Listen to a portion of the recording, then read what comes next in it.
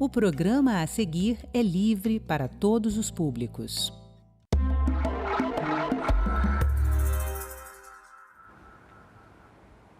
A terapia gênica é uma abordagem inovadora da medicina que busca corrigir falhas genéticas, substituindo ou silenciando genes defeituosos. Os avanços nesse tipo de terapia têm despertado grande expectativa no tratamento de condições genéticas, como hemofilia, anemia falciforme, atrofia muscular espinhal, a AME, e síndromes do espectro autista. Quem vai nos explicar um pouco mais sobre a terapia gênica é Caroline Caide, bióloga, e Ana Karine Bittencourt, fundadora do Instituto DAF1. Olá, sejam bem-vindas. Muito obrigada por virem aqui participar do nosso programa Cidadania. E eu vou começar perguntando, Caroline, parece quase enredo de filme de ficção científica, né? A terapia gênica já existe? Sim, já existe, já é uma realidade. E ela está presente justamente para a gente conseguir consertar falhas genômicas que antes eram impossíveis da gente arrumar, né? E na prática, assim, como é feita essa correção? Na prática é um medicamento em que o medicamento entrega aquilo que está faltando ou que está falhando. Então, por exemplo, o AME, você tem uma deficiência na proteína, então ele geralmente utiliza vírus para entregar aquela proteína que tem a conformação correta para o sistema funcionar corretamente. Mas aí ele corrige e fica corrigido? Tem de várias maneiras. Tem aquela que corrige logo no DNA, como o CRISPR, e aí você consegue, né, perpetuar aquela proteína correta. Tem algumas que você precisa entregando periodicamente aquela proteína de maneira correta para o organismo funcionar, mas ela é uma modalidade muito variada, mas o mais importante é que ela vai diretamente na origem da vida, né? No genoma, no DNA, no RNA, na proteína, para consertar pontualmente essas doenças. Olha, muito interessante, né? E, Ana, você é fundadora do Instituto DAF1 e também, né, mãe atípica. Conta pra gente o que é esse instituto e o que é o DAF1. O Instituto é uma associação de pais e um Instituto de Ciência e Tecnologia, né, ao mesmo tempo. Nós nascemos com essa dupla missão, digamos assim.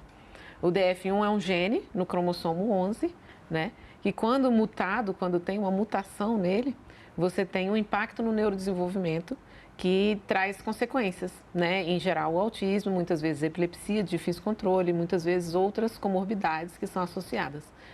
Quando a gente começou, meu filho foi o primeiro caso no Brasil, né, diagnosticado com essa mutação. Então, não se conhecia nada sobre o gene, nem aqui nem no mundo.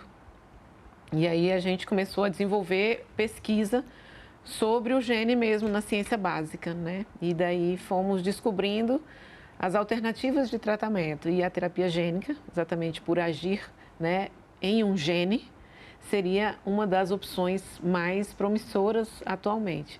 Então, daí a gente se aproximou do tema, né? Do tema que é do interesse de todo mundo que tem uma condição. Quando você fala genético, hoje em dia você acaba escutando sobre terapia gênica, seja ela um tipo ou outro, mas é uma esperança, porque, né, para quem tem uma condição genética desconhecida, incurável e rara, é complexo, né? Você acaba buscando um tratamento e não acha. Então, por isso é que a ciência se mostrou o nosso caminho de busca. Quando a gente fundou o Instituto, a gente já tinha, meu filho, quando começou a ter as convulsões, né, quando começou a ter epilepsia, já tinha 8 anos de idade. Né, e a gente foi ter o diagnóstico com 9 anos de idade. Hoje ele está com 17 anos de idade. Né, e, infelizmente, as convulsões ainda não pararam, né, apesar de todas as medicações, do canabidiol e todas as intervenções. Então, a gente vê que se tem uma base genética por trás do quadro, é preciso entender o que é que essa base genética está fazendo, de que forma que ela pode ser alterada, melhorada ou não. É muito melhor ir dessa forma do que só ficar no paliativo, né? No buscar uma medicação que não sabe o que está fazendo. A gente vive nesses testes, né? Que só alivia os sintomas, vai para frente, vai para trás, funciona, não funciona. E a gente não sabe o que está acontecendo de fato. E como a gente já tinha 8 anos, a gente já tinha passado em muitas terapias, em muitos tratamentos, Aí a gente resolveu, então vamos ter que ir para a ciência, vamos ter que nos aproximar dos grandes doutores desse país, né, e entender o que eles estão fazendo para ver se a gente pode ajudar de alguma forma e entrar nesse mundo, né, para ver se ajuda também os meninos. E como isso funcionaria, Caroline? Assim, então, por exemplo, no caso do DAF1, assim, tem que ter uma pesquisa específica para tratar essa questão genética, tem que ser assim, sob medida? Sim, cada modificação, cada mutação tem uma característica. Então, por exemplo, no caso do DAF1, você tem uma modificação que para consertar você teria que usar, por exemplo, a tecnologia de CRISPR, que você faz uma correção direto nas células para ela poder produzir a proteína de maneira correta. Um outro exemplo, que também é um autismo genético, que é o Phelan-McDermid, já é uma outra estratégia. Então, ele tem outro mecanismo por trás, que nesse caso você entrega a proteína, que é o SHANK3, inteira, direto para aquele organismo. Então, cada condição ela tem uma realidade, ela tem os pesquisadores que estudam o mecanismo que leva, né, à doença, mas dentro da terapia gênica você tem o vetor que vai levar aquela tecnologia, né, para aquela célula. E por isso que quando você pensa no vetor, né, qual que é a máquina ou o Uber que vai levar aquela tecnologia, aí a gente consegue unificar todas essas condições, porque sempre você precisa de um carro, um transporte que vai levar essa tecnologia, independente dessa tecnologia. Imagina, por isso eu gosto do carro, porque você tem um carro vazio e você coloca o passageiro ali ou a mala para entregar. As malas são diferentes, os passageiros são diferentes, mas a construção desse carro ela é muito importante. E hoje, na ciência, a gente tem apenas um tipo de carro, que é o adenovírus. E ele tem várias limitações e vários efeitos colaterais. Por isso a importância da ciência avançar, não só lá na ponta, na condição, mas também no transporte, né, nessa plataforma. E é muito bacana porque o Brasil tem avançado nesse tipo de ciência e a gente tem desenvolvido aqui no país plataformas que podem abastecer a terapia gênica de uma maneira mais holística, né, mais completa. E a ideia também, então, você falou que o adenovírus tem efeitos não desejáveis, é buscar uma coisa, né, um carro mais eficiente, um Uber mais confortável. Exato, assim. exato. Então, a gente desenvolve pesquisa, por exemplo, usando os próprios vírus brasileiros, né? Então, o adenovírus é um vírus de DNA. E a gente tem os flavivírus, que são vírus de RNA, né? Dengue, Zika. Então, usando engenharia genética em vírus, a gente consegue transformar ele nesse transporte para poder fazer esse carregamento das terapias gênicas que estão por vir, né? E isso tudo, né, como eu até falei antes, parece um pouco filme de ficção científica, né? Essa é uma das suas campanhas, né, Ana, de divulgar mais, levar esse conhecimento, né, à população. O Instituto vai fazer 5 anos de existência, né? E nesse tempo a gente aprendeu muito o que eu chamo de letramento, né? A gente precisou fazer preciso começar a traduzir os termos dos pesquisadores, né, para a gente começar a conversar. E aí a gente começou a adentrar nesse mundo. E aí, fora do Brasil, é muito comum as associações financiarem, patrocinarem e até estarem bem próximos da ciência. Aqui no Brasil ainda é muito raro isso. Mas a gente resolveu ousar nesse sentido e foi aprendendo. E aí, então, ali, quando a gente já estava com um pouco mais de experiência, a gente propôs a Pfizer Internacional em um edital público, né? Que a Pfizer abriu um edital público para educação médica sobre educação social, educação sobre conhecimento genético. Eu falei, olha, então nós vamos educar médicos, mas também nós vamos educar famílias, nós vamos educar profissionais da ciência sobre o que é genética, sobre esse letramento todo, o que é terapia gênica. Vamos levantar o que tem no Brasil sobre isso. E aí fizemos um documentário, a gente ganhou o edital, né? E fizemos um documentário e agora a gente vai fazer a gente está fazendo, né, uma série de eventos em que a gente expõe esse documentário e chama os pesquisadores para debater o que eles estão mesmo falando lá no documentário, junto com as famílias, junto com as pessoas que têm interesse, né? Quem tem uma condição que está sendo pesquisada lá no Einstein, por exemplo, e traz o pessoal do Einstein para conversar com essas famílias, né? E ao mesmo tempo os pesquisadores locais também podem trazer suas dúvidas e gerar novos grupos de pesquisa, né? Iniciantes e novas hipóteses. Essa foi a proposta nossa, de dividir aquele nosso conhecimento como família, né? Pequenas famílias, mas muito interessadas, e que fomos adquirindo, né, ao longo do tempo. Então, isso a gente tem. O Fórum de Terapia Gênica é um fórum onde a gente expõe o documentário, mas também expõe, entre aspas, né, os pesquisadores, a nata do Brasil, né, nesse tema. E deixa eles, assim, interagirem, e a gente espera que a coisa cresça, né, e ganhe corpo no país. Porque tem essa questão mesmo, né? Tem que encontrar o pesquisador certo que está fazendo a pesquisa para aquela condição, né? Tem que fazer esse encaixe. E incentivar outros pesquisadores, né? Porque hoje em dia nós temos, assim, cerca de 8.000, 7.000 doenças raras. E dessas, 80% são de origem genética. Dessas 80%, 95% não tem tratamento nenhum. 5% tem tratamento. E às vezes a gente se perde um pouco na nossa discussão quando começa o tema terapia gênica, né? A gente se perde no assunto assim, quanto é o terapia gênica? É milionário. Mas só quem tem acesso a esses 5%. Os outros 95%, e o GNDF1 está nesses outros 95%, não tem sequer a pesquisa ainda. Então, a gente precisa que outros pesquisadores se interessem, não só pelo meu gene, mas pelo CUL3, pelo SHANK3, pelo SN2A, todos os outros genes são iguais, né? Mas então a gente precisa estimular outros grupos de pesquisas a surgirem. Não falta assunto para pesquisar. E ainda tem alguns que nem são conhecidos, né? Cada vez mais se sabe, né, que o autismo tem fundo genético, mas geralmente não se sabe qual é a alteração ou a complicação, né? O autismo é uma condição muito peculiar, né, nesse sentido. Ele tem um grupo que é poligênico, né, que eu não tenho sim, mas eu acredito que esse grupo que é só poligênico, né, ou seja, que tem vários pequeninos genes influenciando, eles estão mais no suporte nível 1, né? Agora, você tem aqueles que você tem um gene específico. E esse que tem um gene específico, você tem características de saúde específicas vinculadas àquilo ali. Seja saúde mental, seja saúde física, você tem alguma coisa muito bem traçada. Esses são os que a gente chama de autismo sindrômicos. E dentro desse grupo, a saúde é primordial, entendeu? Assim, para o meu filho, saúde é primordial. E existe, né, um debate de tratar ou não tratar autismo, mas eu acho que quando a gente cai nos autismos sindrômicos, isso fica muito claro. Se você tem um gene, se você tem uma linha traçada de sintomas de saúde, eu acho que você tem que tratar sim, né? E não é que a gente queira desmerecer ou desfazer ou não colaborar com a diversidade, com a neurodiversidade de forma alguma, né? Amo as pessoas com autismo que eu conheço de todos os níveis de suporte e assim como amo as pessoas com deficiência intelectual também, acho que até esse nome um dia vai mudar, né? De deficiência intelectual vai deixar de ser, como síndrome de Down também. Mas assim, síndrome de Down é muito clássico, né? As pessoas começaram a tratar os problemas cardíacos de síndrome de Down algum dia na vida, graças a Deus, né? E não é porque a pessoa tem síndrome de Down que eu não vou tratar o coração dela. Mas eu não sei se eu fui além do que você perguntou, desculpa.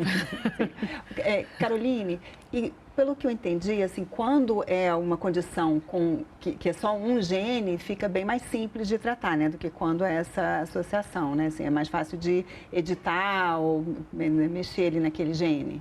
Sim, a terapia gênica é justamente para isso. Ela modifica aquele único gene, ela mexe naquele único mecanismo.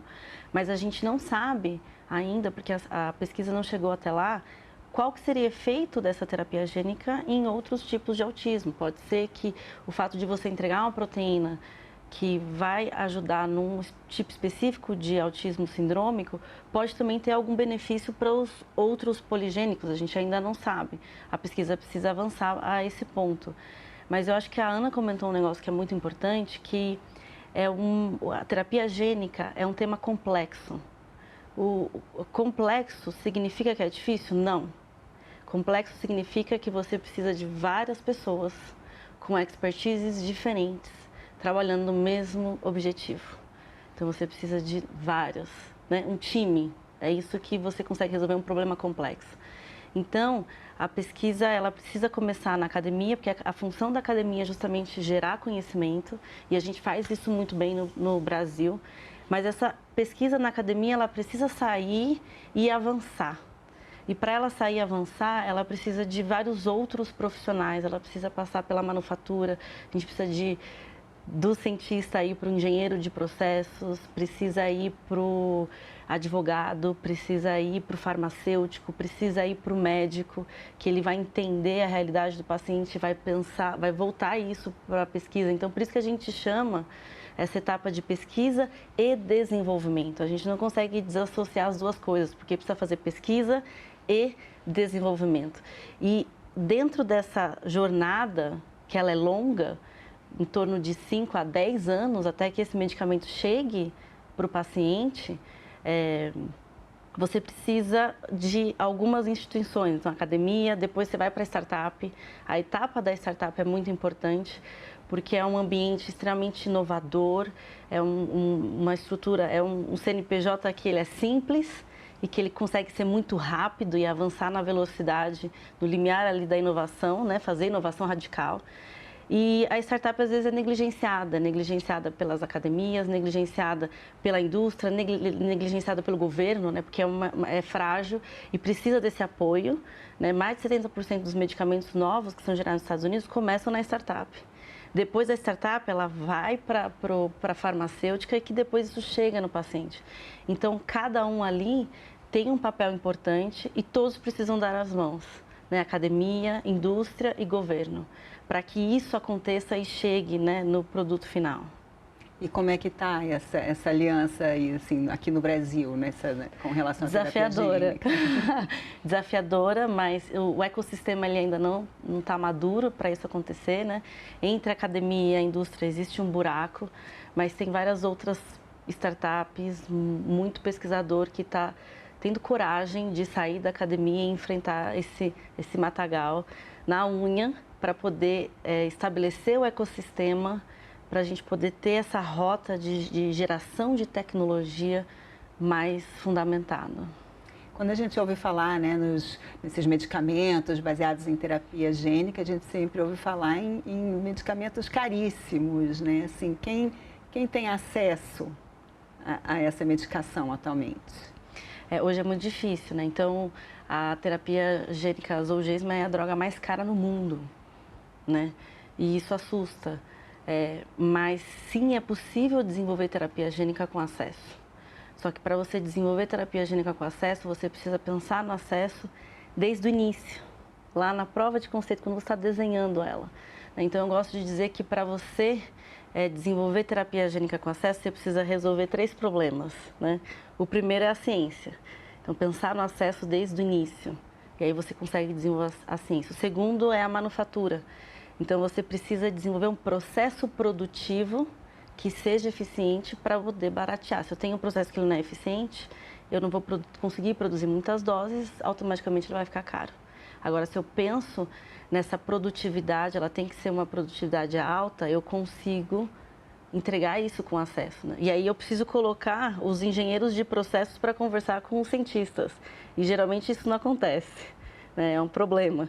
Em terceiro lugar, é a fonte de dinheiro que vem para essa terapia. Então, se ele é um dinheiro caro, que requer um retorno financeiro muito alto, isso encarece. Agora, se você consegue uma fonte de fomentos do governo, isso sempre barateia, porque você já desenvolve lá atrás pensando na incorporação no SUS.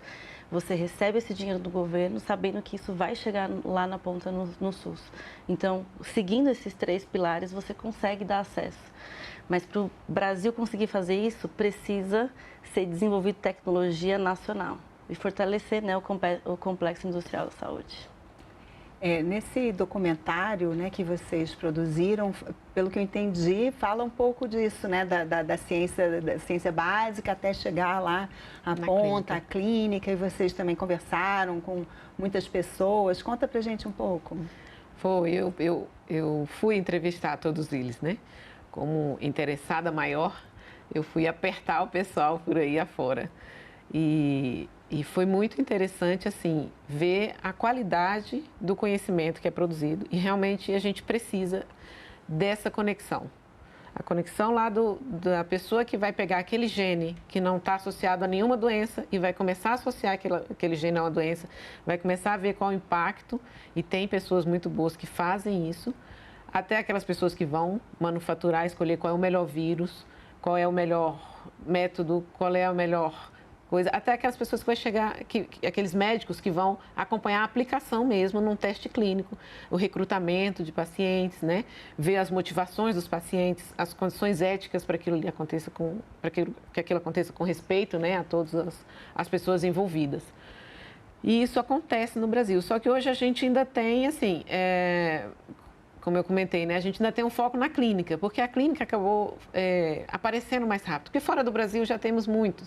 Né, já temos muitas opções de terapia gênica para muitas condições.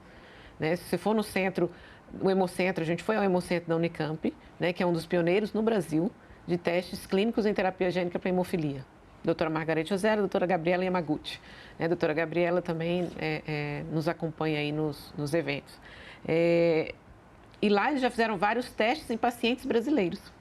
Então, assim, a gente tem muito mais representação lá no clínico, porque os nossos médicos foram fora do Brasil pegar a tecnologia que estava lá, então foram oferecer, vamos dizer, entre aspas, né, o nosso potencial de pacientes brasileiros para serem testados.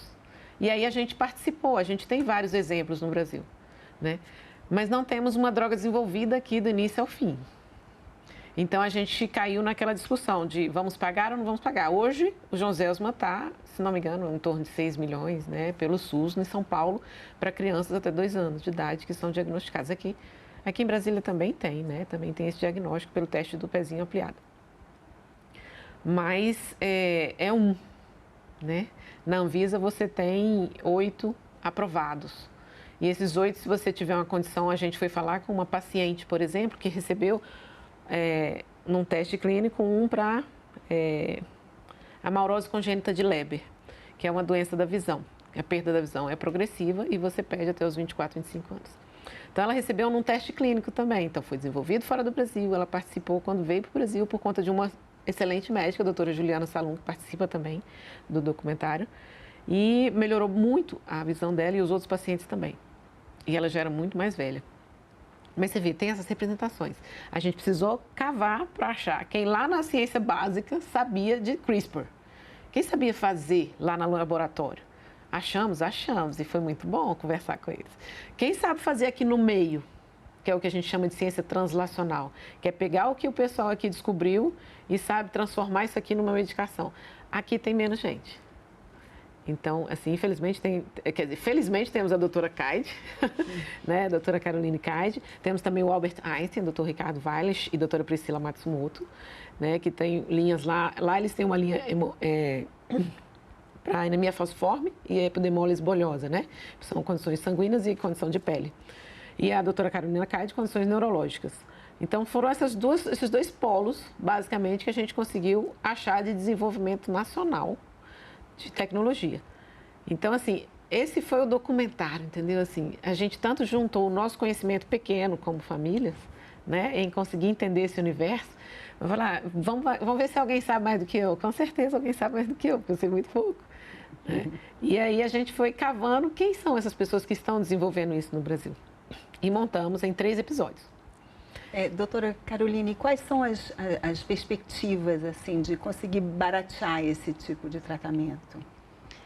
Na iniciativa que a gente está agora, na pesquisa que a gente está desenvolvendo, a gente já conseguiu resolver o problema da ciência, porque quando a gente foi desenhar, né, a tecnologia, essa ideia do transporte, a gente pensou ele em plataforma, que você, quando pensa em plataforma, é um único carro que leva várias, então você consegue trazer esse acesso.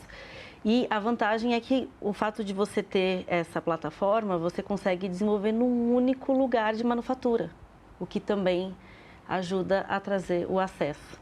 Né? Agora a gente precisa resolver o outro problema, que é a fonte de financiamento para desenvolvimento de tecnologia aqui no Brasil. E essa fonte de financiamento, principalmente do governo, né?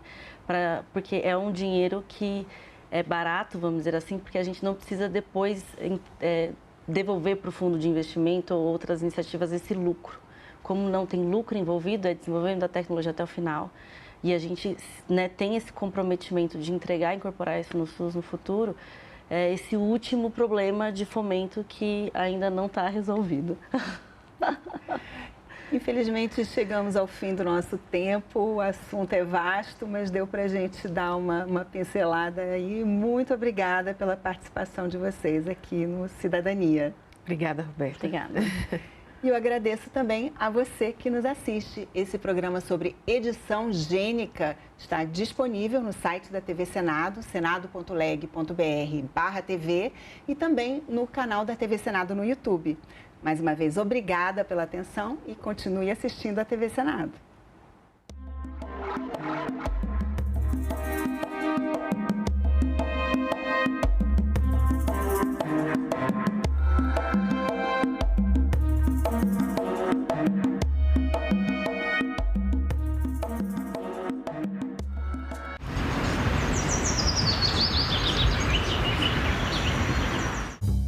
O bendito celular, ele é viciante. Vício precisa de psiquiatra, precisa de psicólogo. Como o senhor vê a publicidade voltada para a criança no ambiente digital hoje? O meu projeto estipula as condicionantes, quais são as propagandas mais nocivas. Salão Nobre, hoje, 8 horas da noite, aqui na TV Senado. O famoso artigo 142 da Constituição, que até hoje dá margem à interpretação. Então, esse é o que escrevi. Resumir isso no seguinte: quem é que pode convocar as Forças Armadas para sustentar o poder? Aí nós pusemos cada um dos 3 poderes. Exatamente. E, evidentemente, que isto cria margens à interpretação se as Forças Armadas não seriam o poder moderador em caso de conflito entre os poderes.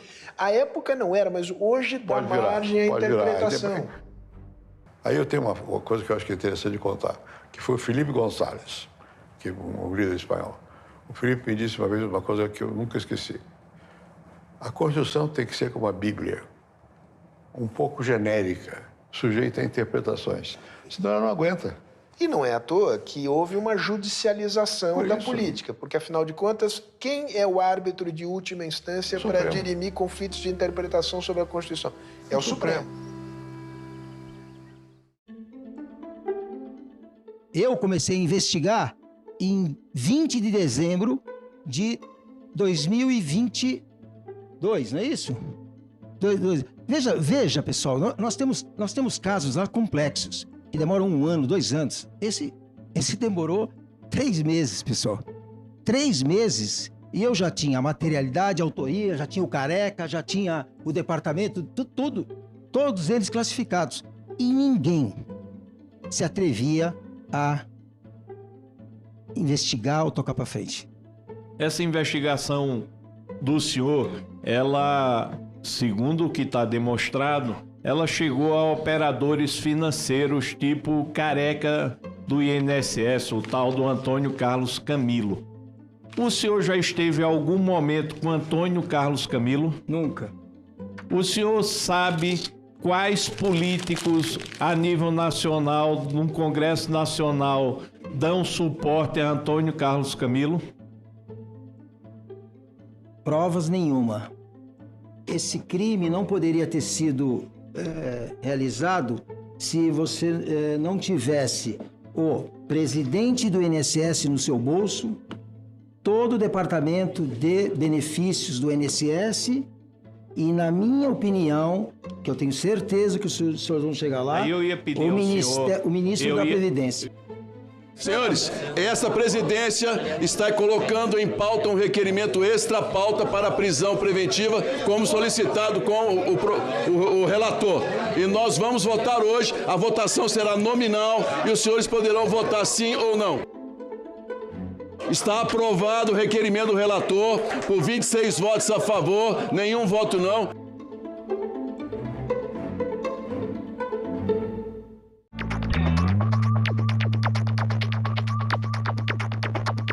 A gente também fala tupi. O nome Sergipe tem origem no tupi e significa no Rio dos Siris. É formado por seri, que quer dizer siri, mais i, palavra para água ou rio, mais p, que significa a preposição em, no. O siri é uma espécie de crustáceo encontrado em locais de areia ou de mangue. O termo siri também vem do tupi e tem o significado de correr, deslizar, provavelmente em razão de como ele se move. A gente também fala tupi.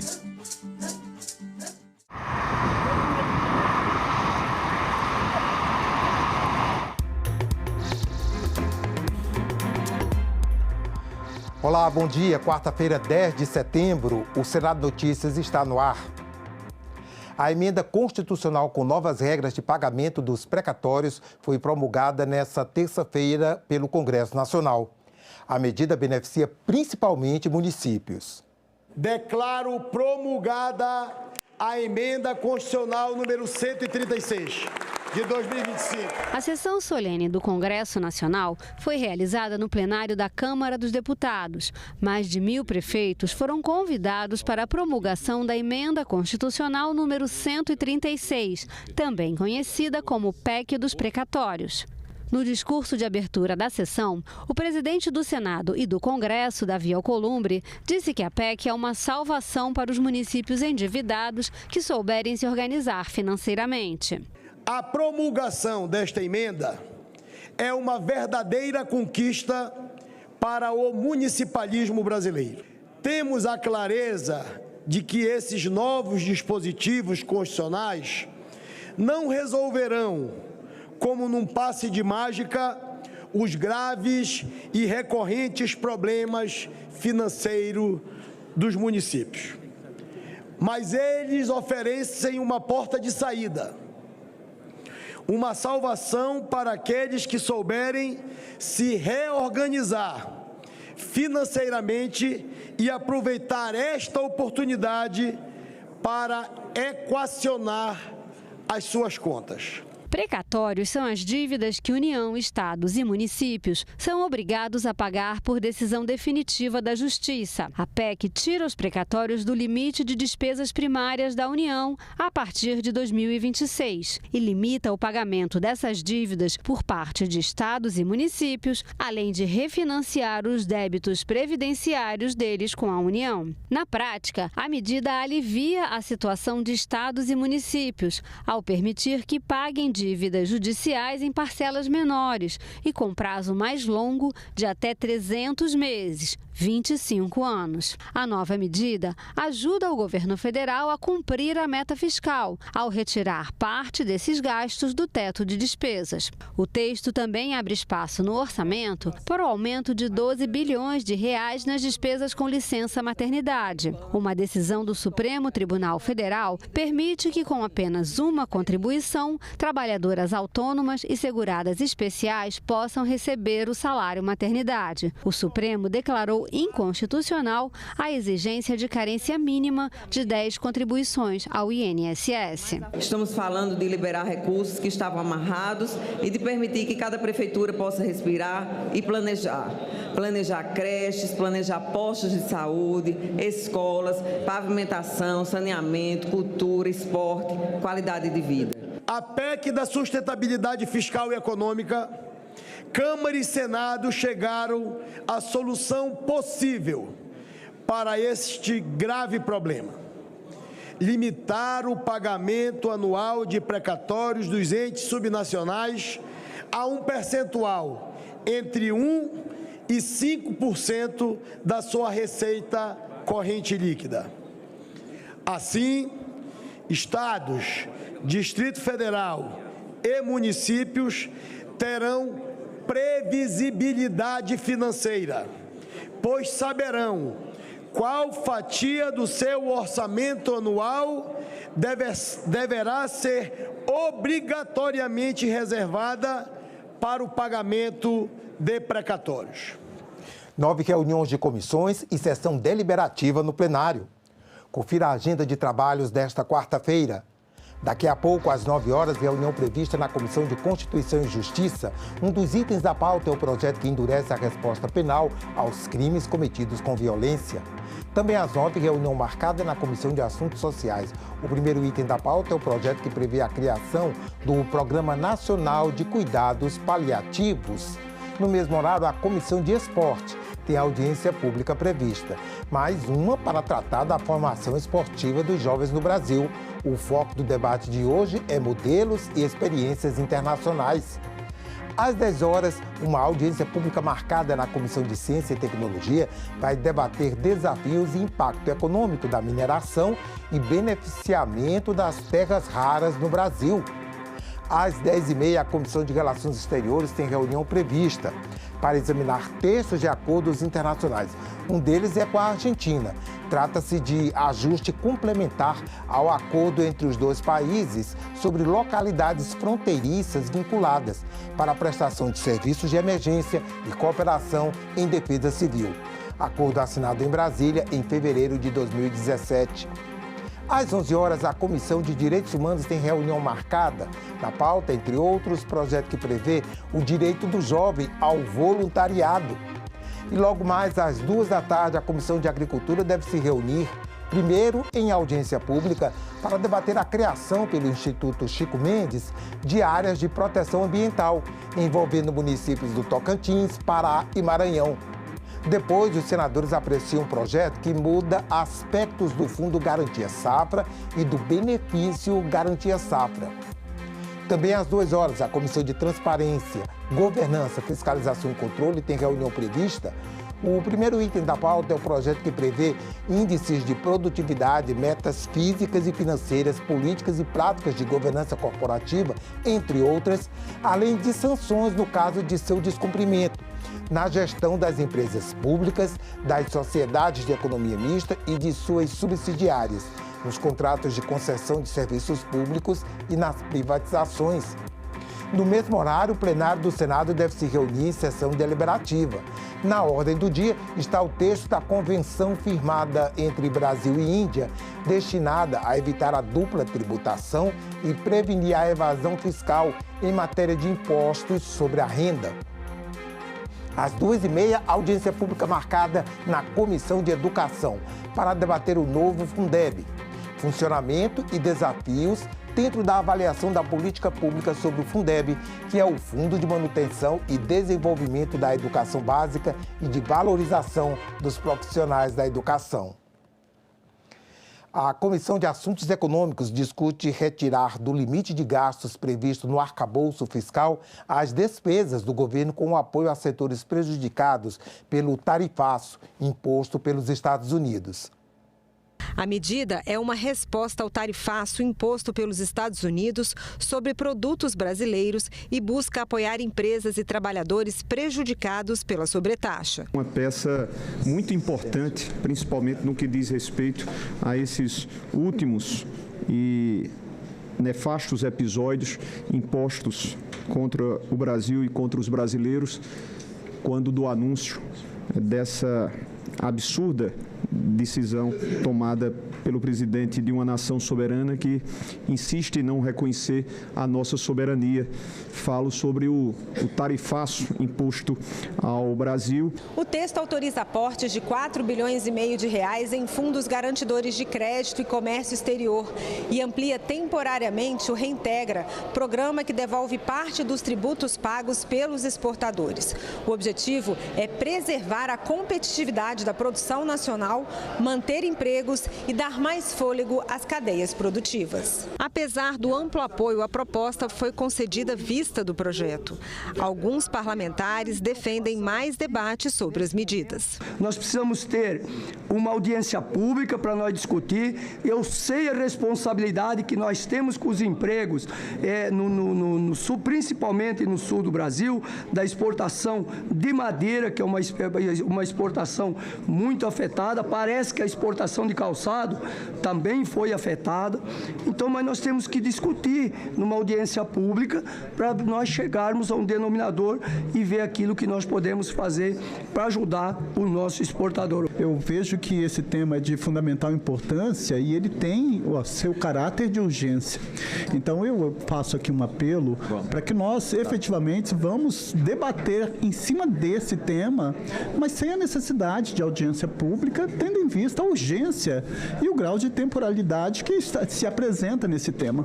Então, eu quero aqui só falar fazer uma declaração que o Espírito Santo, meu estado do Espírito Santo, com esse tarifaço, senhor presidente, ele está perdendo mais de R$1 bilhão. Houve também a preocupação com mais uma excepcionalização ao arcabouço fiscal. Eu apoio o relatório feito pelo nosso vice-presidente, não é? Mas eu tenho uma preocupação, senhor presidente, que algo de muito estranho está acontecendo conosco.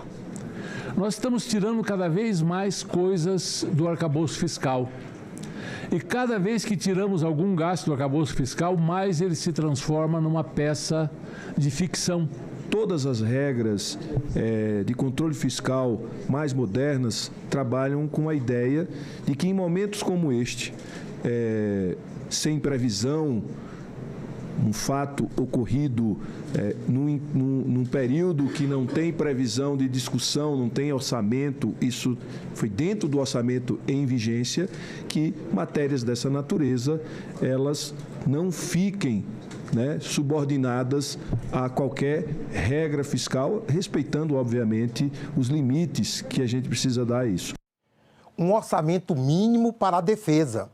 É o que prevê uma proposta de emenda à Constituição debatida nesta terça-feira na Comissão de Relações Exteriores.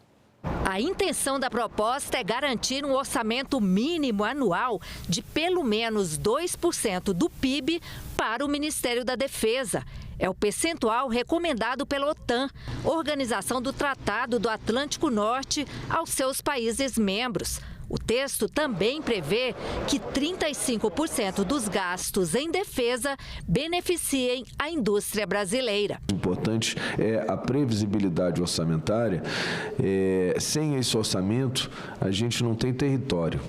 E se a gente não tem território, a gente não tem país, não tem nação e não tem por que ter orçamento para a saúde e para a educação, porque não seremos um país ou uma nação. Representantes das três forças ressaltaram as perdas orçamentárias que vem tendo ao longo dos anos e a necessidade de ter uma previsibilidade de recursos para garantir a defesa do país e a continuidade de projetos estratégicos. Nós não temos um sistema de vigilância instalado para o mar profundo.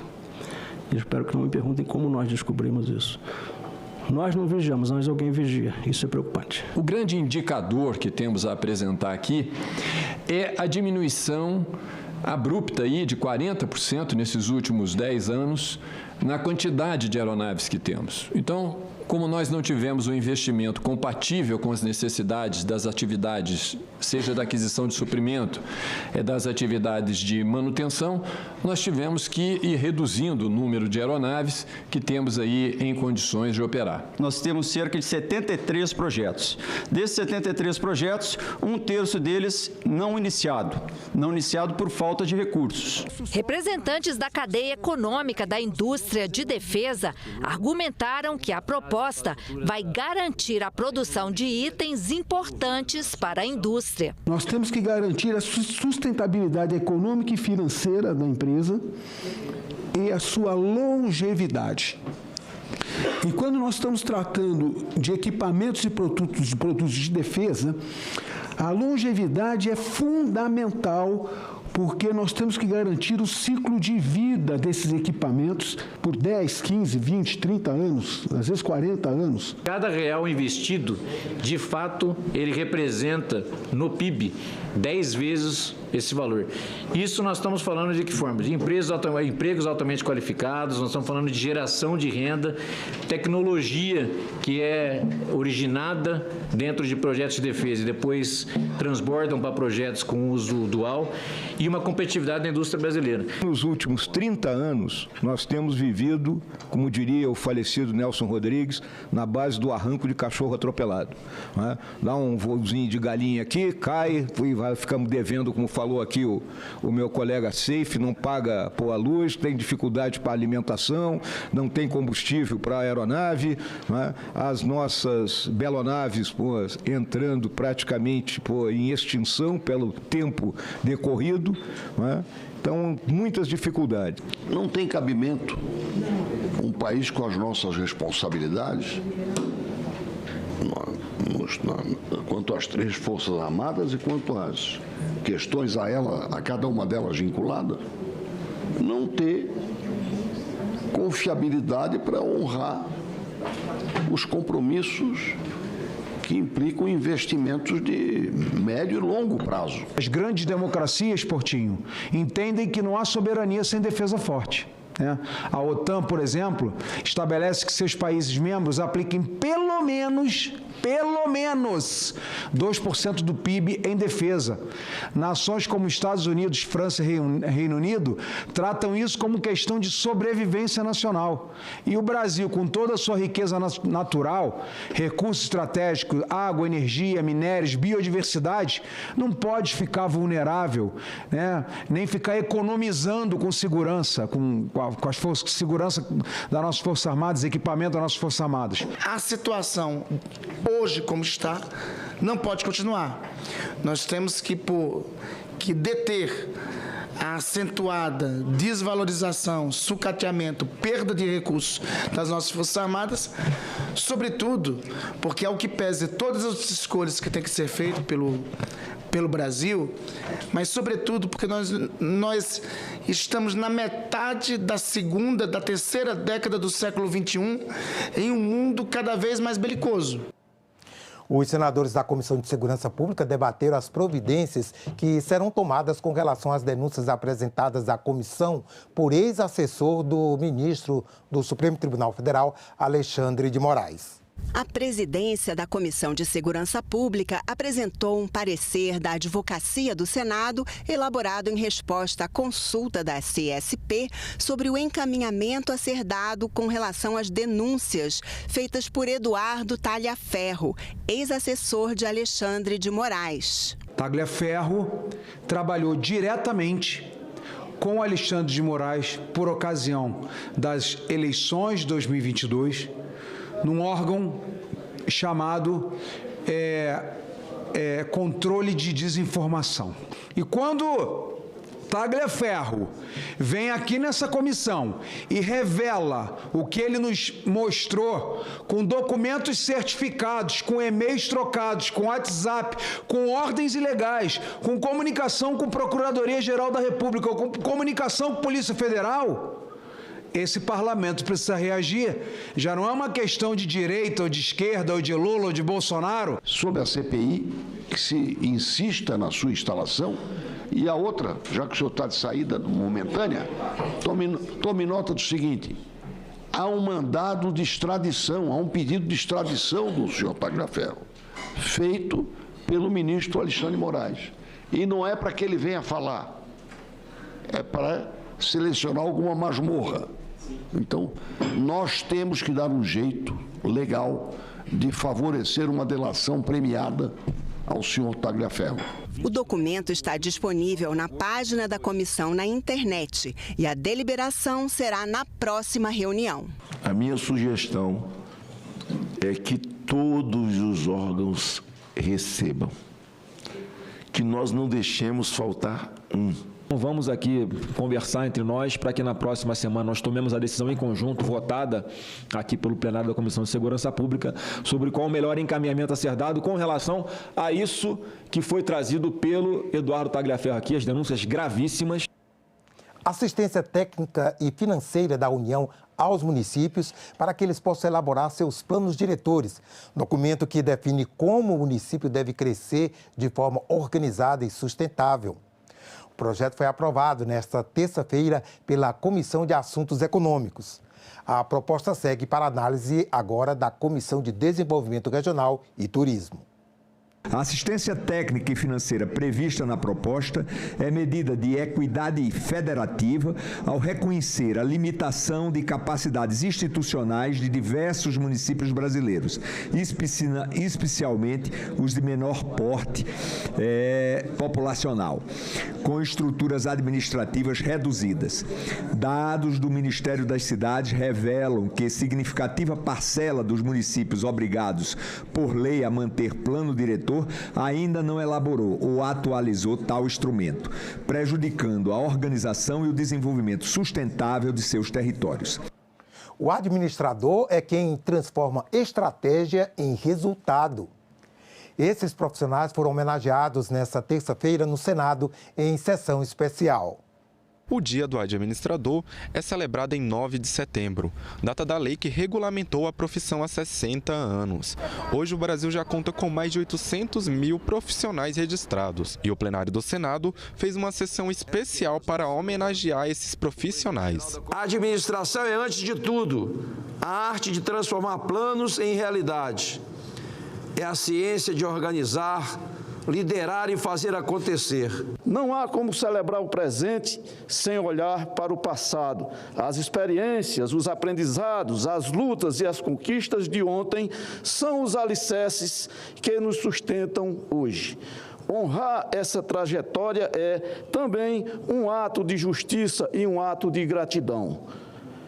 São 60 anos da regulamentação da profissão que nasceu do desejo de organizar, de planejar, de transformar o Brasil em um país mais eficiente, competitivo e justo.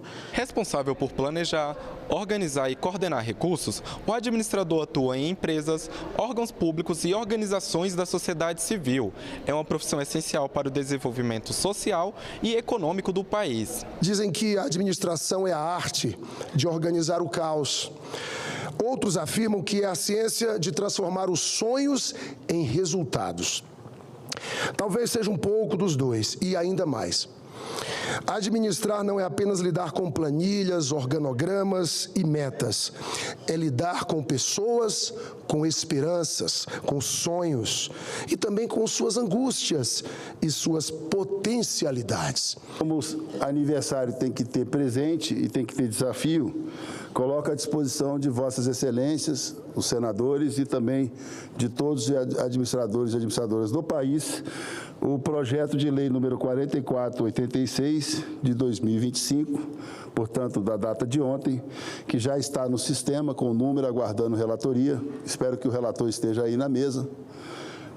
Que regulamenta o exercício da profissão de tecnólogo nas áreas conexas à administração, abrangentes pela fiscalização do Conselho Federal de Administração e dos Conselhos Regionais de Administração do Sistema CFA, CRAS e da outras providências. É da nossa autoria, mas é da autoria de todos os 81 senadores. Eu tenho certeza que essa passa a ser a nossa grande batalha para, quem sabe, já comemorar a sanção e aprovação desse projeto, que vai à Câmara e volta antes do aniversário de 61 anos. Que esse dia do administrador inspire ainda mais união entre os profissionais, inovação na prática da gestão e compromisso com o futuro do nosso país. Aos administradores do Brasil, o nosso respeito, o nosso reconhecimento e os votos que venham muitas outras décadas de conquista. Parabéns a todos os administradores. Obrigado. A Comissão de Desenvolvimento Regional e Turismo aprovou um plano de mobilidade urbana pelos municípios. O senador Jorge Seife relatou que apresentou o texto alternativo que foi aprovado, conversou com a nossa equipe sobre o projeto. Nós precisamos olhar para a questão das bicicletas, para a PEC das bikes, estão sendo chamadas, para que os municípios incentivem a criação de ciclovias, né, para dar mobilidade urbana com sustentabilidade, também une-se ao esporte do ciclismo. Então, um importante relatório que eu apresentei e tenho certeza que vai avançar aqui no Senado Federal. A CPMI do INSS vai ouvir amanhã um ex-ministro da Previdência de Bolsonaro, José Carlos de Oliveira.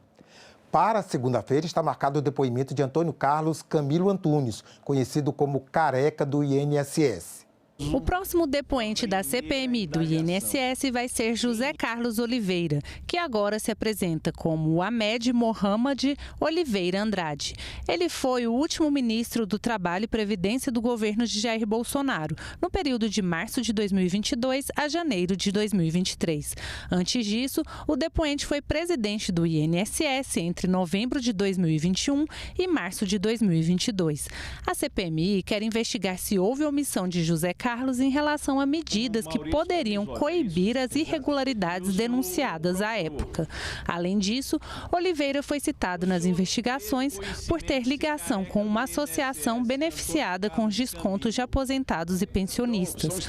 O presidente da comissão, senador Carlos Viana, ressaltou que a vinda de Oliveira dá continuidade aos depoimentos de ex-ministros. Nós estamos, eles não estão convocados, eles estão convidados. Então, eles poderão marcar os depoimentos de acordo com o seu prazo. Se não comparecerem, serão convocados. É claro que nós temos que, aos poucos, ir entendendo que cada um tem seu momento, mas todos virão.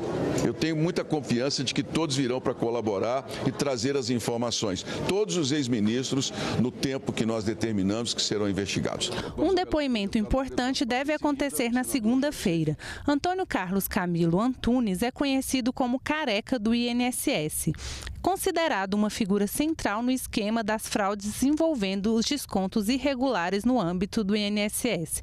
De acordo com as apurações, o lobista atuava em nome de associações e entidades de servidores, intermediando no Instituto a autorização dos descontos e recebia percentuais desses valores por meio de empresas de sua propriedade, contratadas formalmente pelas entidades beneficiadas. Segundo o presidente da CPMI, senador Carlos Viana, a atuação do convocado revela não apenas a intermediação entre associações e o INSS, mas também a apropriação de parte de recursos, configurando possível envolvimento em práticas ilícitas e enriquecimento indevido. E na quinta-feira da semana que vem, dia 18, a CPMI do INSS deve ouvir o empresário Maurício Camisotti, apontado como sócio oculto da Associação dos Aposentados Mutualistas para Benefícios Coletivos. Esta entidade está no centro do escândalo do INSS, saltando de um faturamento de 25 milhões de reais em 2022 para 231 milhões de reais até 2024. A associação está entre as que mais descontou valores de beneficiários do INSS em 2024. Nós vamos encerrar nesse momento. Temos alguma comissão começando? Muito bem. Nós ficamos por aqui. Você pode rever as reportagens desta edição na nossa página na internet, senado.leg.br/TV. Obrigado pela companhia. Continue sintonizado aqui na TV Senado.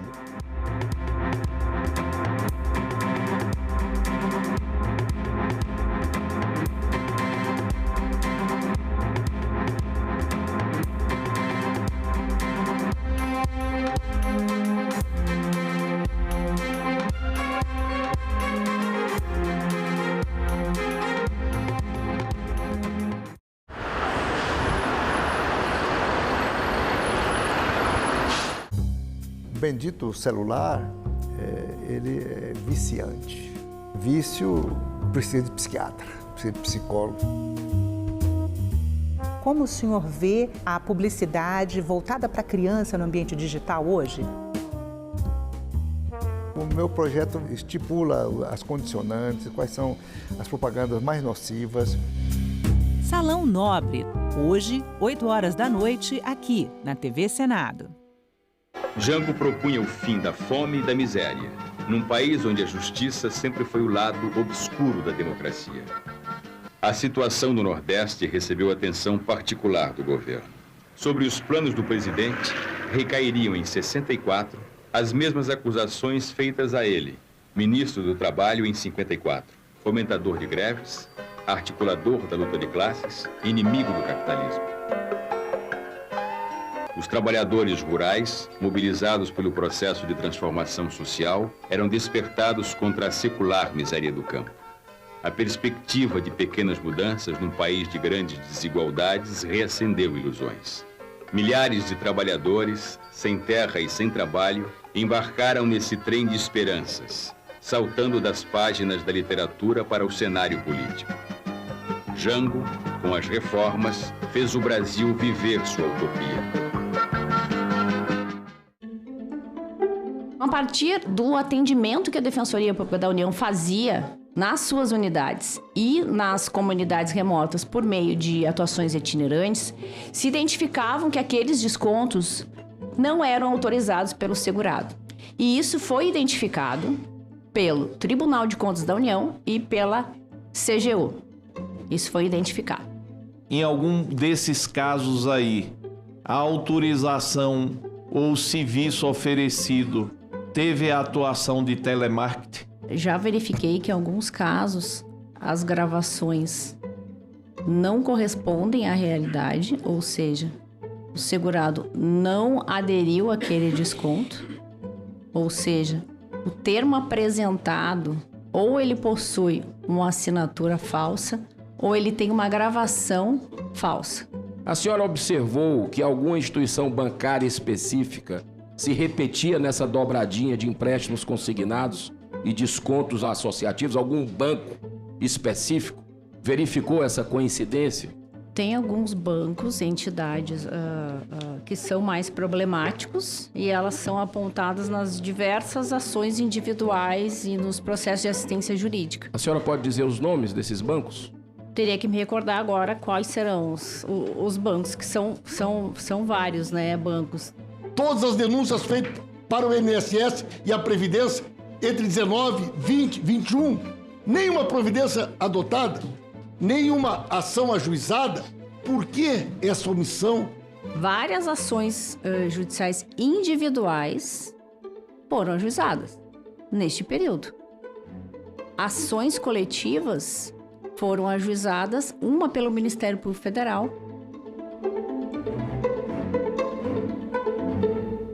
A importância da ciência, eu gostaria de dizer que ela é importante para a conservação da vida. Eu acho que o maior desafio que nós temos, vocês também, é realmente a popularização da ciência. Ela hoje é um instrumento de soberania, de desenvolvimento, de combate à pobreza e mais, de sobrevivência.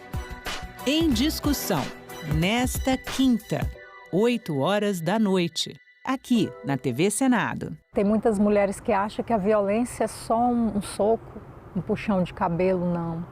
Ela se mostra de várias formas.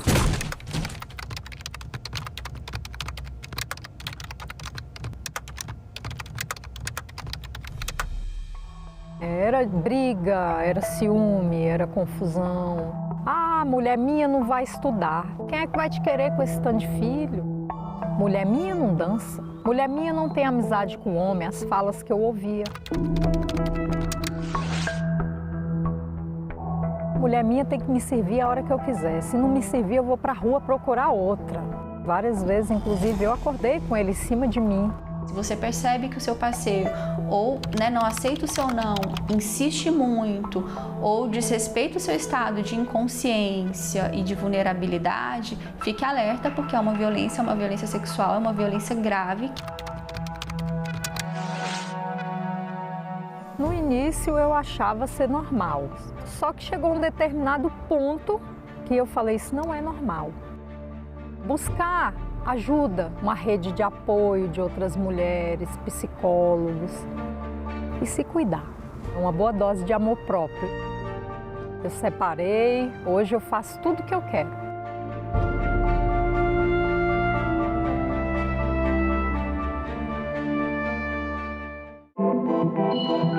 O site do Senado agora mostra projetos de lei em linguagem simplificada.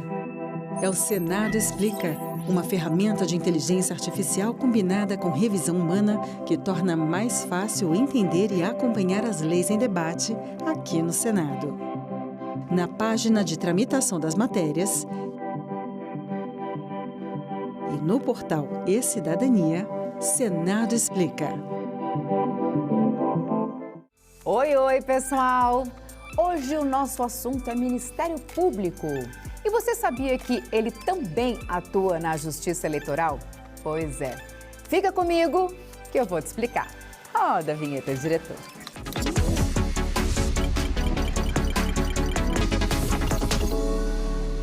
Então é isso. Seguinte, o Ministério Público, ou MP, como a gente chama, é uma instituição independente que tem uma missão super importante. Ele atua como fiscal da lei, na proteção da democracia, da ordem jurídica e dos direitos da sociedade. Bom, e você pode estar se perguntando, qual o papel dele no processo eleitoral? A instituição participa das sessões presenciais e virtuais do TSE, acompanha os julgamentos e dá pareceres, que podem ser por escrito ou falados, ali mesmo no plenário. Mas ele não vota como as ministras e ministros, viu?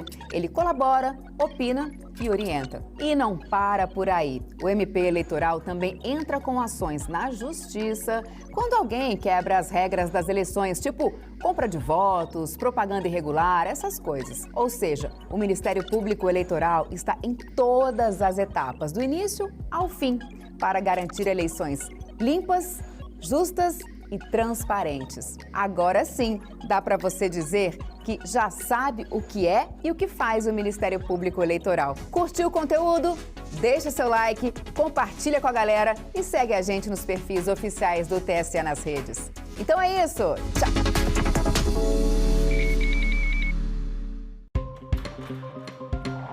A lei da alienação parental completou 15 anos, mas o que está em questionamento nessa legislação? Ela deve ser revogada? E quais os principais desafios? A defensora pública Liana Pacheco Dani e a educadora parental Bruna Joaquim respondem a essas e outras perguntas ao vivo. TV Senado Live, nesta sexta, 9 horas da manhã.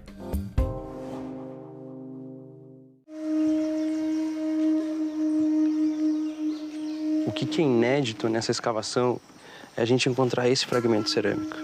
E essa cerâmica ela sai quase a 6 metros de profundidade, ou seja, ela está lá na base do sambaqui, está lá naquele momento inicial de construção do sambaqui. Então esse fragmento ele pode estar entre as cerâmicas mais antigas da América. Até o momento, todas as pesquisas que o Eurico Miller fez, ele não tinha encontrado essa cerâmica aí.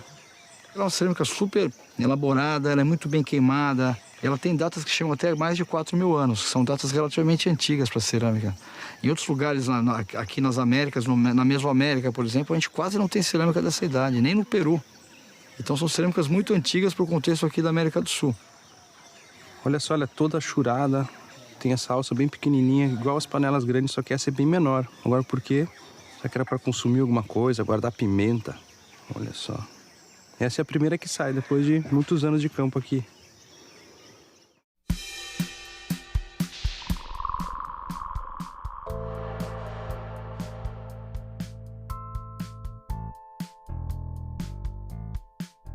É uma necessidade de revisão desses benefícios e incentivos fiscais.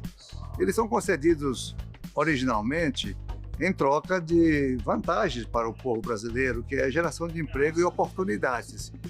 Mas isso vai ficando no decorrer do tempo, essas empresas vão acostumando com incentivos fiscais e vão, às vezes, reduzindo os empregos, reduzindo as vantagens para o Brasil, e não é justo que eles continuem oferindo esses benefícios ao longo de tanto tempo.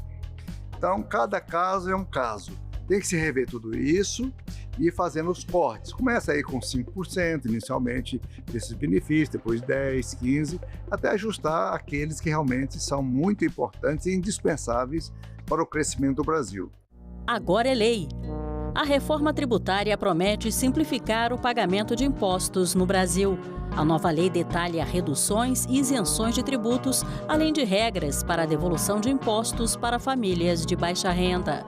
O mecanismo de devolução deverá valer para contas de energia, água, saneamento, gás e telefonia, e as mudanças serão implementadas de forma gradativa. O Senado votou, agora é lei.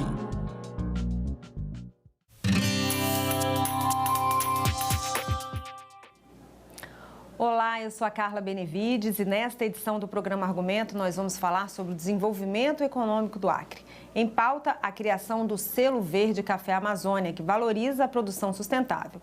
E vamos falar também da Ferrovia Brasil-Peru, um projeto estratégico para integrar o Estado ao Pacífico. O nosso convidado é o senador Sérgio Petecão, do PSD do Acre. Senador, muito obrigada pela sua presença. Olá, Carla, é um prazer grande. Quero agradecer aí ao pessoal da TV Senado pela oportunidade de a gente poder falar um pouco do Acre, né? O Acre é tão distante, mulher, e quando a gente tem uma oportunidade dessa aqui é maravilhoso. Senador, então vamos começar falando sobre essa ferrovia. Como é que está a situação dessa ferrovia? O que ela vai ligar? Quais pontos? Por que ela é tão importante, tão estratégica para o Acre? Carla, na verdade, isso é um sonho, né? Isso já tinha virado até uma novela. Se fala nessa estrada há mais de 10 anos. Né? E, lógico, os chineses entraram ali, entraram no negócio. Com certeza, eles têm muito interesse, né? Ali na ligação com o Porto de Xangai. Eu já tive a oportunidade, eu estive lá na inauguração em território peruano, lá. E fiquei encantado, porque eu fui lá há 5 anos atrás.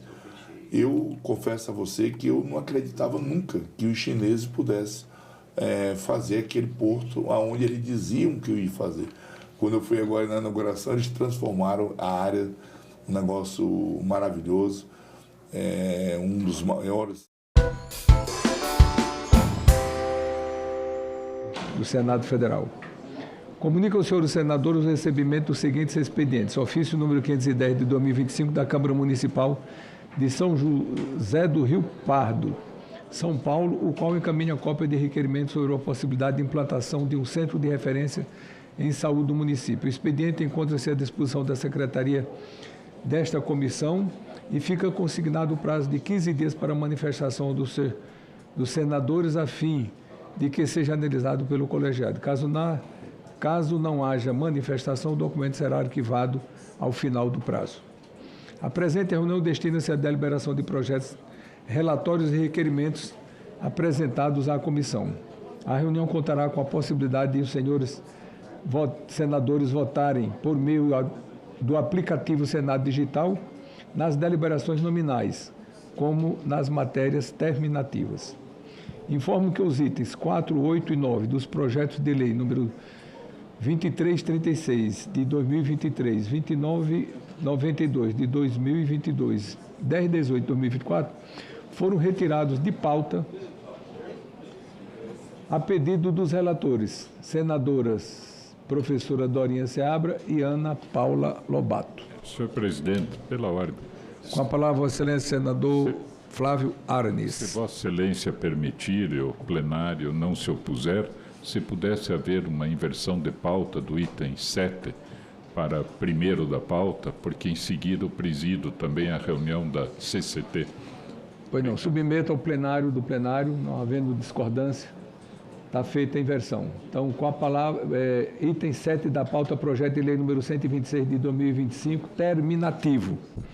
Institui o marco regulatório da vacina e dos medicamentos de alto custo contra o câncer no Brasil e cria normas para o desenvolvimento, pesquisa, produção, distribuição e acesso de vacinas contra o câncer, com foco em inovação científica, acesso universal e equidade no Sistema Único de Saúde SUS, e estabelece diretrizes para o fomento à pesquisa, à produção nacional e à colaboração internacional. Autoria senadora doutora Eudócia, relatoria senador Flávio Arnes. Relatório pela aprovação do projeto nos termos da emenda número 6, substitutiva, e pela prejudicialidade das emendas 1T e 5T. Observação: nos termos do artigo 282, combinado com o artigo 92 do Regimento Interno do Senado Federal, se for aprovado o substitutivo, será ele submetido a turno suplementar. Concedo a palavra ao nobre senador Flávio Arnes para a leitura do seu relatório. Agradeço a Vossa Excelência, quero cumprimentar a senadora doutora médica, Eudócia, também pela apresentação do projeto, e se Vossa Excelência permitir, eu passo diretamente à análise. O câncer constitui um dos principais problemas de saúde pública da atualidade. Nas últimas décadas, houve um aumento expressivo na incidência global da doença, decorrente, entre outros fatores, do envelhecimento populacional e de maior exposição a fatores de risco associados ao estilo de vida contemporâneo. No Brasil, de acordo com o INCA, são estimados mais de 700 mil casos novos da doença por ano foram identificados entre 2023 e 2025. Quero cumprimentar a senadora Eudócia, que está aqui ao meu lado também. Mas estou iniciando a leitura do relatório do projeto de lei apresentado por Vossa Excelência. Esse cenário impõe grandes desafios aos sistemas de saúde, tanto no tocante à assistência quanto ao financiamento de ações e serviços. Diante desse quadro, o desenvolvimento de terapias inovadoras assume papel central no enfrentamento da morbimortalidade associada ao câncer.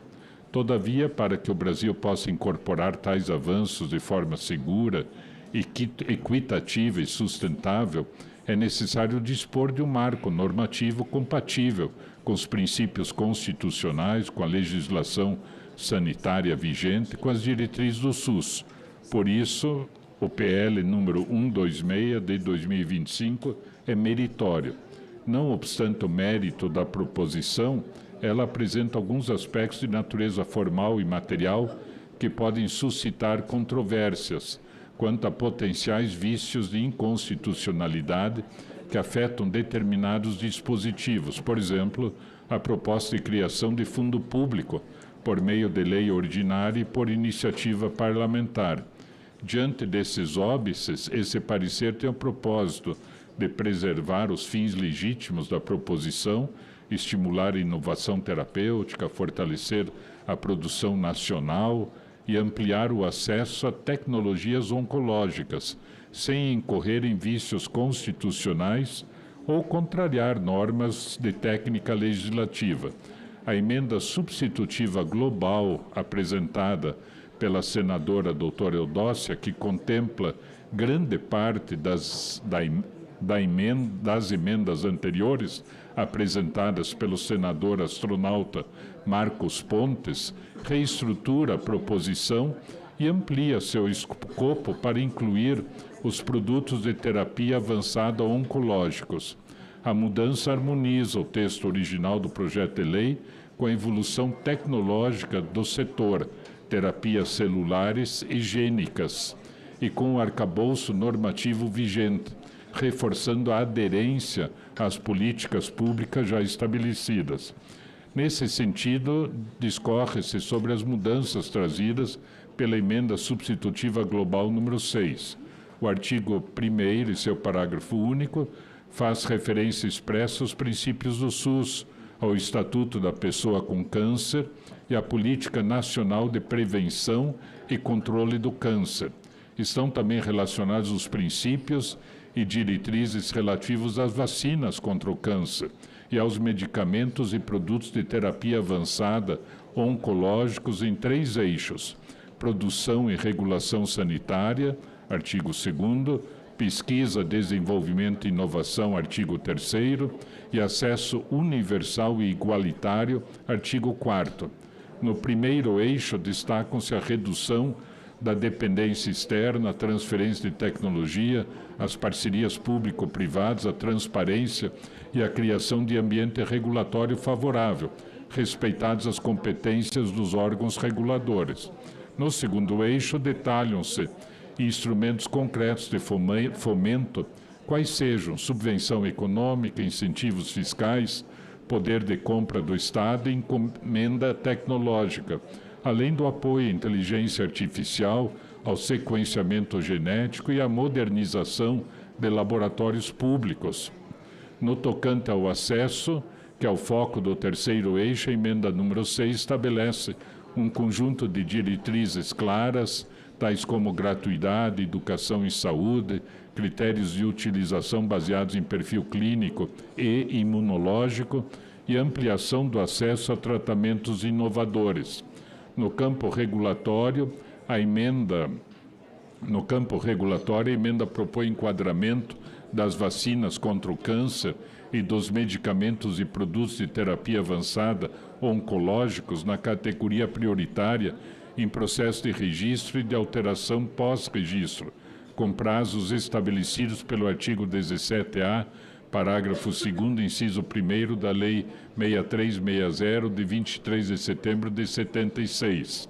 Quanto ao financiamento, a emenda número 6, em vez de criar um fundo com fontes pré-definidas, permite sua criação pelo Poder Executivo, solução que é mais compatível com o ordenamento orçamentário e fiscal.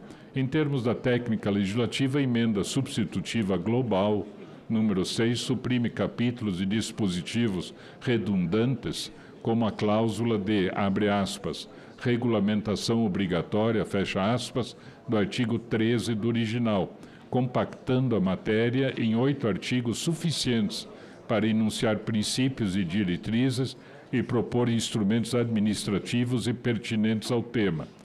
Além disso, a emenda substitutiva global acolhe parcialmente diversas sugestões das emendas apresentadas na CAS. Em conjunto, as modificações aprimoram a segurança jurídica, reforçam a integração com a legislação vigente e promovem a execuibilidade da política pública proposta.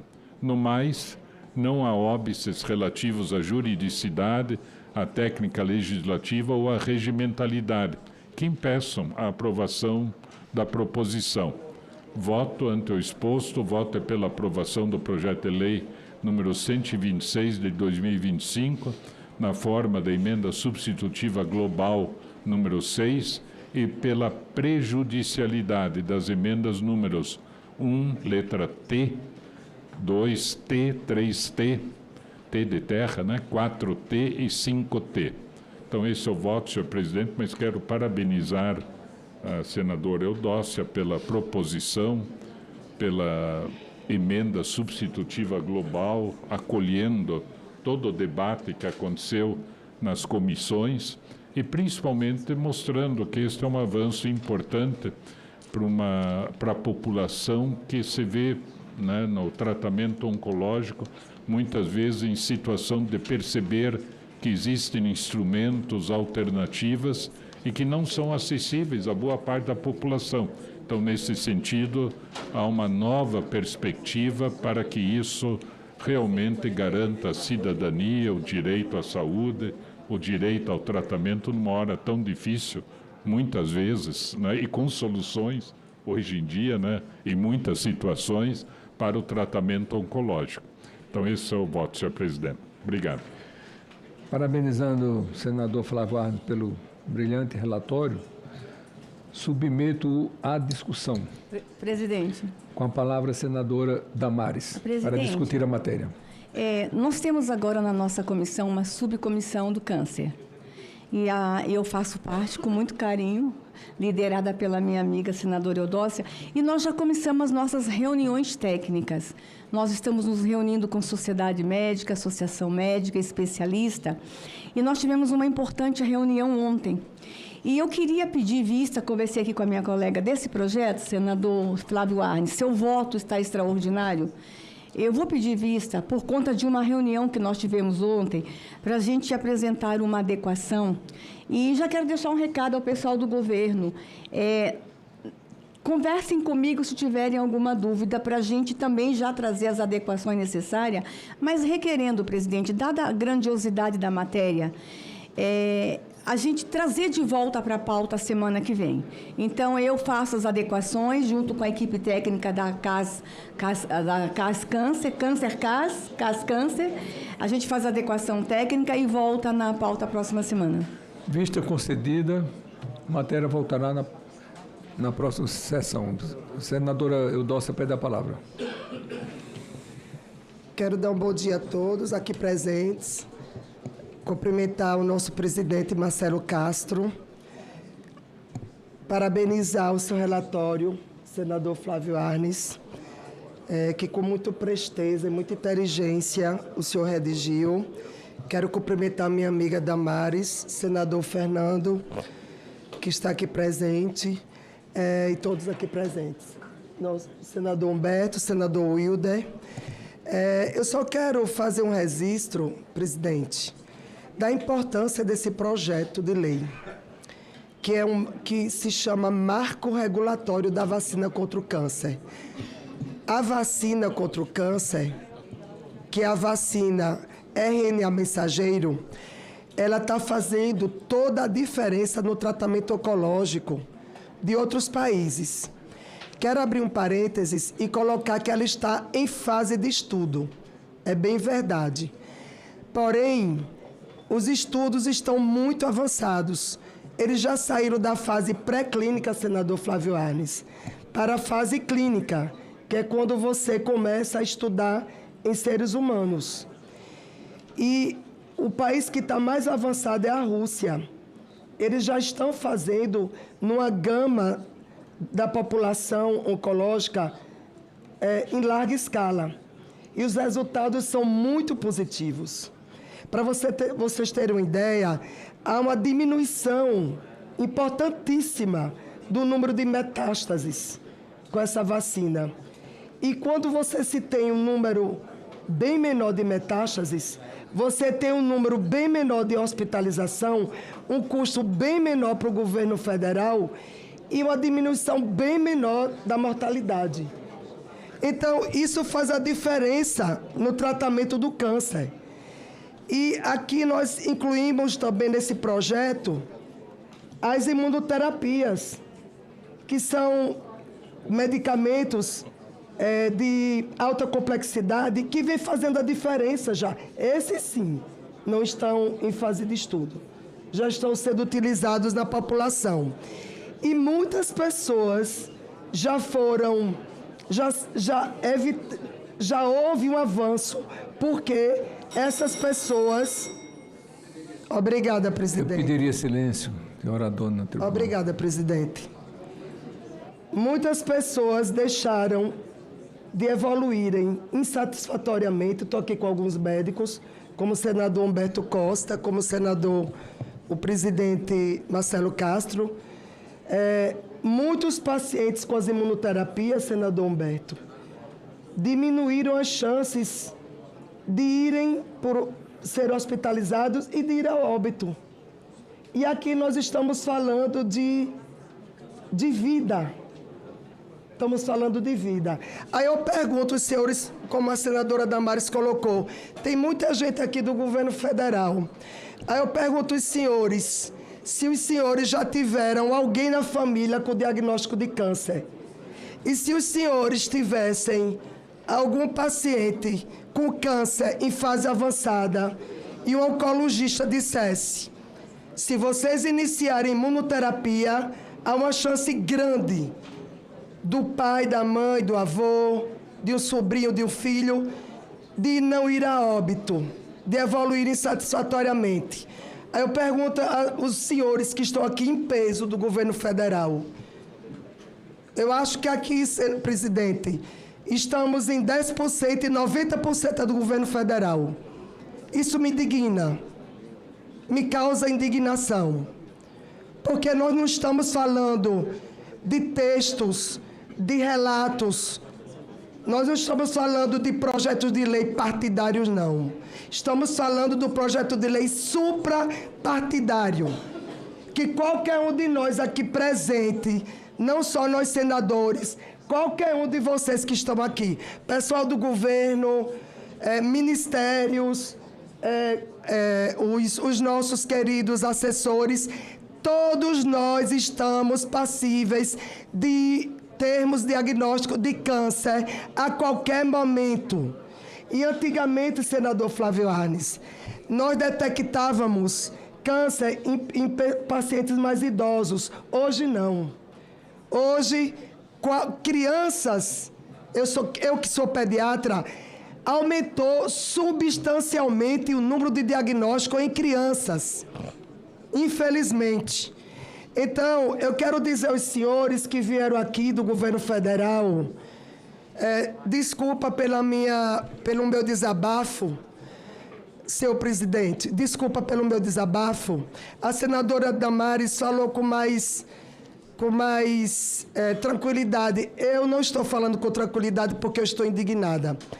Então, os senhores aqui do governo federal podem me procurar também, que eu sou médica, sou pediatra, gastroenterologista pediátrica, mas como uma boa médica, modéstia à parte, estudei muito oncologia nesses últimos anos, mesmo antes de assumir o Senado, porque eu já entendia como médica que eu não poderia ser omissa com o que está acontecendo no nosso país, ver os outros países avançando na cura do câncer e a gente ficando para trás, senhor presidente.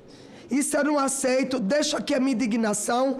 A senadora Damares oportunamente pediu vistas sob pena de nós perdermos hoje, senador Flávio Arnes, sob pena de perdermos a votação hoje, quando nós precisávamos de 11 votos para esse projeto passar, senhor presidente. Que esse projeto é terminativo. Aí, sob pena de não passar o projeto, a senadora Damares pediu vistas. Mas eu quero dizer ao governo federal, a todos que estão aqui presentes, que eu acho que estão em massa, 90% de quem está aqui presente é do governo federal, eu peço até que todos do governo federal, 100%, possa me procurar, que eu vou explicar aos senhores, detalhe por detalhe, do que consta aqui nesse projeto. E mais uma vez, presidente, desculpa me delongar, que eu não sou de falar muito, mas hoje é impossível não falar muito. Me perdoe eu me delongar mais uma vez. Mas o que está aqui, eu estou falando de vidas. Vidas, e é vidas para vocês mesmos. Para nós, para o pai, para a mãe, para a avó, para o filho de vocês. É sobre isso que eu estou falando. Então, eu estou cansada, presidente, de ver os pacientes morrendo nas filas do SUS, precisando de imunoterapia e não ter a medicação para poder receber e poder salvar sua vida. Estou cansada de ver isso. E eu só queria colocar 2 dados aqui. Até 2030, espera-se que haja mais de 27 milhões de casos incidentes de câncer no mundo. E outra coisa que eu quero colocar, que o mundo pode ter um aumento de 31% nos casos de câncer em pacientes com menos de 50 anos de idade até 2030. E aí a gente vai ficar de braços cruzados, ver a nossa população morrer? Quando nós sabemos que na saúde suplementar a gente tem condições de receber essas medicações de alta complexidade, porque eu posso pagar, X pode pagar, Y pode pagar. As pessoas que dependem exclusivamente do SUS não podem pagar. Eles estão fadados a morrer porque tem um diagnóstico de câncer. Isso me indigna. E vocês que vieram aqui em peso do Ministério da Saúde, vocês tenham um mínimo de sensibilidade. Um mínimo de sensibilidade. E eu queria muito que todos vocês do governo federal que vieram hoje, que procurem a mim, procurem o senador Flávio Arnes e procurem a senadora Damares, para a gente explicar a vocês o que está acontecendo. Senadora Eudócia. Pois não. A senhora me permite uma parte? Pois não, doutor Irão. Presidente, me desculpe, eu também não vou me delongar, mas eu só quero ressaltar o seu compromisso com a saúde, com inovação, com pesquisa, com acesso de pessoas, principalmente as pessoas do SUS, a tratamentos de maior complexidade, para tratar doenças raras, doenças de difícil tratamento. Enfim, eu estou aqui me comprometendo com Vossa Excelência de ajudá-la na aprovação desse projeto, que é um projeto muito pertinente. Parabenizar a senhora. Eu tinha um compromisso com a senhora, me atrasei um pouco, porque o trânsito está muito complexo aqui ao redor do nosso Congresso em virtude do que está acontecendo no Supremo, mas eu quero só reforçar aqui o meu compromisso com a senhora de ajudar a senhora a levar à frente esse projeto. Parabéns pelo seu trabalho e parabéns também pela postura da senadora Damares, que com muita prudência salvaguarda o seu projeto.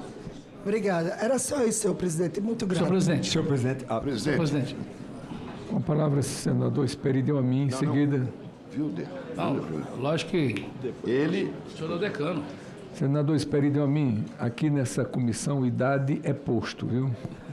Olha, isso deve ser remorso de... Vossa Excelência tem a palavra, pela idade. Só pode ser remorso de psiquiatra, essa sua manifestação. Mas eu só quero me solidarizar com a manifestação da senadora Eudócia. Já comentamos isso. E não vou repetir a minha arenga. Ela cumpre um papel como médica e como senadora ao insistir nessa questão. O diagnóstico precoce é hoje um imperativo de segurança pública e humana. De forma que eu me congratulo com as suas palavras e subscrevo. Obrigado. Senador Wilder, desculpe ter colocado o senador Esperideu à sua frente. Ele sempre está na frente. Senhor presidente, eu também queria me colocar à posição aqui. Ontem eu recebi uma ligação da doutora Eudócia e a importância desse projeto de sua autoria. Eu tenho, como ela perguntou aqui, se algum colega senador tem, eu tenho 3 tios por parte de pai por parte de mãe, quer dizer, que estão com câncer. E todos eles dependem do SUS. Então, o projeto é de uma urgência e que nós, como bem disse ela, o mundo já está trabalhando com isso, nós já estamos atrasados. E eu queria pedir vista coletiva aqui para que não possa terça-feira, na próxima quarta-feira, a gente possa estar votando aqui, doutor Eudócio. Eu tenho certeza que o Brasil que nos acompanha agora, que nos vê aqui, o que nós estamos fazendo, e o trabalho da senhora, desde a sua chegada aqui no Senado, o quanto tem se dedicado. Então, eu quero parabenizar a senhora também, o relator, para que a gente possa, na semana que vem, votar essa matéria tão importante para o povo brasileiro. Presidente. Pois não, senador Fernando Eire. Senhor presidente, senhoras senadoras, senhores senadores, eu me dirijo à senadora Eudócia para colocar para a senhora com clareza que o espírito desse projeto nos comove. É uma iniciativa pertinente e oportuna. Eu, às vezes, me pergunto se ela não já chega um pouco tarde, nós não estamos atrasados nisso. A senhora tem toda a nossa solidariedade. Nós estaremos atentos aqui, inclusive, vistas coletivas, eu me associo a esse pedido de vistas da senadora Damares, que, de forma pertinente, correta, equilibrada, pediu vista já concedida, porque esse projeto ele precisa, de fato, ser votado de forma terminativa, se eu não me engano, aqui nesta comissão, para que nós possamos atender aqueles que estão lá, na ponta, sofrendo e precisando da responsabilidade desta casa em fazer com que a aprovação desse projeto aconteça a tempo e hora. Muito obrigado, parabéns, senador Flávio Arnes, pelo seu brilhante relatório. Concedido vista coletiva ao item 7 da pauta, que voltará na próxima semana, na próxima quarta-feira. Eu quero comunicar às senhoras e os senhores senadores aqui desta comissão que dia 16, terça-feira, às 10 horas, haverá uma sessão solene em homenagem aos 125 anos da nossa queridíssima Fiocruz, de tantos relevantes serviços prestados ao nosso país.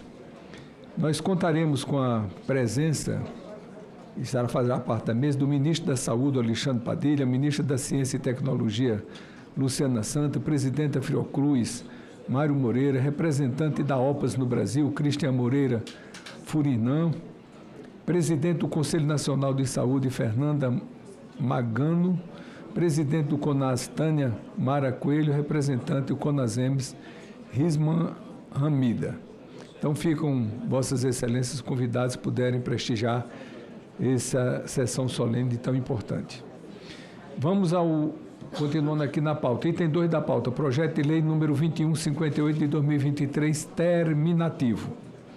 Altera a lei número 5.991, 17 de dezembro de 1973, que dispõe sobre o controle sanitário do comércio de drogas, medicamentos, insumos farmacêuticos e correlatos, e dá outras providências para permitir que os medicamentos isentos de prescrição possam ser comercializados e dispensados por supermercados que disponham de farmacêutico. Autoria senador Efraim Filho, relatoria do senador Humberto Costa. Relatório pela aprovação do projeto nos termos da emenda substitutiva que apresenta. Observação: em 27 de 5 de 2025, 11 de 6 de 2020. Legislatura. Propõe a dispensa da leitura e a aprovação das atas da 26ª e 27ª reunião extraordinária. Senhores senadores e senadoras que aprovam, permaneçam em conta aprovadas. As atas são aprovadas e serão publicadas no Diário do Senado Federal. A presente reunião destina-se à deliberação de 9 itens. Pede aqui o senador Randolfo Rodrigues que retire o item 2, o senador veneziano Vital do Rego, o item 4, 6 e 7. Eu acato o pedido dos senhores senadores, estão retirados esses itens que eu citei. E o primeiro item da pauta é o item 1, da relatoria do senador Eduardo Braga, que instrui o Comitê Gestor sobre Bens e Serviços, CGIBS, e dispõe sobre o processo administrativo tributário relativo ao lançamento de ofício do Imposto de Bens e Serviços, IBS, sobre a distribuição de produtos de arrecadação do IBS aos entes federativos e sobre imposto de transmissão, causa, morte e doação de qualquer bens e direito, e altera a Lei 5.172, de 25 de outubro de 1966, além de outras leis. Eu passo a palavra ao nobre senador Eduardo Braga.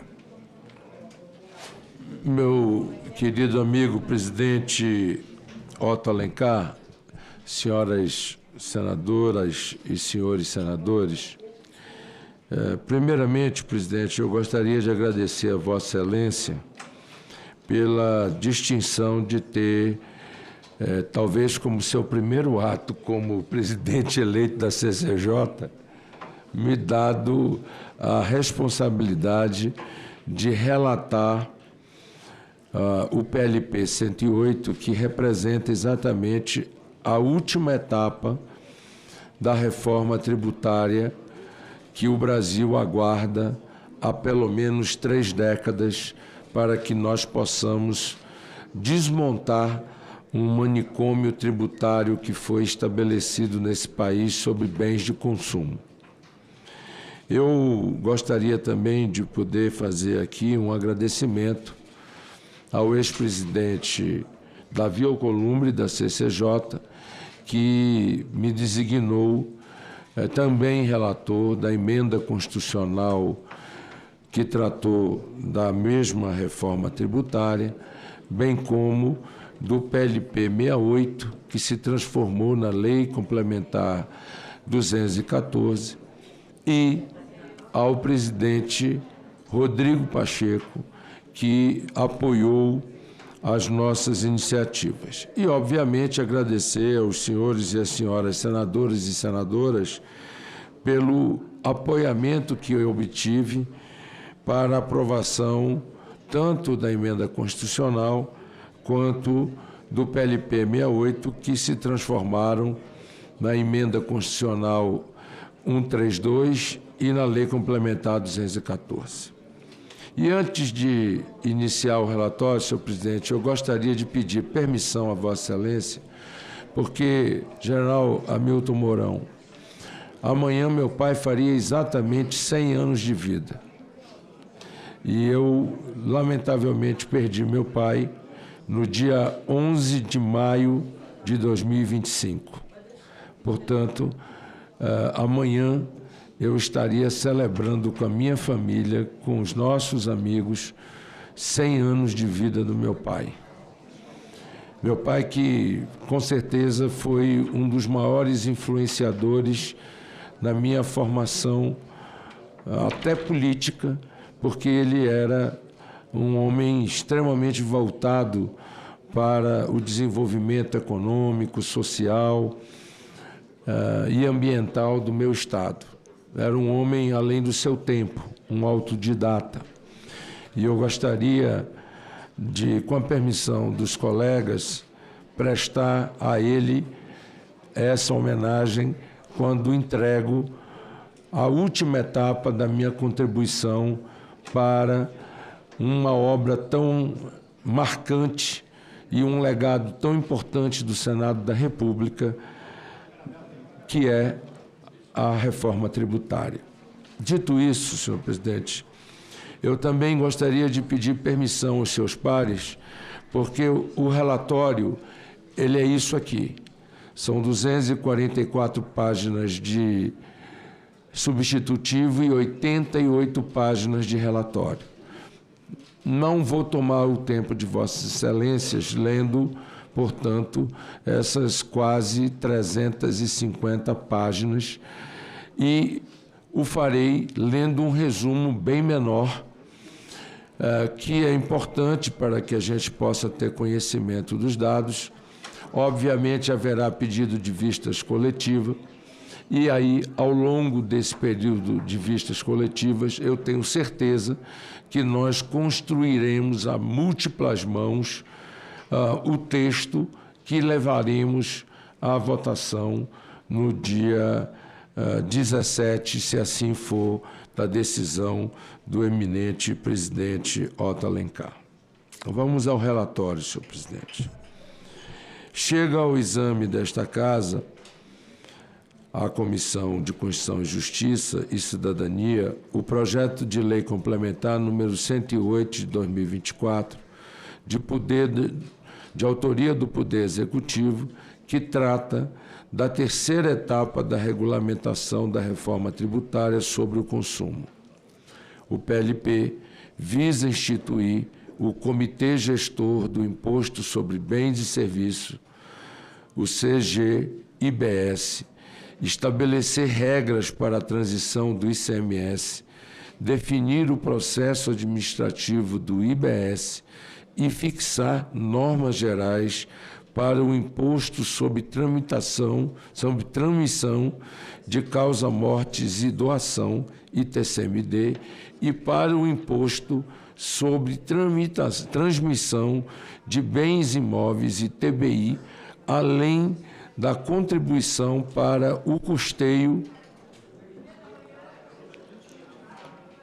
a expansão e a melhoria do serviço de iluminação pública CONSIP.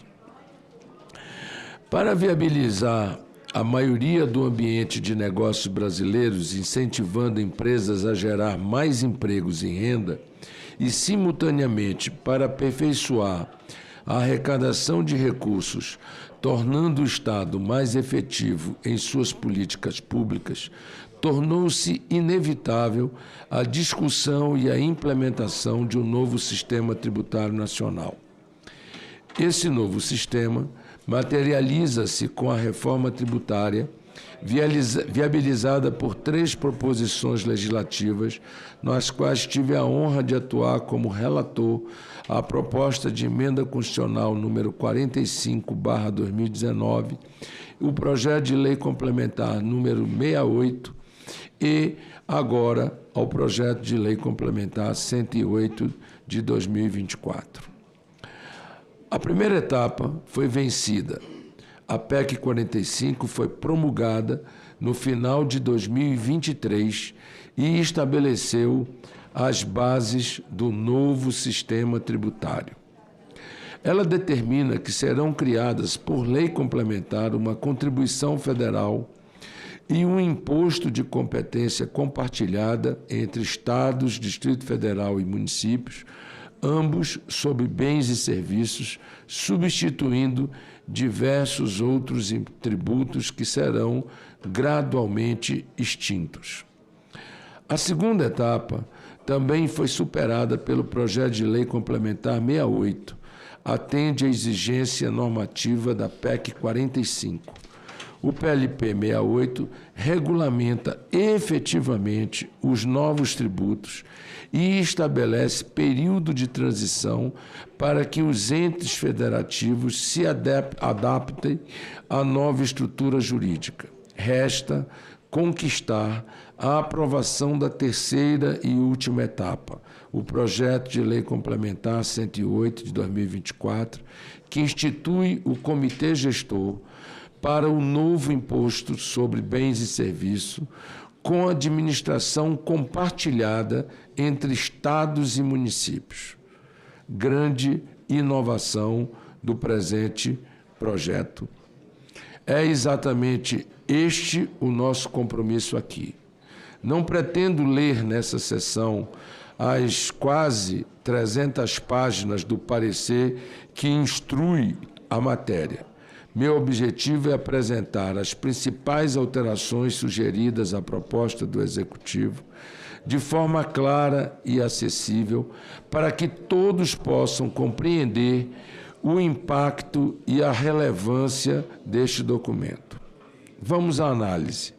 Primeiramente, cumpre anotar que inexistem óbices de natureza constitucional, jurídica ou regimental à propositura como um todo.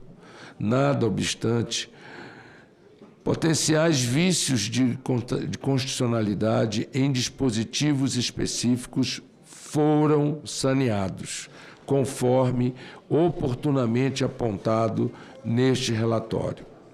O PLP número 108, de 2024, estabelece normas gerais em matérias de legislação tributária, dispõe sobre o processo administrativo do IBS, regula o exercício integrado pelos estados, pelo Distrito Federal e pelos municípios das competências administrativas relacionadas ao IBS por meio do Comitê Gestor do IBS, bem como trata do aproveitamento dos saldos credores do ICMS nos termos constitucionais.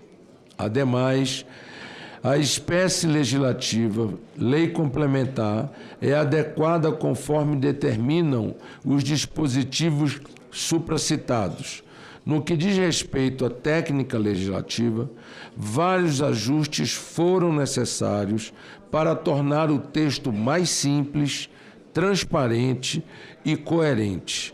Após um trabalho intenso de análise, que incluiu a realização de 4 audiências públicas e avaliação de 368 emendas, entendemos que, no mérito, a proposta merece prosperar na forma do substitutivo que ora apresentamos. Uma parte das alterações propostas diz respeito a alterações necessárias na Lei Complementar número 214 de 2025, que trata da tributação sobre o consumo. Aqui eu ressalvo e fiz em caixa alta a seguinte observação: é imprescindível defender a coerência entre nossos posicionamentos públicos e o disposto em nosso relatório.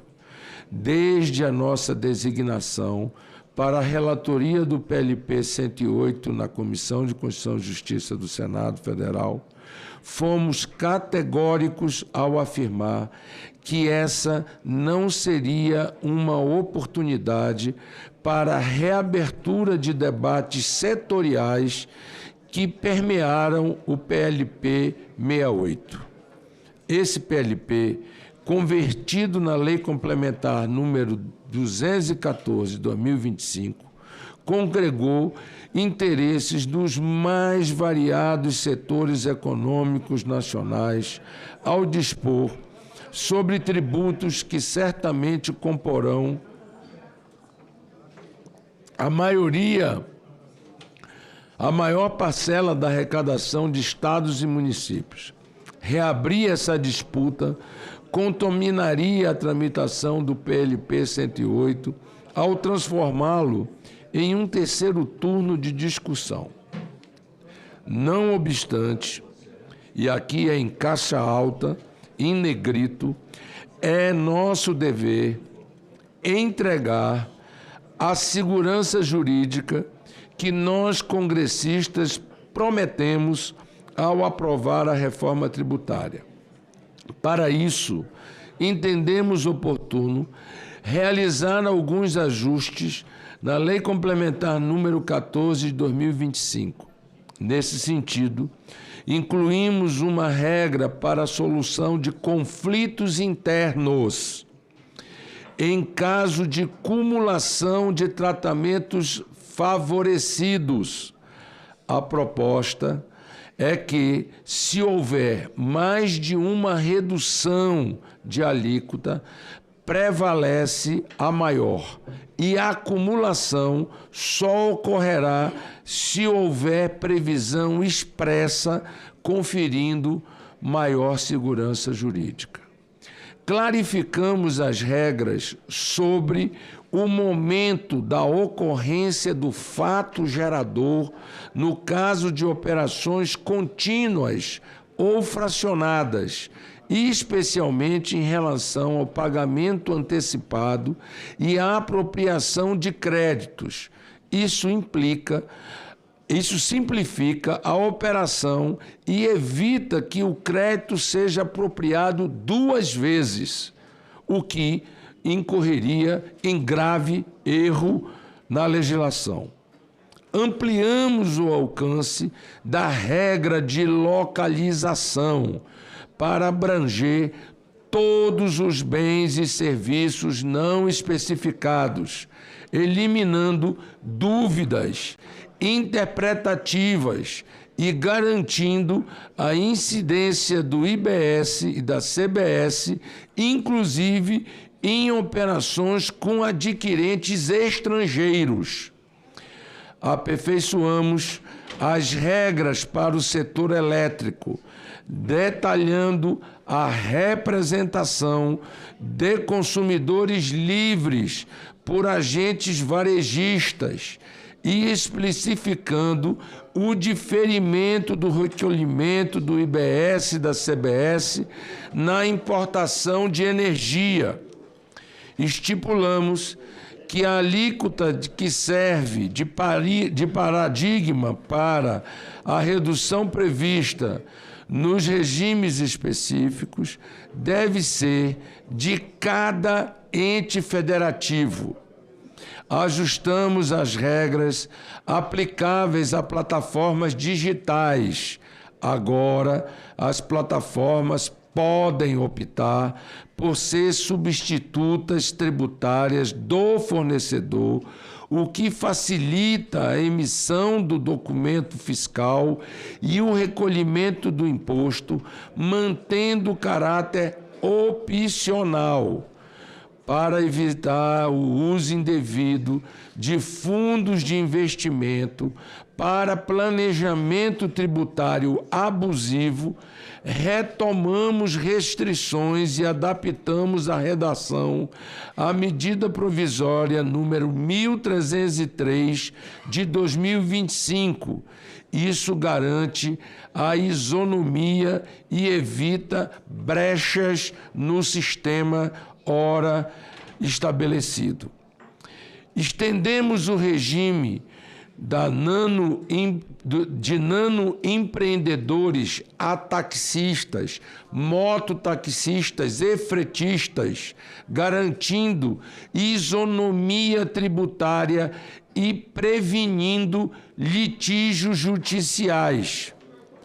Propusemos ajuste de caráter técnico no marco fiscal, no marco final para devolução de débitos pagos a maior pelo contribuinte em virtude da extinção de débitos após o período de apuração.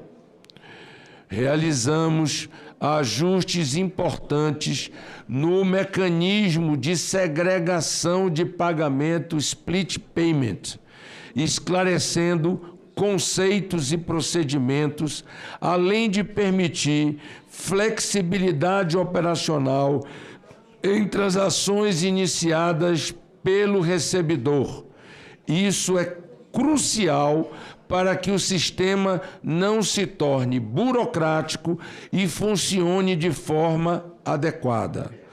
Criamos soluções para devoluções e cancelamentos de operações, prevendo a apropriação ou estorno de créditos e débitos, inclusive para os casos de split payment. Isso traz segurança jurídica e evita que os valores já recolhidos aos fiscos fiquem sem tratamento adequado.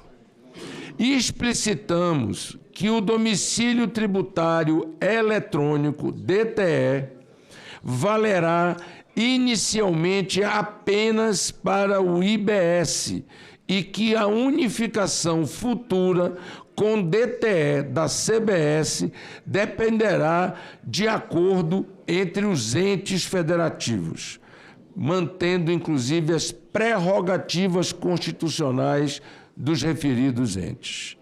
Procuramos resolver problemas operacionais relacionados ao mecanismo de cashback, criado para reduzir a regressividade tributária e garantir a devolução de parte do IBS e da CBS às famílias de baixa renda do CAD único.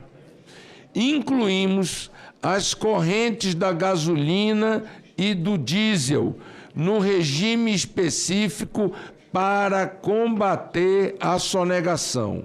Aqui abro parêntese e chamo a atenção, General Hamilton, para os casos, inclusive, que estão acontecendo de possíveis lavagens de dinheiro de facções criminosas em atividades pseudamente legalizadas. Também permitimos o adiamento da inclusão do setor de gás combustível devido à dificuldade operacional e identificar o uso final e definir a alíquota correta. Corrigimos erros materiais e incorporamos diretamente no texto da lei a alíquota calculada para serviços financeiros, o que traz mais segurança jurídica e reduz o risco de judicialização. Esta alíquota estava remetida para um regulamento sobre o qual o Congresso Nacional não teria controle nem transparência. Trouxemos, portanto, para a legislação onde o Congresso Nacional tem total controle e total transparência para evitar qualquer risco de insegurança jurídica, reduzindo o risco da judicialização.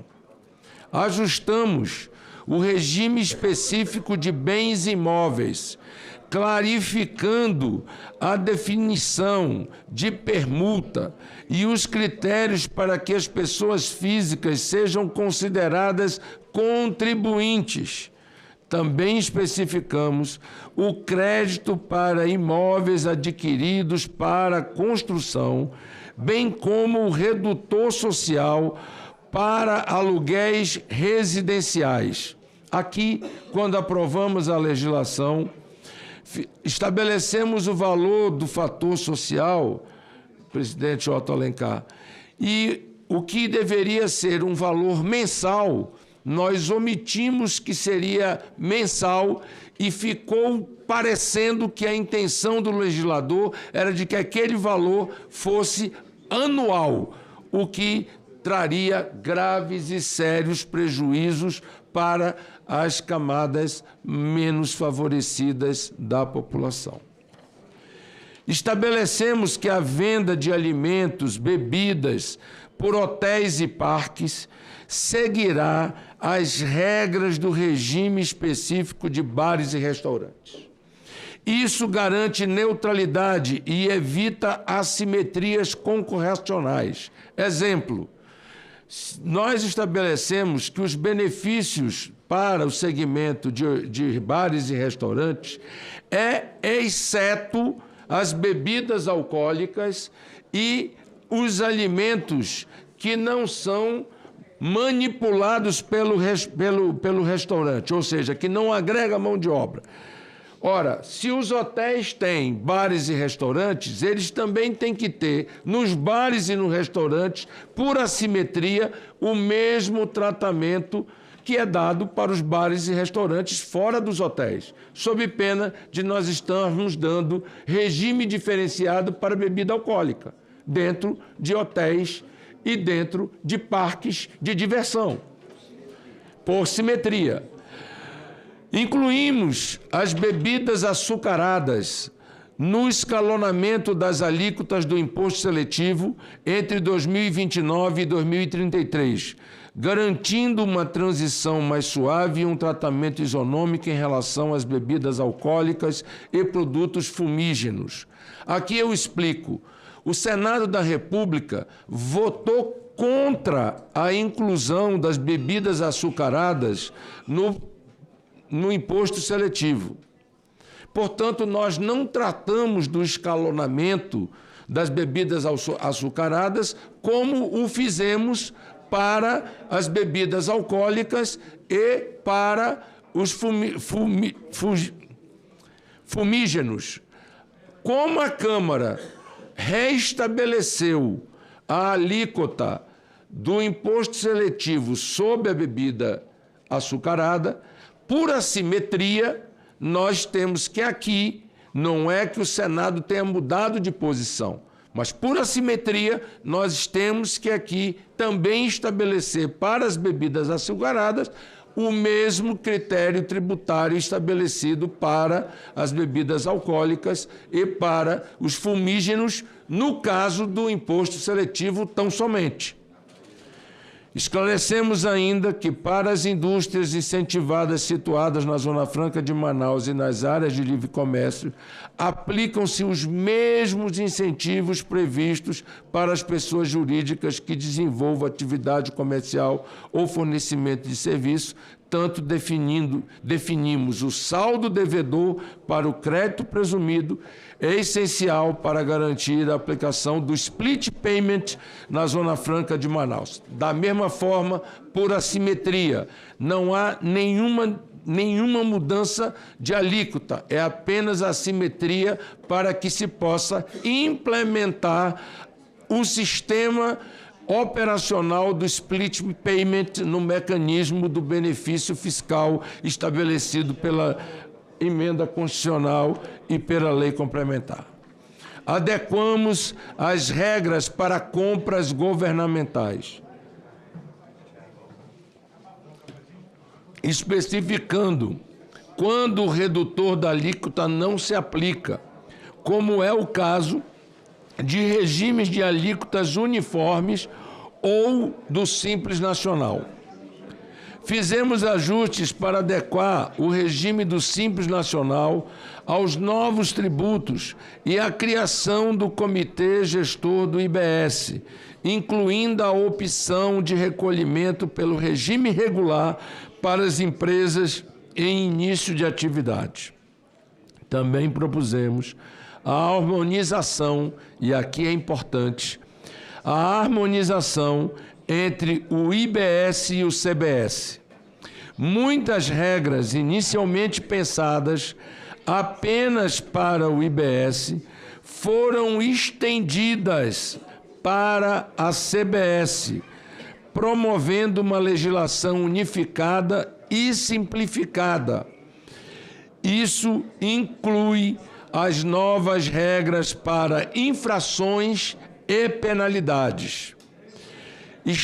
Estas foram as principais alterações propostas à Lei Complementar 214 de 2025.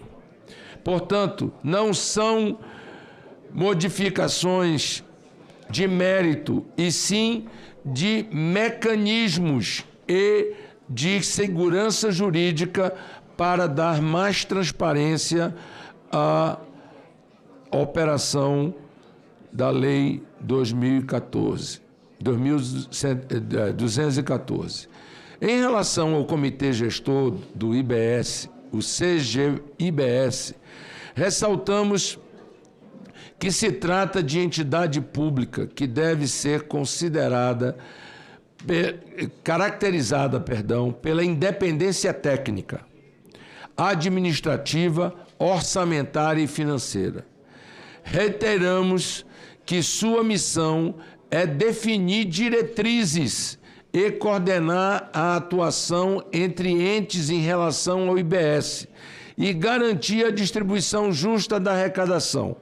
Aqui chamo a atenção do senador Amin, que durante todo o debate fez bastante observações para que o comitê gestor fosse restritivamente estabelecido para cumprimento do mandamento legal estabelecido pelo Congresso Nacional e não para ser um formulador de legislação. Muito bem, relator. Reiteramos que sua missão é definir diretrizes e coordenar a atuação entre os entes ao IBS e garantir tão somente a justa arrecadação entre os entes federativos. Para assegurar sua efetividade e sua eficácia, propusemos o seguinte: aprofundamento e detalhamento às competências do CGBS, que ficará encarregado de editar o regulamento único, uniformizar a interpretação da legislação, arrecadar, compensar, distribuir o imposto e decidir contencioso administrativo. Propusemos que o CGIBS seja o único responsável pela criação de obrigações acessórias do IBS, garantindo unicidade do regramento jurídico e a simplificação almejada pela reforma. Admitimos que as fiscalizações, entretanto, poderão ser realizadas em conjunto por diferentes entes federativos, com a coordenação do comitê gestor, para evitar múltiplas fiscalizações simultâneas e otimizar os recursos. No que tange à estrutura do comitê gestor, garantimos a efetividade dos mandatos dos membros do Conselho Superior, com regras mais estritas para perda de cargo, assegurando a independência da entidade. Também definimos que haverá alternância na presidência entre representantes de estados e municípios, promovendo a paridade federativa, e que a diretoria executiva, órgão técnico e executivo, será composta por diretores com reputação ilibada e notório conhecimento, com ocupação mínima, chama atenção, ocupação mínima de 30% das vagas por mulheres. Em relação ao controle externo, definimos que os tribunais de conta dos estados, do Distrito Federal, dos municípios e municipais, de forma coordenada e compartilhada, devem realizar também a fiscalização financeira e orçamentária do comitê gestor, e não apenas a fiscalização contábil, operacional e patrimonial da entidade, garantindo, portanto, fiscalização, comando e controle sobre o comitê gestor. Valorizamos ainda o papel do Senado Federal como guardião do endividamento federativo, ao prever que esta Casa Legislativa fixará o limite da dívida consolidada do comitê gestor, em acréscimo à situação inicial de instituidor dos limites e condições para a contratação de operações de crédito. Previmos também que o comitê gestor deverá disponibilizar os relatórios relativos aos valores arrecadados, distribuídos e compensados do IBS à sociedade, elevando a transparência e o controle social da entidade. Ademais, delimitamos o tamanho do orçamento da nova entidade, que, além dos valores retidos do IBS, contará com outras receitas projetadas e previstas para ele no exercício, com destaque para os rendimentos de aplicações financeiras de suas receitas próprias. Isso foi articulado para valorizar a autonomia orçamentária do CGBS. Mais ainda, possibilitamos que o Estado, o Distrito Federal ou município destine mais recursos aos programas de cidadania fiscal via comitê gestor, com permissão de o acréscimo beneficiar as entidades de direito privado sem fins lucrativos que prestem serviços de interesse público para prestigiar o terceiro setor e elevar a arrecadação do novo imposto. Quanto às infrações e penalidades, propusemos sistemática conjunta para o IBS e a CBS, deslocando essas disposições para a Lei Complementar 214 de 2025. Isso atende à demanda por uma legislação unificada e simplificada. Introduzimos o conceito de tributo de referência como base de cálculo para as penalidades, garantindo que infratores que pratiquem o mesmo tipo de infração, com o mesmo grau de reprovação, sofram a mesma punição, mesmo que sejam beneficiários de alíquotas reduzidas. Isso alinha as penalidades à jurisprudência do Supremo Tribunal Federal, evitando o caráter confiscatório. Reduzimos as multas para os casos de tributos declarados a menor, mas com todos os fatos informados. A administração tributária também ampliamos os descontos para atender a quem quer realizar parcelamento. Afastamos a punição para meras falhas ou erros materiais que não prejudiquem o conhecimento da operação, incentivando a autorregularização. E criamos penalidades administrativas não tributárias para o descumprimento das regras do split payment. É essencial para reduzir drasticamente a sonegação e garantir efetividade da reforma. No que concerne ao processo administrativo tributário, PAT, do IBS, procuramos assegurar celeridade e prevenção de conflitos por meio de consulta fiscal. O PAT terá as instâncias de julgamento integradas à diretoria de revisão do crédito tributário do Comitê Gestor. Criamos a Câmara Nacional de Integração do Contencioso Administrativo do IBS e da CBS para julgar recursos específicos em caso de divergência e casos concretos de interpretação da legislação do Comitê Gestor e do Conselho Administrativo de Recursos Fiscais, CARF. Isso busca uniformizar a jurisprudência administrativa em âmbito nacional. Ampliamos o objeto do PAT do IBS para abranger o indeferimento de pedidos de restituição e ressarcimento. Definimos que as sessões de julgamento serão síncronas e virtuais, assegurando a realização de audiências e sustentações orais, promovendo celeridade e transparência.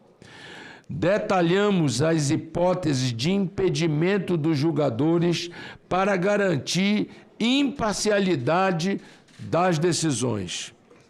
Também definimos que o processo de consulta sobre a aplicação da legislação tributária será proferido em conjunto pelo Comitê Gestor do IBS e pela Receita Federal, após consulta ao outro órgão.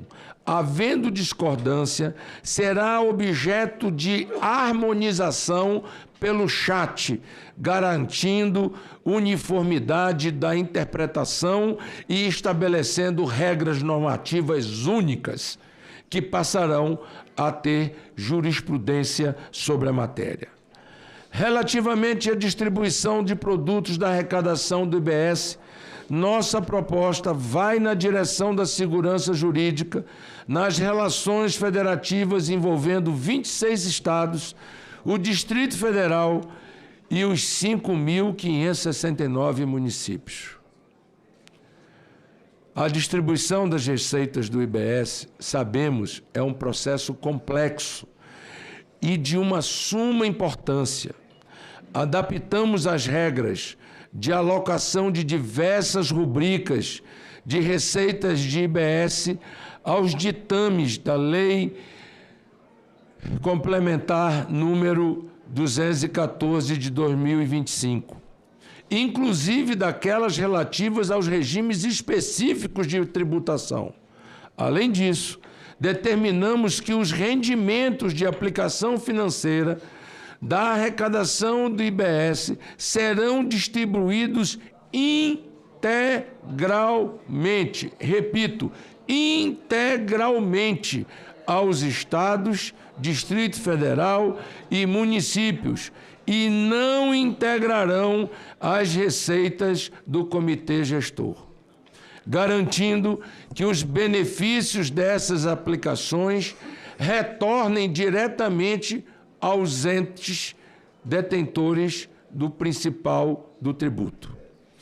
Propomos que as multas punitivas e os juros de mora sejam acrescidas à receita do IBS, independentemente do imposto ter sido apropriado como crédito pelo ente, para evitar o surgimento de receitas não atribuídas a nenhum ente e estimular a fiscalização do imposto. Não esquecemos, todavia, do ICMS.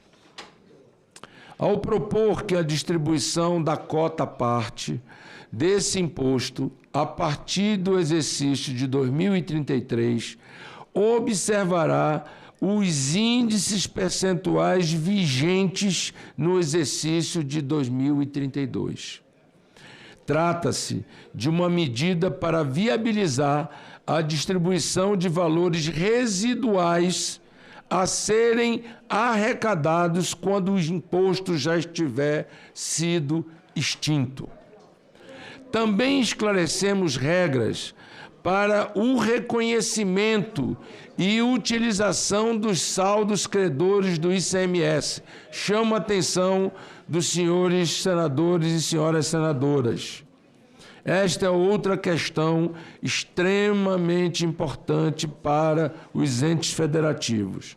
Também estabelecemos regra para o reconhecimento e utilização dos saldos credores do ICMS existentes em 31 de dezembro de 2032, período crucial de transição. Vedamos que os créditos de ICMS vinculados ao saldo credor homologado sejam objeto de posterior lançamento. Eliminamos a necessidade do transcurso do período até 31 de 12 de 2032, para que o titular do saldo credor do ICMS homologado o transfira para o mesmo grupo econômico ou a terceiros. O livro 2 do nosso substitutivo estabelece a Lei Geral do ITCMD, que estabelecerá o novo marco legal do imposto vinculado a partir da sua entrada em vigor, todos os estados e o Distrito Federal. Para aperfeiçoamento da técnica legislativa, consideramos em um único dispositivo, o artigo 147, todas as definições de termos técnicos que estavam dispersas em diversos artigos do texto aprovado pela Câmara dos Deputados, além de termos acrescidos outros relevantes para a devida aplicação da norma. consolidamos em um único artigo as hipóteses de imunidade do ITCMD e acrescentamos outras que tinham sido omitidas, como a imunidade para livros e fonogramas.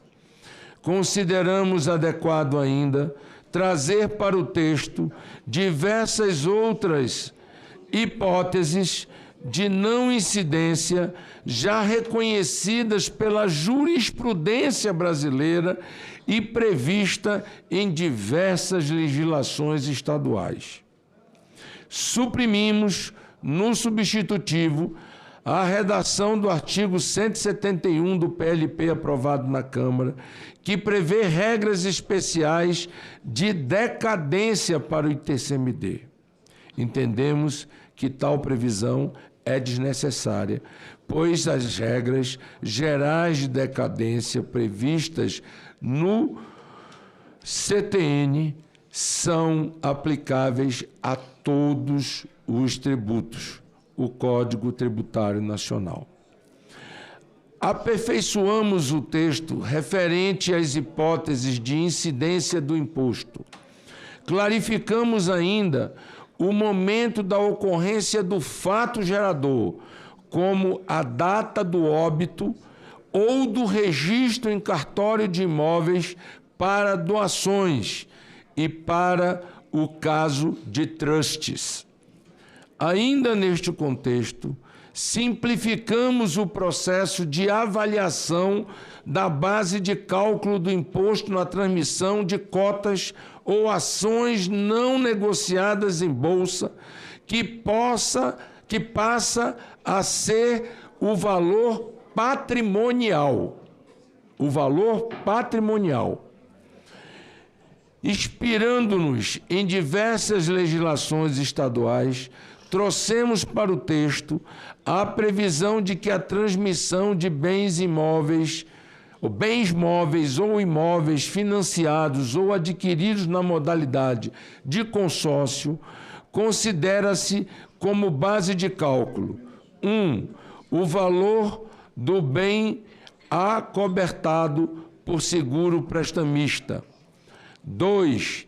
Nas demais hipóteses, o valor de mercado do bem subtraído do valor presente do saldo devedor do financiamento ou consórcio. As alíquotas do ITCMD devem respeitar o teto fixado por resolução do Senado, atualmente de 8%, e a progressividade em razão do valor da transmissão. Nesse contexto, cada Estado e o Distrito Federal, ao fixarem suas alíquotas, deverão considerar o enquadramento do valor da base de cálculo na faixa inicial e naquilo que a exceder na faixa subsequente e assim sucessivamente, a fim de assegurar a correta progressividade. O artigo 180 do PLP aprovado pela Câmara cria regras especiais de responsabilidades diferentes das previstas no Código Tributário Nacional. De forma injustificada, foram, portanto, suprimidas do substitutivo. Por fim, definimos que a Receita Federal deverá compartilhar informações econômicas fiscais com as administrações estaduais e distritais, mediante convênio, fortalecendo o poder de fiscalização. Tributos municipais. O artigo 165 do nosso substitutivo faz duas alterações significativas no Código Tributário Nacional. Altera a redação do CTN para estabelecer normas gerais do ITBI. acresce no Código Tributário Nacional um novo título para regular, em caráter geral, a contribuição para o custeio, a expansão e a melhoria do serviço de iluminação pública e de sistemas de monitoramento da segurança e preservação de logadores públicos, COSIMP. Quanto ao ITBI, deixamos claro que as administrações tributárias dos municípios e dos distritos federais do Distrito Federal deverão divulgar os critérios, encaminhando para o fim, presidente. Critérios utilizados para estimar o valor venal a que se refere o caput deste artigo, o qual poderá ser contestado pelo contribuinte mediante a apresentação de avaliação contraditória em procedimento específico nos termos da legislação específica municipal ou distrital. Alteramos a redação do artigo 41 do Código Tributário Nacional para estabelecer que o imposto compete ao município de situação do bem ou ao Distrito Federal. Por fim, sugerimos a revogação do artigo 39 do Código Tributário Nacional, o qual estabelece que a alíquota do imposto não excederá os limites fixados em resolução do Senado Federal. Essa regra, nos termos da Constituição, não se aplica ao ITBI, e sim ao ITCMD. Em relação à COSIMP, adaptamos a designação do tributo conforme Emenda Constitucional 132 de 2023, a emenda da reforma tributária, e mantivemos a faculdade de cobrança na fatura de consumo da energia elétrica. Foram estas, em resumo, senhor presidente, as alterações propostas, inúmeras delas, oriundas de emendas democraticamente propostas ao texto original, e agora consolidadas na forma do substitutivo. Mestre. Na forma do substitutivo. Acreditamos que essa nova versão do texto representa um avanço significativo na regulamentação da reforma tributária. Entretanto, presidente, esta é uma obra humana, feita a múltiplas mãos. Portanto, nós temos a convicção de que ela não é uma obra acabada e perfeita em si própria.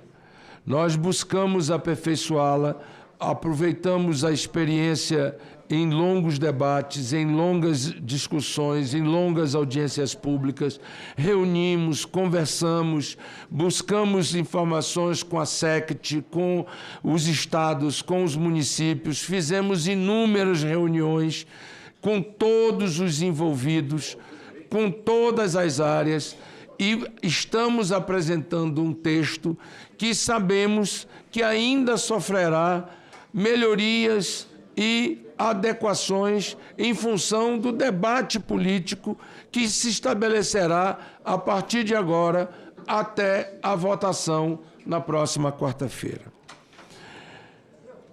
Portanto, esta relatoria está absolutamente aberta ao diálogo a todos os senhores e senhoras senadoras, para que possamos alcançar a bom termo um texto que possa representar o melhor de nós para o Brasil, para os contribuintes, para a economia, para a geração de emprego, para a geração de renda, para a simplificação, para a transparência e para o combate à sonegação, o que assegurará a queda no médio e no longo prazo da alíquota e da carga tributária do tributo de consumo.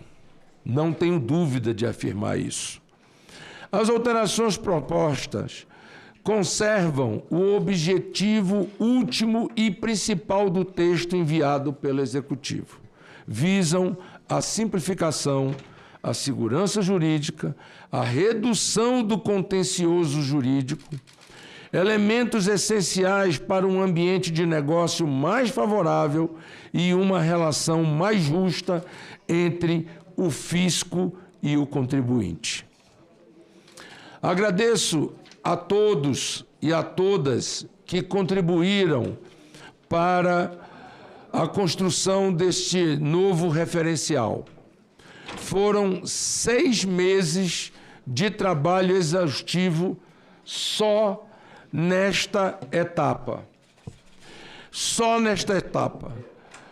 Eu estou há 3 anos debruçado sobre esse tema, acumulando algumas centenas de horas de trabalho, juntamente com uma equipe de colaboradores do Senado, de colaboradores dos estados, dos municípios, do governo federal, do meu gabinete e dos senhores e senhoras senadores e dos senhores e senhoras deputados. Quero dizer aos senhores senadores que ontem estive reunido com o relator da Câmara dos Deputados, deputado Mauro Benevides, a quem aqui quero prestar minhas homenagens pelo seu trabalho, e a consultoria da Câmara, que o ajudou a elaborar o texto, que nos possibilitou fazer os avanços que estamos imaginando termos conseguido na apresentação desse substitutivo. Quero agradecer aos consultores Ricardo Barros, Marco André, Alberto Zouve, Ismael Noronha, Gustavo Haddad, Ronaldo Pérez, Daniel Carvalho, Rafael Borges, Pedro Amaral, Ailton Braga.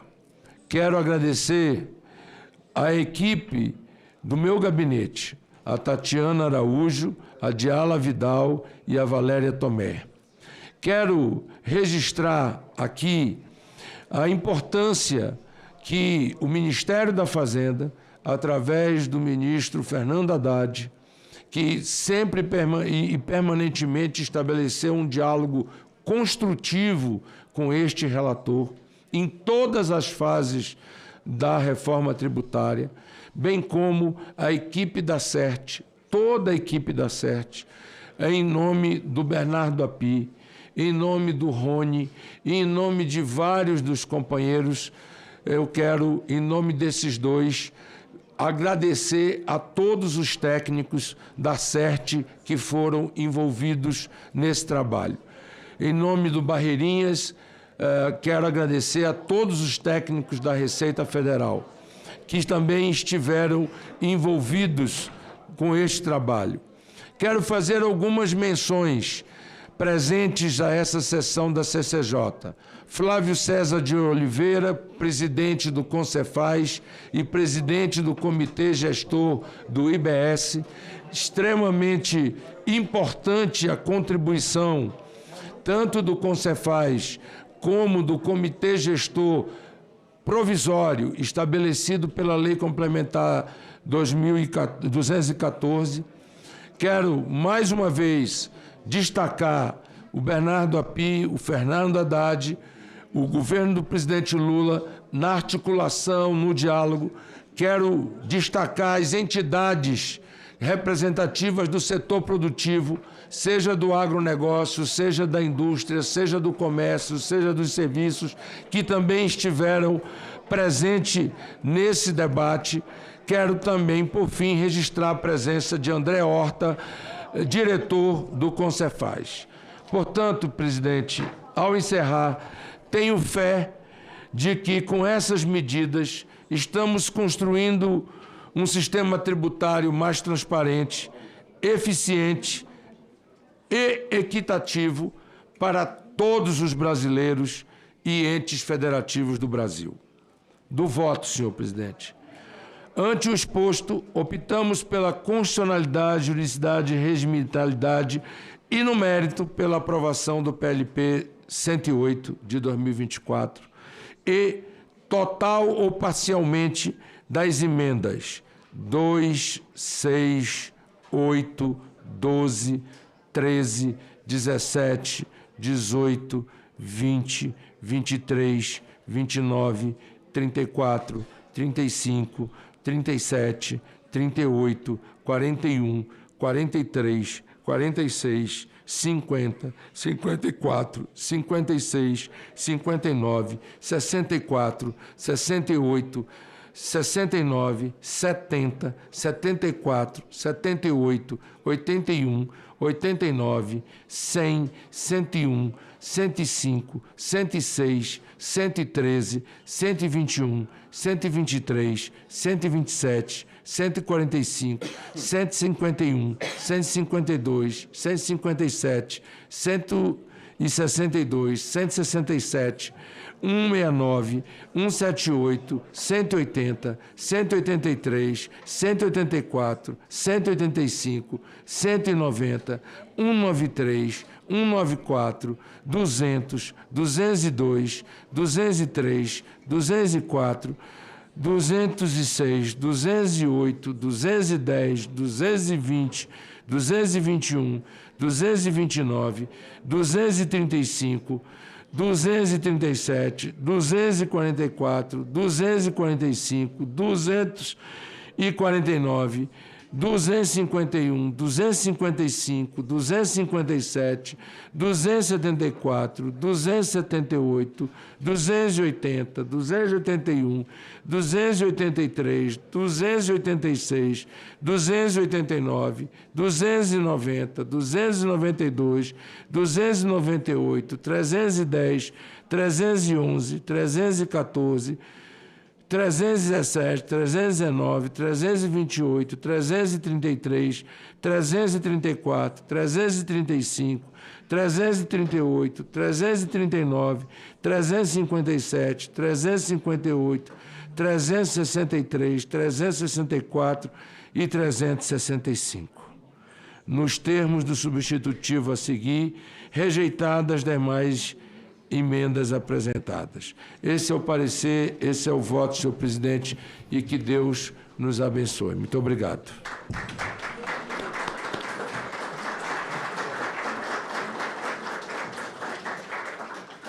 Parabenizo o senador Eduardo Braga pelo trabalho, o relatório. Ele se dedicou muito a esse projeto, várias audiências públicas, ouviu a todos os segmentos. É um trabalho exaustivo e também pela quantidade de emendas que Vossa Excelência acatou, torna-se recorde. Vossa Excelência é o senador que mais emendou no Senado Federal em toda a nossa história. Dando parabéns. 379 emendas foram apresentadas, quase 100 acatadas, 90 e poucas emendas acatadas, de tal forma que a contribuição foi dada por vários setores, senadores e senadoras que assim fizeram. Quando assumi a Comissão de Constituição e Justiça, Vossa Excelência lembrou bem, estava sentado naquela primeira cadeira, e eu indiquei que Vossa Excelência fosse o relator, porque tinha sido também o relator da primeira, da PEC e também da primeira lei complementar da reforma tributária, que era um grande desafio.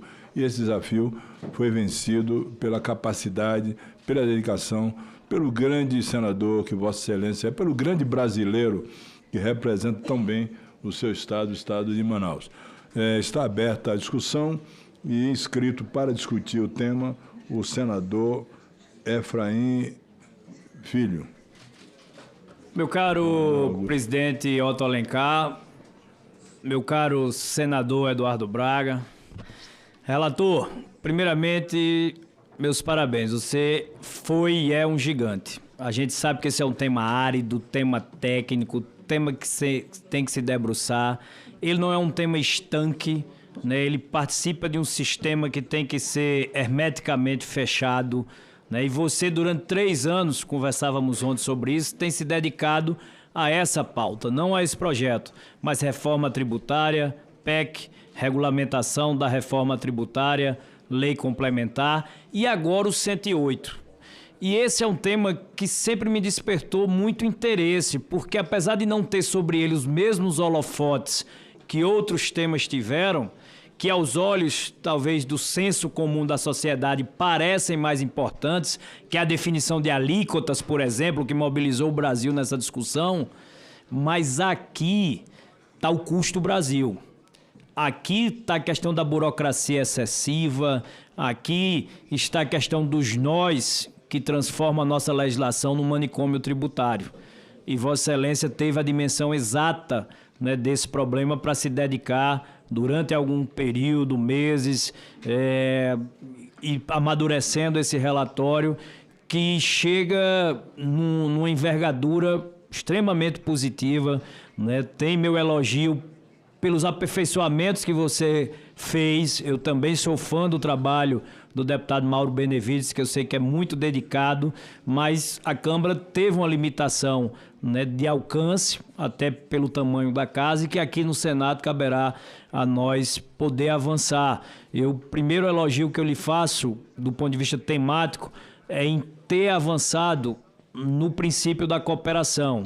O princípio da cooperação foi uma das emendas que você acolheu minha, lá na PEC, né, foi a autoria minha, essa necessidade de se definir bem, e acho que ainda há inclusive espaço dentro do comitê gestor para avançar, ou quem sabe até mesmo no texto, para que não haja uma justa posição, né, de funções, às vezes 3 níveis de federação fazendo a mesma coisa, enquanto haverá uma lacuna ainda para definir, né, como isso irá acontecer. Não é possível permitir, né, que o setor produtivo, porque a gente tem que ter o olhar para o governo, para o poder público, sim, mas o prisma do olhar produtivo tem de estar presente. Vossa Excelência teve esse cuidado. Quem é contribuinte, quem é o cidadão, quem tem o seu CNPJ empresa, ele vai ser fiscalizado pelo município, pelo Estado, pela Receita Federal, vai poder ser pelos 3, se for por um, veda o outro. Então, esse princípio da cooperação, dessa atuação, e também a preocupação com a jurisdição, né, aonde quem está insatisfeito, quem discorda de um fato gerador, de uma notificação, vai judicializar isso na Justiça Estadual, na Justiça Federal, são preocupações que estão presentes aqui no texto e avançam. Eu queria agradecer o acolhimento de algumas das emendas, né, que nós sugerimos. Algumas nós vamos continuar no debate, na discussão e na expectativa de tentar convencê-lo, mas eu sei que até porque conversávamos também ontem, a apresentação do relatório não é ponto de chegada, é ponto de partida.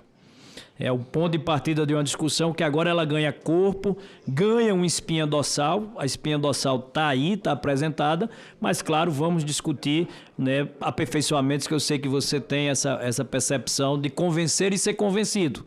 Né? Tanto está pronto para convencer com quem tem divergência a seu texto, que a sua posição é correta, como também tem a humildade de acolher aqueles que, porventura, venham avançar. Para não entrar na discussão específica de temas, né, eu trago apenas 2 preocupações para que sua equipe possa se debruçar durante a semana, não necessariamente agora. Nós trouxemos uma preocupação na emenda número 322, que está apresentada por nós, que a gente tinha a expectativa que nesse regulamento do comitê pudesse aperfeiçoar algo que ficou em aberto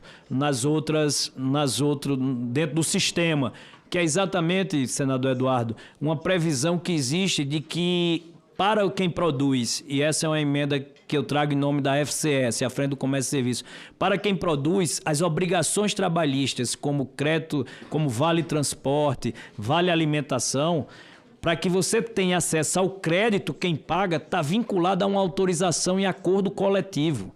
Ou seja, você está terceirizando algo que está previsto no direito, que depende de uma negociação sindical com quem sequer faz parte dessa relação jurídico-tributária entre fisco e empresa. Então, é um tema mais técnico que, se a equipe pudesse debruçar, emenda 322, é importante, porque eu acho que foi uma assimetria que ficou no sistema e prejudica muito quem produz para ficar dependendo de negociação sindical a um direito que ela já tem, que é o da não cumulatividade, né, para o crédito ficar acumulado. Então, essa é uma preocupação que eu peço que a equipe possa se debruçar durante essa semana.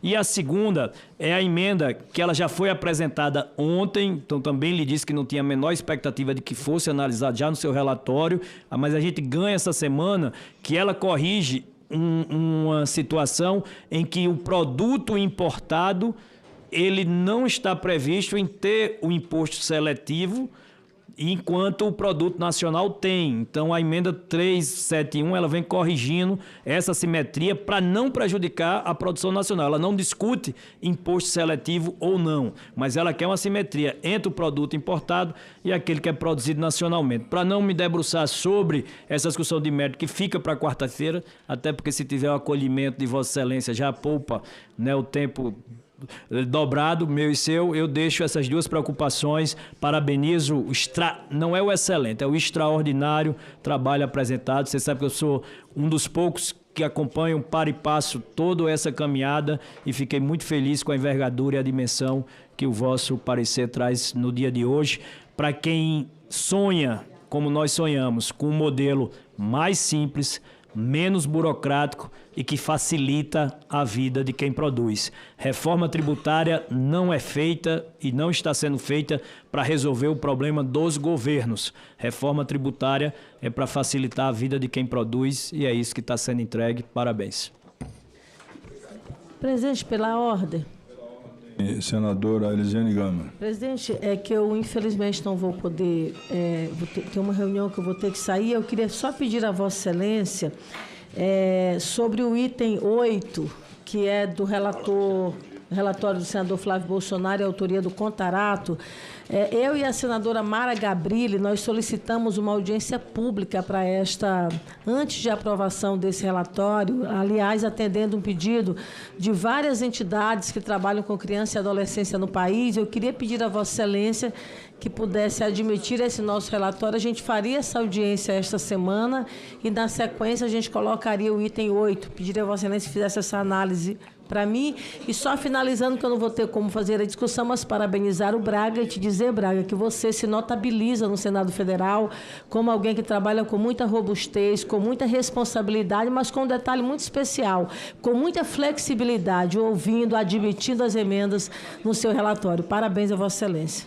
Senadora Elisiane Gama, o senador Flávio Bolsonaro pediu a retirada de pauta do projeto, atendendo esse apelo de Vossa Excelência e também da senadora Mara para uma discussão. Eu não vou colocar o requerimento de que Vossa Excelência pede agora, para não interromper a discussão, mas numa próxima a gente pode debater e, inclusive, aprovar o requerimento, como ele pediu para retirar, para ouvir, inclusive, as razões de Vossa Excelência e da senadora Mara.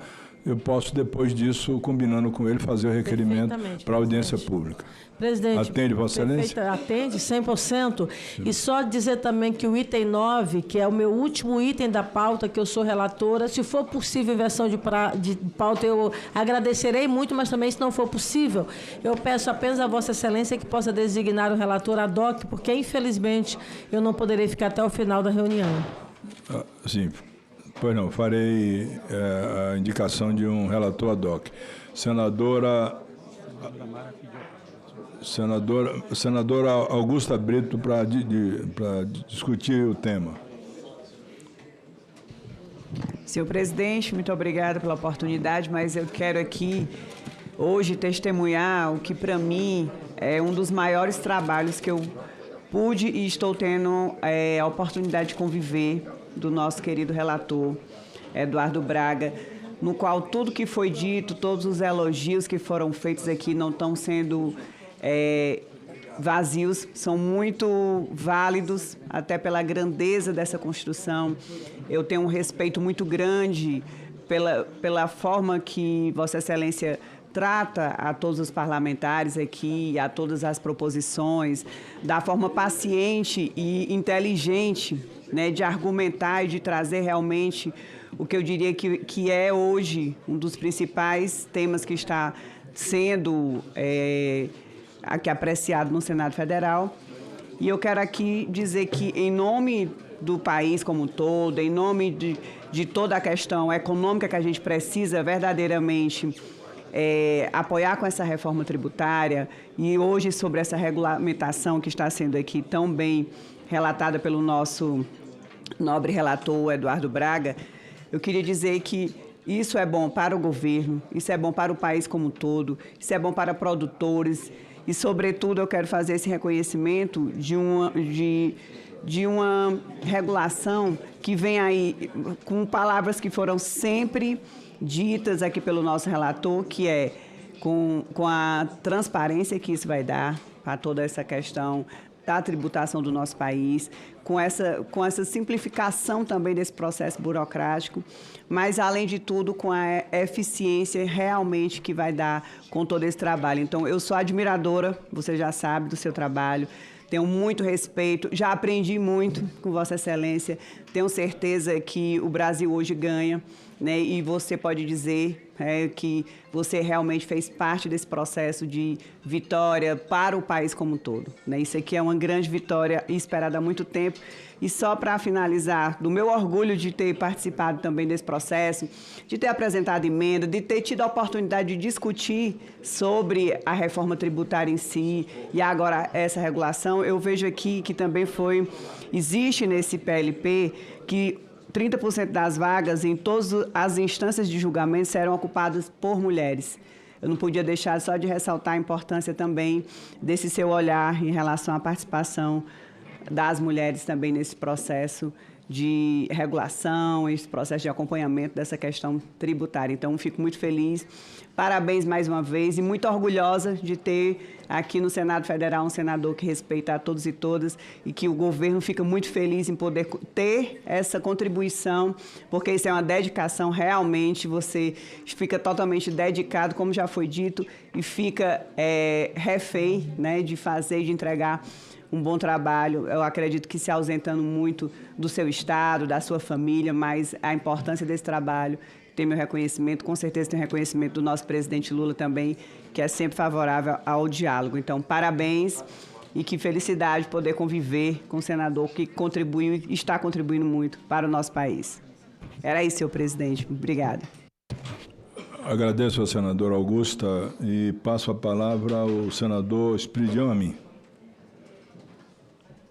Presidente, ficando bem claro que nós vamos aproveitar da melhor maneira possível esse espaço, que pode ser de uma semana, pelo menos presume-se, eu não posso deixar de também cumprimentar o senador Eduardo Braga pelo esforço que vem fazendo em torno de uma causa que se discute há 40 anos, né? E tem o mérito de ter sido uma reforma tributária parida, né, gestada em pleno vigor da democracia, o que a torna realmente um fenômeno legislativo que nós temos que celebrar. Quanto a ressalvas tais ou quais, emendas satisfeitas ou não, isso eu acho que faz parte do cenário democrático. Mas eu queria cumprimentá-lo, acho que no ponto que Vossa Excelência enfatizou, eu também enfatizei, que é a questão do comitê, de não criarmos aí mais uma instância judicial, administrativa, política e lobística, né, que acompanha a democracia também. Então, ressalvados os destaques, os meus cumprimentos, que são incondicionais, e aos destaques nós iremos com a mesma convicção que embala as missões de cada um de nós, né? Agradeço pela aceitação das emendas e vou continuar lutando por aquelas que eu considero justas e meritórias. Muito obrigado. Senador Exalci, depois a senadora Dorinha e depois o senador Moro. Presidente, eu só quero parabenizar o relator. Eu sei o trabalho hercúleo que foi feito, né? Realmente essa matéria é uma matéria muito complexa. Eu tive o privilégio de acompanhá-la desde ainda como deputado durante anos e anos. Então, de qualquer forma, a gente chega aí com um produto muito importante para o país. Agradecer também o acolhimento das emendas, foram 8 emendas acatadas, ressalvado aqui um ou outro destaque, nós vamos ainda conversar, não é? Mas não poderia deixar aqui de realmente parabenizá-lo pelo esforço, pelo trabalho, pela competência que Vossa Excelência exerceu, ouvindo todos os segmentos, muitas audiências públicas. Então, parabenizo e torço para que a gente possa votar essa matéria, ressalvado alguns destaques, mas que a gente possa votar logo. Obrigado. Senadora Dorinha. Bom, boa tarde, bom dia, presidente. Eu entendo que a discussão não vai ser encerrada hoje, em virtude da complexidade do texto, mas gostaria de destacar, assim, numa apresentação inicial, essa preocupação, primeiro, da coerência e da unidade, uma vez que o relator vem acompanhando o tema. Uma das grandes preocupações que eu tinha em relação ao comitê é essa questão da organização, porque é complexo, pacto federativo, a independência, a relação entre os entes públicos e logicamente, com a área privada, que é quem mantém a economia rodando. Então, assim, vou me debruçar, mas quero já inicialmente parabenizar pelo grande trabalho e a disposição de ouvir. E como líder da bancada feminina, não poderia deixar de observar o avanço que já traz ao texto sobre a questão no mínimo os 30% de participação das mulheres. Esse foi um projeto que nós votamos, recente, e, logicamente, aqui é já a inovação presente nesse cuidado, né, com a participação feminina. No conjunto do texto, acho que houve grandes avanços e que permite essa segurança, porque, como o líder Efraim falou, a questão do Custo Brasil tem muito a ver com isso. A segurança jurídica, as regras claras. Obviamente, um projeto dessa complexidade vai exigir, ao longo da implementação, ajustes necessários. Mas quero parabenizar a Vossa Excelência pelo trabalho. Agradeço a senadora Dorinha. O senador Moro, o senador Rogério Carvalho era o segundo inscrito. Me pede para falar agora o que ele tinha, outro que Vossa Excelência permitir, o senador Rogério Carvalho, depois o senador Moro. Agradeço a Vossa Excelência. Presidente, muito obrigado pela antecipação. Eu queria agradecer também ao senador Moro por essa deferência. E eu quero, senador Eduardo Braga, aqui nesta casa a gente convive com vários senadores, senadoras. É um privilégio para nós todos compartilhar a convivência e conviver com pessoas, na sua grande maioria, do mais alto nível, com muita competência, muita história de vida e muitas qualidades. Eu quero dizer que Vossa Excelência é admirável e a sua inteligência, a sua capacidade de trabalho, a sua capacidade de fazer leitura em diversos momentos de tensão, de criatividade que necessita criatividade, ou seja, Vossa Excelência é um excelente parlamentar que só faz sentido a gente perder a presença de Vossa Excelência nesta casa se for para um bem maior, que é cuidar do povo do estado do Amazonas, que é a sua paixão. E quero também dizer que o povo do Amazonas, do estado do Amazonas, deve a Vossa Excelência e ao senador Omar Aziz a condição da Zona Franca de Manaus. Eu sou testemunha viva do empenho, do trabalho, da luta permanente para garantir a continuidade da Zona Franca de Manaus, e o mundo precisa ter clareza do que aquilo importa para a preservação ou para a área de maior preservação do mundo, que é a Amazônia e que é o estado do Amazonas. Portanto, eu fico muito feliz de falar essas coisas para Vossa Excelência, falar publicamente isso, porque a gente às vezes não tem esta oportunidade de declarar o imenso carinho, respeito e amor que a gente tem pelos colegas. E Vossa Excelência, como vários aqui, tem essas características, essas qualidades, essa habilidade. Com relação à reforma tributária, eu era presidente do Sindicato dos Médicos de Campinas, o Fernando Henrique era presidente da República, e uma das coisas que a gente discutia era uma tal de uma reforma tributária, uma reforma fiscal, né? E a gente, neste período, está conseguindo realizar este sonho, que não é da nossa geração, mas é a realização e é a aprovação de um projeto que não vai impactar somente para quem está vivo, mas para quem vai viver. E esperamos que muitas gerações possam viver sob este território. Mas é um marco muito importante na história da institucionalidade brasileira, do Estado brasileiro e do povo brasileiro, esta reforma tributária. Nós vamos dar transparência, nós vamos ser um dos países do mundo com a melhor estrutura tributária do mundo e com a possibilidade da gente ter 100% dessa operação complexa com um país desse tamanho, com 27 unidades federadas, sendo totalmente digital, ou seja, praticamente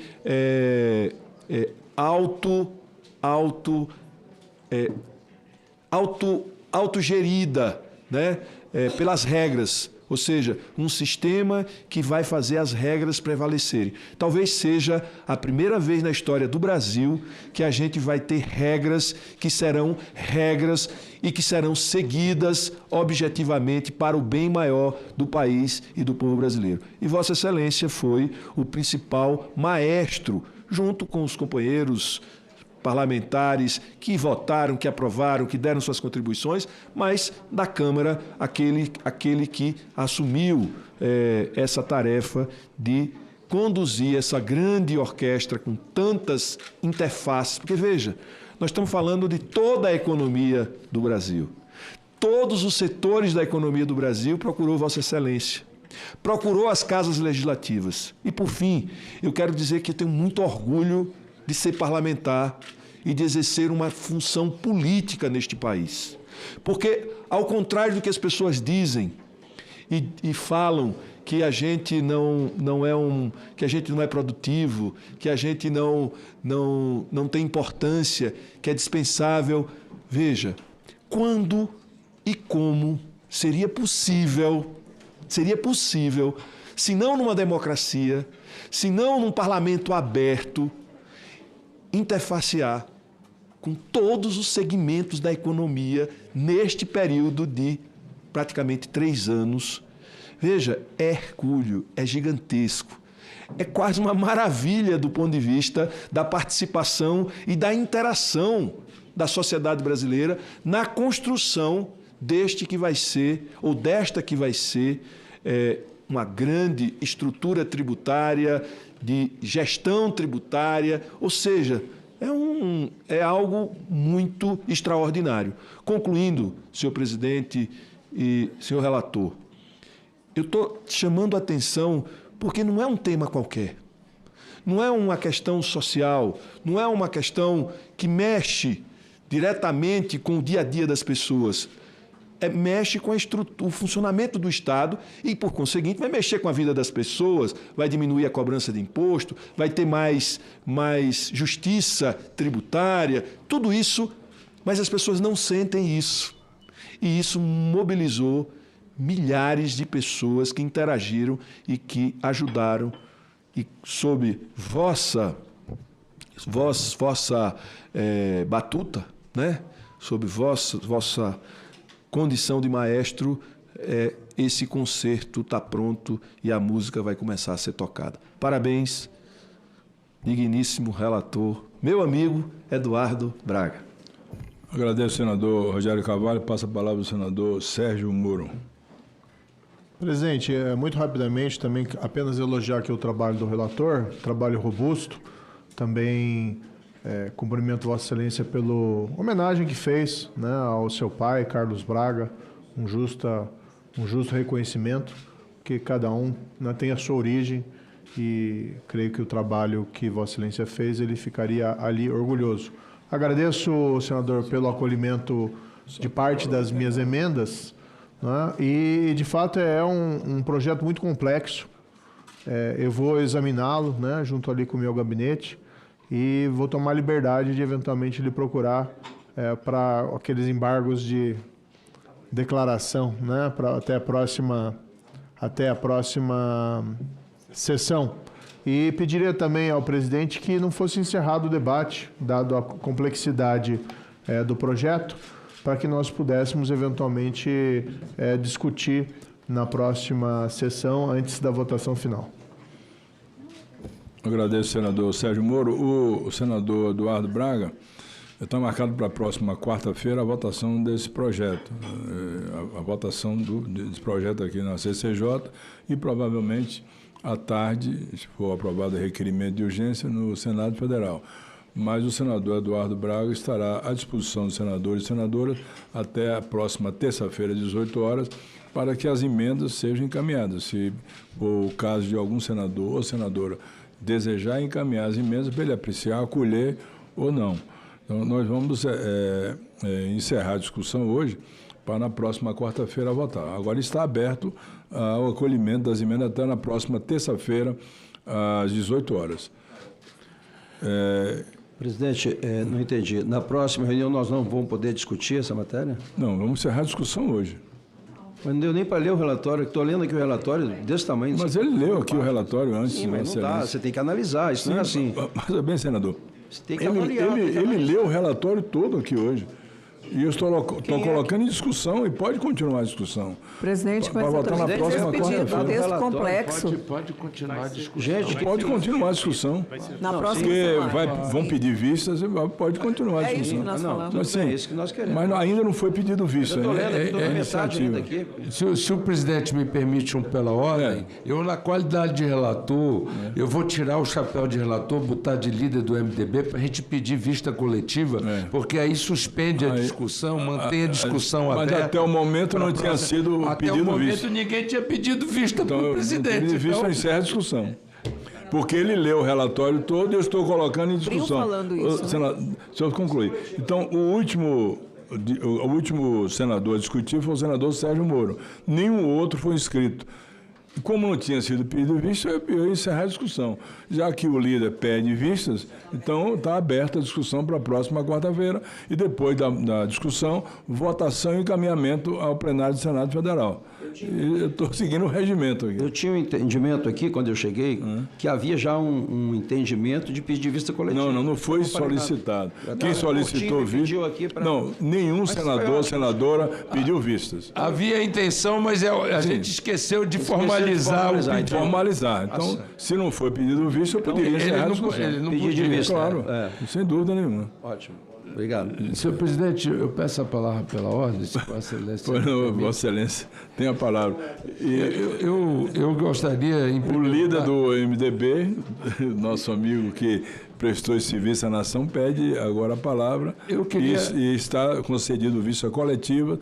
Votaremos a discussão na próxima quarta-feira, encerrar a discussão, votação e encaminhamento ao plenário do Senado Federal. Primeiro, eu queria agradecer muito a Vossa Excelência e agradecer a cada um e a cada uma dos senhores e senhoras senadores pela confiança e pelas palavras aqui proferidas. Mas eu acho importante dizermos ao povo brasileiro que está nos assistindo que esta reforma que está se encaminhando finalmente para a sua última votação, do último passo, ela é uma reforma, como disse o nosso eminente líder Rogério Carvalho, que traz benefícios ao consumidor brasileiro, traz benefícios ao setor produtivo brasileiro. Um exemplo disso é a questão da nossa indústria nacional.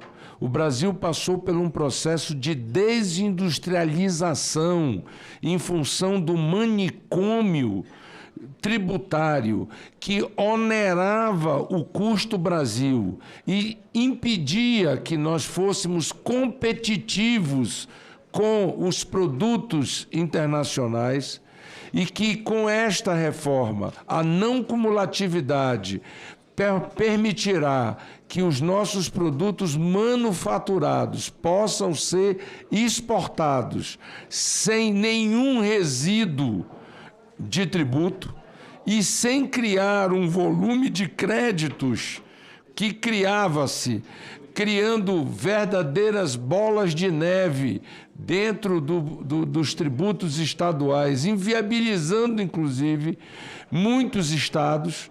Isso tudo está sendo resolvido. Mas para a Dona Maria, para o seu João, para o seu Joaquim, para o seu Antônio, para o seu Carlos. O que vai ser muito importante é que ele não vai mais pagar imposto no arroz, no feijão, ele não vai pagar imposto na carne, ele não vai pagar imposto no frango, ele não vai pagar imposto no transporte coletivo urbano, ele não vai pagar imposto para quem é do CadÚnico, terá um novo mecanismo que é o cashback. Nós estamos invertendo a lógica do imposto da origem para o destino, que era um dos grandes desafios da economia brasileira, e nós conseguimos fazer isso em regime democrático, em equilíbrio com a federação, numa busca de consenso, e tudo isso só foi possível graças ao amplo diálogo que se estabeleceu entre os diversos entes da Federação Brasileira, independentemente de cor partidária, independentemente de ideologia, independentemente de posições políticas partidárias. Eu me reuni com 100% dos governadores do Estado brasileiro. 100% dos governadores. E não me reuni uma vez, me reuni várias vezes. O Senado da República promoveu, na presidência do senador Rodrigo Pacheco, fazendo justiça ao senador Rodrigo Pacheco, sessões temáticas no plenário do Senado da República, tanto para governadores quanto para prefeitos, dando espaço tanto à Confederação Nacional dos Municípios quanto à Frente Nacional dos Prefeitos, para que nós pudéssemos ouvir os entes federativos. Portanto, nós ouvimos o setor produtivo, nós ouvimos os consumidores, nós ouvimos o setor público brasileiro, nós ouvimos as instâncias dos fiscos brasileiros, nós ouvimos o fisco municipal, o fisco estadual, o fisco da União, nós reunimos com os procuradores, com os auditores fiscais, nós tivemos reuniões inúmeras, e horas e horas e horas e horas e horas e horas de debate, de convencimento, e quando não chegávamos ao entendimento, como na democracia se recomenda, nós decidíamos no voto. Havia o destaque da matéria, a matéria ia a votos e nós votávamos a matéria. E aqueles que tinham a maioria, que representavam pelo voto direto, todos aqui somos representantes pelo voto direto do cidadão, porque somos cargos majoritários. O senador Otto Alencar aqui está pela maioria dos votos do Estado da Bahia. O senador Sérgio Moro está aqui pela maioria dos votos do Paraná. O senador Renan está aqui pela maioria dos votos do Estado de Alagoas. E assim sucessivamente, senadora Dorinha e cada um dos seus senadores e senadoras, que representantes, portanto, pelo voto direto, na democracia direta, deliberaram em destaque pautas que nós muitas vezes não acreditávamos que seria possível encontrar um equilíbrio federativo. E encontramos. Esse é o grande milagre que a arte da boa política promove na democracia. Quando o regime das maiorias obedece e respeita o direito das minorias, onde não há intransigência, onde o diálogo é permanente e é construtivo. Portanto, eu quero aqui agradecer muito as palavras, quero me colocar aqui à disposição dos senadores, a partir de hoje à tarde, à disposição para os senadores que quiserem me procurar. Eu estarei aqui hoje o dia todo, estarei à noite, amanhã ficarei até às 4 horas da tarde aqui em Brasília, à disposição dos senadores. Chegarei na segunda-feira, ao meio-dia, em Brasília, ficarei de meio-dia até a hora que for necessário, né? Vou fazer. Agora, peço encarecidamente que a decisão do presidente Otto de que as emendas parem de serem apresentadas na terça-feira, porque senão eu não terei tempo, porque nós estamos agora tratando de matérias que têm repercussão técnica, administrativa, jurídica e federativa. Portanto, nós teremos que ouvir os especialistas para que nós não cometamos nenhum tipo de equívoco em algo que é fundamental para funcionar. A reforma que nós construímos, ela só vai ser exitosa se o PLP 108 for o mais correto e o mais perfeito possível numa obra humana. Justiça tributária e eficiência para que ela possa rodar num split payment. Eu quero aqui, ao encerrar, dizer o seguinte: senhores senadores, senhoras senadoras, brasileiros que nos assistem, o modelo de reforma tributária que a democracia brasileira aprovou, ele não tem similitude no mundo. Nós criamos um sistema dual único para consumo.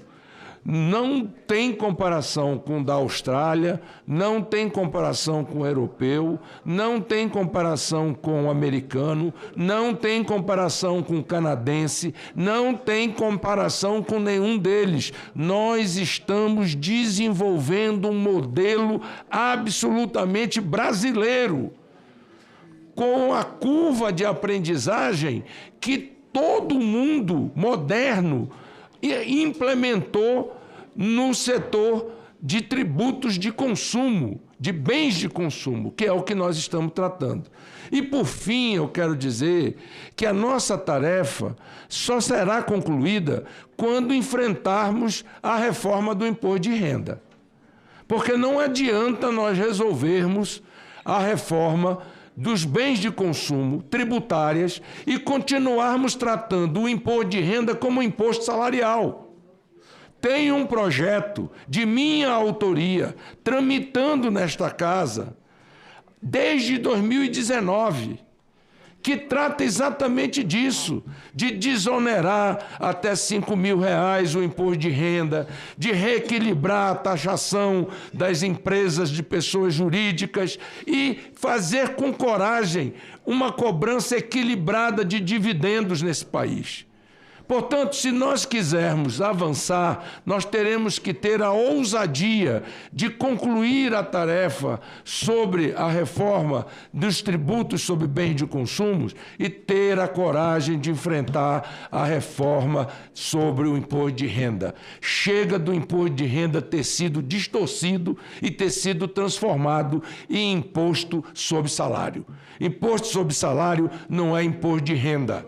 Desculpe-me, é uma falta de coerência o sistema tributário brasileiro tributar injustamente salário e não tributar renda, e não tributar patrimônio. E isso precisa ser enfrentado pelo Congresso Nacional para que nós possamos concluir a construção de um Brasil moderno na área tributária, para que a economia cresça, gere emprego, renda de forma sustentável. Muito obrigado, presidente Otto, e eu estou à disposição dos senhores senadores e senhoras senadoras até terça-feira, às 18 horas. Quero concordar e parabenizar o senador Eduardo Braga. Foi pedido visto, nós voltaremos na próxima quarta-feira, no mesmo horário, às 9 horas, reabrindo como primeiro item da pauta essa matéria. E nós vamos agora para o item 3, que vem um projeto que vem da Comissão de Segurança Pública, e o senador Alessandro Vieira é o relator, a quem eu passo a palavra. Obrigado. Obrigado, senhor presidente.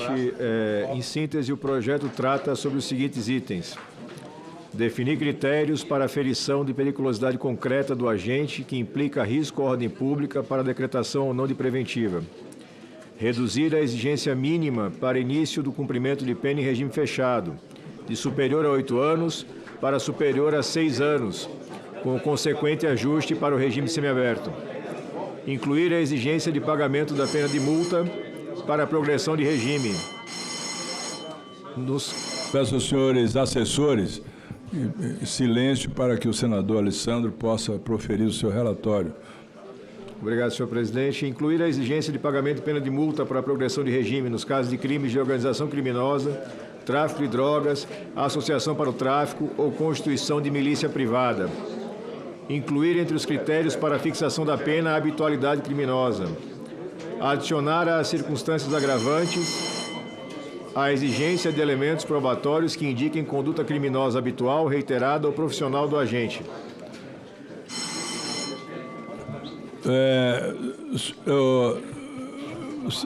Eu gostaria que os assessores, o senhor Bernardo Api, Vossa Excelência, Vossa Senhoria poderia discutir lá fora, porque o senador está relatando a matéria e é necessário silêncio no plenário. Eu agradeço a Vossa Senhoria por discutir esse tema lá na sala anexa, por favor. Senador Alessandro.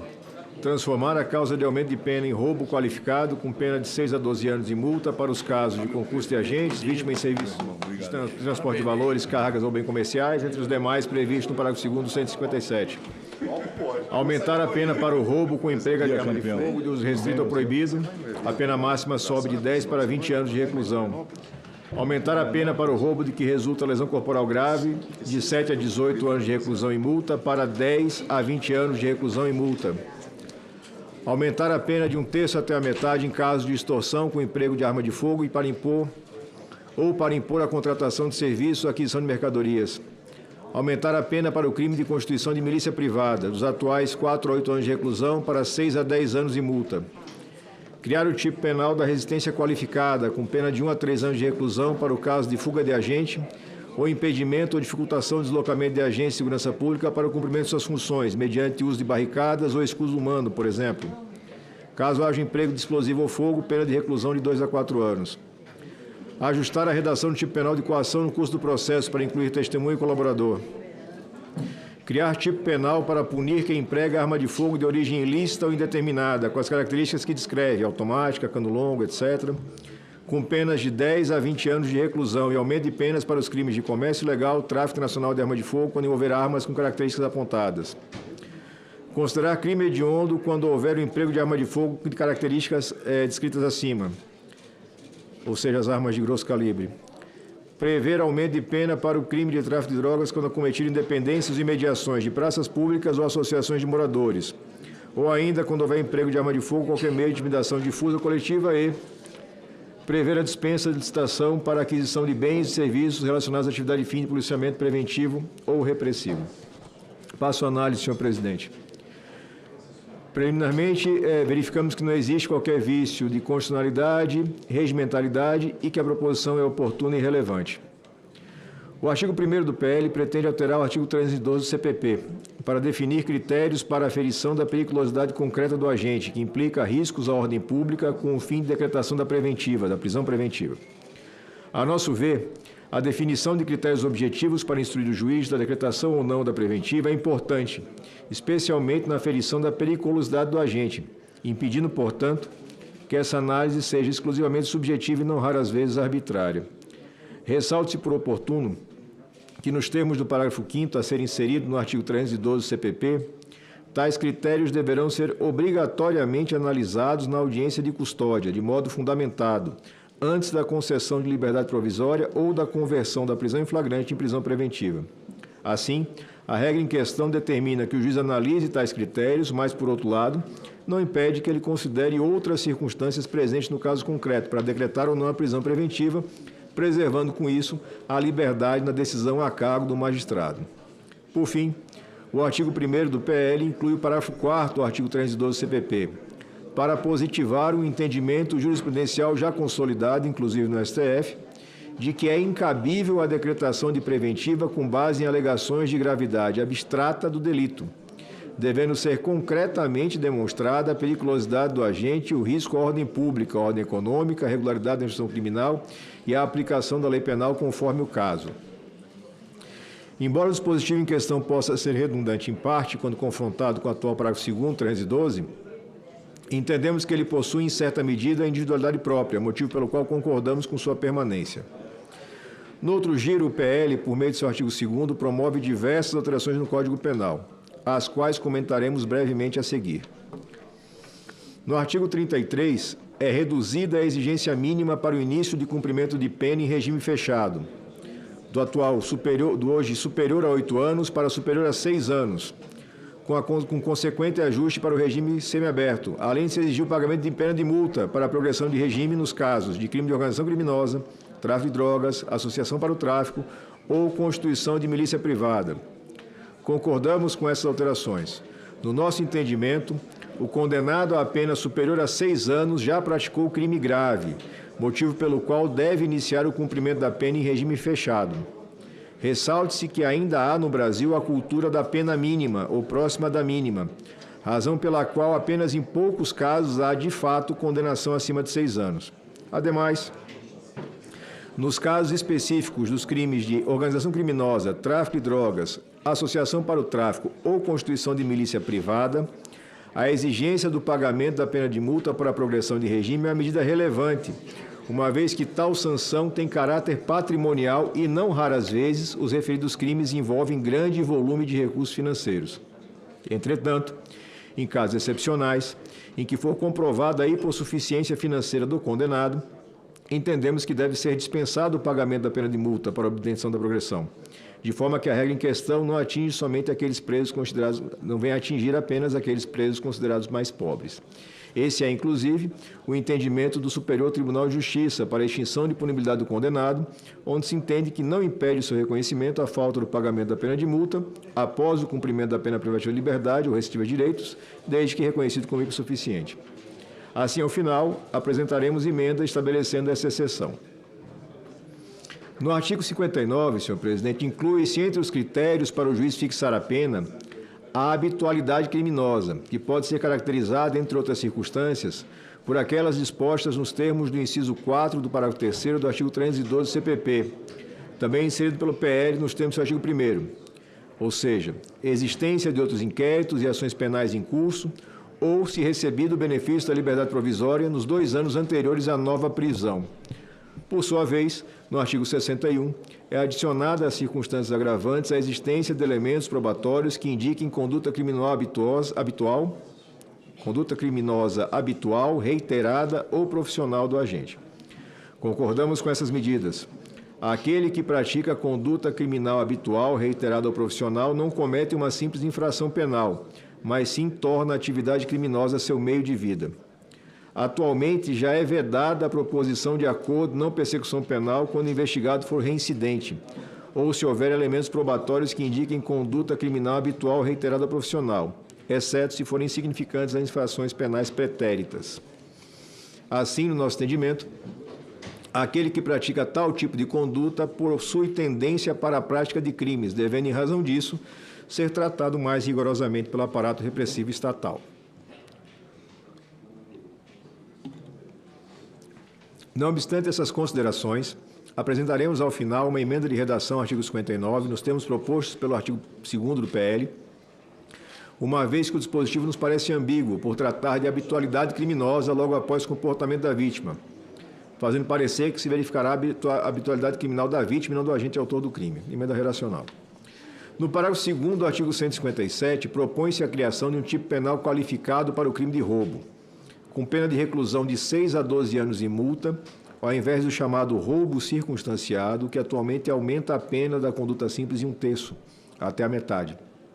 Ademais, altera a redação do atual inciso 3 do referido dispositivo para torná-la mais ampla, ou seja, se a vítima está a serviço de transporte de valores em espécie, cargas, bens ou produtos com valor econômico ou comercial e o agente conhece tal circunstância. Por sua vez, nos parágrafos 2b, 2º e 3º do artigo 157, cria-se também o tipo penal qualificado para o roubo com emprego de arma de fogo de uso restrito ou proibido, com pena de reclusão de 8 a 20 anos e multa, bem como se aumenta a pena do roubo de que resulte lesão corporal grave, de 7 a 18 anos de reclusão e multa, passaria para 10 a 20 anos de reclusão e multa. estamos de acordo com a criação dos tipos penais qualificados. No parágrafo 2º do artigo 157, somente com a aplicação do aumento de pena máximo é que a majoração atual poderia superar o tipo penal qualificado proposto. Por sua vez, no parágrafo 2º-B, não há qualquer alteração na quantidade de pena a ser aplicada. Entretanto, no nosso entendimento, a criação de um tipo penal qualificado confere uma maior prevenção geral ao delito, sendo que, neste último dispositivo, apresentaremos uma emenda de redação para incluir o regime de reclusão, que foi omitido na proposta original. Outrosim, estamos de acordo com o aumento de pena para o roubo de que resulte lesão corporal grave, que é uma conduta evidentemente reprovável, com consequências muitas vezes definitivas para a vítima, bem como pela ampliação do escopo do atual inciso 3 do parágrafo 2º do artigo 157 para abranger transporte de cargas, bens ou outros produtos com valor econômico ou comercial. No artigo 158, aumenta-se a pena de 1/3 até a metade em caso de extorsão com emprego de arma de fogo ou para impor a contratação de serviços ou aquisição de mercadorias. Concordamos com as alterações propostas que, além de incluírem na causa de aumento de pena a extorsão com a finalidade de impor a contratação de serviços ou aquisição de mercadorias, restringem a redação do atual parágrafo 1º do artigo 158 para o emprego de arma de fogo e não qualquer arma. Uma omissão do projeto que nos parece bastante relevante diz respeito ao tratamento penal do crime de receptação. Trata-se de um delito que, conquanto formalmente não se verifique o uso de violência, na prática, ou o produto é proveniente de roubo ou ao menos de furto qualificado. O tratamento penal muito benéfico, especialmente o parágrafo 3º do artigo 180, cria uma série de dificuldades para a efetiva repressão penal da criminalidade patrimonial, razão pela qual sugerimos a majoração das penas do caput, que passaria de 1 a 4 para 2 a 6, e do citado parágrafo 3º, que passaria de 1 mês a 1 ano para de 1 a 5 anos de reclusão. Com referidas penas máximas, o crime passa a admitir a decretação de preventiva, razão pela qual sugerimos emenda nesse sentido. No artigo 288-A, aumenta-se a pena para o crime de constituição de milícia privada, de 4 a 8 anos de reclusão para 6 a 10, e multa, o que consideramos uma medida acertada, tendo em vista a gravidade do crime. No artigo 329, altera-se o preceito secundário da conduta simples, previsto no caput, para informar que a pena é aplicada cumulativamente à pena decorrente da violência. Além disso, cria-se o tipo da resistência qualificada, com pena de reclusão de 1 a 3 anos para o caso de fuga do agente ou impedimento ou dificultação dos deslocamentos da agente de segurança pública para o cumprimento de suas funções, mediante o uso de barricadas ou escudos humanos, por exemplo. Nesse último caso, se houver uso de fogo ou explosivo, a pena passa a ser de reclusão de 2 a 4 anos. Estamos de acordo com as mudanças propostas, as quais, no nosso entendimento, aperfeiçoam um tipo penal qualificado do crime de resistência para abranger circunstâncias mais gravosas que estão presentes no dia a dia das nossas polícias no ato de efetuar prisões. Entretanto, apresentaremos 2 emendas de redação. A primeira para trocar a expressão agente por autor, prevista no inciso 2 do parágrafo 1º, para não confundir com a expressão agente da segurança pública, que consta logo em seguida no inciso 3, e a segunda para retirar a expressão além da pena decorrente da violência do preceito secundário, uma vez que ela já está prevista no parágrafo 3º do mesmo artigo. No caput do artigo 344, ajusta-se a redação do tipo penal de coação no curso do processo para incluir a testemunha e o colaborador. Ademais, no parágrafo único do mesmo dispositivo, acrescenta-se causa de aumento de pena se o processo envolver crime contra a dignidade sexual, sem prejuízo das penas correspondentes ao crime mais grave.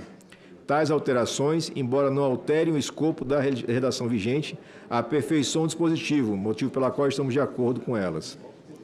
Por sua vez, no artigo 3º do PL, é proposta a criação do artigo 16A, bem como alterações nos artigos 17 e 18 no Estatuto do Desarmamento, com a finalidade de criar tipo penal para punir a conduta de quem, na prática de crime, emprega arma de fogo de origem ilícita ou indeterminada, com as características que descreve, arma automática, de cano longo, etc., com penas de 10 a 20 anos de reclusão, bem como de aumentar as penas para os crimes de comércio ilegal e tráfico internacional de armas de fogo, quando envolver armas com as características apontadas. Ademais, na forma do artigo 4º do PL, inclui-se o novo crime tipificado no 16A no rol dos crimes hediondos. Sobre esse assunto, senhor presidente e colegas, é importante ressaltar que o Anuário Brasileiro de Segurança Pública, já em 2020, chamava a atenção para o fato de que, apesar dos sistemas gerenciados pela Polícia Federal e pelo Exército destinarem-se, em tese, para monitorar toda a vida das armas de fogo, desde a fabricação até a sua destruição, se for o caso, incluindo nesse caminho todos os seus proprietários e as ocorrências em que estejam envolvidas, as pesquisas feitas no Brasil com a finalidade de rastrear a origem das armas de fogo apreendidas sempre se deparam com obstáculos, normalmente relacionados a falhas no SIGMA, que é o Sistema de Gerenciamento Militar de Armas. Por ser um sistema mais fechado e inacessível, as próprias polícias muitas vezes não conseguem saber se uma determinada arma está registrada lá. É uma crítica que o Anuário vem fazendo reiteradamente ao longo dos últimos anos e que diz respeito à diferença gritante entre as armas apreendidas pelas polícias e os registros das apreensões nos sistemas. Os números simplesmente não batem. Diante desse buraco negro, o PL vai bem ao prever punição mais rigorosa quando há emprego de arma de origem ilícita ou indeterminada.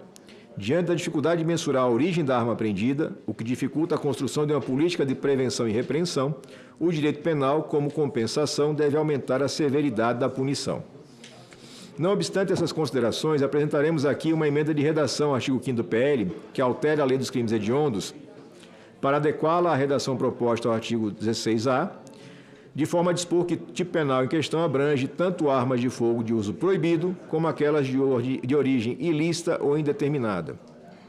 No outro giro, o artigo 5º do PL tem como objetivo propor causa de aumento de pena para diversos crimes previstos na Lei 11.343 de 2006, a Lei Antidrogas, que comete quando cometidos nas dependências ou imediações de praças públicas ou de associações de moradores, ou ainda quando houver emprego de arma de fogo ou qualquer processo de intimidação difuso ou coletivo. No caso do emprego de arma de fogo, exclui expressamente a abrangência da causa de aumento de pena, a conduta do artigo 16A, hipótese em qual haverá concurso material de crimes. Estamos de acordo com as alterações em questão, que, a nosso ver, aperfeiçoam a lei de drogas, previnem e combatem de forma mais rigorosa o tráfico. E, finalmente, o artigo 6º do PL propõe alteração no artigo 75 da Lei 14.133 de 21, a Lei de Licitações, para prever a dispensa de licitação para aquisição de bens e serviços relacionados à atividade fim de policiamento preventivo ou repressivo. Estamos de acordo com essa alteração. É possível constatar uma forte reconfiguração do modus operandi dos crimes contra o patrimônio, o que teve início com o isolamento social imposto pela pandemia da Covid em 2020. Essa tendência é marcada pela substituição dos roubos por modalidades como estelionatos e crimes virtuais, golpes virtuais. Assim, esse novo cenário demanda maior aptidão institucional para a investigação tecnológica, o que significa reduzir a tendência de muitas polícias civis de buscar fortalecer apenas o lado operacional em detrimento da dimensão investigativa. O Brasil precisa hoje articular esforços para conter essa nova configuração dos crimes patrimoniais, na medida em que é ela quem financia o crime organizado e fortalece o poder de facções e milícias. Por essas razões, parece-nos acertada a alteração na Lei de Licitações para acelerar e facilitar a aquisição de tecnologia para investigações mais eficientes. Entretanto, para garantir uma transparência mínima e, consequentemente, o controle da rigidez da dispensa, alteraremos o parágrafo 8º do 75 da Lei de Licitações, no termo proposto, para prever que as informações essenciais de contratação devem ser disponibilizadas em meio eletrônico de acesso público e resguardado o sigilo nos casos legalmente justificados.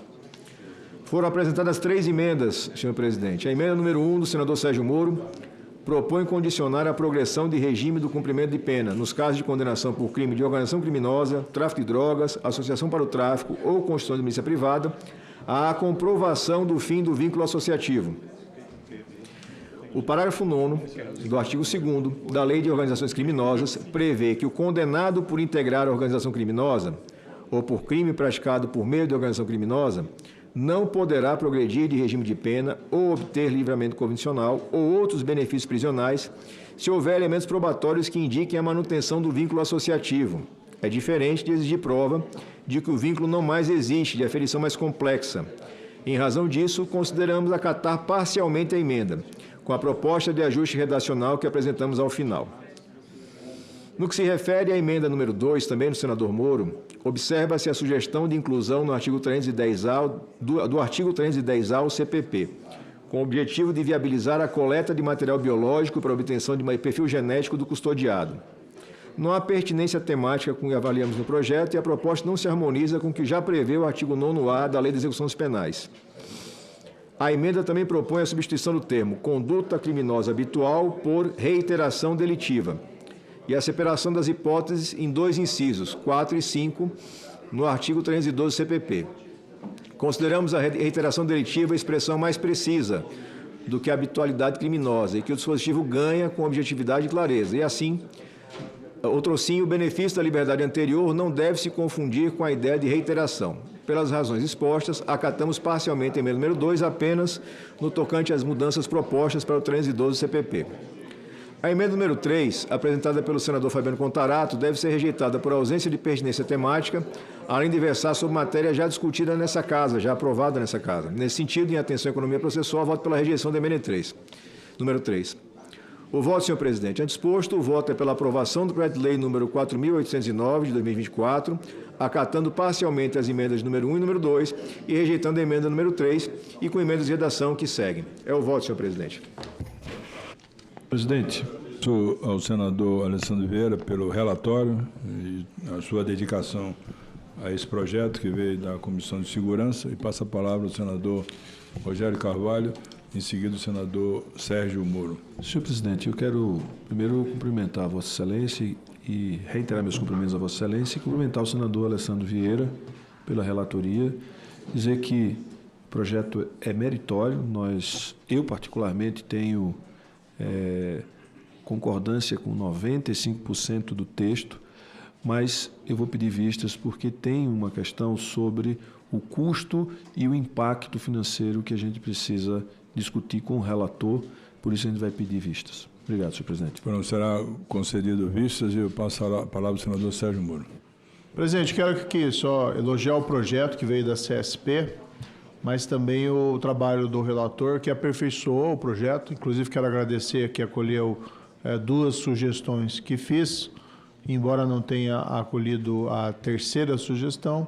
Entendo aí que faz parte, né, do relatório. E o projeto, no fundo, a gente precisa deixar mais rigorosa a legislação penal e processual penal. Nós estamos vendo uma escalada da criminalidade no país, uma escalada do crime organizado, e o projeto pontualmente aborda 2 problemas centrais, que um deles é a audiência de custódia, que hoje, infelizmente, se tornou uma porta giratória para criminosos.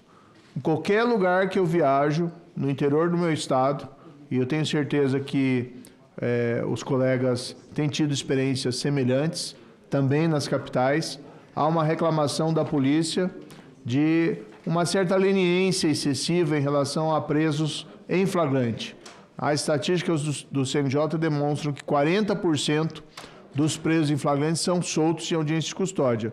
Claro que tem, não dá para dizer que as solturas são todas indevidas, mas sempre tem aqueles casos mais escabrosos, né, no qual alguém que foi preso em flagrante por um crime violento, alguém que foi preso em flagrante em circunstâncias que apontam que é membro de uma organização criminosa, tem até aqueles casos que viram anedóticos, né, se não fossem trágicos, de alguém que é preso pela manhã em flagrante, solto, e à tarde já comete um novo delito, é preso novamente. Então precisa ter realmente critérios mais rigorosos para essas solturas. O relator acertou aqui ao colocar das recomendações, que prisão preventiva obrigatória provavelmente teria problemas ali de passar no teste de constitucionalidade. E um outro aspecto também que o relator acolheu e, a meu ver, é bastante pertinente, é a questão da progressão de regime. Dificultar e tornar mais rigoroso, né? Primeiro reduzindo aí de 8 para 6 anos o início do regime fechado. É importante isso, até porque existe uma cultura, de fato, de fixação de pena mínima na dosimetria da pena. E 2, aí uma sugestão que eu coloquei, e que os juízes, na verdade, até já tem na lei, os juízes precisam começar a cumprir, embora houve uma ampliação aqui na proposição que o relator acolheu. Quem está preso, cumprindo pena, e mantém vínculo com o crime organizado, não tem direito à progressão de regime.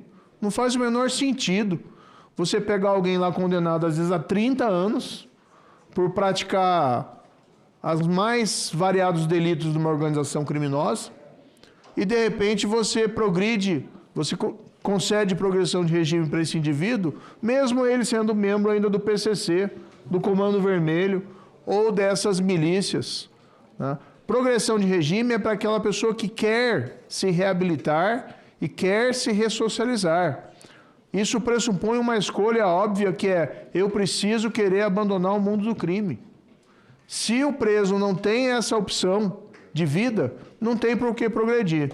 E aí o projeto deixa claro que, se houver indicativos de que se mantém o vínculo com o crime organizado, não tem direito à progressão de regime. Aí que cumpra os 30 anos preso. Não faz o menor sentido nós liberarmos antecipadamente para regimes menos gravosos pessoas que mantêm vínculo com organizações criminosas. Então precisa um pouco de uma análise mais individualizada do juiz de execução penal no momento da progressão de regime. E não é impossível. Eu falo aqui por experiência própria. Eu fui juiz corregedor do Presídio Federal de Catanduvas, que foi o primeiro presídio federal de segurança máxima, e nós lá, senador Marcos Rogério, fazíamos uma análise criteriosa para saber se o indivíduo que foi encaminhado para lá, que já foi encaminhado porque normalmente era membro do crime organizado, e vinham com pedido de progressão de regime, se nós não estivéssemos seguros de que havia um rompimento desse vínculo, se havia indicativos de que o vínculo estava mantido, eu não concedia progressão de regime. Para que eu vou conceder progressão de regime para Fernandinho Beiramar, Marcola, na época Elias Maluco, Marcinho VP? Não concedíamos, ainda que o requisito objetivo fosse alcançado.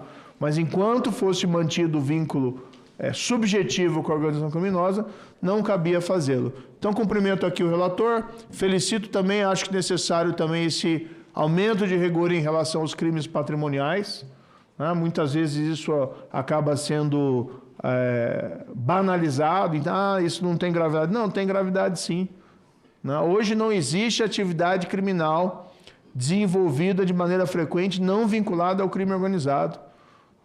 Passou muito tempo já daquela história de amarrar, como é que se diz vulgarmente, né? Amarrar o cachorro com linguiça. Na verdade, hoje o crime patrimonial normalmente está vinculado ao crime organizado. São furtos em série, mesmo de celulares, são roubos de automóveis em série, estão vinculados ao crime organizado. Então nós temos que parar de ser ingênuos aqui no Legislativo e ser mais rigorosos. É um projeto meritório, espero que ele possa ter uma tramitação rápida nessa casa. Agradeço ao senador Sérgio Moro, concordo plenamente com Vossa Excelência sobre tudo que tange a audiência de custódia. É uma queixa geral das polícias, do meu estado também, Polícia Civil, Polícia Militar, no caso do reincidente no crime, que é reincidente, reconhecidamente reincidente, e tem direito a sair com audiência de custódia. E vai fazer a cometer os mesmos crimes depois. Acho que a emenda de Vossa Excelência contempla mais ou menos para dar uma rigidez maior a esses casos. Parabéns a Vossa Excelência. E o item 5 é a relatoria. Sobre esse assunto ainda, se você me permite. Eu pensei que Vossa Excelência queria... Não, eu já vamos para o próximo item. Eu apenas sublinhar, eu quero reservar a oportunidade de discutir essa matéria no momento apropriado, mas cumprimentar o relator, senador Alessandro, e veja, Vossa Excelência, e apenas uma pequena observação. Veja, Vossa Excelência, que não basta melhorarmos a norma, a legislação penal, processual penal, a lei de execução penal. Se não tivermos essa conjugação de uma boa norma, de uma boa lei, com um bom julgador, com um bom magistrado, o resultado lá na frente, ele é inócuo. Porque tudo vai passar sempre pelo crivo da interpretação, da análise das circunstâncias. Mesmo com a legislação que nós temos hoje, se nós tivermos naqueles que julgam essa compreensão que trouxe aqui a exemplo o senador Sérgio Moro, nós teríamos um ambiente muito mais seguro, porque a progressão ela não é um requisito apenas formal. Não, verificada a previsão legal, é de se impor a progressão. Não. Quais as condições desse preso? Qual é a condição dele? Qual é o ânimos desse preso, sabe? Mudou de vida? Tem uma conduta compatível? Está realmente procurando demonstrar que houve mudança de comportamento, mudança de foco, mudança de objetivo? Aliás, passou a ter objetivo na vida, porque o crime não é objetivo na vida? Ok, aplica-se a progressão. Mas, às vezes, a coisa é feita meio que, olha, há previsão legal, houve o pedido, eu tenho que despachar e conceder, não há opção. E não é assim. Então, o critério da lei, a lei, por mais avançada que seja, por mais moderna que seja, ela não vai compreender todos os aspectos. O crivo da apreciação do magistrado, do representante do Ministério Público, sempre vai ser essencial para a gente acertar ou errar nas escolhas. Então, eu cumprimento o relator, porque a lei ela tem que ser aperfeiçoada para a gente corrigir essas distorções que há, mas eu aproveito a fala do senador Moro para destacar que tudo isso que nós fazemos aqui, se lá na ponta não tivermos magistrados realmente preparados, com a visão correta, para poder fazer as escolhas certas, a sociedade vai continuar pagando preço alto em razão da criminalidade que só aumenta. Então, Vossa Excelência, agora com o item 5, projeto de lei número... Vista coletiva, então, né? Porque não foi perfeitamente. O anterior, vista coletiva, né? Foi vista coletiva. Okay. Isso. O senador Rogério Carvalho pediu vista coletiva. Fica para a próxima reunião da CCJ. O senador Marco Rogério, com a palavra. Senhor presidente, eu tive a honra de ser designado para relatar esse projeto e eu queria fazer, como é um texto curto, um relatório curto, falar um pouquinho do relatório e vou direto ao voto na sequência, porque se trata do projeto de lei 2231 de 2022, que veio da Câmara dos Deputados, onde tramitou sob a designação de PL 4.514 de 2012, de autoria da então deputada federal, professora Dorinha Seabra, atualmente senadora da República, com assento, inclusive, nesta comissão. O projeto de lei ele modifica o artigo 664 do Decreto-Lei 3.689, de 3 de outubro de 1941, o Código de Processo Penal, com a finalidade de garantir a sustentação oral no julgamento de habeas corpus. Especificamente, o projeto ele substitui o atual parágrafo único do artigo 664 do CPP por 4 parágrafos novos. 4 novos parágrafos com a seguinte redação. Parágrafo 1º. Se o impetrante o requerer na impetração, será intimado da data do julgamento do habeas corpus, na qual ser-lhe-á assegurada a sustentação oral. Parágrafo 2º.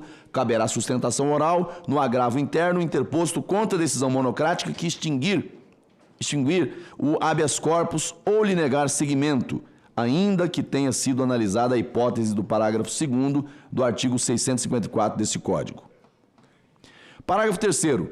Aplicar-se-á ao julgamento do habeas corpus e do agravo interno interposto contra a decisão monocrática que o extinguir ou lhe negar seguimento o previsto no artigo 937 da Lei 13.105, 16 de março de 2015, Código de Processo Civil.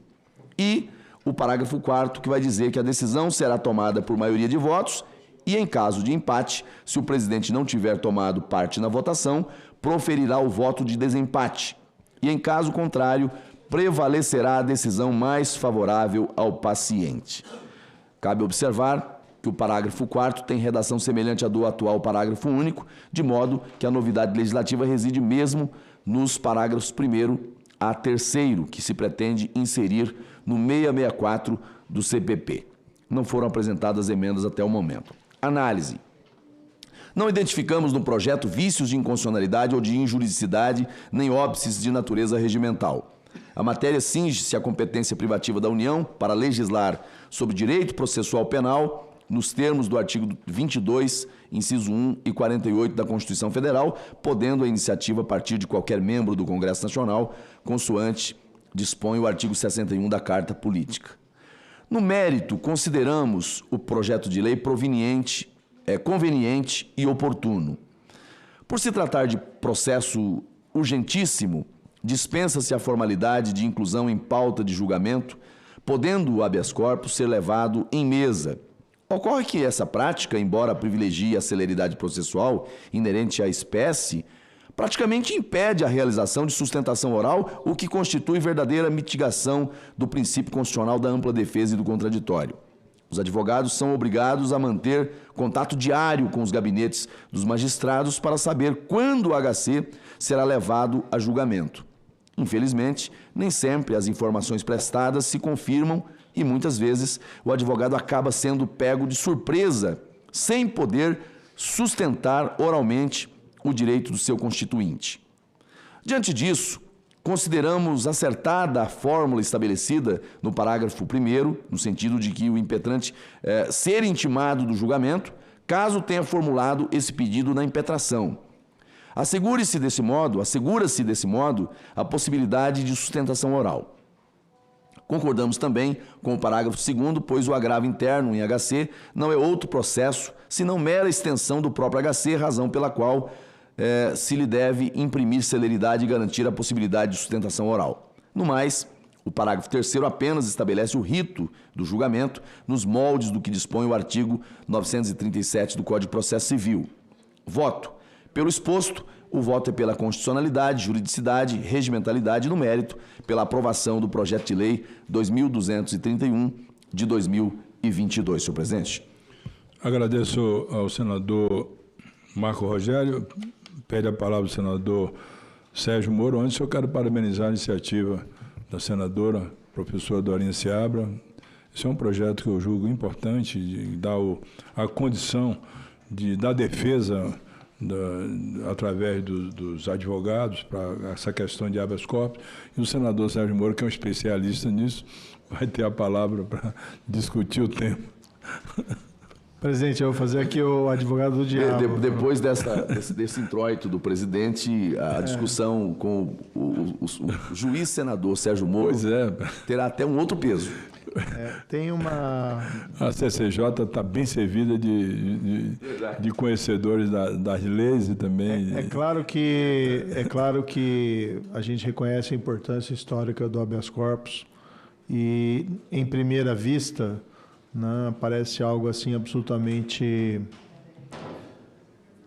defensável e necessário você ter ampla sustentação oral no julgamento de habeas corpus perante os tribunais e cortes superiores. Mas os tribunais, normalmente, eles não reconhecem amplamente esse direito, porque tem uma questão prática. E eu coloquei aqui até no Google, para checar, número de habeas corpus no STJ. E as matérias aparecem. Como o STJ chegou a 1 milhão de habeas corpus? Matéria de 11 de maio de 2025. Outra matéria. HC 1 milhão, série debate explosão de habeas corpus no STJ. Relator do HC 1 milhão no STJ cita utilização desmedida do Instituto. Em 2023 foram 87 mil habeas corpus impetrados só no STJ. Em 2024 o número saltou para 107 mil habeas corpus. E aí existe uma questão muito prática, presidente, que é o seguinte: a realização de sustentação oral em todos esses habeas corpus, na prática, acaba inviabilizando o funcionamento do tribunal. Imagine 107 mil por ano, 107 mil sustentação orais só de habeas corpus. E um pouco aqui decorre do fato de que acabou se desenvolvendo uma certa largueza para o habeas corpus no Brasil, que não ocorre em outros lugares do mundo. Porque em outros lugares do mundo, inclusive no próprio Reino Unido, Inglaterra, da onde veio o Instituto, só se admite habeas corpus quando o paciente, né, quem apresenta o pedido ali de liberdade em favor de quem se apresenta, se encontra preso. Enquanto que aqui no Brasil há uma largueza maior em relação a esse tema. Eu tenho uma experiência própria aqui, porque eu trabalhei com juiz convocado no Supremo Tribunal Federal em 2012, na área criminal. E naquela época, nós passávamos a maior parte do tempo despachando processos de habeas corpus, de apreciar se era cabível ou não era cabível. E a grande maioria não era cabível. Tudo bem, pode dizer, não, é o preço a se pagar pelo habeas corpus. Só que os tribunais têm uma capacidade limitada de trabalho. Isso faz com que daí outros casos, também importantes, acabem tendo um retardo na sua tramitação. Por exemplo, quando a gente ficava só examinando o habeas corpus, a gente não conseguia ver outros casos de ação penal originária ou de investigação lá no Supremo Tribunal Federal. Então, assim, eu estava conversando aqui com o relator e sei, né, que o projeto é meritório, também elogio aqui a iniciativa.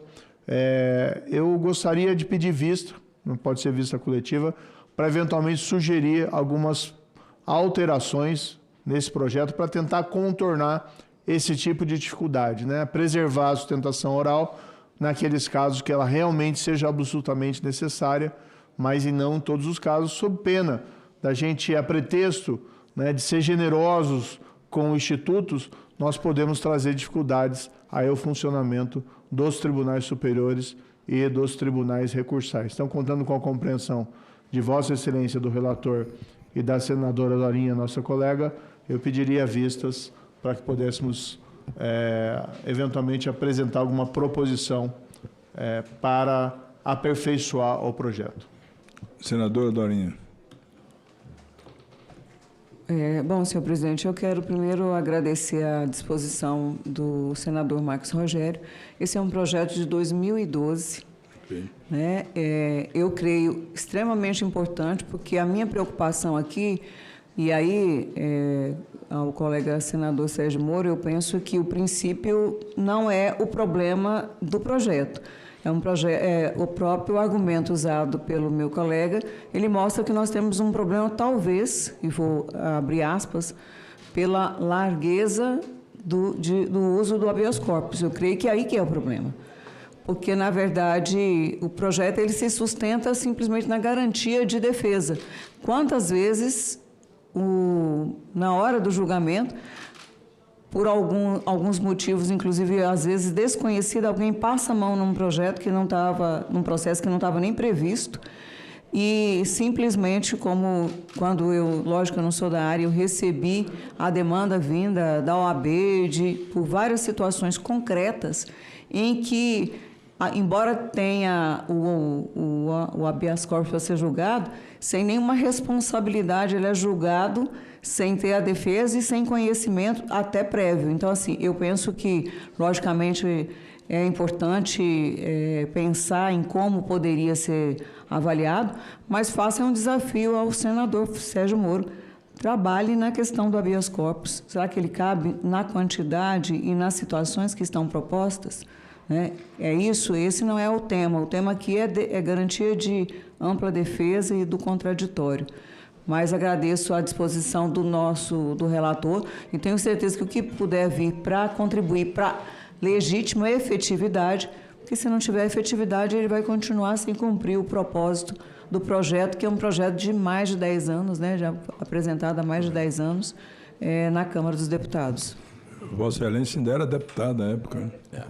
Senhor presidente, se Vossa Excelência me permite, eu queria agradecer ao senador Sérgio Moro pelas ponderações que faz e vindo do senador Sérgio Moro, que é alguém que conhece da matéria, né, e conviveu com esse cenário, né, e, portanto, tem uma experiência que deve servir para nós, né, para balizar, pelo menos, a nossa reflexão sobre o melhor caminho, o melhor cenário, né? Eu acho que o projeto da senadora Dorinha é um projeto meritório, uma iniciativa acertadíssima, na minha visão, e absolutamente contemporâneo, porque se lá atrás ele já era necessário, nesse momento, na quadra atual, ele é muito mais necessário e talvez até inadiável, em face do que estamos a observar. Mas isso, obviamente, não nos dá o direito de fazer algo sem levar em consideração as variáveis todas que estão à mesa. Eu queria me colocar à disposição do senador Sérgio Moro para as contribuições, da senadora Dorinha também, e na próxima semana, para não ter prejuízo em relação à tramitação para frente, de repente, na terça-feira, né, a gente fazer um bate-papo, né, chamando quem quiser participar, mas vou pedir o pessoal da OAB também para participar, e talvez mais alguns nomes com relação a isso, porque a questão aqui não é o Instituto e nem o direito à ampla defesa, que isso é garantia constitucional. A questão é como a gente dá o contorno para não atacar, ter uma situação de varejo sendo totalmente contaminada com aquilo que é positivo. Nós estamos construindo algo que é positivo e necessário, mas tem uma situação colateral que precisa ser enfrentada. Como a gente dá, né, o encaminhamento, né, para isso, para que aquilo que é certo não se torne um problema? Então, eu queria me colocar à disposição e, de repente, na terça-feira, depois a gente combina algum horário com a professora Dorinha, o Sérgio, e vou chamar também, vou ver o presidente da OAB, ver se ele quer participar. Eu acho que o problema está na mesa, vamos colocar os pares agora para encontrar a solução. Eu sugeriria, senador Marcos Rogério, que de repente chamássemos o presidente do STJ, o ministro Herman Benjamin, porque os principais afetados são os tribunais. Eu separei uma outra notícia aqui, ó. Só no dia 12 de dezembro de 2024, o STJ recebeu 625 habeas corpus, num dia. Então, imagina se tiver que fazer 625 sustentação orais só de habeas corpus, né, que entraram naquele dia. Então, a situação realmente é um pouco mais complexa, mas sugerir que pudéssemos também chamar ou convidar os ministros do STJ. Vou acatar a sugestão de Vossa Excelência, farei o convite ao presidente do OAB, se o presidente do STJ se tiver disponibilidade, quiser ou designar alguém para acompanhar, também teremos essa possibilidade. E aí tentar ver se é nesse projeto que a gente teria que fazer alteração para adequar ou se seria em outra matéria para poder abrigar as preocupações que Vossa Excelência tem.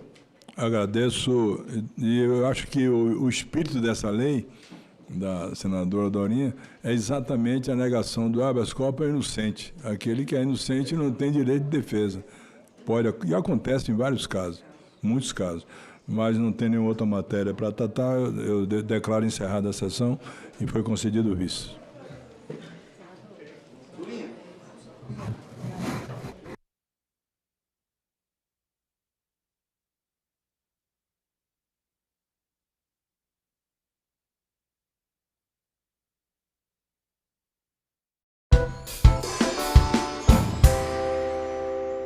Meninos de 8 a 11 anos, num show de um dos cantores que fazem apologia ao crime, os meninos choravam de emoção. Os meninos, senador, estão fazendo tornozeleira de brincadeira, colocando na perna, porque eles querem parecer com o ídolo que às vezes está cantando com tornozeleira.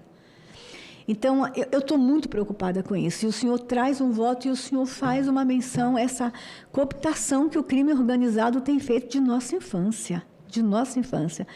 Quando criança, aqui agora recente, o herói das crianças era um Ayrton Senna, né? E um pouco antes, aí era meu, não vou dizer quantos anos, o meu herói era o Pelé. Aí hoje a gente vê as crianças tendo como heróis os criminosos. Então, senador, a gente vai precisar estar atento a tudo isso. Há uma geração inteira sendo cooptada e corrompida pelo crime no Brasil, que estão agora parecendo que são heróis e grandes artistas. Parabéns pelo seu voto, muito obrigada. A gente tem um item terminativo, a Dorinha não veio, ela está lendo o relatório, sim. a gente tira de pauta. Tá. Nós só temos um relator, um projeto, inclusive é terminativo, que é o item 1 da pauta. A gente vai fazer a leitura dele na próxima semana, porque a senadora Dorinha está ocupada em outra comissão. Está todo mundo hoje muito ocupado. Então, ele vai ser o item 1 de novo da pauta na próxima semana. Vamos conversar com a assessoria dela. E o item 4, que é do senador Marcos Rogério, também ele quer ele pessoalmente ler, fica para a próxima semana. Assim, esgotada a nossa pauta, lidos os informes, agradecendo a presença dos senadores e de todos que estão acompanhando essa audiência, que é a audiência que tem a presidente mais bonita do Senado. Sejam todos bem-vindos. Eu declaro encerrada a reunião. E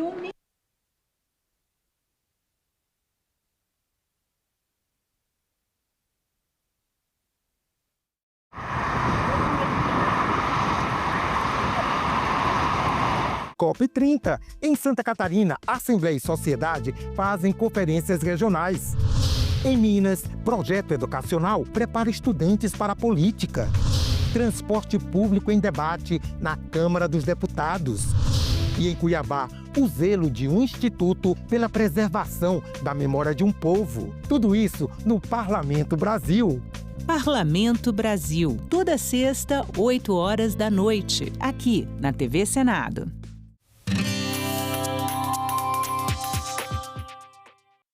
Olá, eu sou a Carla Benevides e nesta edição do programa Argumento nós vamos falar sobre a aprovação do chamado ECA Digital, projeto que prevê regras de proteção para crianças e adolescentes no ambiente digital.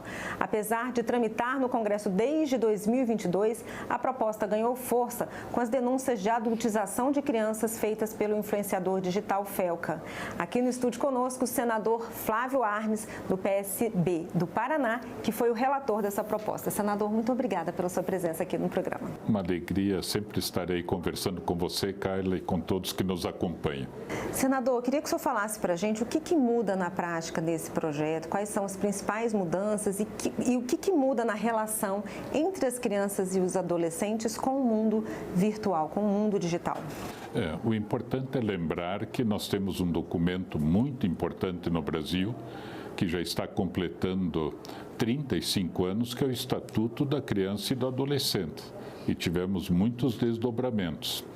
Agora, como conselhos municipais da criança e do adolescente, estaduais, nacional, fundos da criança e do adolescente, recursos para a área. Agora nós temos um novo contexto histórico, né? Que é o contexto digital. Por isso, o Estatuto Digital da Criança e do Adolescente. Inclusive, fizemos questão de mencionar criança e adolescente no título, para que as pessoas sempre se lembrem que a gente está falando da proteção de criança e adolescente no mundo novo, né, no mundo digital. Muitas coisas são importantes, né? Os pais das crianças não estamos, me incluo aqui no meio, porque os filhos e netos sabem muito mais do que a gente. Mas nós temos todo interesse em proteger as crianças, né, e sermos orientados também. Então, os pais, por exemplo, têm que ter ferramentas fáceis, de fácil acesso, para proibir, para diminuir, para interromper, né? Não pode haver essa questão de perfilamento das crianças, o perfil das crianças, crianças com 9, 10 anos, as que utilizam, tem 70% delas que já têm um perfil na internet. Está totalmente proibido isto, né? Ao mesmo tempo, a gente tem outras iniciativas, né, das próprias plataformas, quando observarem um conteúdo violento, né, de abuso, tem que retirar do ar, quer dizer, retirar da plataforma, né, de mostrar esse conteúdo e também denunciar para a autoridade competente. E sem necessidade de ordem judicial, né? Sem necessidade de ordem judicial. E as plataformas estão de acordo com regulamentação a ser estabelecida, conforme o projeto de lei prevê, pela autoridade autônoma nacional. Então, claro, haverá o regulamento para isso. Ter a certeza de que quem está manejando a internet, a conta, é de fato criança e adolescente, para que isso não aconteça, né? Ter absoluta clareza, né, de quem está, né, no outro lado também da conta, né, da plataforma. E não vale a autodeclaração, né, senador? Não vale mais a autodeclaração, tem que haver mecanismos assim, que assim deem a certeza para a sociedade de que a criança e o adolescente, que é o grande objetivo da lei, estão sendo protegidos. Ao mesmo tempo, né, a gente tem que pensar que cenas, por exemplo, que têm que ser inacessíveis para as crianças, por exemplo, pornografia, né? Quer dizer, não pode haver, né? A conta da criança tem que obrigatoriamente estar vinculada à conta dos pais ou responsáveis. Ao mesmo tempo, não se permite ter loot boxes, né? Onde a criança tem que colocar, o adolescente colocar o dinheiro, ganhar um prêmio aleatório, nem sempre o prêmio desejado, que causa uma frustração e o desejo de continuar jogando, né? Induzindo, conforme as autoridades e as pesquisas mostram, para o vício no jogo.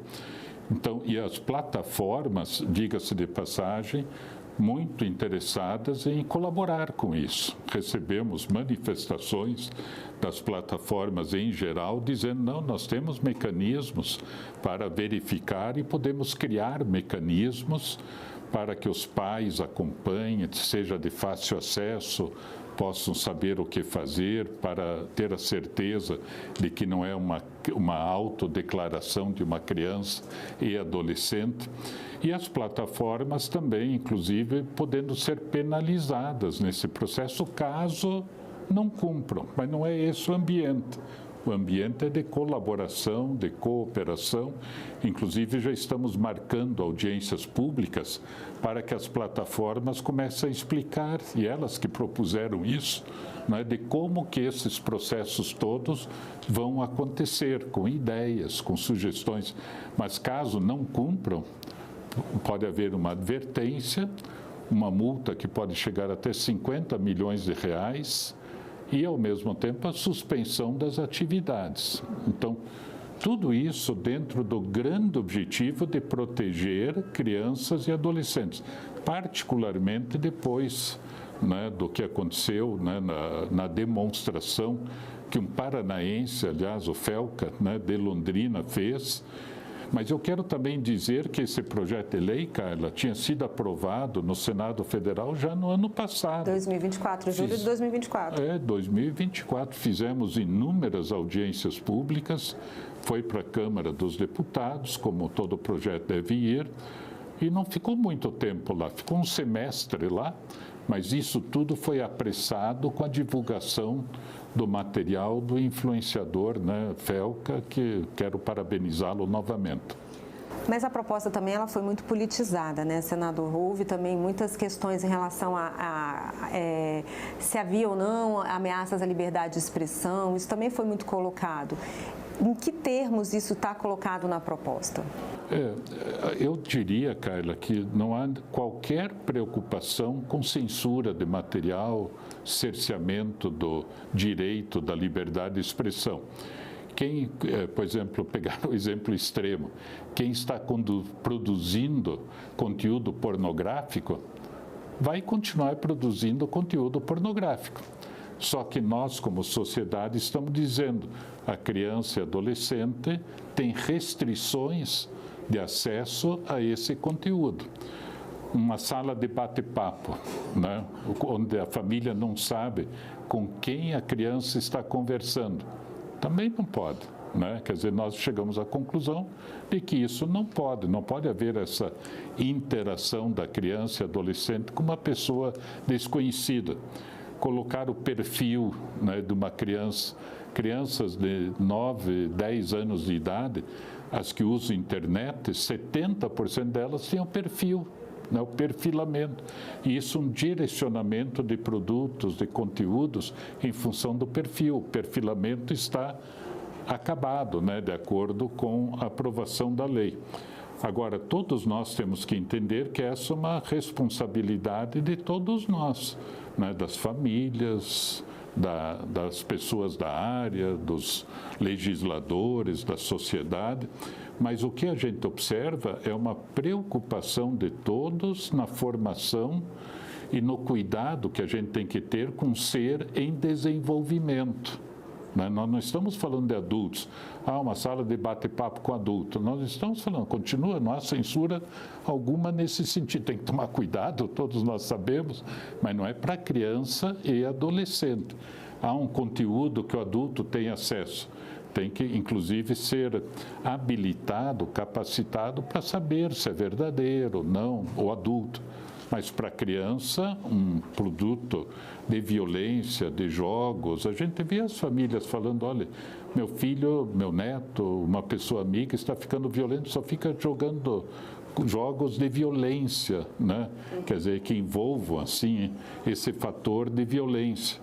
Então, isso tem que ter medidas restritivas também. O senhor falou sobre a questão da pornografia, a questão dos jogos de azar também, desse tipo de jogos. Há conteúdos também muito disseminados nas redes sociais, principalmente redes assim, tipo Discord, que são, né, aquelas mais difíceis de acessar, que tratam de estímulos ao suicídio, à automutilação, desafios, né, que já aconteceu, e inclusive com o resultado de morte de crianças novas. Como é que isso vai ser tratado pelas plataformas a partir de agora com essa legislação? É sempre lembrar que a plataforma tem a responsabilidade de retirar o conteúdo e denunciar o conteúdo. Retirar e denunciar. E isso tem que ser feito, sempre dentro daquilo que for regulamentado pela autoridade nacional competente. Então, estímulo realmente ao que você fala, o suicídio, a automutilação, a esses problemas todos que acontecem, né? Então, é uma responsabilidade de todos nós como sociedade. Dizemos, é isso que a gente quer para os nossos filhos e netos? Claro que não. Agora, não existe qualquer censura, isso é importante que se coloque, né? Quer dizer, nós não estamos falando do que vai ser feito, mas nós estamos falando da criança e do adolescente, a que eles podem ter acesso ou não, dentro de um debate que ocorre na sociedade. O senhor tocou num ponto importante, que é a questão do controle parental, que às vezes nós, pais, temos dificuldades, né, de entender como é que funciona todo esse mundo, esse ambiente digital e como proteger, né? Então, assim, a minha dúvida é como isso vai mudar a relação das famílias, como isso vai mexer, por exemplo, os pais agora vão ter mais facilidade, vão entender numa plataforma de streaming como que eles podem acionar determinada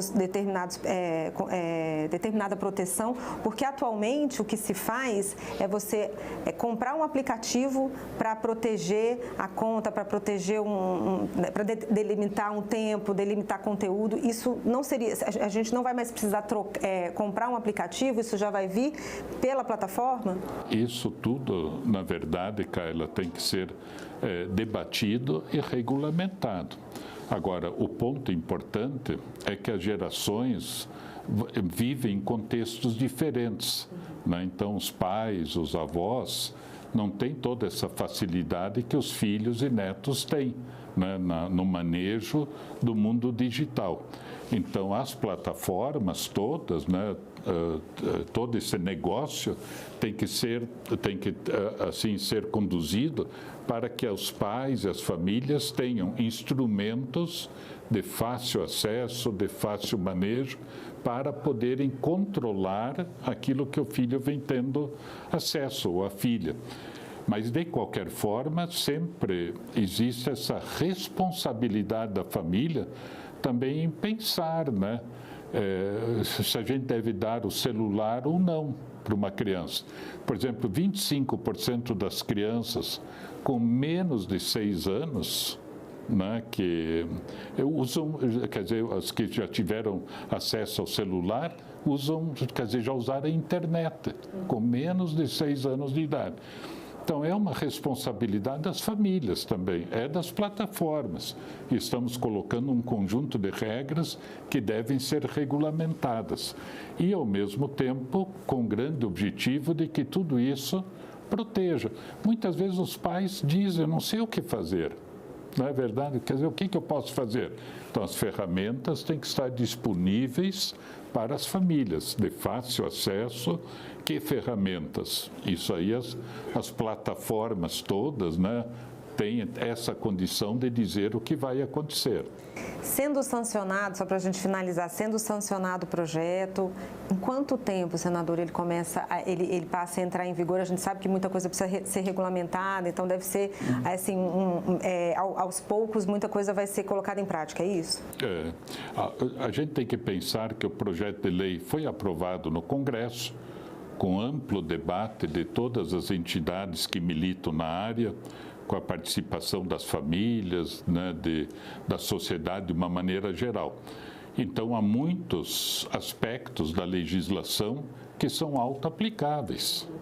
Por exemplo, conteúdo violento, inadequado, de exploração, tem que retirar e comunicar, né? Então, isso, vamos dizer, é imediato. Outras coisas, que ferramentas que nós vamos disponibilizar para as famílias, para que elas possam orientar os filhos. Isso também vai ser debatido, né? Ou, ao mesmo tempo, com as próprias crianças. Como é que vamos saber se é uma criança ou uma adolescente que está no outro lado? Ah, tem um perfil, meu filho tem um perfil, meu filho tem 10 anos e já tem um perfil na internet. Está cortado. Isso a plataforma tem que providenciar, porque não pode haver perfilamento para crianças e adolescentes. As contas têm que estar vinculadas aos pais ou responsáveis, né? Adolescentes até 16 anos. Tem que mudar de imediato, né? Após a sanção, nós queremos acompanhar tudo isso para aquilo que for possível, né? A autoaplicação já aconteça e que esse debate que continue dentro do Congresso, e vamos continuar chamando, né, as pessoas responsáveis por isso para que eles comecem a colocar para a sociedade, inclusive colocando, né, os riscos, né, de tudo isso, como acontece com cigarro, com a bebida alcoólica, né? Porque você tem o problema do vício, né, com cigarro, bebida alcoólica, e pode ter o problema do vício, por exemplo, da inadequação com também o ambiente digital. Senador, muito obrigada pela sua presença, pelos seus esclarecimentos. Parabéns pela proposta, pela aprovação da proposta. Lembrando que a proposta é de autoria do senador Alessandro Vieira e foi relatada pelo senador Flávio Arnes. Não é isso, senador? Muito obrigada. Agradeço a você e deixo um abraço, né, para todo o Brasil. Obrigada, senador. E eu agradeço a você também que nos assistiu. Se você quiser rever essa entrevista, é só acessar o nosso site senado.leg.br/TV ou o nosso canal no YouTube. Obrigada pela sua companhia e até o próximo argumento.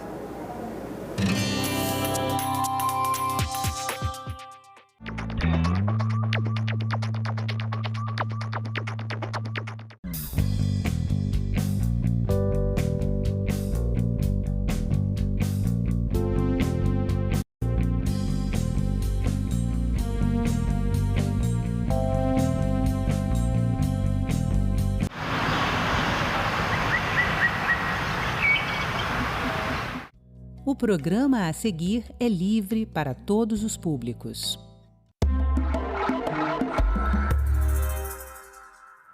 O concurso público nacional unificado, apelidado de Enem dos concursos, é um novo modelo de seleção pública que centraliza em um único dia a prova para milhares de vagas em vários órgãos públicos federais pelo país inteiro.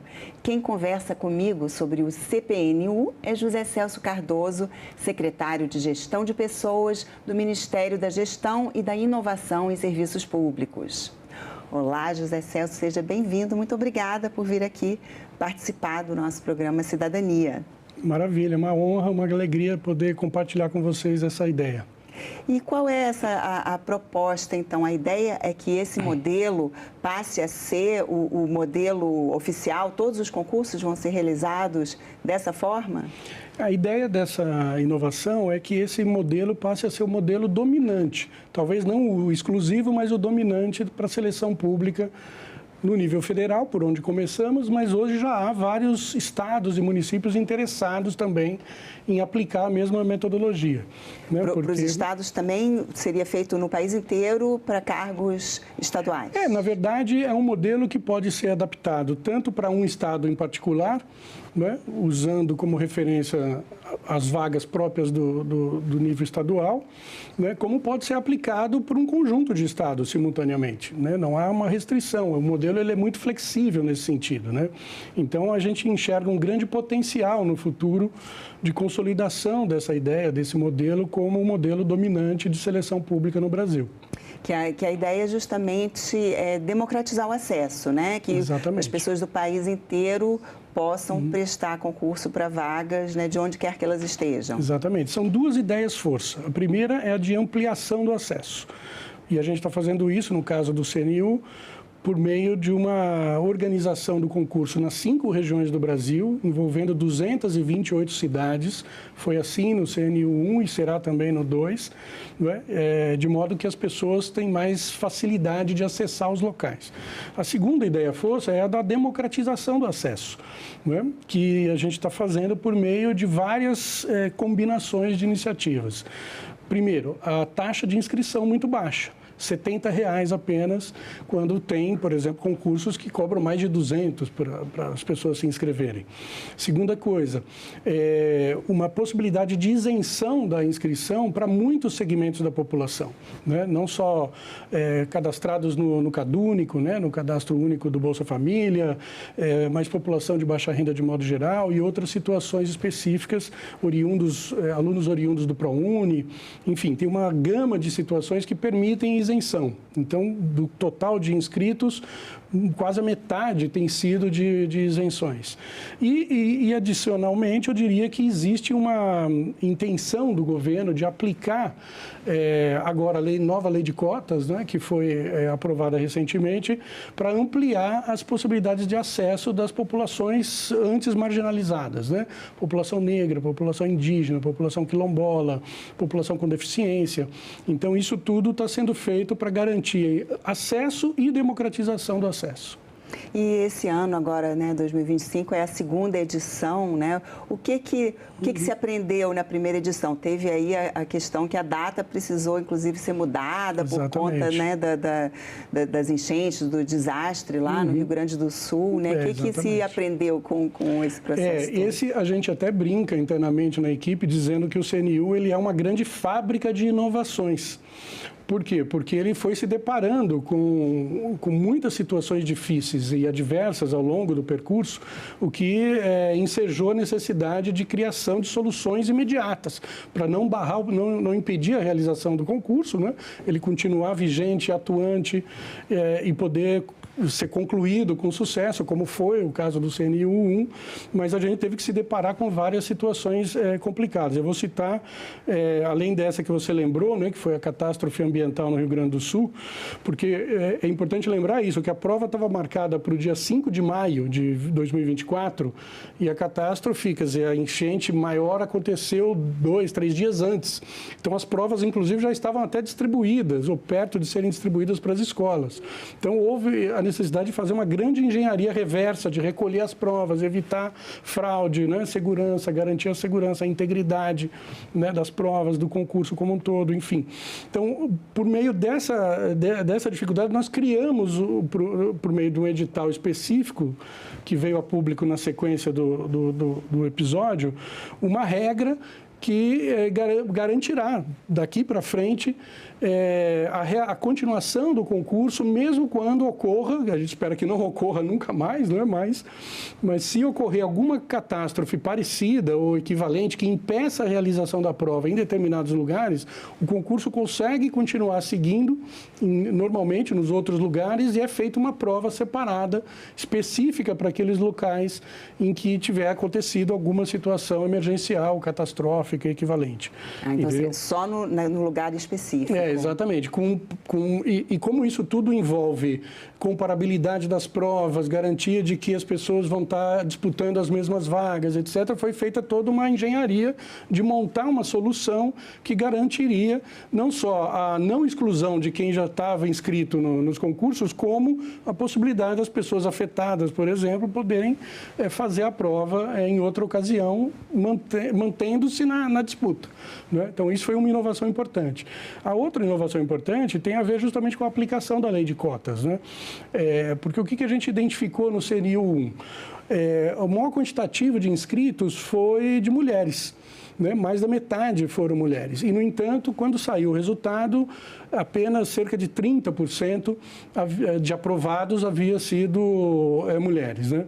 Então, nós desenvolvemos agora para o CNU 2 uma estratégia que é de garantir que pelo menos haja uma igualdade de gênero na passagem da primeira para a segunda fase do concurso. Ou seja, a primeira fase, que será realizada dia 5 de outubro, é composta por provas objetivas. os candidatos fazem a prova, vai ter um resultado parcial dessa prova, e constatada a situação em que, na disputa por determinado cargo, haja mais homens do que mulheres, ou seja, mais de 50% de homens em relação a mulheres, né, vai ser feita uma equiparação do número de mulheres, de modo a que haja 50% de homens e 50% de mulheres na disputa da segunda fase, que aí é a prova objetiva, a prova de títulos, etc. Então, isso foi criado não só para garantir uma equidade de gênero, mas também para evitar problemas que são comuns no caso das mulheres quando participam desse tipo de certame, né? Tem menos tempo para estudar, né? Tem que se deparar com situações ligadas ao cuidado dos filhos ou dos familiares, então muitas vezes perdem as provas, se inscrevem, mas não conseguem fazer a prova, né? Enfim, tem uma série de situações que levam a um desfavorecimento, né, histórico, né, das mulheres nesse tipo de evento, e aí esse mecanismo foi criado para gerar uma igualdade de oportunidades entre homens e mulheres na disputa das vagas ao final do percurso. Mas né? isso são, então, as mulheres que foram... Isso adianta a classificação, mas elas têm que ser... Sim, tem que tirar a nota mínima, exatamente. Eu vou dar um exemplo, né? Um cargo que tenha 100 vagas, por exemplo. Né? Se ao final da primeira fase tiver 60 homens classificados e 40 mulheres, né?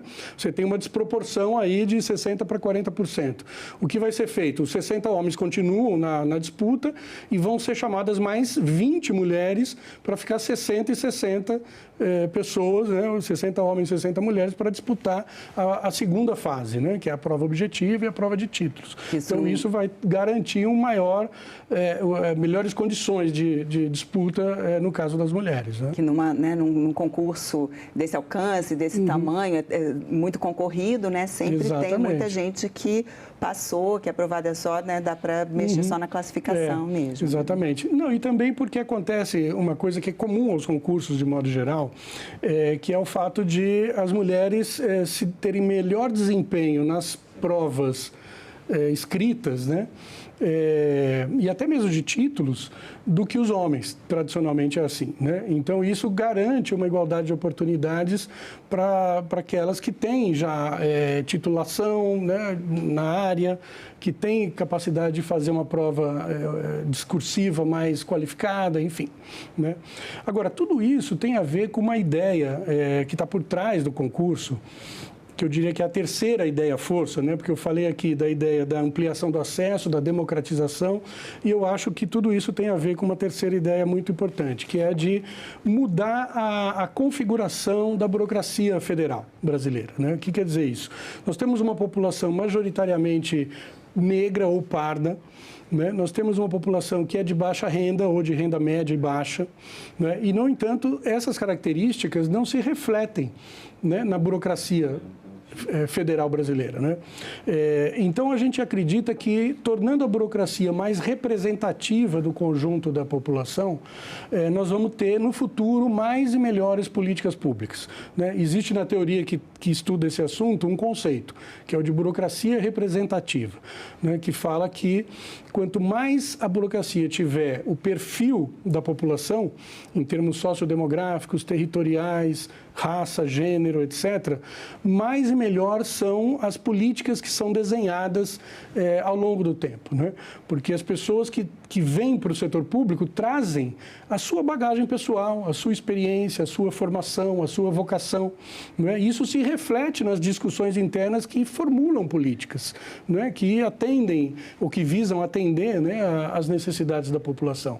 Então, esse é um grande objetivo que a gente espera atingir, mas cujos resultados só vão ser possíveis de serem conferidos ao longo de um período longo de tempo, né, largo de tempo, por conta da necessidade de incorporar os servidores, eles se aculturarem na lógica pública, deles atuarem na formulação de políticas, haver um monitoramento, uma avaliação que mostre que essa aposta, né, foi correta. E eu acredito que será. É um modelo, né, a longo prazo. É um modelo de longo prazo, exatamente. O edital do concurso desse ano, ele já foi retificado 4 vezes. É nesse intuito? Por que precisou ser feito? Isso é comum também nos concursos como um todo, né? Porque a montagem do edital é uma peça complexa. O edital vamos dizer, o contrato do concurso, né? que as pessoas que são candidatas ou estão interessadas usam como referência para decidir se vão concorrer ou não vão a determinada vaga, né? Então, ele tem que estar muito redondo, ele tem que estar muito certinho todo. E como ele é muito complexo, porque ele tem que prever todos os detalhes do concurso, os dias da prova, as condições de classificação, as condições de desempate, se houver empate entre candidatos. Então, é um conjunto muito complexo e amplo de questões, né? Então, sempre tem questões que precisam ser ajustadas ao longo do percurso até a realização da prova, que vão sendo identificadas pela própria sociedade, pelos especialistas que olham o edital, pela banca examinadora que é contratada para montar a peça, né? Porque isso é um detalhe importante. Embora o MGI, o Ministério da Gestão, seja o formulador dessa política, quem implementa a política é uma banca examinadora que é contratada por meio de uma licitação pública, né? O ano passado foi a Sesgran Rio, esse ano está sendo a FGV, do Rio de Janeiro, né? A banca que é responsável pela organização do edital, da prova, a aplicação da prova. Então, tem várias questões que vão precisando de ajuste ao longo do processo. Isso faz parte de qualquer concurso. E tem um alerta até no próprio site, né, dizendo que para as pessoas só se informarem, né, na página oficial. Exato. Que mesmo essas mudanças, né, assim, tem esse perigo, né, de informações truncadas. Dúvidas, informações, desinformação. Infelizmente, nós estamos vivendo no mundo todo, né, uma realidade de hiperdigitalização e de hiperinformação de tudo, em que muitas vezes pessoas mal intencionadas buscam tirar proveito de determinadas situações, né? Então, por exemplo, no início do certame, apesar dos avisos todos sempre do MGI para que as pessoas busquem sempre as informações oficiais do site oficial do concurso, que é o site do MGI, né? Muitas vezes sites enganosos tentam ludibriar as pessoas para recolher recursos como se fossem as inscrições do concurso, e coisas desse tipo. Então, o alerta é importante. É importante que todos os candidatos mirem sempre as informações oficiais que estão divulgadas no site oficial do concurso, no site do MGI, do Ministério da Gestão. Com taxas extras. Taxa extra não existe, exatamente. Data da prova, está tudo ali direitinho, qual é o cronograma, o calendário, os editais oficiais, né? Todas essas retificações são sempre publicadas e divulgadas e comunicadas pelo MGI, né? Então, o site oficial é o local onde os candidatos devem procurar as informações corretas. Agora, a realização de uma prova unificada num país, né, de dimensões continentais como o Brasil é um grande desafio, né? Como fazer, como se organiza essa logística? Roberta, você falou do assunto que é o mais intrincado do CNU. Porque o que acontece? Tradicionalmente, as provas no governo federal eram feitas ou em Brasília ou em poucas capitais, né? Dificilmente havia provas em todas as capitais, por exemplo, só órgãos com muita capilaridade, como o INSS, às vezes talvez IBGE, enfim. Então, isso não era uma tradição, né? Então, ao buscar uma ampliação do acesso, uma democratização das oportunidades, o MGI se colocou no desafio de levar a prova ao maior número de pessoas interessadas e aptas possível. Então, a gente fez isso, como eu disse no início, levando a prova para 228 cidades do Brasil, né? Isso garantiu, por exemplo, no CNU 1, que houvesse inscritos de 5.555 municípios. Praticamente todos os municípios brasileiros tiveram pelo menos uma pessoa inscrita no concurso, né? No concurso do ano passado. E quase a mesma quantidade agora, pelos dados que a gente já tem de inscritos do CNU 2. Mas essa logística de universalização, vamos chamar assim, das oportunidades, ela exige uma grande logística de segurança, né, e de transporte, né, porque nós precisamos garantir a integridade física das provas, né, para evitar roubos, furtos, fraudes. Nós precisamos garantir que as provas cheguem às diversas escolas no dia certo, na hora certa, que as pessoas todas possam ter acesso aos locais de prova com segurança, com transparência, com informação clara.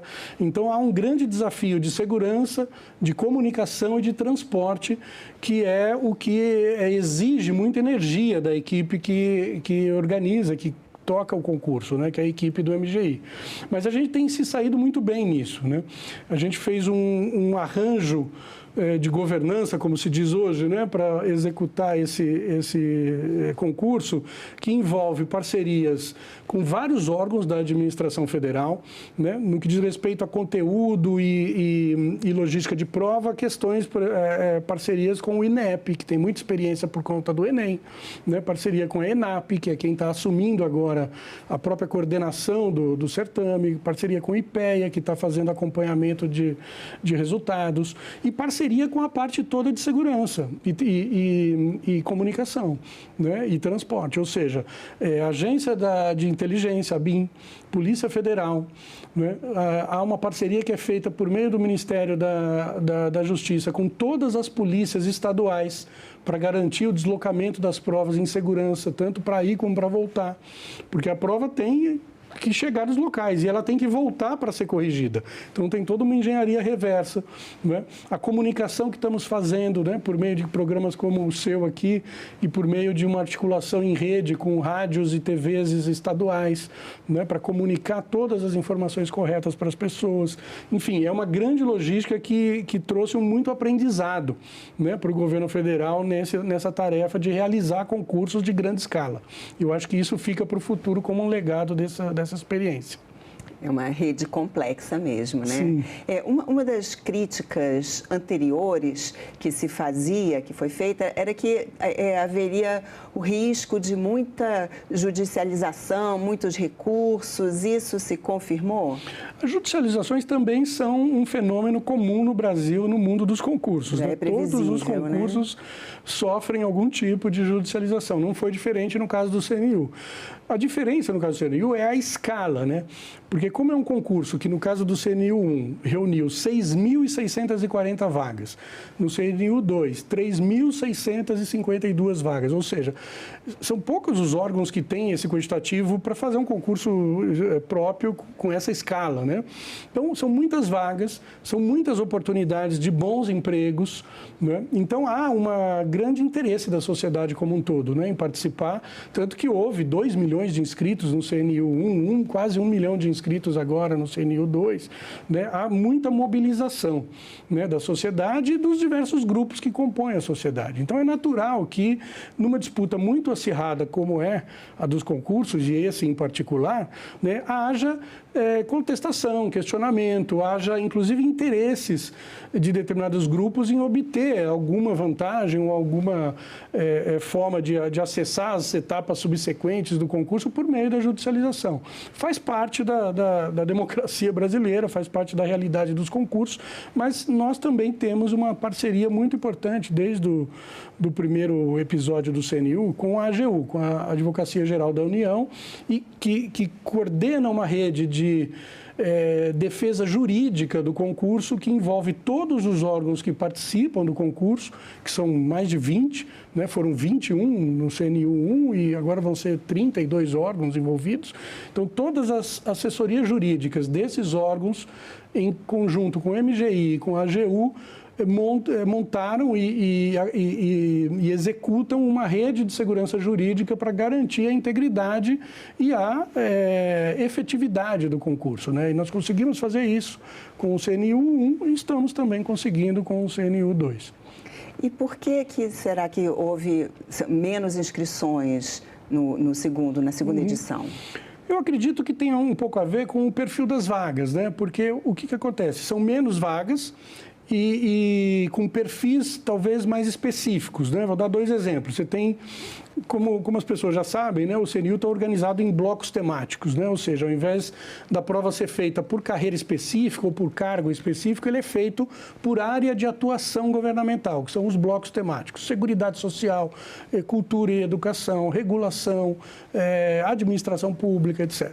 E há 2 blocos, por exemplo, que são de nível intermediário, né, para candidatos de nível médio, que não exige nível superior ainda de formação completo, que são os blocos de saúde e de regulação, que são atividades muito específicas das agências reguladoras, né? Então, são cargos que exigem formações técnicas muito específicas. Então, como o concurso está organizado pelos grandes temas, né, ou áreas de atuação de governo, mas eles têm conteúdos muito específicos, a gente acha que isso induz as pessoas, né, a escolherem aquele bloco temático em relação ao qual eles têm mais afinidade, vocação, interesse e formação, né? Ou seja, informação específica para disputar aqueles cargos. Então, essa é uma parte da explicação, né? Pode haver outras explicações, como o fato de ainda estar sendo finalizado o CNU 1, né? Ainda tem fases acontecendo do concurso, chamamento de provimentos adicionais, né? Então, a gente está já começando o CNU 2 sem ter terminado totalmente o 1, né? Então, tem uma sobreposição aí de camadas acontecendo. Então, isso também pode ser uma razão. Tem gente que prestou o 1, está esperando o resultado do 1. Não deve ter se candidatado ao 2. Enfim, e os interesses são diversos, né, das pessoas, então a gente tem que acompanhar esse movimento ao longo do tempo para tentar entender as razões e projetar as soluções que forem necessárias a futuro. E a expectativa é que os aprovados nesses concursos, eles aprimorem o serviço público brasileiro? Com certeza, com certeza. Eu acho que esse é um outro ponto muito importante que você trouxe. Porque, veja, os concursos também, tradicionalmente, eram feitos com base em conteúdos muito específicos dos cargos para os quais, né, havia as provas, e sem uma preocupação maior de atrair pessoas que também tivessem perfil adequado para o desempenho de funções no setor público.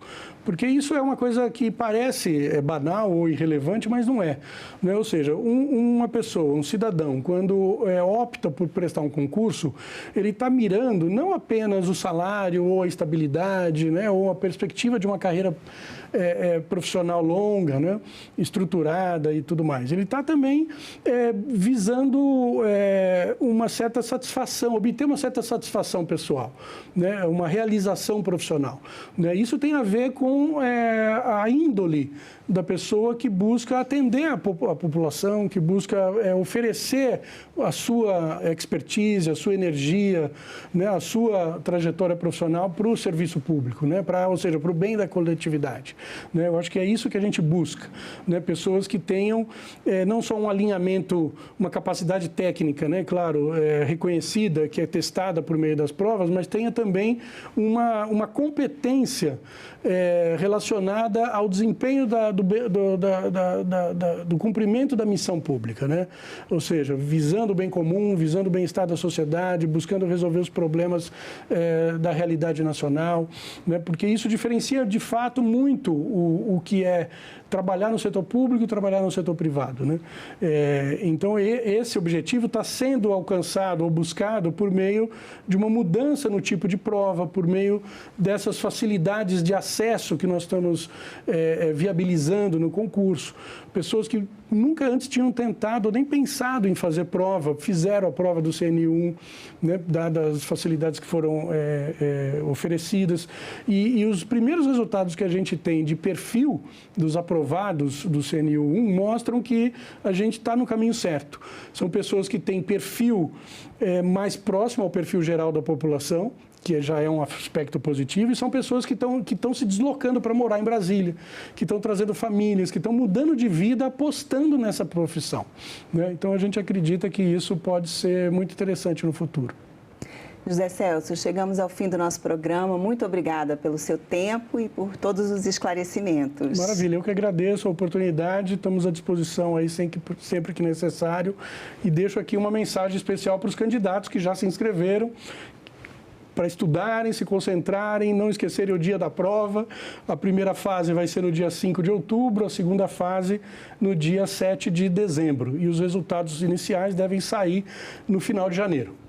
É isso. Boa sorte a todos. Boa sorte a todos os inscritos. Muito obrigada pela atenção. Esse programa sobre o Concurso Nacional Unificado está disponível no site da TV Senado, senado.leg.br/TV, e também no canal da TV Senado no YouTube.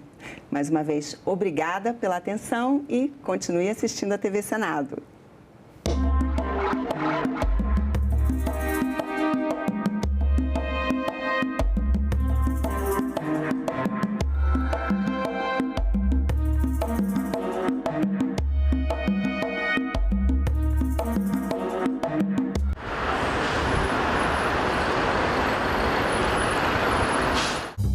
O bendito celular, ele é viciante. Vício precisa de psiquiatra, precisa de psicólogo. Como o senhor vê a publicidade voltada para a criança no ambiente digital hoje? O meu projeto estipula as condicionantes, quais são as propagandas mais nocivas. Salão Nobre, hoje, 8 horas da noite, aqui na TV Senado. A gente também fala tupi. Pernambuco é uma palavra de origem tupi, formada por Paranã, que quer dizer mar, mais umbuca ou puca, que significa furo. Logo, Pernambuco seria mar furado, ou buraco que o mar fez, isto é, uma pedra furada por onde o mar entra. Era um termo comum usado em toda a costa do Nordeste, para lugares onde havia recifes, como o local onde hoje está a cidade do Recife. A gente também fala tupi.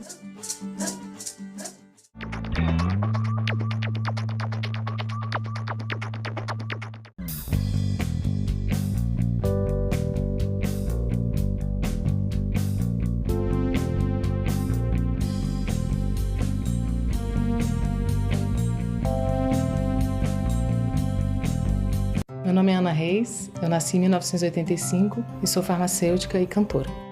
Eu também sempre segui essas duas profissões, né? Completo 20 anos da minha carreira como cantora e também tem 20 anos que eu entrei na UNB para o curso de farmácia. Dos direitos, dos que eu mais prezo, é a liberdade de expressão.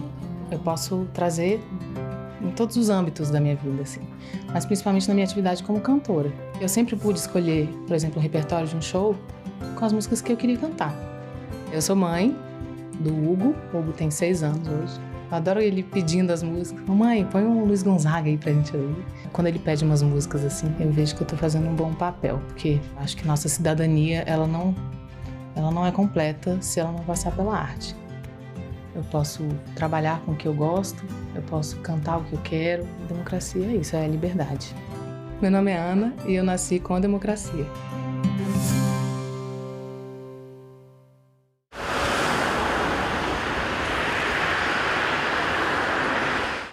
O programa a seguir é livre para todos os públicos.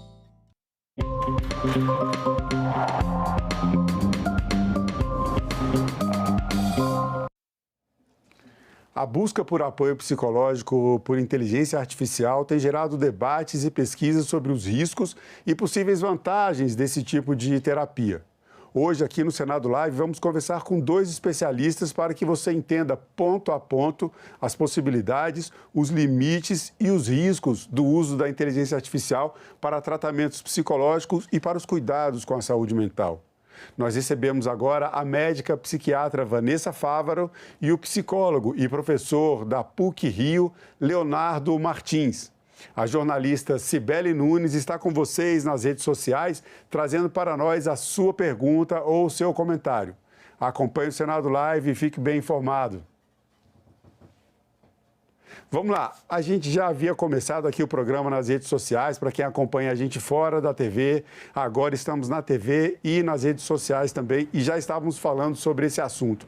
Eu vinha perguntando para a Vanessa e para o Leonardo se com o avanço dessas tecnologias, com as informações que podem ser alimentadas para os robôs de inteligência artificial e a possibilidade de outros mecanismos, como por exemplo de câmeras e de novas informações, novos dados que vão alimentando esses robôs que fazem terapia por inteligência artificial, se existe alguma possibilidade, no entendimento deles, de, num futuro, a inteligência artificial começar a fazer um trabalho tão próximo do trabalho de acompanhamento de um ser humano, quando está cuidando da saúde mental dos seus pacientes, seja um psicólogo, um psiquiatra ou em outras terapias. Então, vamos lá. Vanessa, com você a palavra sobre essa nossa primeira pergunta. Na verdade, essas máquinas, elas conseguiram quebrar a barreira, que é a barreira da linguagem. Então, esse é um golpe narcísico para nós. A gente achou que a linguagem fosse algo só do ser humano, que nenhuma máquina conseguiria mimetizar essa habilidade que é tão profunda para nós. Atualmente, você tem as máquinas usando textos, né? Você não tem ainda uso de voz. Mas todas as características não verbais, né, e toda a possibilidade de outro tipo de contato ainda não existem. Pode ser que no futuro venham a existir, mas nesse momento não existe. A busca de ajuda com outro ser humano, ela não pode ser substituída, ela é impossível de ser substituída.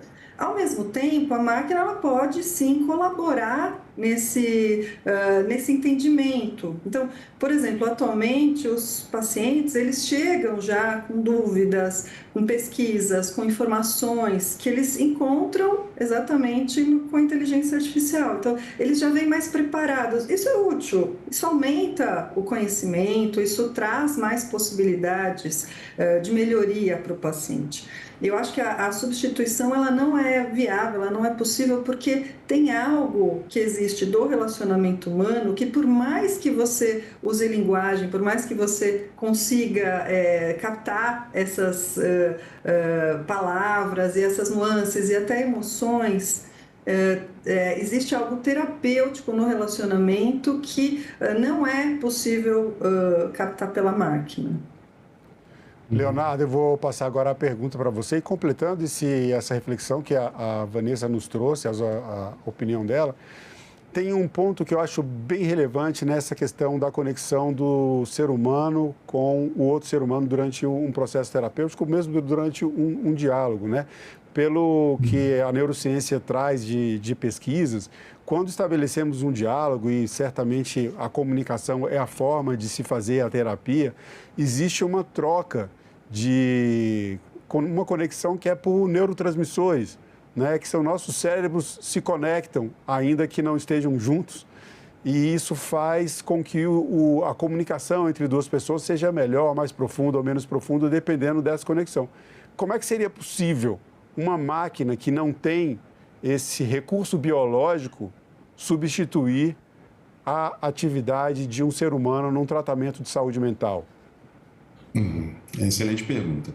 É impossível substituir, né, uma substituição completa, justamente porque quando uma máquina vai dizer, por exemplo, eu sinto muito por você, ou eu me coloco no seu lugar e sinto que isso seria muito difícil ou devastador ter passado por algo como isso, vai ser uma mentira, né? Porque uma máquina não pode sentir ou não sente, não tem essa capacidade de sentir como um outro ser humano que é uma das bases fundamentais para diversas abordagens psicoterápicas, que envolve a ideia de empatia, dessa capacidade, sensibilidade de se colocar no lugar do outro e de muitas vezes ter experimentado, né, dimensões do sofrimento, dimensões ligadas a dificuldades na vida que o meu paciente, o meu cliente experimenta. Isso me coloca numa posição muito privilegiada, que as máquinas fazem, né, como muito bem a Vanessa colocou, elas mimetizam, né, elas copiam a nossa forma de falar sobre essas coisas, mas elas de fato não sentem essas coisas, não têm, né, não só um equipamento biológico, como uma história de vida, uma constituição como um sujeito, como pessoa, para que, de fato, isso seja possível. Então, fundamentalmente, né, isso não é viável de ser alcançado por uma máquina. Mas, muitas vezes, nós ao interagirmos com uma máquina que fala algo desse tipo, acabamos achando que, de fato, ela está sentindo alguma coisa. Esse é, inclusive, um campo de pesquisa importante relacionado à antropomorfização, ou seja, o treinamento dessas IAs voltadas para que elas repliquem ou simulem, né, uma condição humana, um comportamento semelhante ao que um terapeuta ou um outro ser humano teria. Existe um modelo de treinamento específico para isso e que acaba gerando essa dimensão que se parece com, mas que não é de fato, né? E esse é um elemento importante, sem dúvida nenhuma, para o processo psicoterápico, para o cuidado médico, certamente, em outras áreas. Cibele, você pode trazer para a gente aí a participação dos nossos internautas? Isso. Marcelo, vou mostrar a primeira enquete para os convidados. Nós perguntamos para as pessoas quais os riscos, o que elas consideram o maior risco da terapia feita com IA. E a grande maioria das pessoas, 76%, disseram que é o diagnóstico errado. 24% das pessoas disseram que é a falta de empatia. Eu vou aproveitar e emendar com uma pergunta da Bárbara, do DF, para o Leonardo. Ela quer saber o seguinte, Leonardo, e quem é responsabilizado nesses casos de diagnóstico errado e de danos causados às pessoas? Essa pergunta é fundamental, talvez uma das mais importantes. Eu geralmente penso essas questões a partir de 3 eixos. Assim. Quais são as evidências científicas que mostram que essa IA é capaz de fazer um diagnóstico ou mesmo de dar um suporte terapêutico com um resultado positivo? Mais cedo eu estava conversando com a doutora Vanessa, estava colocando como que a gente tem poucas evidências, poucos estudos. Um segundo pilar fundamental, que é a segurança dessas informações. O próprio Sam Altman, CEO da OpenAI, que é a empresa que roda o ChatGPT, num podcast recente, comenta, olha, eu jamais colocaria qualquer informação médica minha, de saúde, ou aspecto legal, no ChatGPT hoje, porque a gente não tem uma privacidade total, completa, de acordo com os termos de uso, dado a questões governamentais. E a gente tem uma série de casos em que a gente vê do próprio ChatGPT recentemente, de conversas vazadas, uso de informações que a pessoa compartilha ali e que acaba sendo utilizada para treinamento, algo que é muito perigoso. E um outro pilar é esse da responsabilidade, né? Os casos que a gente tem hoje, né, já existem alguns casos documentados e processos legais em outros países de casos de pessoas que tiveram prejuízos, e inclusive relatos, né, associados a pessoas que se suicidaram e de alguma forma se associa-se ali aquelas interações com o ChatGPT ou outras IAs como um dos elementos presentes para aquela condição. E as empresas geralmente se eximem dessa responsabilidade. Um caso clássico que fica fácil da gente perceber é o caso dos carros autônomos. Parece que vai fugir um pouquinho, mas você vai ver como vai fazer sentido. Quando você está dirigindo um carro autônomo e ligou o piloto automático, soltou do volante, e esse carro autônomo causa um acidente, para as empresas, para a Tesla, para essas grandes empresas, o responsável pelo acidente é você, né? Não é o carro. Não sei se vocês sabem disso, mas tem casos até legais, e no próprio manual de instrução tem essa informação. Ou seja, você que tirou a mão do volante, então você que deve se responsabilizar. É como se você tivesse assumido o risco no momento em que tira a mão do volante, apesar de o carro ter esse funcionamento autônomo, estar preparado para isso, né? Agora, nessa questão do diagnóstico, dando sequência aqui à fala do Leonardo, a Vanessa conversava com a gente um pouco antes, já quando estávamos entrando já pelas redes sociais, sobre esse problema, né, de que a inteligência artificial, ela gera vários diagnósticos. Agora, Vanessa, esses diagnósticos do ponto de vista profissional, da psiquiatria ou da psicologia, que é o campo do Leonardo, ele é baseado em estudos científicos, em pesquisas e dados e informações. Uma vez alimentada um robô de inteligência artificial, ele seria capaz de trazer um diagnóstico e, em outro sentido, já não especificamente uma inteligência artificial dando diagnóstico para uma pessoa, mas para o profissional, para vocês que são os profissionais psiquiatria e psicologia.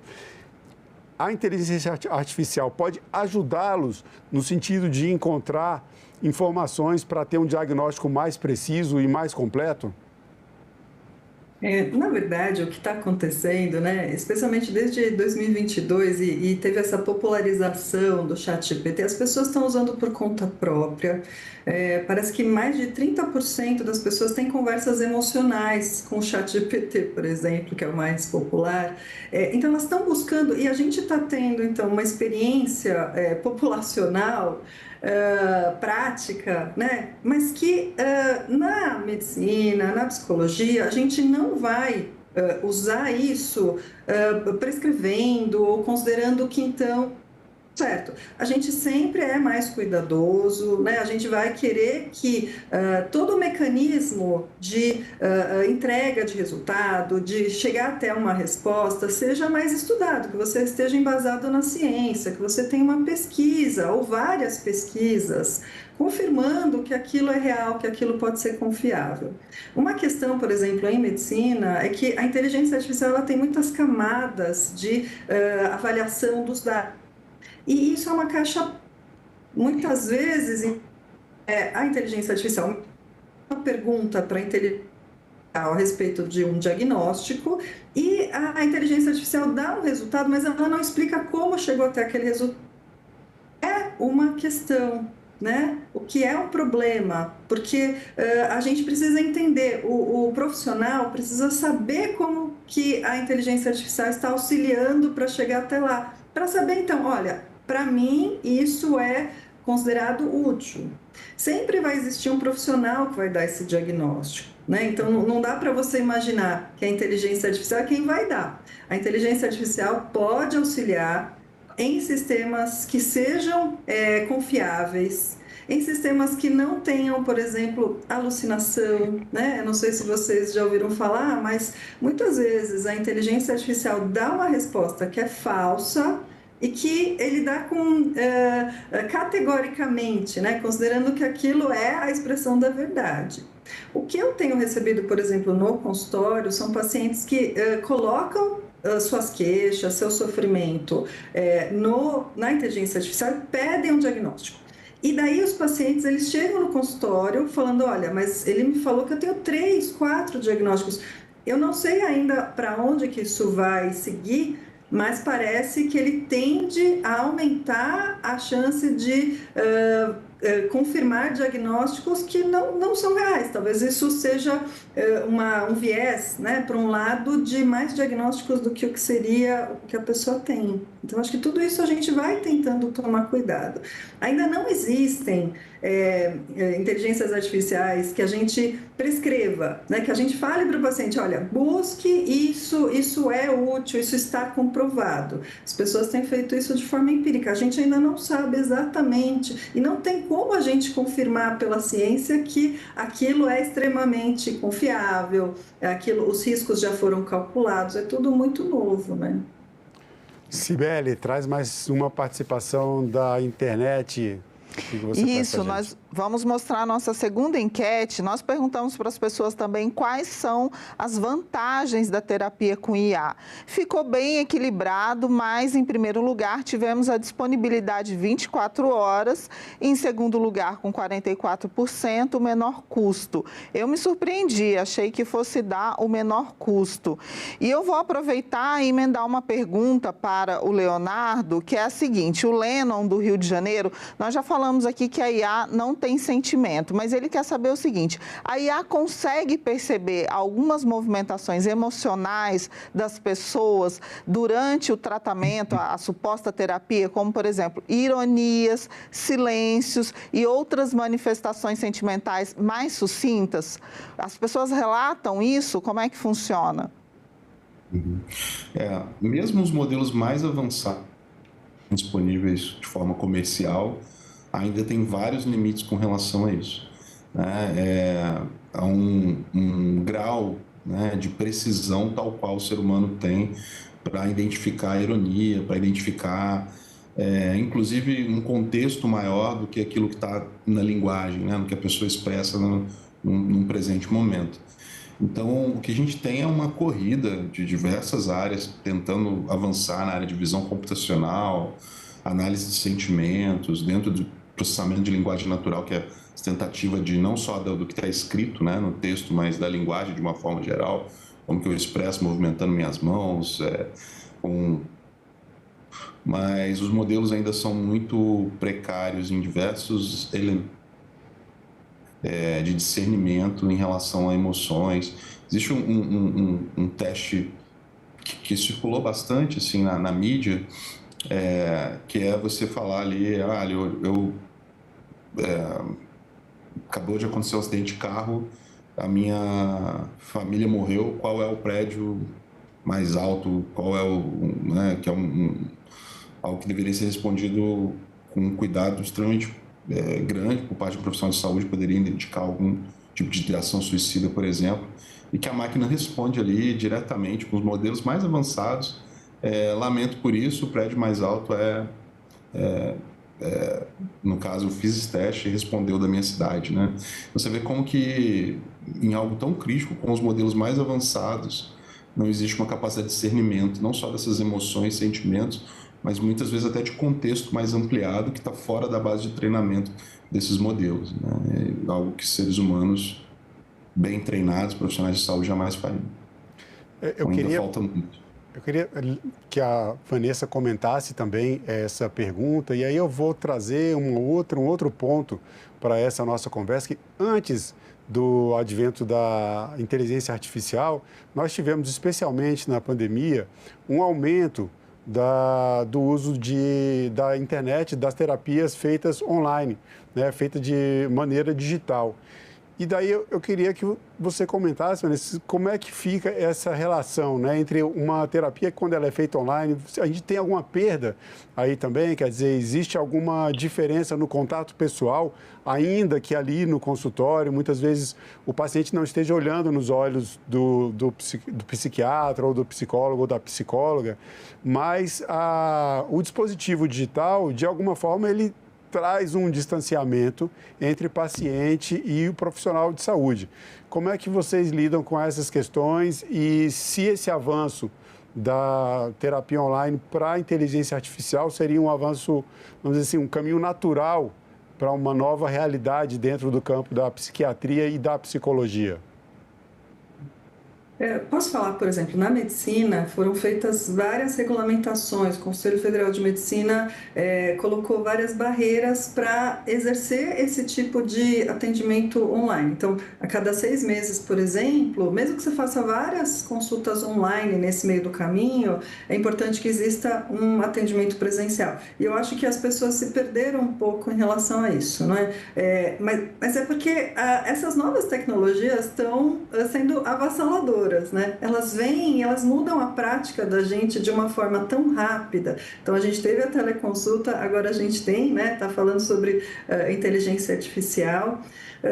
Mas, de qualquer forma, na teleconsulta você ainda tem um profissional. É lógico, tem diferenças, né? Existem diferenças. E o que se sabe, por exemplo, é que para alguns diagnósticos a teleconsulta é igual. Para alguns ela é melhor por via online e para outros ela é pior. Já existem estudos a esse respeito. Por exemplo, uma pessoa que tem um transtorno alimentar, ela faz a teleconsulta, isso não é adequado. Tá? O atendimento presencial é melhor para ela. Enquanto que para outros diagnósticos como depressão, a teleconsulta tem o mesmo valor de uma consulta presencial, né? Imaginando até que a pessoa trabalha, que ela vai também poupar esse tempo de deslocamento, vai ter outras vantagens, né? Então, depende, a gente também tem que pensar quem está procurando. Quem procura a teleconsulta, quem está procurando a inteligência artificial.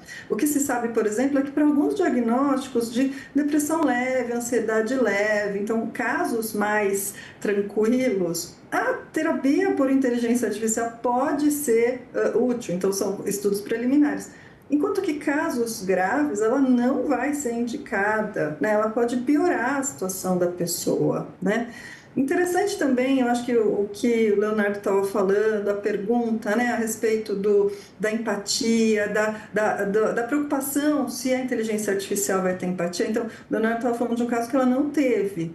E existem outros casos onde a empatia é excessiva. Então, existem casos, e está se descobrindo a respeito disso. Então, a pessoa que conversa diariamente com a inteligência artificial tem uma complacência e ela vai, de alguma forma, até acentuando alguns pensamentos negativos, alguns comportamentos negativos que, a princípio, elas tinham um filtro que impedia que isso acontecesse. Isso também é um problema sério, porque ela quer, de alguma forma, concordar com você, né? E isso, ao longo do tempo, pode ser um problema sério, assim como essa disponibilidade, né, 24 horas por dia, 7 dias por semana, pode ser um problema.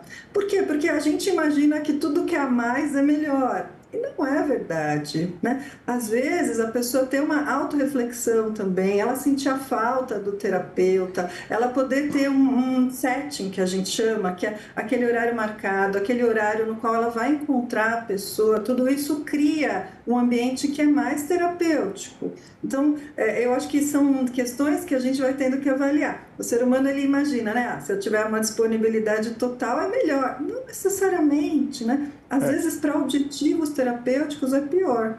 Isso tem muito a ver com esse imediatismo das redes sociais também, de você ter respostas imediatas para tudo, a necessidade de se comunicar, mandou mensagem, as pessoas têm uma ansiedade que se a resposta chegue imediatamente e, no final das contas, é uma retroalimentação de um dispositivo que já causa ansiedade. Sibeli, tem uma pergunta para o nosso psicólogo Leonardo Martins. Vamos lá, a gente está chegando perto do final do período da TV, mas a gente vai continuar nas redes sociais. Sibeli, com você. Isso, Daniel de Tocantins quer saber o seguinte, Leonardo, a gente falou aqui da disponibilidade e do custo na questão da IA. E aí ele perguntou, como é que a gente faz, então, para democratizar o acesso às terapias, que é o que a IA tem feito agora? Como é que isso pode ser melhorado? As terapias tradicionais com psicólogos. Sim, excelente pergunta. Na terça-feira, a Organização Mundial de Saúde lançou um dado apontando que cerca de 1 bilhão de pessoas no mundo estão experimentando algum tipo de sofrimento associado, né, a uma condição de saúde mental. E existe uma carência grande no mundo inteiro de profissionais de saúde, de serviços em saúde para atender toda essa demanda associada a outros fatores, como, por exemplo, estigma, questões de dificuldade de acesso a serviços, né, privados e uma série de aspectos que fazem com que essa pergunta seja muito relevante. É preciso avançar. A presente reunião é destinada à apreciação do relatório. Passo a palavra ao relator, senador Otto Alencar, para que proceda a leitura do relatório. Presidente, quero agradecer a Vossa Excelência e fazer o meu protesto, até porque pedi um tempinho para que alguém com a minha rodagem e a minha idade tivesse primeiro o direito de almoçar, mas eu vou ler meu relatório e retirar o protesto. Então, essa medida provisória que eu considero super importante, encaminhada pelo presidente Lula e pelo ministro Alexandre Padilha, de mais especialidades, fundamental importância para diminuir, sem dúvida nenhuma, a demanda reprimida para atendimento de pacientes do Sistema Único de Saúde. É a medida provisória 1301 e dispõe sobre o Grupo Hospitalar Conceição S.A. e altera a Lei 8.080, de 19 de setembro de 1990 e a Lei 8.958, de dezembro de 94 e a Lei 9.656, de 3 de junho de 1998 e ainda a Lei 12.782, de 22 de novembro de 2012 e a Lei 12.861, de 12 de outubro de 2013 e a Lei 13.958, de 18 de dezembro de 2019. A medida provisória compõe de 25 artigos, distribuídos em 5 capítulos. O capítulo 1º traz disposições, institui o programa Agora Tem Especialista de adesão a estabelecimentos hospitalares privados com ou sem fins lucrativos, com o objetivo de qualificar e diversificar serviços de saúde, ampliar a oferta de leitos e reduzir o tempo de espera. A medida provisória, inclusive em vigor, já tem tido resultados com vários hospitais, inclusive no meu estado, já atendendo por iniciativa dessa medida provisória. Então, o capítulo 2 dispõe sobre o Grupo Hospitalar Conceição S.A., nova denominação da medida provisória Hospital de Nossa Senhora da Conceição S.A. A medida reforça sua finalidade de prestação de serviços de interesse de utilidade pública, exclusivamente no âmbito do Sistema Único de Saúde, abrangendo a gestão e execução de ações de serviço de saúde em todos os níveis de complexidade. Estabelece a contratação do grupo por órgãos e entidades de administração pública para a realização de atividades relacionadas ao seu objeto social, dispensada a licitação. Além disso, são explicitadas suas fontes de receita, que inclui dotações orçamentárias, prestação de serviços, doações, convênios, parcerias nacionais e internacionais, bem com outras rendas compatíveis. Capítulo 3 das alterações legislativas promove mudanças em 6 leis federais, que eu já tinha, inclusive, relacionado aqui anteriormente.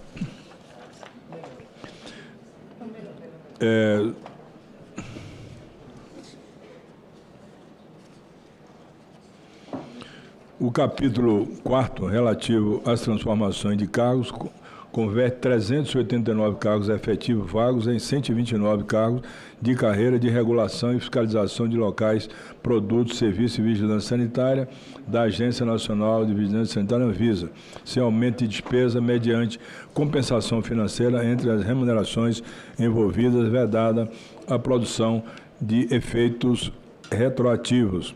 O 5 dispõe sobre disposições finais, estabelece que o ato do Ministério da Saúde disciplinará a contratação por Estado, Distrito Federal e município de prestadores de serviços credenciados no âmbito do programa Agora Tem Especialista, além de fixar cláusula de vigência determinado a medida provisória entrar em vigor na data da sua publicação.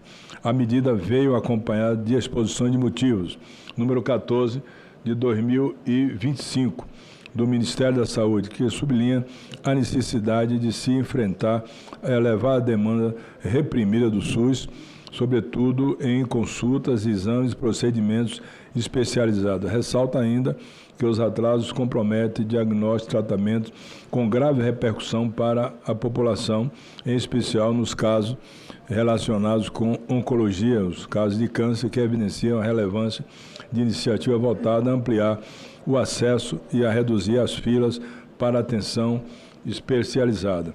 No prazo regimental foram apresentadas 111 emendas a essa medida provisória, que serão descritas em quadro apresentado no anexo.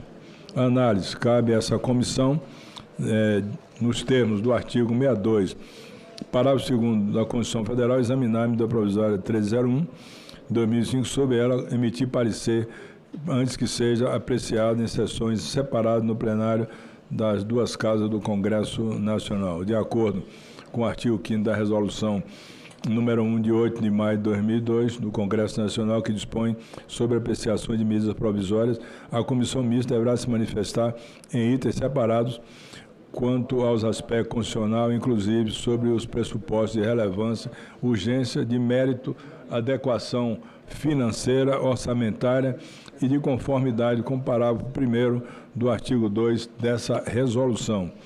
A admissibilidade. A administração destaca-se que a matéria contida na medida provisória não se enquadra entre aquelas cuja edição de medida provisória é vedada pelo artigo 1º parágrafo 1º do artigo 62 da nossa Constituição Federal. Quanto à relevância e urgência, a medida provisória satisfaz plenamente os pré-requisitos constitucionais. Sua relevância decorre do objeto de que trata: acesso a cuidados médicos especializados, componente essencial do cuidado integral à saúde, direito à saúde erigido pelo ordenamento jurídico na condição do direito da cidadania.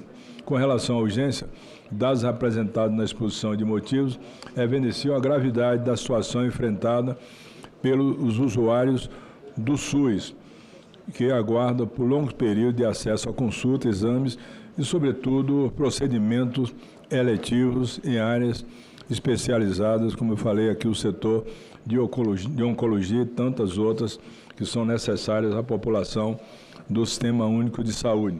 Senhor presidente, meu estado, o estado da Bahia, com um estado com 15 milhões de habitantes, apesar dos investimentos do governo, nós não temos praticamente unidade nenhuma federal, só tem um hospital federal e uma maternidade, tudo é por conta do governo do estado. Nós temos lá mais de 30 hospitais de alta complexidade, mas temos uma população de 82% dos 15 milhões que depende exclusivamente do Sistema Único de Saúde, como deve ser em outros estados, até porque os planos de saúde estão restritos a uma parte muito pequena da população. Então, qualquer investimento nesse sentido, e essa medida provisória tem esse espírito de oferecer oferta de serviço, não só nas consultas, mas também nos tratamentos especializados, é uma coisa que eu considerei como médico, professor, que eu fui muitos anos da Universidade Federal da Bahia, fundamental, desde que nós possamos ter esses investimentos todos, que oscillam aqui em torno de 8 bilhões de reais para o atendimento pelo setor privado, nesses casos que tem demanda reprimida em vários setores das especialidades médicas. Da adequação orçamentária e financeira. Em cumprimento ao artigo 14, Lei Complementar 101, de 4 de maio de 2001, a de responsabilidade fiscal, a exposição de motivos do número 14, de 30 de maio de 2005, informa que não haverá impacto orçamentário e financeiro em 2025 e que no exercício subsequente a renúncia de receita será limitada a 2 bilhões de reais por ano. Esclarece ainda que a compensação da renúncia de receita foi atendida pela edição do decreto 12.466 de maio de 2025. Da constitucionalidade e juridicidade, a técnica legislativa, que refere a isso, a União, os Estados e o Distrito Federal, detém competência suficiente concorrente para legislar sobre saúde nos termos do artigo 24, inciso 12 da Constituição. A matéria, ademais, não se enquadra em vedações impostas na edição de medida provisória, nem figura entre as competências exclusivas do Congresso Nacional ou das duas casas, previstas nos artigos 45, 51 e 52 da Carta Magna.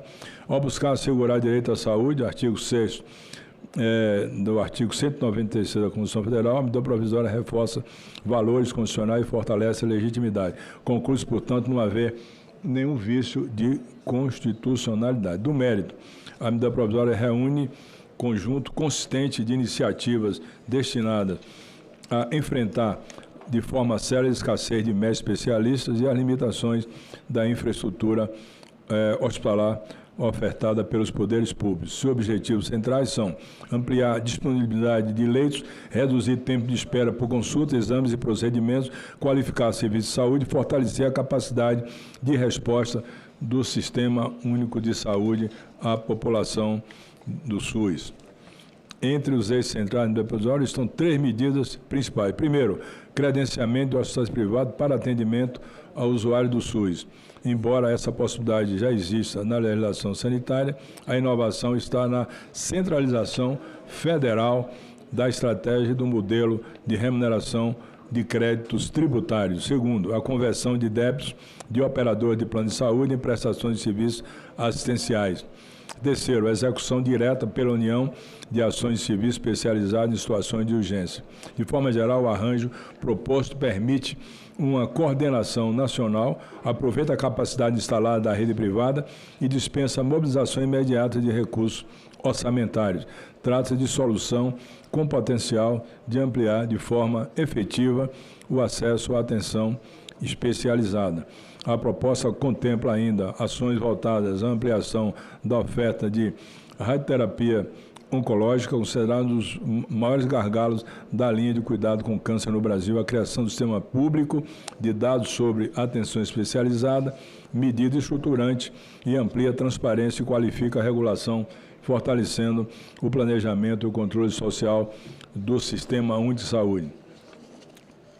Os números apresentados na exposição de motivo, por si só, são suficientes para evidenciar o mérito dessa medida provisória, não só o câncer, como tantas outras especialidades. Conclui-se, portanto, pelo mérito da iniciativa, que tem potencial de fortalecer o SUS e garantir maior efetividade na expansão do acesso à atenção especializada.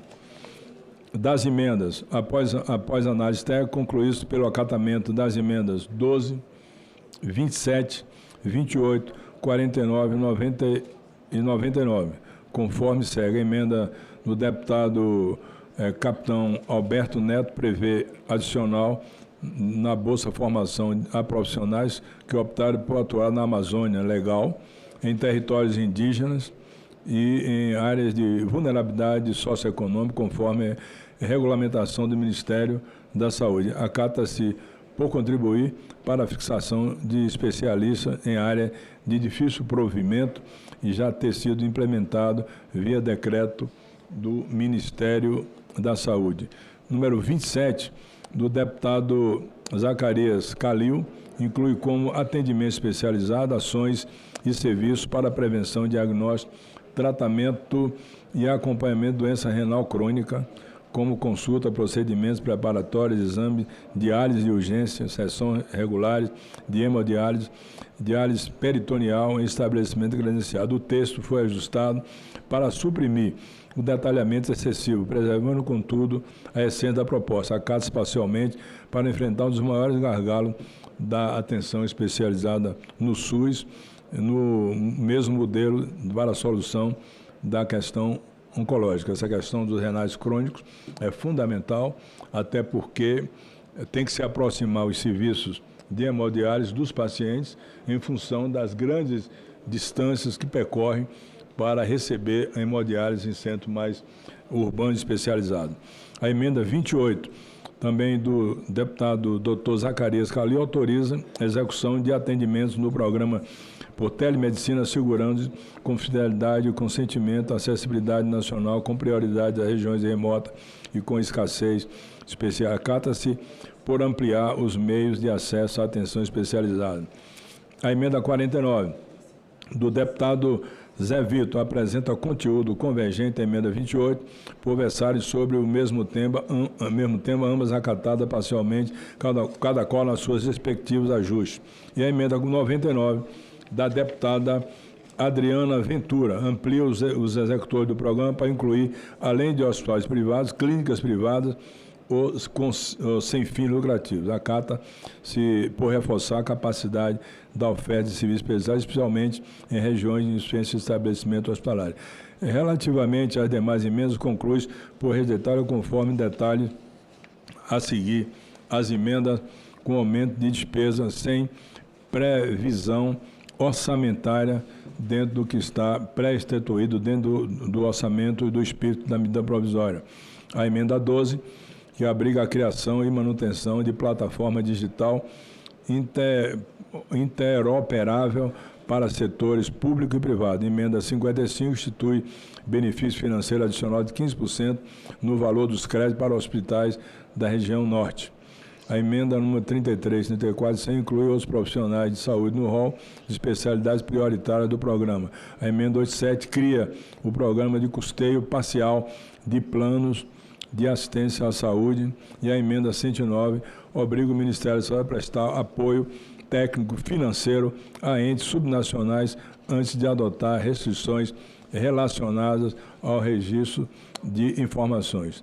Traz proposição e viola o artigo 63, inciso 1º da Constituição Federal.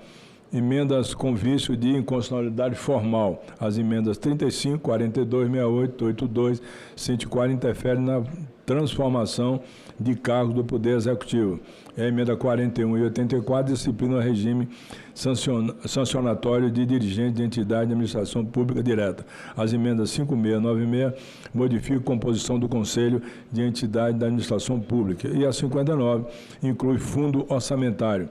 A emenda 57 atribui novas competências à autarquia federal. E a emenda número 92 cria modelo de cooperação técnico-financeira com serviços sociais autônomos, prevendo repasse de recursos públicos e participação desses entes em ação de saúde. Tais matérias são iniciativa privativa do Presidente da República, nos termos do artigo 61, parágrafo 1º, inciso 2 da Constituição Federal, pela qual não podem ser acolhidas. Ademais, as emendas 41 e 84 desconsideram a existência de um regime fiscalizatório e sancionador já consolidado no ordenamento jurídico, no qual é suficiente para assegurar a responsabilização dos dirigentes de entidade da administração pública indireta. Assim, a superposição é desnecessária.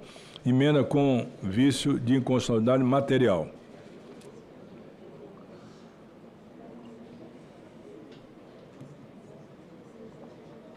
Emenda número 29, do deputado Dr. Zacarias Calil, exclui do limite anual de 20 bilhões e do teto financeiro da média e alta complexidade dos recursos e emendas parlamentares destinados ao programa, permitindo seu uso complementar para custeio e expansão da oferta. Entretanto, pode criar riscos interpretativos e fragilizar a coerência do financiamento da política de saúde. Emenda 98. Suprime a exigência de regularidade fiscal com a Seguridade Social na adesão do programa de exclusão por novos débitos, o que contraria o artigo 195, parágrafo 3º da Constituição Federal, por isso não pode ser acolhida. Emendas que extrapolam o objeto da medida provisória. Desvio temático.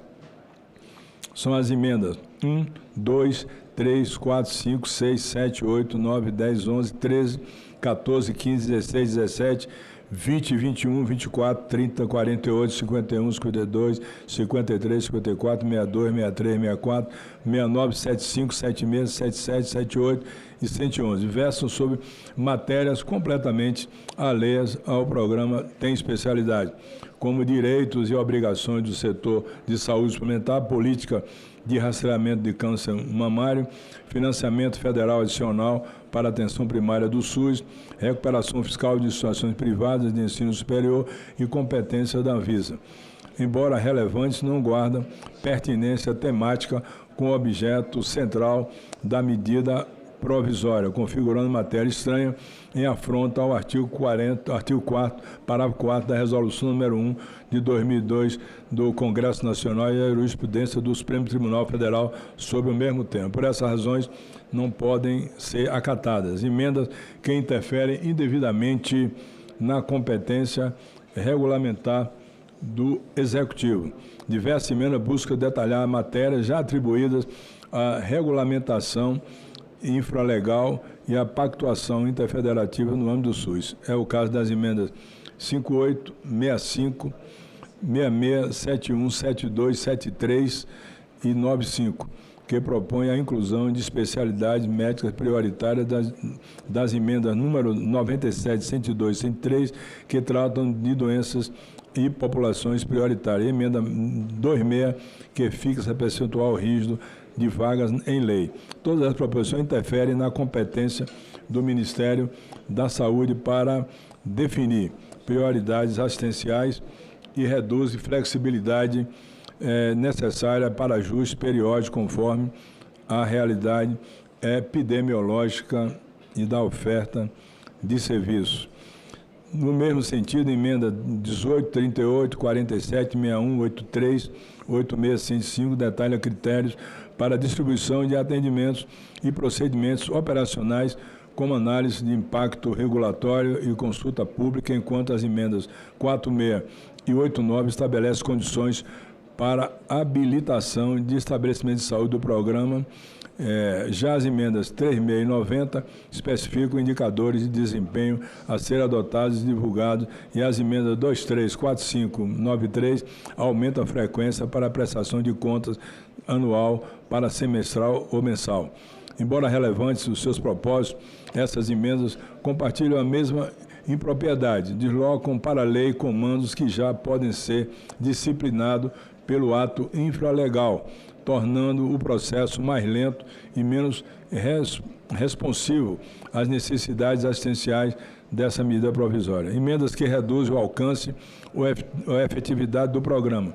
São as emendas 4394, que suprimem a possibilidade da União, por meio do Ministério da Saúde e de entidade de administração indireta, executar temporariamente os serviços de atenção especializada em situações de urgência sanitária, fragilizando a capacidade de resposta federal em cenários críticos e comprometendo a coordenação do programa. A emenda 107 restringe o uso de critérios financeiros à compensação exclusiva de contribuições da Seguridade Social, vedando sua ampliação a outros tributos federais, além de exigir auditoria prévia pelo Ministério da Saúde e acompanhamento pelo Tribunal de Contas da União. Emenda 110 suprime a possibilidade de conversão do ressarcimento em prestações de serviços, esvaziando um dos principais mecanismos de ampliação da rede de atenção especializada. Por comprometer a efetividade do programa, essas emendas não foram acatadas. Emendas redundantes ou já contempladas na legislação foram as emendas 22, 32, 37, 39, 40, 44, 67, 80, 81, 85, 88 e 106. Reproduzem matéria já prevista na própria medida provisória em norma vigente como prioridade de entidades sem fim lucrativos. Emendas com improbidades conceituais, inconsistência normativa ou fragilidade de segurança jurídica.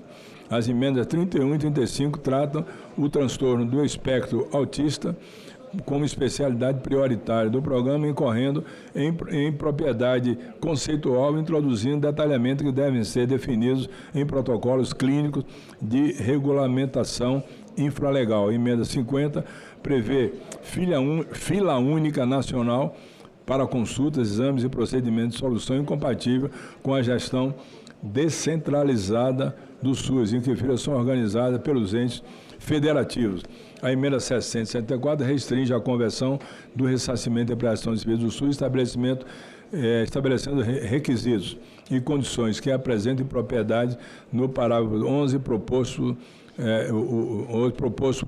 O proposto contraria a lógica do artigo 32 da Lei 9.656, de 98, e o parágrafo 2º sugerido é vago, sujeito à interpretação divergente. E o novo parágrafo 3 amplia a competência fiscalizatória de forma indevida em sobreposição à Agência Nacional de Saúde Suplementar. A emenda 70 amplia os executores do programa para incluir médicos especialistas, clínicas, especialidades, prestadores de exames diagnósticos incorrendo em impropriedade conceitual e ao prever a contratação direta de médicos individualmente, modalidade não contemplada pela legislação sanitária no âmbito do SUS. A emenda 91 altera a Lei 8.080 de 1990 para permitir compartilhamento de dados em tempo médio e de espera em serviços sociais autônomos, restringindo o acesso a um grupo específico de entidades em afronto ao princípio da isonomia. A emenda 101 elimina a obrigação de renúncia a ações judiciais ou recursos sobre créditos tributários a serem compensados, o que enfraquece a segurança jurídica e compromete a previsibilidade fiscal do programa. A emenda 108 elimina a possibilidade de dispensa de licitação na contratação do Grupo Hospitalar Conceição S.A. para atividades relacionadas ao seu objeto social, ao suprimir a previsão já garantida pela Lei 14.133 de 2021, cria insegurança jurídica desnecessária. Em nosso entendimento, tais emendas não devem prosperar por inadequação conceitual, inconsistência normativa ou riscos de segurança jurídica.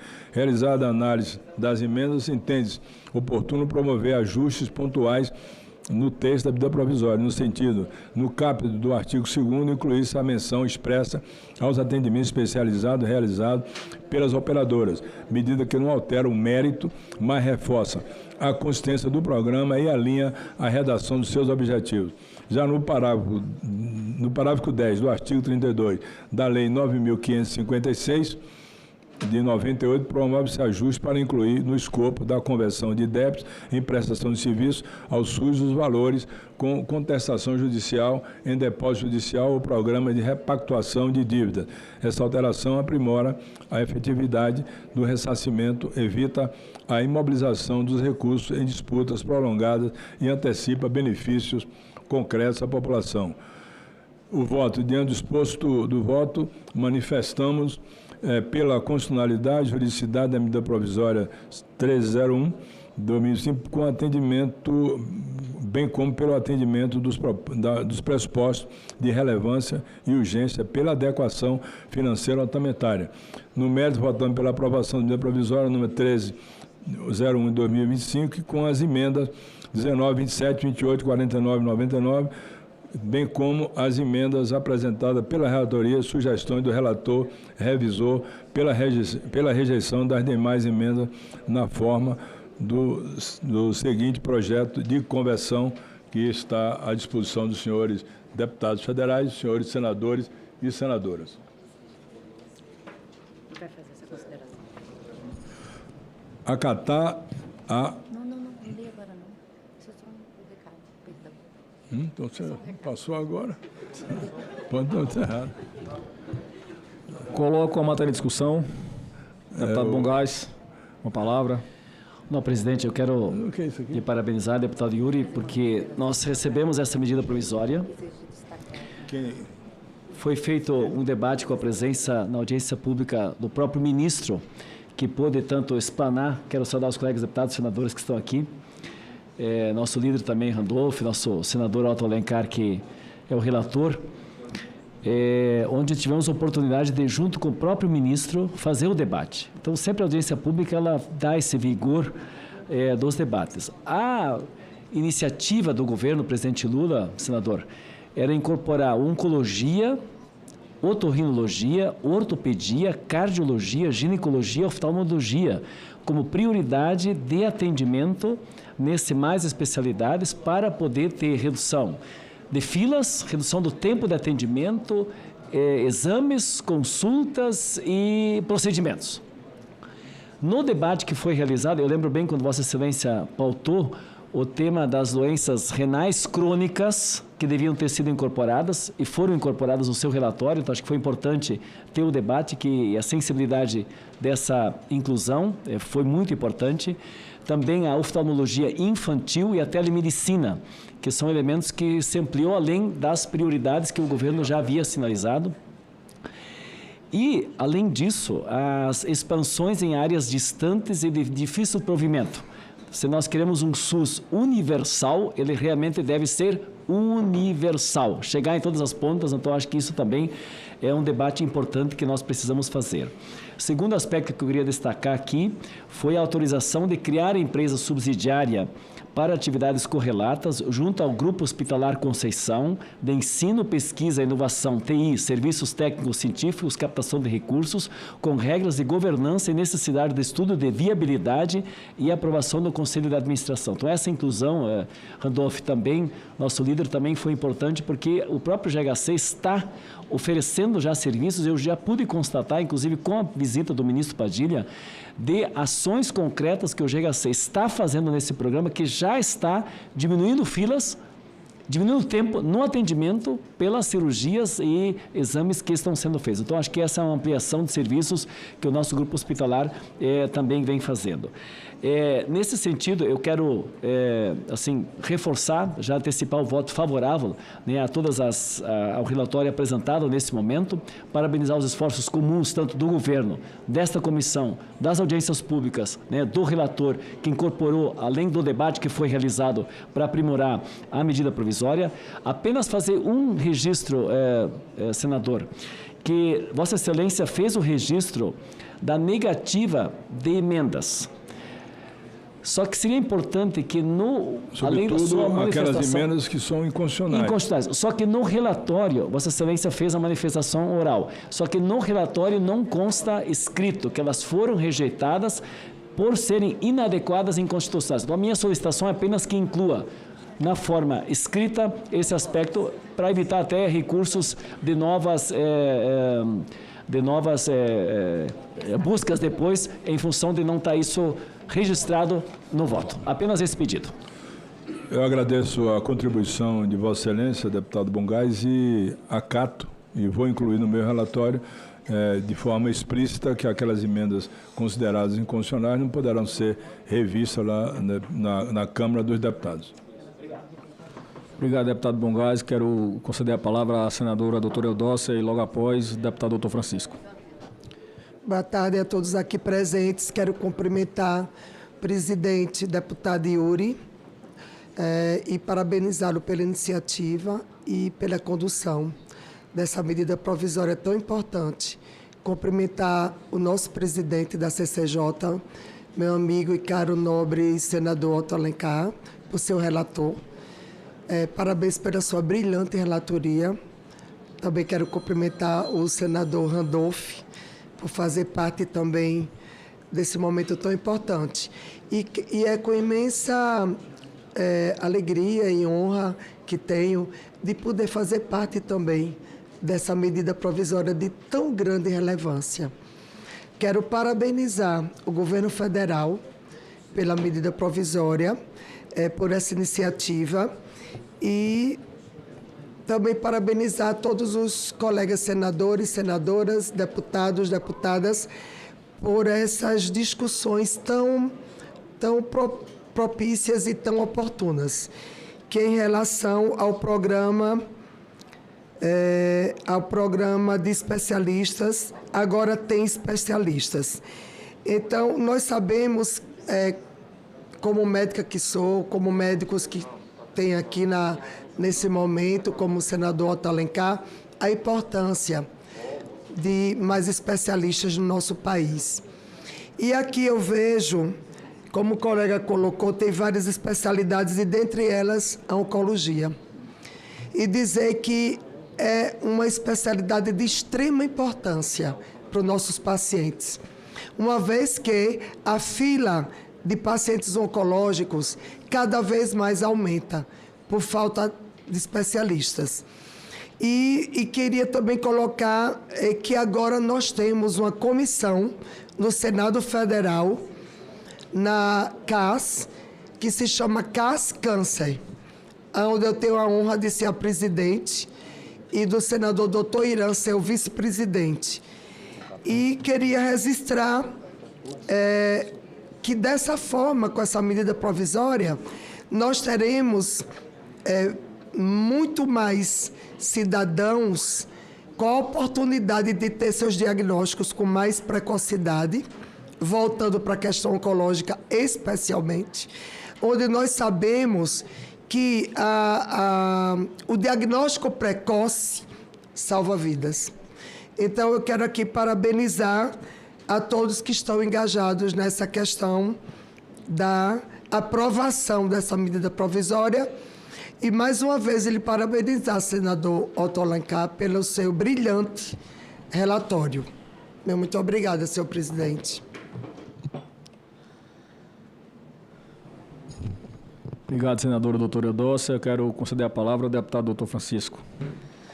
Minhas saudações, meu boa tarde aqui aos presentes, aqui os senadores, os deputados federais.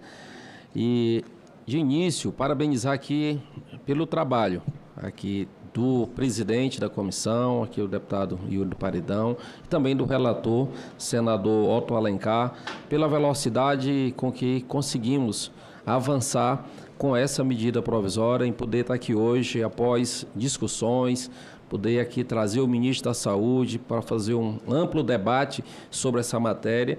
E a alegria de também ouvir aqui o relatório do senador Otto Alencar, onde acrescentou medidas importantes para aprimorar essa medida provisória desse programa que nós consideramos extremamente importante para a saúde no nosso país.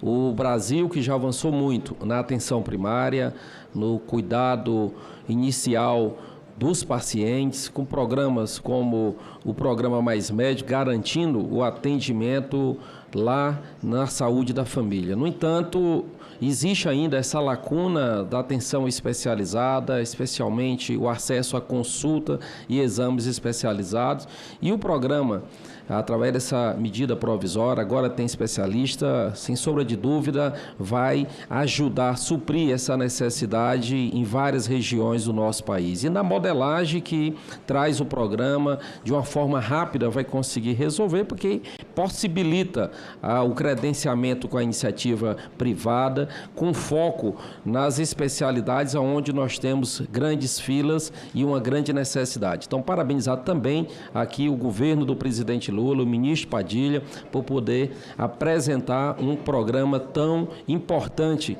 para melhorar a saúde pública do nosso país. Então, nesse momento, encerro, mas parabenizando, acima de tudo, a velocidade do trabalho aqui desta comissão. Muito Obrigado, deputado doutor Francisco. Quero conceder a palavra ao deputado doutor Ismael Alexandrino.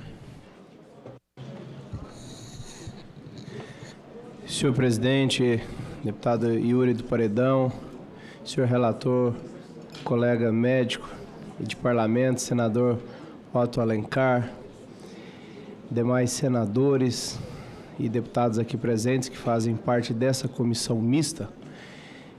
Essa medida provisória, senador Randolfo Rodrigues, é uma medida que eu considero muito louvável. O ministro Padilha, como um colega médico, conhecedor do Sistema Único do SUS, nosso Sistema Único de Saúde, ele acertou, né, com esse programa. Nós havíamos discutido isso por ocasião da transição de governo ainda, que eu tive a oportunidade de fazer parte, e sugeri que alguma coisa voltada para a atenção secundária, sobretudo com foco em especialidades e exames de especialidades, existisse de forma complementar à atenção primária, que já foi assimilada Brasil afora. Claro que ainda carece de avanços a atenção primária, mas a atenção primária ela foi assimilada pelos gestores municipais, os municípios se esforçam para fazer isso, tivemos programas exitosos ao longo dos últimos anos, e a atenção terciária um tanto quanto saturada, até porque os hospitais ficam sobrecarregados por essa lacuna da atenção secundária, com a falta dos especialistas, que é quem dá resolubilidade para a atenção primária. É quem faz compensa o paciente, é quem faz o diagnóstico mais de difícil diagnóstico diferencial. Então faltava essa lacuna. Claro que a gente sabe que outras medidas estruturantes virão por aí, né, como as policlínicas e outras coisas. Mas essa medida provisória, ela, repito, ela é acertada, feliz, e sob a relatoria de Vossa Excelência, senador Otto Alencar, eu não tinha nenhuma dúvida que construiríamos um texto que entrega saúde universal, integral e com equidade para o cidadão brasileiro, independente de onde ele morar. Por que eu digo independente de onde ele morar? Porque o programa ele se baseia não só no que tem de oferta de especialidades nas diversas cidades e estados, mas também com a possibilidade da telesaúde, né, a telemedicina também. Então ele chega onde muitas vezes outras estruturas mais difíceis, mais pesadas, mais robustas, não chegam. E nós sabemos que o nosso Sistema Único de Saúde, eu gostaria de ressaltar para esse ponto da fala, ele é único de verdade, ele não é só público. A parte filantrópica, o terceiro setor sem finalidade econômica, a parte privada desse sistema, todas essas vertentes precisam funcionar muito bem. Está previsto na nossa lei do SUS, a Lei 8080, de forma suplementar, complementando a parte pública. Então, quando tem a possibilidade de realização de convênios e utilizar essa mão de obra ociosa, serviço ocioso, né, de 25%, 30%, que já existe capacidade instalada, é bom para todo mundo. É bom para o governo, que estabelece a política pública, é bom para o empresário da área da saúde e é bom para o paciente que está ali amargando numa fila o sofrimento. Então, parabenizar o trabalho de Vossa Excelência, parabenizar o trabalho do ministro Alexandre Padilha, que é muito lúcido na condução, tem uma visão muito clara do Sistema Único de Saúde, os colegas dessa comissão, meu nobre colega deputado doutor Francisco, que presidiu o ano passado a Comissão de Saúde da Câmara. Esse ano eu tenho a honra de ser vice-presidente lá. Enfim, eu acho que esse trabalho é um trabalho conjunto, ninguém constrói nada sozinho. E deixo aqui o meu apoio e já antecipando a minha intenção de colaborar em relação ao voto da medida provisória. Muito obrigado, que Deus abençoe cada um de Vossas Excelências e continue dando sabedoria e lucidez no trabalho. Obrigado, deputado doutor Ismael. Eu, antes de colocar o relatório em votação, não poderia deixar de agradecer ao presidente deputado Hugo Mota, o presidente do Congresso Nacional, o senador Davi Alcolumbre, agradecer ao nosso líder do Congresso, líder do governo, Randolfo Rodrigues, senador Randolfo, parabenizar nosso relator querido, senador Otto Alencar, que essa comissão e o presidente Davi foi muito assertivo em indicar o senador Otto Alencar para fazer esse brilhante relatório, não só pela sua experiência como homem público, mas também pela sua experiência como médico, pela sua experiência em cuidar das pessoas, em saber realmente a dificuldade das pessoas que precisam da saúde. Então, parabéns, senador Otto, pelo brilhante relatório. Também parabenizar o nosso ministro Padilha, que, para mim, senador Randolfo, foi o melhor ministro e está sendo o melhor ministro da saúde da história desse país. Padilha, que é um bom conhecedor da causa, que tem feito um brilhante trabalho à frente do Ministério da Saúde. E agora, com esse programa Agora Tem Especialista, eu tenho certeza que irá levar mais dignidade para as pessoas, irá levar mais cirurgias, irá levar mais atendimentos, porque saúde é dignidade. E esse programa realmente irá revolucionar a saúde do nosso país. Parabenizar o governo federal, abraçar nossa...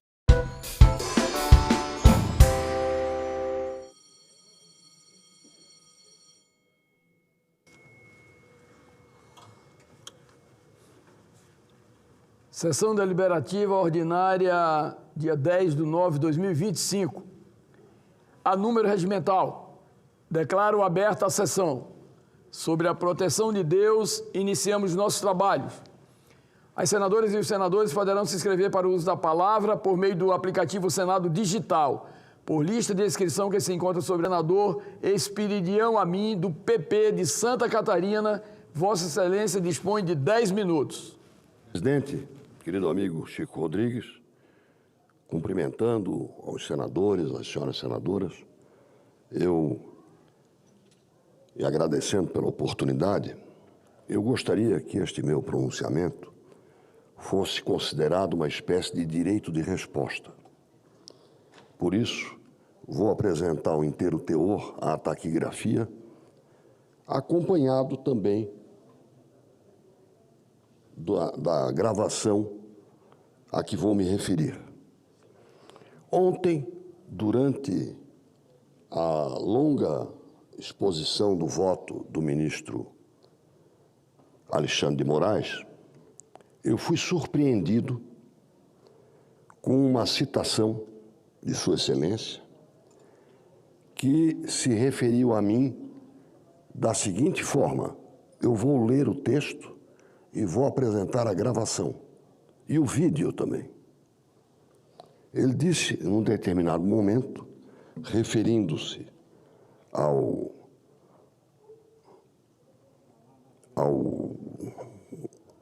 incidente de que há um relatório que não é técnico, do qual constam algumas acusações ou recomendações. Repito, o ministro Alexandre de Moraes disse exatamente o seguinte: os relatórios a que ele se referia não consistiam em laudos periciais, eram pareceres com recomendações, não eram pareceres técnicos.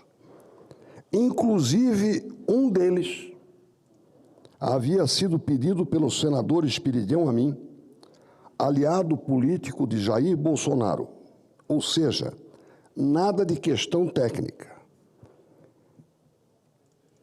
Sim, o que pretendia era a unidade de desígnios para continuar com os atos executórios para descredibilizar as urnas eletrônicas, a justiça eleitoral e o poder judiciário. Ou seja, colocou numa sacola. Primeira informação: esse pedido não é técnico, essa recomendação, esse relatório não é técnico, é apenas político. Segundo, ele foi encomendado, um deles, pelo menos, pelo senador Espiridião Amin, que tem estes desígnios. Sobre esta parte, eu vou entrar com uma questão de ordem junto à mesa do Senado. Mas vamos primeiro esclarecer. O ministro Alexandre de Moraes faltou com a verdade e não foi a primeira vez. Por quê? Porque este relatório realmente existe. É esse documento aqui. Relatório de análise nos códigos-fonte dos sistemas eleitorais. Mas não foi o Espiridião Amin que pediu. Esse relatório foi pedido em 6 de março de 2018 pelo ministro Luiz Fux, que era presidente do TSE e que hoje nos deu esta grande aula magna de direito, sobre o que vou falar depois.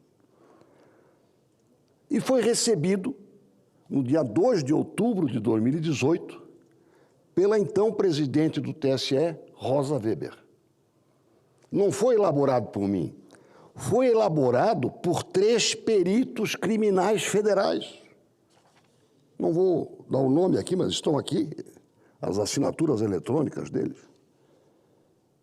E por que ele associou isso à urna eletrônica e a poder judiciário? Porque a recomendação número 14 começa assim: recomendamos que sejam envidados todos os esforços para que possa existir o voto impresso para fins de auditoria. Eu penso isso também, mas eu não pedi e não escrevi.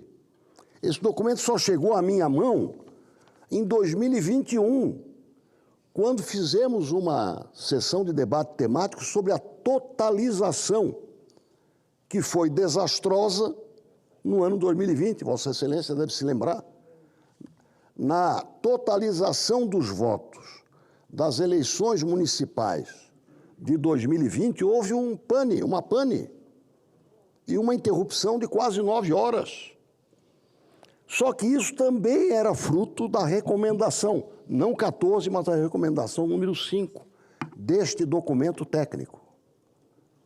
Portanto, número 1, ao me associar a Jair Bolsonaro e a outros réus, de maneira tão desconforme com a realidade, com uma sucessão de acusações, eu posso me defender ainda.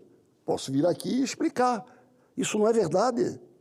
Eu não pedi essa recomendação, eu não pedi o documento e só tomei conhecimento 3 anos depois.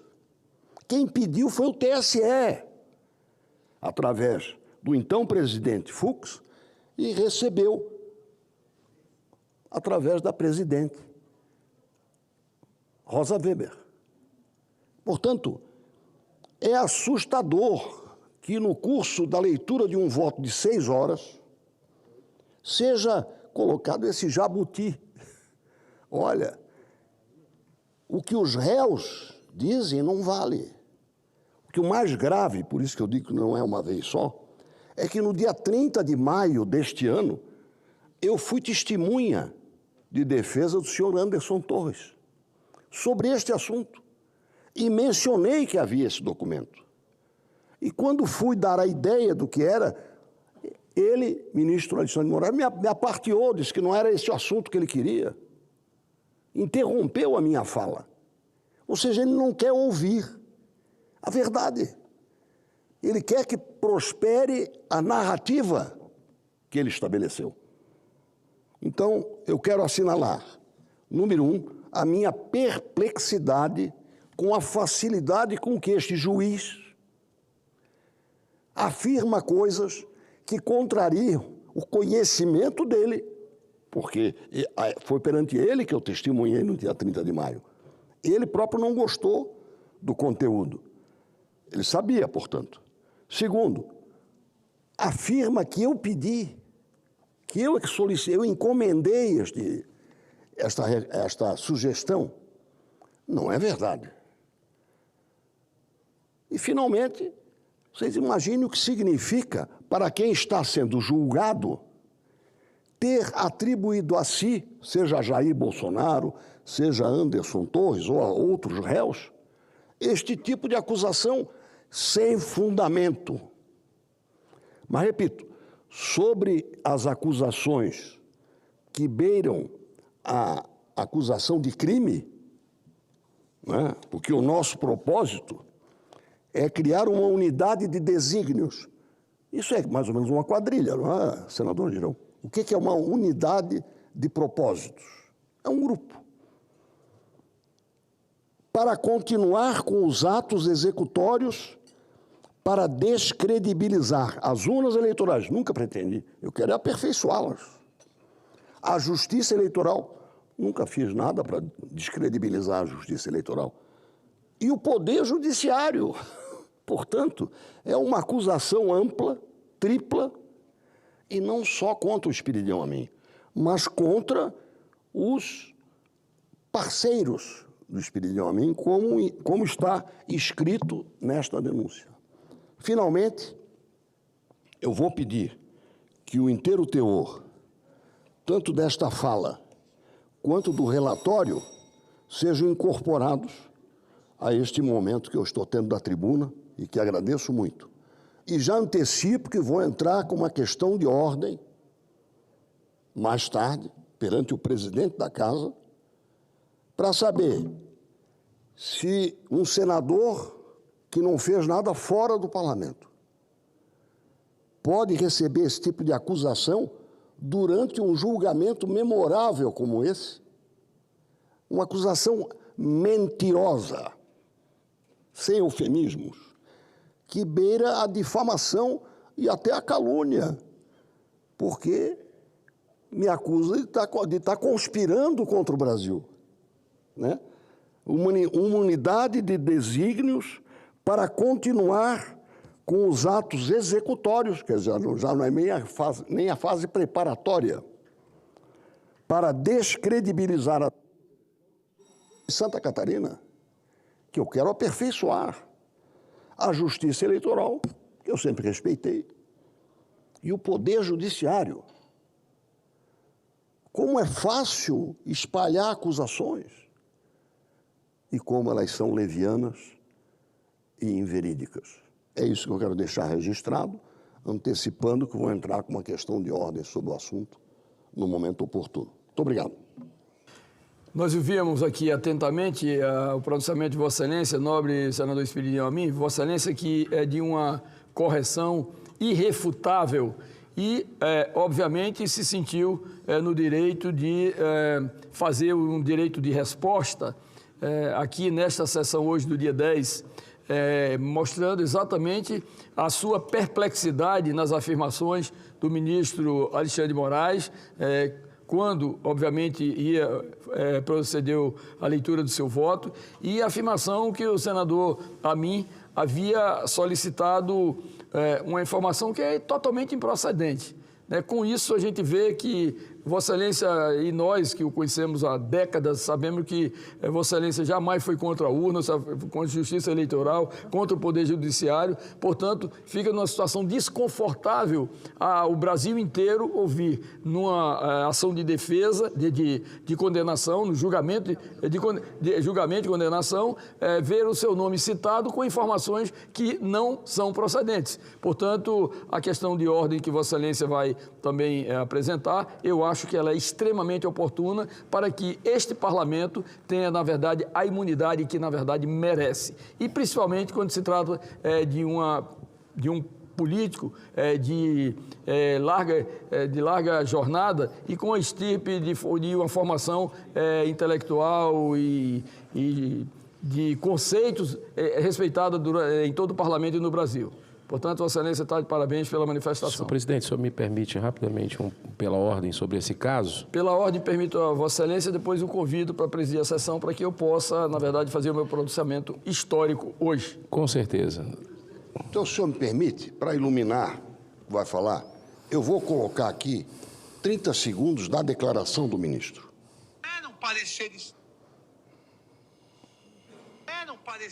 Não eram. Não eram pareceres técnicos. Os relatórios não consistiam em laudos periciais. Eram pareceres com recomendações, inclusive um deles que havia sido pedido pelo senador Espiridião Amin, aliado político de Jair Messias Bolsonaro. Ou seja, nada de questão técnica, de laudos periciais, mas sim a unidade de desígnios para continuar com os atos executórios para descredibilizar as urnas eletrônicas, a justiça eleitoral e o poder judiciário. Essa é a voz do ministro que julga o Brasil. Pois é, Vossa Excelência faz seu pronunciamento com a clareza e uma transparência de uma janela sem vidros para que toda a população brasileira que nos assiste, que nos ouve também e que eventualmente venham ter todas essas manifestações através dos veículos de comunicação do Brasil tenham conhecimento de uma manifestação que foi extremamente indevida, no nosso entendimento, pelo senhor ministro Alexandre de Moraes. Senhor presidente, eu queria me solidarizar com o senador Espiridião Amin, repudiar essa fala irresponsável, inclusive, do ministro Alexandre de Moraes contra um parlamentar. Todo mundo sabe aqui da independência do senador Espiridião Amin, um homem, como o senhor bem falou, com uma vasta experiência, né? Foi governador de Santa Catarina, teve uma passagem brilhante, não apenas no Senado, mas na Câmara dos Deputados também. Então, senador Espiridião Amin, o senhor incomodou. O senhor incomodou o todo-poderoso, que se acha todo-poderoso do Brasil, e recebeu aí essa menção histórica, sem direito à defesa. Assim como os que estão arrolados nesse dia 8 de janeiro também não tiveram, e hoje o ministro Fux escancarou para o Brasil que a ampla defesa e o contraditório foi violado. Deu uma grande aula magna de direito. Uma grande aula magna do direito, inclusive decretando aí a nulidade por essas e outras.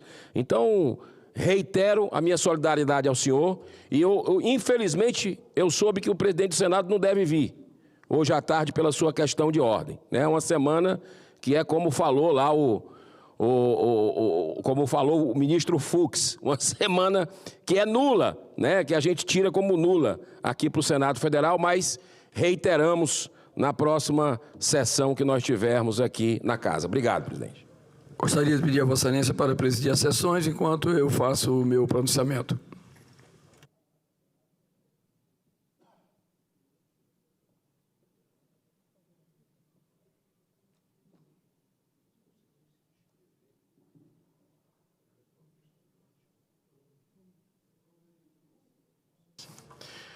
Muito obrigado, meu querido irmão, senador Chico Rodrigues, do estado de Roraima.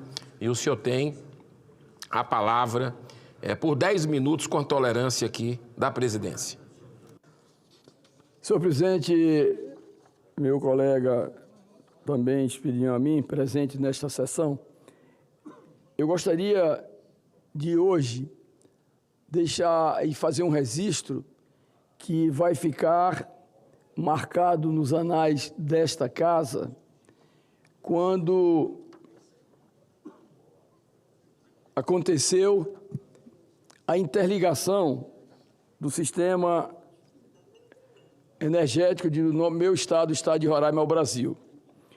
Hoje, dia 10 de setembro de 2025, foram iniciados os testes de energização do Leão de Tucuruí, a linha de transmissão que conecta Manaus a Boa Vista e que garante, pela primeira vez, a plena inserção do estado de Roraima no Sistema Interligado Nacional. Sim, um marco histórico para a integração nacional. Tive a honra de participar hoje pela manhã da visita alusiva aos testes de energização diretamente da sede da Operação Nacional do Sistema Elétrico, ONS, aqui em Brasília, evento que demos o primeiro passo concreto para a integração definitiva de Roraima ao Sistema Interligado Nacional. Trata-se de um momento simbólico e estratégico, que foi, obviamente, coordenado e disparado pelo presidente da República, Luiz Inácio Lula da Silva. Roraima era o único estado brasileiro ainda isolado da rede elétrica nacional, abastecido quase que exclusivamente por usinas termoelétricas movidas a óleo diesel. Esse modelo, além de caro e poluente, dependia de subsídios da conta de consumo de combustíveis, a tão conhecida CCC, paga por todos os brasileiros através da conta de desenvolvimento energético. Com o Leão de Tucuruí, de 724 quilômetros de extensão, incluindo cerca de 120 quilômetros atravessando a terra indígena dos Vaimiris-Atuaris, o cenário muda profundamente. A expectativa é de redução expressiva de custo de geração. Não falo de tarifa de consumo, mas de custo de geração. Alívio no bolso de todos os consumidores brasileiros e maior confiabilidade no fornecimento de energia para famílias, empresas e serviços públicos do nosso querido estado de Roraima. É preciso lembrar a trajetória dessa obra. Foi licitada em 2011. O projeto tinha previsão inicial de entrada em operação em 2015. No entanto, enfrentou mais de uma década de entraves, sobretudo no licenciamento ambiental. Nesse processo, a participação direta da comunidade indígena Vaimiris-Atuaris foi fundamental. A linha foi planejada para seguir o traçado da BR-174, minimizando a abertura de novos acessos, portanto, ferindo a floresta. Isso foi literalmente evitado. As torres foram erguidas em áreas menores e tecnologias inovadoras, como o içamento de cabos por drones, foram utilizados para reduzir o impacto ambiental tão criticado antigamente pelos ambientalistas. O IBAMA, ao conceder a licença de operação na última semana, destacou que o projeto é exemplo de como conciliar desenvolvimento energético, proteção ambiental e respeito aos povos tradicionais. Com isso, senhor presidente, nós temos musculatura intelectual e também política para mostrar que esta obra ela está obedecendo a todas aquelas orientações e parâmetros de preservação, proteção e cuidado com o meio ambiente. A história do Leão de Tucuruí nos mostra que é possível conciliar desenvolvimento e preservação ambiental. E mais do que isso, que é preciso pôr fim, de uma vez por todas, a esse modelo ultrapassado do processo de licenciamento ambiental. Como já me manifestei aqui em algumas semanas, precisamos derrubar os vetos do novo marco de licenciamento ambiental para evitar que obras tão importantes como o Leão de Tucuruí fiquem paralisadas por tantos anos. Senhoras e senhores senadores, este não é apenas um feito técnico, é uma vitória política, econômica e social para a população do nosso estado de Roraima. Tenho lutado desde o início do meu mandato no Senado para tirar o Leão de Tucuruí do papel. Participei de várias reuniões, ainda no governo anterior do presidente Bolsonaro, com os ex-ministros de Minas e Energia, Beto Albuquerque e Adolfo Sachida, que deram início à obra.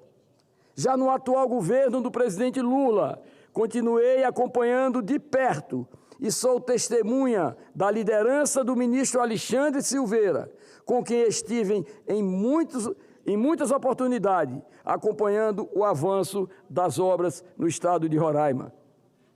E dizer que a iniciativa do governo federal, no sentido de determinar que fosse uma obra prioritária do PAC, ela é inquestionável.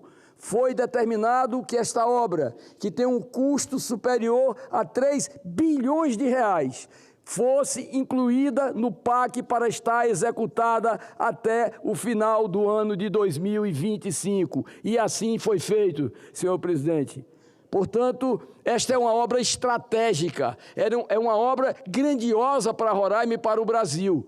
Essa obra, na verdade, foi garantida pelo governo com esses 3 bilhões, inclusive com antecipação do calendário de execução que era previsto até o final de dezembro. E hoje, dia 10 de setembro, nós temos esta unidade de geração, de distribuição de energia, interligando Roraima ao Sistema Interligado Nacional, completamente concluída.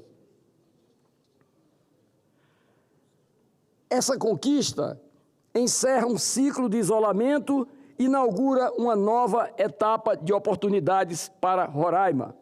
Energia estável e de qualidade significa atrair investimentos, fortalecer a produção local, gerar empregos e melhorar a vida das famílias roraimenses.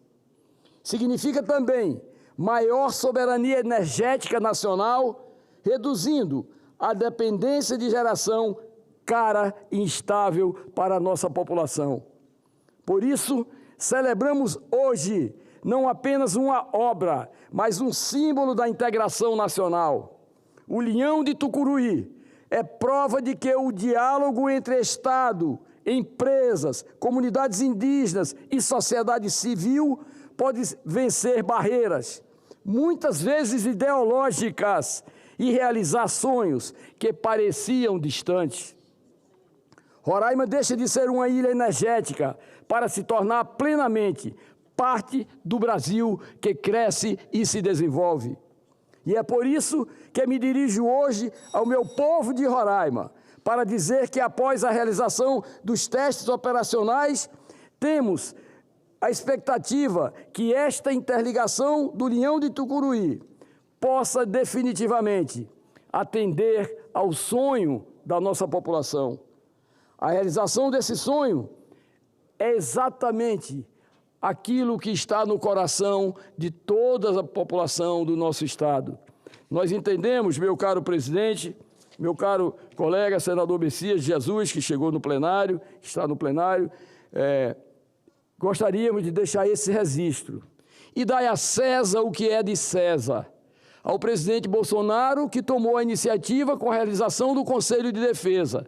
Ao presidente Lula, que determinou que 3 bilhões de reais do PAC, Programa de Aceleração do Crescimento, deveriam serem destinados para que essa obra grandiosa, definitiva e sonhada pela população de Roraima tivesse, na verdade, a sua execução e a sua instalação de forma definitiva.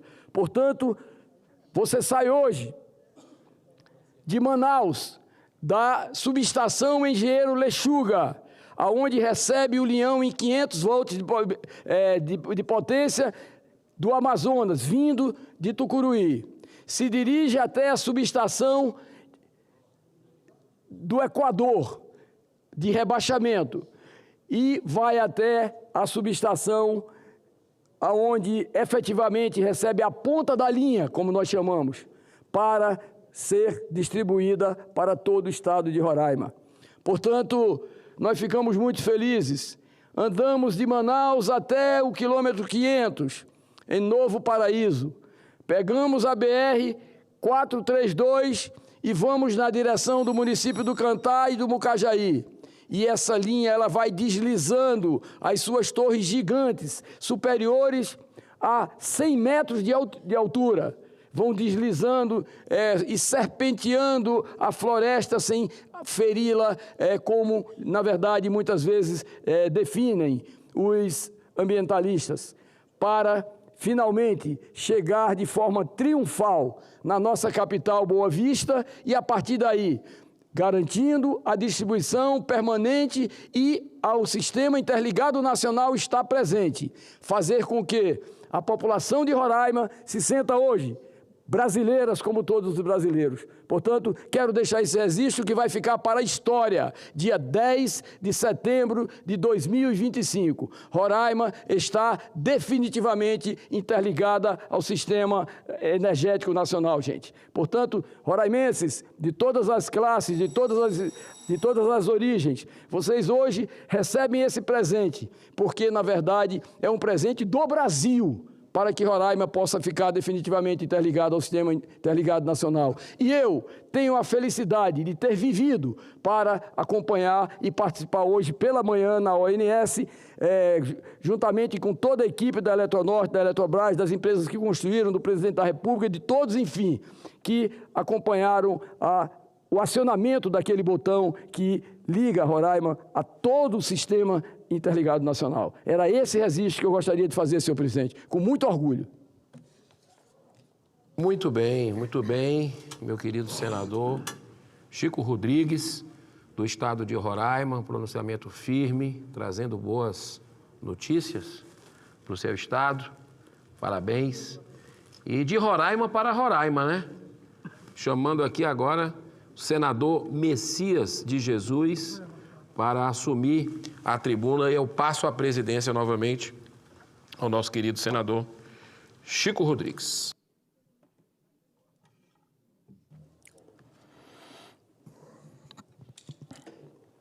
Caros senadores, senadoras, presidente e amigo Chico Rodrigues, presidente e amigo Eduardo Girão,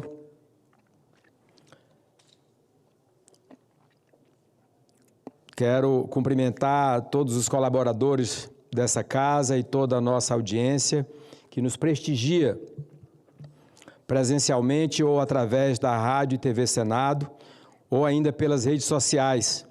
A todos os meus cumprimentos. O senador Chico Rodrigues, que acaba de me anteceder, fala com grandeza do investimento que Roraima recebe hoje, porque, de fato, hoje é um dia de glória para o estado de Roraima. Hoje, 10 de setembro de 2025, é um dia especial para Roraima, mais do que uma obra física. Iremos celebrar a integração de fato do nosso estado com as outras regiões do país. Hoje é o teste final para a implantação em definitivo da expansão do Linhão de Tucuruí até a nossa capital, Boa Vista, e a partir disso, sua distribuição a todas as cidades do estado. E o momento não poderia ser mais oportuno. Isso ocorre justo na semana em que o país comemora a sua independência. Para Roraima, a chegada do Linhão de Tucuruí também significa independência. Primeiro, a independência do Linhão de Guri, da Venezuela, que cotidianamente nos afeta por falhas e blackouts que têm causado imensos prejuízos à nossa população. Para nós, o Linhão de Tucuruí também representa a independência das usinas termoelétricas, um modelo de produção já defasado, tecnologicamente, caro e ambientalmente prejudicial para todos.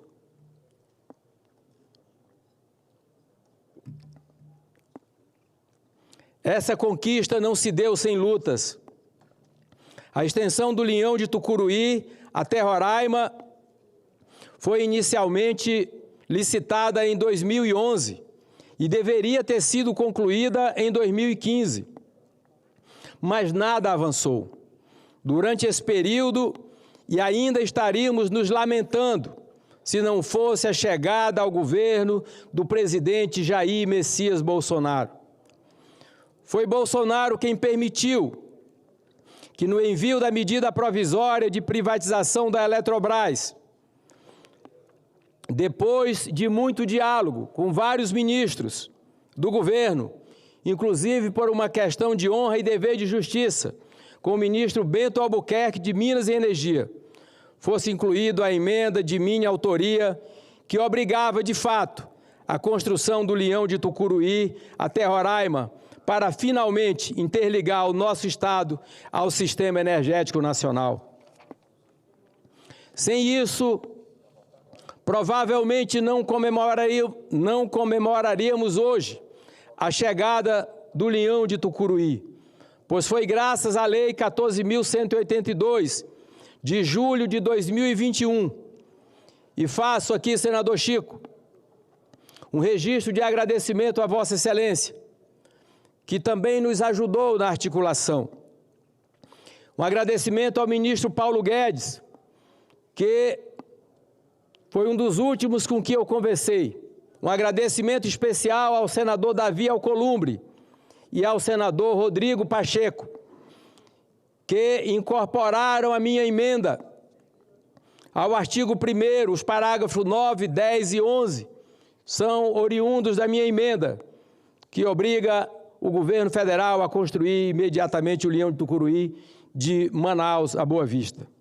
Mas, muito além de uma emenda, foi necessária a disposição em buscar o diálogo e o entendimento com os nossos irmãos indígenas, para que houvesse uma compensação justa, a fim de permitir que as obras pudessem avançar dentro do seu território, além de assegurar todos os procedimentos, garantir o equilíbrio entre a preservação e o desenvolvimento. Trata-se de uma obra monumental, são 724 quilômetros de extensão, quase o dobro da distância entre São Paulo e Rio de Janeiro. Foram construídas 1.390 torres, inclusive em algumas regiões de florestas fechadas, com o cuidado de fincar estruturas acima da copa das árvores, evitando dessa forma o desmatamento e outros problemas ambientais. Mais de 4.000 trabalhadores foram contratados para a execução da obra. A empresa responsável pela implantação, a Transnorte Energia, também utilizou soluções tecnológicas inovadoras durante o processo de construção, como o monitoramento remoto das áreas e a ampla utilização de drones em diversos processos de desenvolvimento dos serviços. Quero aqui fazer um justo reconhecimento à eficiência, colaboração e transparência da Transnorte Energia, em nome dos diretores, Dr. Enio Nussi e Dr. João Eduardo, que à frente de suas equipes não mediram esforços para que essa conquista fosse possível. Reconheço também a decisiva atuação do então ministro de Minas e Energia do governo do presidente Bolsonaro, o ministro Bento de Albuquerque, no propósito de dar celeridade ao processo. Vencida essa etapa, a partir de hoje,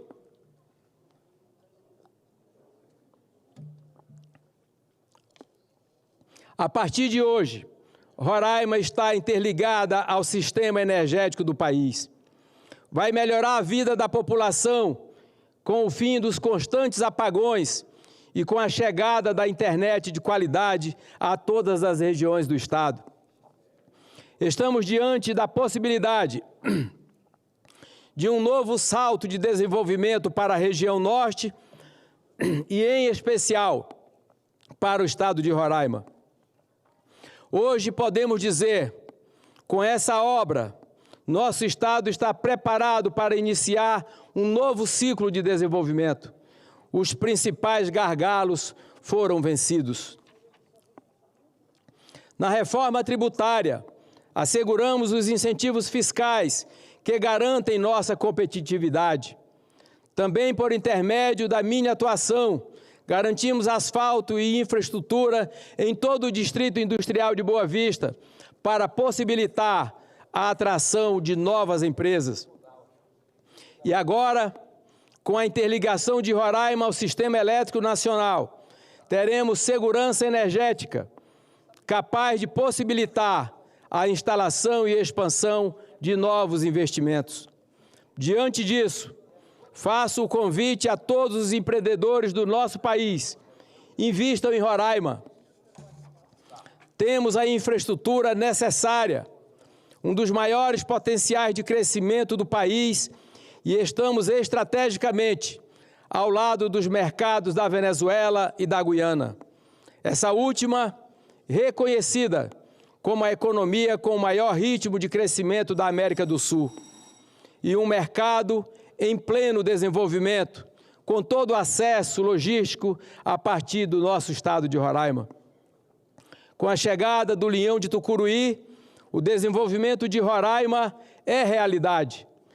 Esse é mais um compromisso que assumi com a população do meu estado e tenho o orgulho e a satisfação de dizer a todos que confiaram e confiam em mim, está cumprido. Parabéns a toda a população de Roraima. Essa conquista é para todos nós. Essa conquista é para todos os roraimenses e para todos os brasileiros. Muito obrigado, senhor presidente. Senador Messias de Jesus, Vossa Excelência, que foi um dos lutadores incansáveis por essa grande obra, Vossa Excelência, que desde o início do mandato, em 2019, quando aqui chegamos juntos, representando o querido estado de Roraima, Vossa Excelência sempre despontou com um compromisso intocável, de poder ver esse leão construído. Eu tenho certeza que o seu pronunciamento, ele traz todas as informações para a população roraimense, para a população brasileira e que certamente vai ficar nos anais aqui do Senado. Portanto, Roraima está de parabéns hoje. Eu fiz o pronunciamento, Vossa Excelência o pronunciamento, tenho certeza que o senador Irã Gonçalves também o fará, pela importância, pela relevância desse dia 10 de setembro. Roraima efetivamente estará, a partir de agora, em condições de dar um grande salto de desenvolvimento para a sua população e no conceito dos estados e das nações da América Latina, mostrar que a sua posição geopolítica, geoestratégica, agora ela será alavancada, porque com energia segura, com rodovias seguras, interligando o nosso estado, que é o estado mais setentrional do Brasil, com a República Bolivariana da Venezuela e a República a Guiana, a República Cooperativa da Guiana, nós, na verdade, somos os parceiros estratégicos com esses mercados. Portanto, parabéns a Vossa Excelência pelo pronunciamento e que fique registrado nos anais dessa casa. Muito obrigado, presidente Chico Rodrigues, e registro também, logicamente, o empenho de Vossa Excelência em todas essas decisões importantes para o nosso estado. Muito obrigado, senador Messias Jesus. Passo a palavra ao senador Humberto Costa, em permuta com o senador Eduardo Girão. Vossa Excelência dispõe de 10 minutos. Meu Jesus,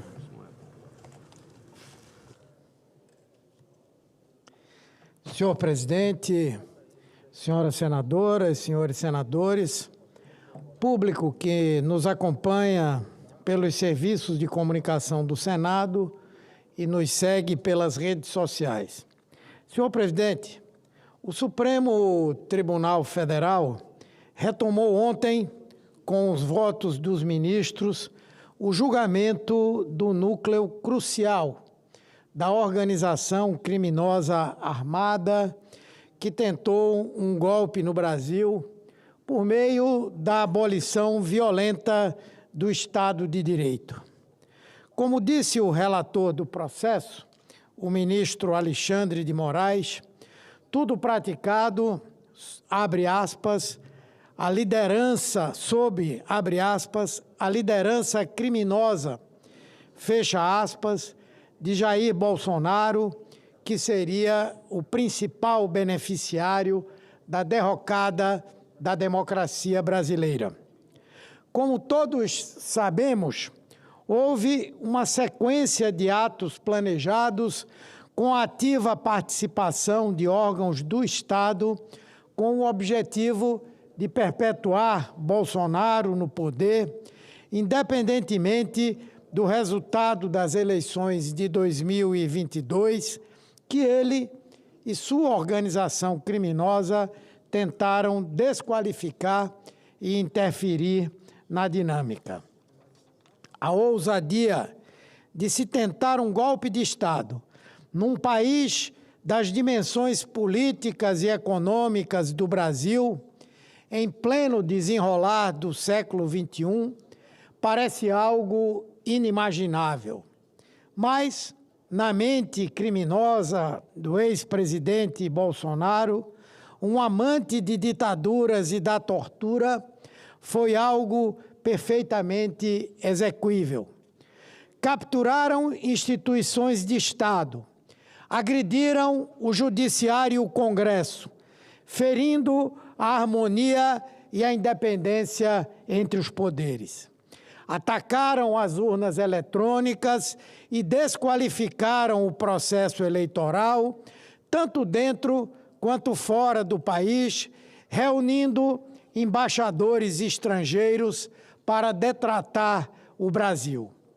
Tentaram explodir um caminhão-tanque no aeroporto de Brasília.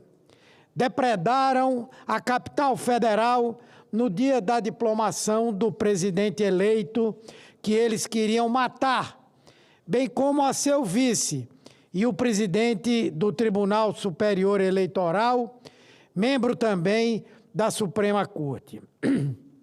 E, por fim, ocuparam e vandalizaram as sedes dos três poderes num violento ato terrorista ocorrido no infame 8 de janeiro de 2023. Como registrou o relator do processo, os atos executórios são de fazer inveja a qualquer delinquente do PCC. E foram praticados pelo então presidente da República e por assessores próximos, como os seus ministros da Justiça e da Defesa, o comandante da Marinha, o diretor-geral da ABIN. Felizmente, o Exército e a Aeronáutica não embarcaram nessa aventura golpista, porque os chefes dessas duas armas entenderam que Jair Bolsonaro não agia mais como comandante em chefe das Forças Armadas, mas como um líder de organização criminosa disposto a trucidar a Constituição Federal em proveito das suas aspirações totalitárias. É absolutamente assombrosa, escandalosa e violenta toda a documentação probatória que escancara o meticuloso mecanismo da trama golpista, com a viva identificação de todos os principais agentes desse núcleo crucial que, além de Bolsonaro, conta com outros 7 réus. E parece inacreditável que, diante de um cenário de estruturação criminosa como esse, ainda haja quem queira falar de anistia a esses golpistas. Algumas manifestações havidas no domingo 7 de setembro, a data nacional, o dia da independência do Brasil, desnudaram o viés entreguista e traidor dos manifestantes que desfraldaram uma enorme bandeira dos Estados Unidos na Avenida Paulista. Uma vergonha que teve como principal expoente o governador de São Paulo, Tarcísio de Freitas, que saiu de cima do muro em que se colocava como moderado para atacar de forma virulenta a Suprema Corte e o ministro Alexandre de Moraes. O que pareceu surpresa para muita gente não foi exatamente um chá-revelação. Tarcísio de Freitas é isso aí, um oportunista, um carreirista, um animal carniçal que sente o cheiro cadavérico do bolsonarismo e, como uma hiena, corre para disputar as carcaças políticas desse segmento, disposto a ser ungido como herdeiro do golpismo e do neofascismo. Que fim triste para quem somente há 2 anos assumiu seu primeiro mandato eletivo. Hoje, está claro que Tarcísio não representa moderação ou razoabilidade. É mais do mesmo. é mais um que enxovalha a democracia brasileira com a mesma desenvoltura com que comemora as medidas nefastas de uma nação estrangeira contra o Brasil e os brasileiros, como as ameaças de Trump. Independentemente de qualquer movimento político de porão, como acontece por parte de alguns aqui no Congresso, não haverá anistia. É muito pacífico entre os maiores constitucionalistas deste país que não há o menor lastro jurídico que preveja indulto àqueles que atentaram contra o regime democrático e tentaram um golpe de Estado. A democracia não anistia aqueles que quiseram derrubá-la. Então, todo esse movimento é uma forma de manter vivo, por meio de aparelhos, um extremismo que já está nos seus estertores. É conversa para boi dormir, sem chance de prosperar. Estamos diante de um momento histórico, um momento exemplar, até mesmo para outras nações. Pela primeira vez no Brasil, um ex-chefe de Estado e parte do seu graúdo aparato civil e militar sentam-se no banco dos réus para serem processados e julgados por crimes atentatórios ao Estado de Direito e à ordem democrática. É chegada a hora de que, com base na Constituição Federal, que eles tentaram rasgar, em respeito à ampla defesa, ao contraditório e ao devido processo legal, e em atenção à contundente denúncia feita pela Procuradoria-Geral da República, recebam as suas sentenças e paguem pelos crimes que cometeram. Se hoje estou falando neste Senado e do outro lado da praça o STF julga, mesmo com divergências naturais de visão, é porque os golpistas fracassaram.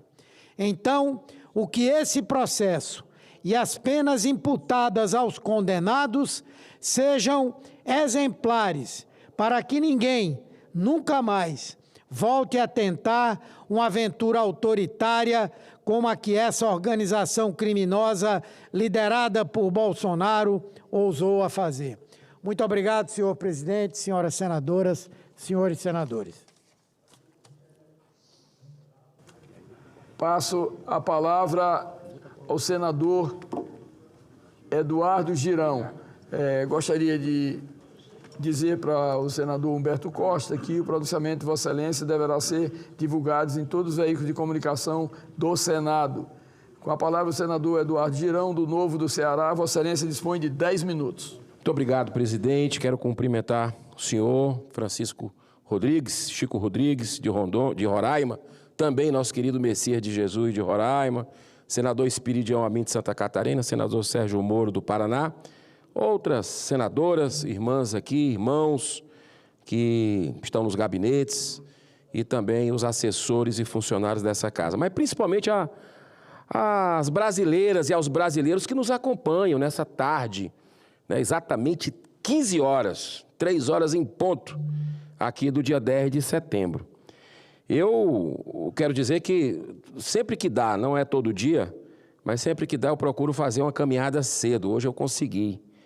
E passando pela pessoa que limpava a rua, todo mundo ouvindo o voto do ministro Fux. Eu achei impressionante. Olha, o que o brasileiro, senador Messias, está acompanhando esse julgamento não é brincadeira. Eu acho que, através de um grande mal, né, que a gente sabe, quem acompanha um pouco a política vê ali um circo armado, uma execução em praça pública e não um julgamento.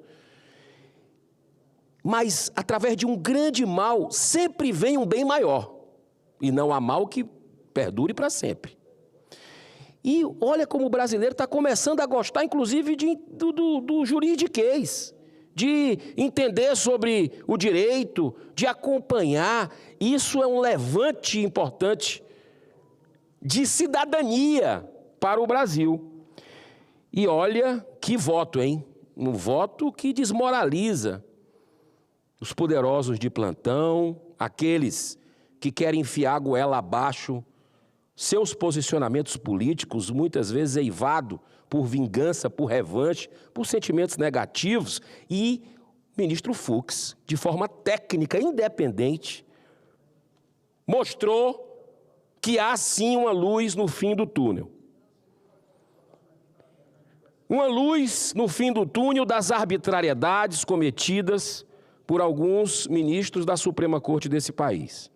É a luz da verdade e da justiça manifestada pelo voto sereno, firme, embasado no julgamento, se é que se pode chamar de julgamento, em curso no STF, envolvendo os réus de 8 de janeiro, um grupo deles. Eu quero iniciar esse pronunciamento com um pensamento lapidar destacado pelo próprio ministro Fux. Hoje, pela manhã, deixado pelo jurista norte-americano William Douglas, abro aspas, a sociedade triunfa não só quando os culpados são condenados, mas também quando os julgamentos criminais são justos. Douglas foi ministro da Suprema Corte de Justiça dos Estados Unidos entre 1939 e 1975. É muito considerado e admirado por sua integridade e senso de justiça, até hoje. Ao longo de sua vida, como magistrado, sempre defendeu como fundamentais o respeito a algumas garantias em qualquer processo. Em primeiro lugar, o direito inadiável da ampla defesa ao contraditório. Em seguida, a existência de tribunais competentes e principalmente imparciais.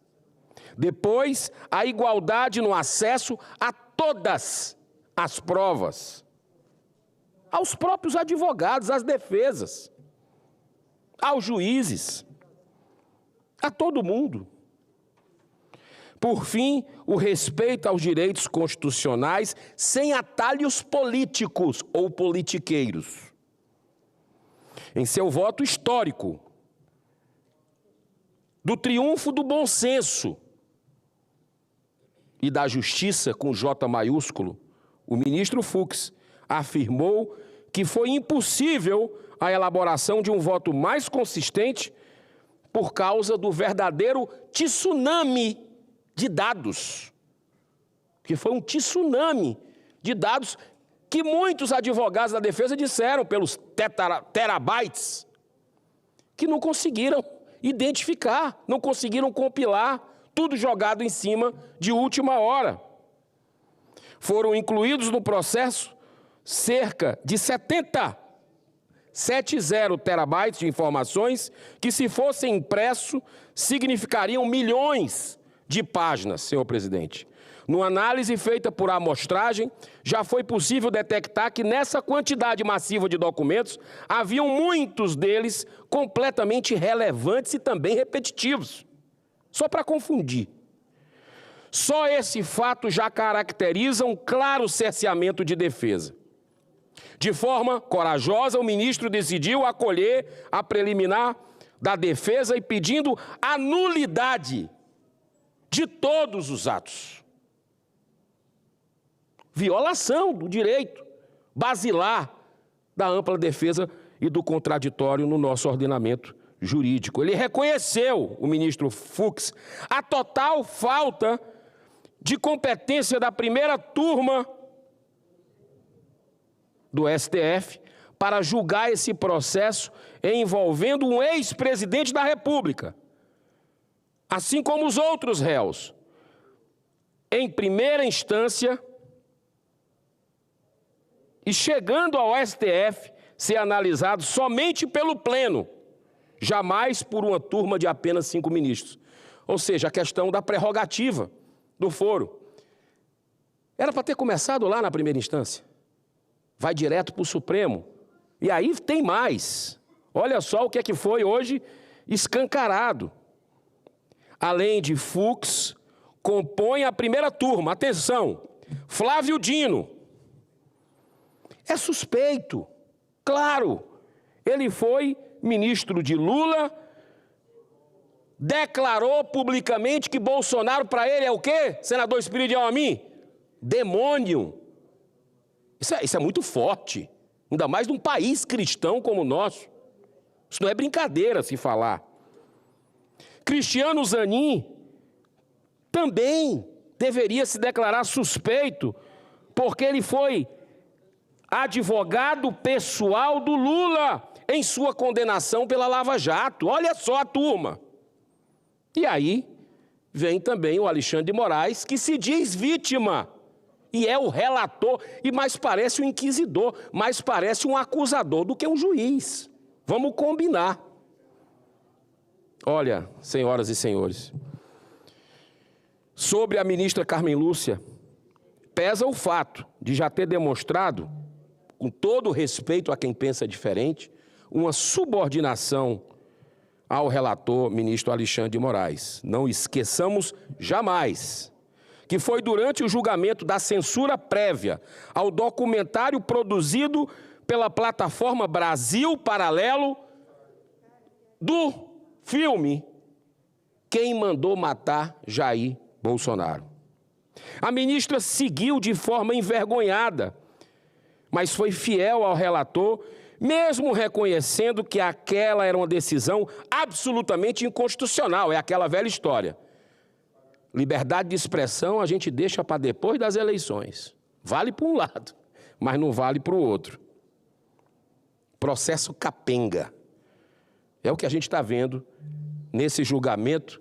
E graças a Deus temos esse voto que é um divisor de águas, que mereciam a reflexão ali de todos. Ainda mais com os fatos novos, trazidos pelo assessor direto do ministro Alexandre de Moraes, o Tagliaferro, que está sendo caçado como mensageiro, mas a mensagem que ele trouxe, poderosa, gravíssima, sendo omitida, inclusive pela mídia brasileira. O tempo é o senhor da razão. Agora, para encerrar, senhor presidente, já com referência ao relator, o ministro Alexandre de Moraes, é a suspeição que seria a mais inquestionável de todas, porque ele já se declarou publicamente como uma das vítimas do crime que ele chama, entre aspas, de tentativa de abolição violenta do Estado Democrático de Direito. Mas a sua suspeição vai muito mais além. Durante 2019, desde 2019, vem se acumulando denúncias de desvios com abuso de autoridades. E agora, mais recentemente, com o vazamento do Twitter Files. E agora, mais recentemente, inclusive temos uma CPI do senador Espírito Amin, que precisa ter número para correr, o Brasil clama por isso, que é a da Vaza Toga. Estamos falando de um ministro que foi sancionado, o primeiro brasileiro sancionado pela Lei Magnitsky, como violador contumaz de direitos humanos. Bastaria apenas a última das provas apresentadas por Eduardo Tagliaferro, que se chama de Vaza Toga 5. Todo dia nós estamos tendo aí cada coisa mais grave do que a outra, até áudios do próprio ministro.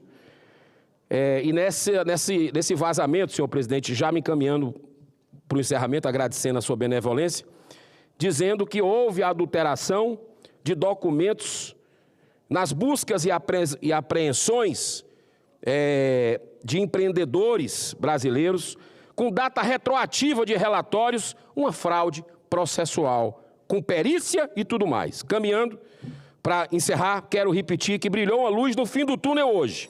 O voto digno do ministro Luiz Fux reacende a esperança de milhões de brasileiros para que esse bom exemplo seja seguido por outros magistrados e principalmente pelos parlamentares, aprovando urgentemente a anistia aos presos políticos. O único caminho capaz de restaurar a paz, a reconciliação do Brasil e a volta da democracia na nação brasileira. Eu encerro com esse pensamento nos deixado por São Tomás de Aquino há mais de 700 anos.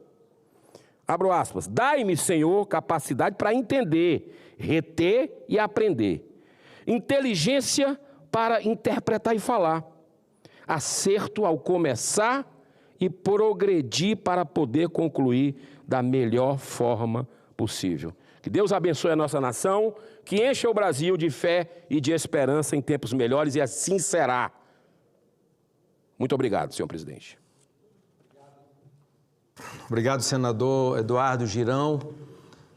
Parabéns pelo pronunciamento de Vossa Excelência, sempre firme e certamente sempre coerente. Eu quero aproveitar para convidar o senador Eduardo Girão para assumir a presidência dos trabalhos, mas antes eu quero ter a honra de convidar para fazer o uso da tribuna o nosso competente senador Sérgio Moro, do Paraná.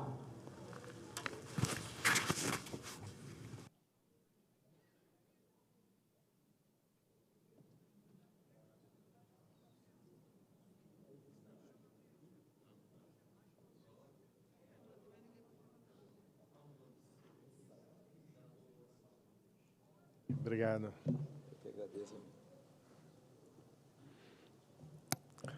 Senadores, senadoras, presidente de exercício, senador Eduardo Girão, quem cumprimento, senador Esperidião Amin. O julgamento no Supremo acaba atraindo a atenção de todos e o ministro Luiz Fux, quem eu particularmente admiro como magistrado, hoje destacou em seu voto, ainda em andamento, aquilo que, a meu ver, é o pecado original de todo esse processo, a questão da competência do Supremo Tribunal Federal. Eu tenho dito, e com respeito ao Supremo Tribunal Federal, que foi um grande erro ele se atribuir essa competência para julgar esse processo, e igualmente dos manifestantes do 8 de janeiro. E a razão é muito simples. No caso em questão, o Bolsonaro é ex-presidente, ele não é mais presidente. Então, aquilo que atrai o foro por prerrogativa de função foi afastado. E vamos deixar claro que o Supremo Tribunal Federal tinha uma jurisprudência consubstanciada na súmula 394, tá? A súmula 394, ela estendia o foro por prerrogativa de função para além do exercício do cargo. Dizia ela, cometido o crime durante o exercício funcional, prevalece a competência especial por prerrogativa de função, ainda que o inquérito ou ação penal sejam iniciados após a cessação daquele exercício. Ocorre que a súmula 394, ela foi revogada uma questão de ordem na ação penal 315, na época ainda do ministro Moreira Alves. Isso foi em 1999, o acórdão publicado em 2001. Desde então, vejam, nós estamos falando de 1999, o Supremo entendia que a competência por prerrogativa de foro, prerrogativa de função, não mais se estendia àqueles que haviam encerrado o mandato, haviam deixado o cargo, que atraía a competência especial por prerrogativa de função. E o Supremo, no entanto, no início desse ano, em março de 2005, num caso não relacionado, é verdade, a esse caso do Bolsonaro ou dos manifestantes do 8 de janeiro, entendeu por alterar esse entendimento. Mudou uma jurisprudência consolidada de mais de 20 anos. E no momento que ficou aparecendo uma alteração de ocasião. Ou seja, não temos competência para julgar e processar o ex-presidente Jair Bolsonaro, por conta da nossa jurisprudência que vem desde 1999, mas vamos alterá-la agora, e isso possibilitou que fosse defendido agora nessa ação penal, em curso do Supremo, que eles tivessem essa competência. Não muda o fato, a posição do Alexandre Ramagem, deputado federal, no polo passivo da ação penal. Por quê? Porque, embora ele seja hoje deputado federal, os fatos que lhe são imputados, as ações que lhe são imputadas, são anteriores ao exercício do mandato.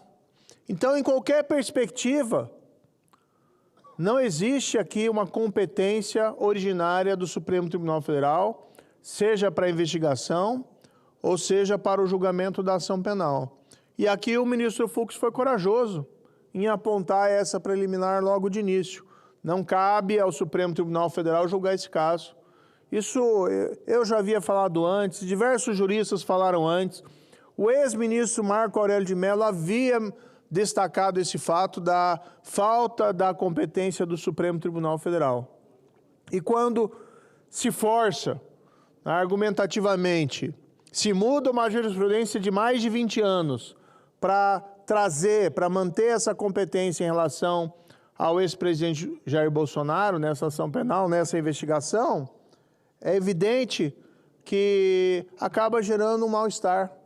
Acaba aparecendo aí que houve uma forçação, vamos dizer assim, da argumentação para que esse caso permanecesse no Supremo Tribunal Federal.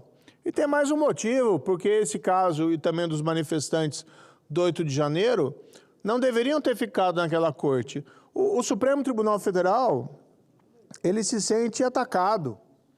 Ele foi, de fato, invadido por aqueles manifestantes. Então, é uma corte que se sente agredida.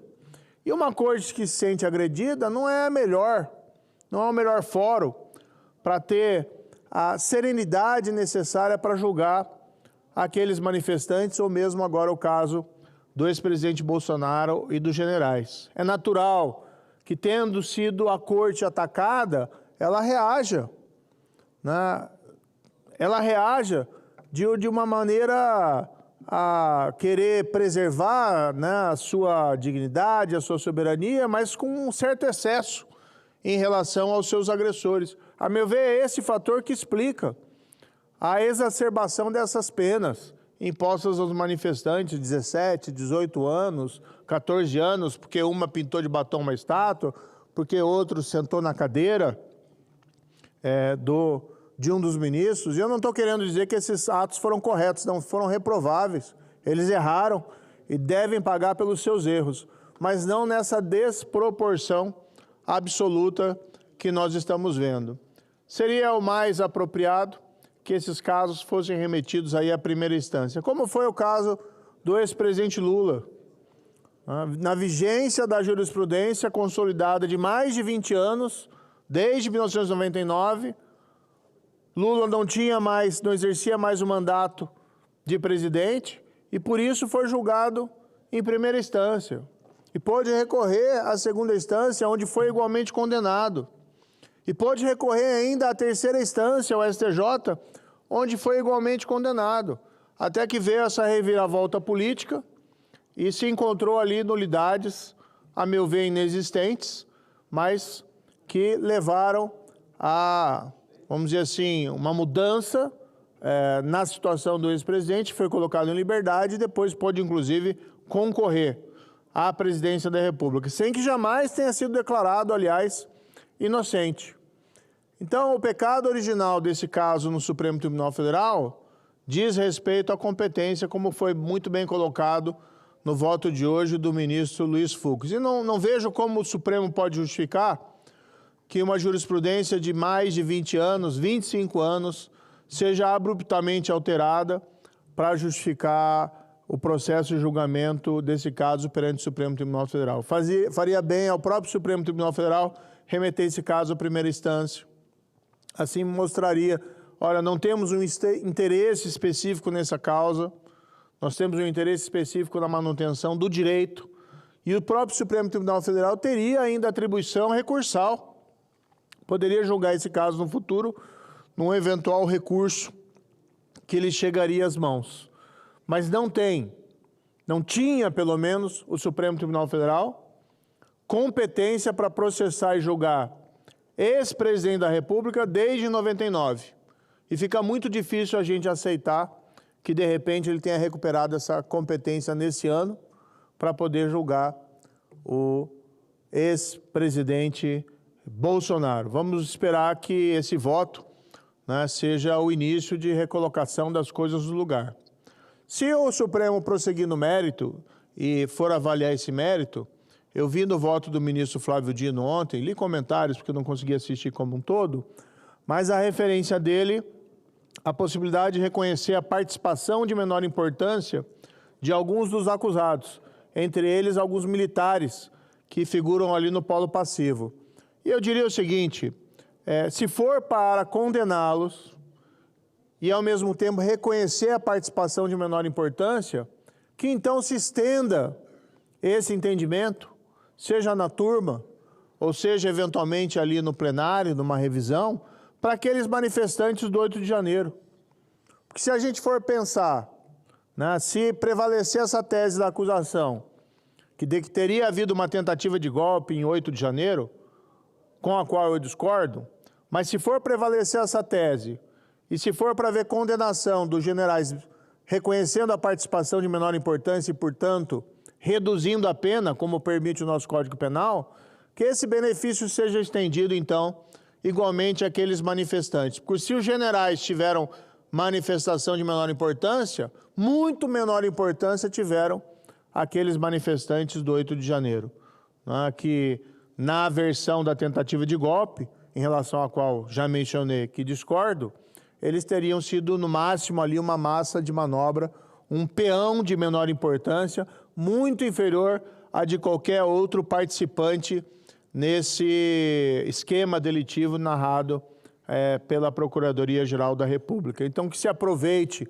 esse julgamento no Supremo Tribunal Federal para fazer a correção necessária da dosimetria das penas dos manifestantes do 8 de janeiro, diminuindo a pena deles, quiçá unificando a dosimetria das penas do golpe, tentativa de golpe de Estado com a tentativa de abolição do Estado Democrático de Direito, porque é um crime só, né? Isso já restou demonstrado nos votos do ministro Barroso, que foram vencidos no plenário, no voto do ministro André Mendonça, que foi vencido no plenário, e igualmente imagino que seja também consubstanciado nesse voto do ministro Fux, que ainda está em andamento, né? Que seja utilizada, então, essa oportunidade para, pelo menos, buscar uma correção dessa dosimetria em relação àquelas pessoas absolutamente simples e humildes que erraram, sim, no sentimento de turba, de multidão, mas que não merecem aí 2 anos de preventiva, mais de 2 anos de preventiva, e igualmente não merecem penas de 18, 17 ou 14 anos de prisão. Claro que podemos tentar corrigir tudo isso, senador Girão, aqui através da anistia nesse Congresso, mas seria muito melhor o Supremo que aproveitasse essa oportunidade para ele mesmo fazer essa correção necessária, pelo menos ali da dosimetria, né? Que não imagino que o Supremo esteja satisfeito com a imposição de penas tão elevadas a esses indivíduos. E esse julgamento é uma oportunidade do Supremo demonstrar, não vou dizer misericórdia, mas também misericórdia, mas principalmente demonstrar justiça.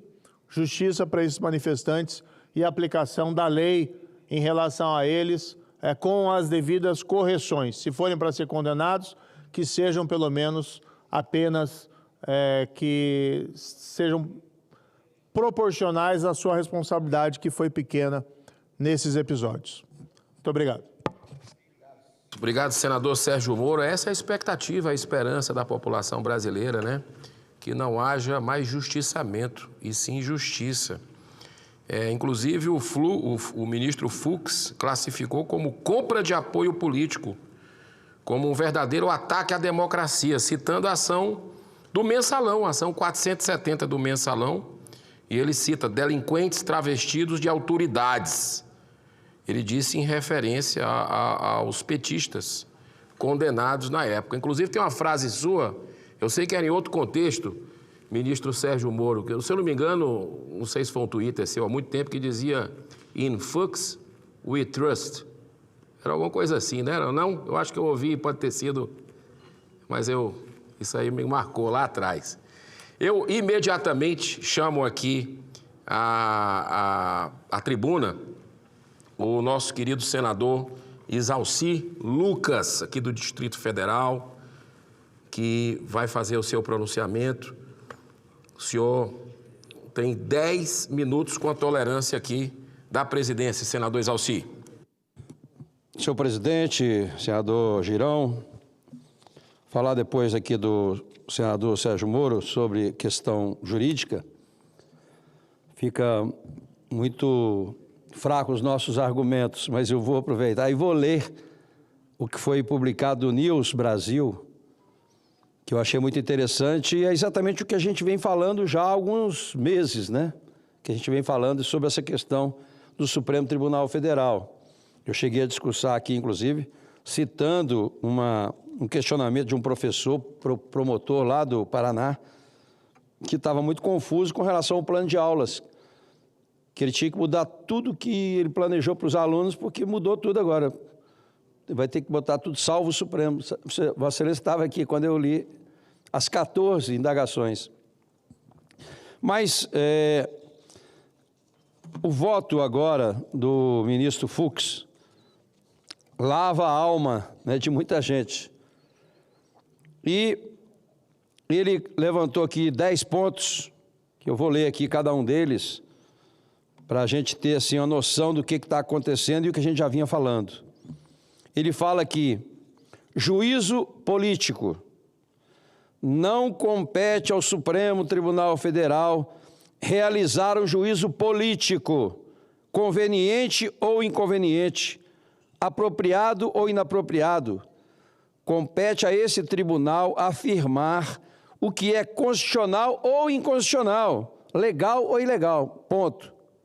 Então não cabe o que está sendo feito lá no Supremo, essa questão política. E qualquer um sabe disso, vê claramente esse viés político do Supremo Tribunal Federal. Foro competente, diz ele, os réus desse processo, sem nenhuma prerrogativa de foro, perderam seus cargos muito antes do surgimento do atual entendimento. O atual entendimento é recentíssimo, deste ano. Uma coisa que foi feita, como disse aqui o senador Sérgio Moro, especificamente para esse processo. Anulação total, diz ele, a minha primeira preliminar, ela anula completamente o processo por incompetência absoluta. Que todos nós já falávamos isso, né? Que essa ação tinha que estar na primeira instância e não no Supremo Tribunal Federal. Interessante, ele falou aqui sobre o tsunami de dados. Tsunami de dados, usou esse termo. Salta aos olhos a quantidade de material comprobatório apreendido.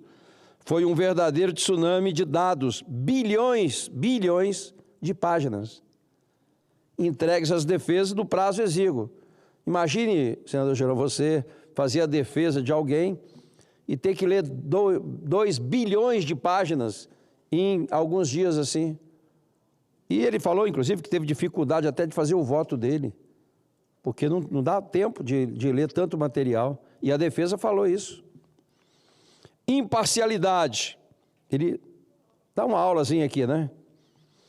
O juiz deve acompanhar a ação penal com distanciamento, não apenas por não dispor de competência investigativa ou acusatória, como também pelo necessário dever da imparcialidade. Não cabe, como foi dito aqui, não é? Não cabe ao juiz investigar ou acusar, não é? Então, o juiz tem que ser imparcial. Agora eu fico pensando aqui, a primeira turma, como ser imparcial? Como ser imparcial? O ministro Alexandre já declarou, todo mundo sabe que ele é inimigo, o Bolsonaro é inimigo número 1. O Dino foi ministro da Justiça no 8 de janeiro, que sumiu com as câmeras, com os vídeos.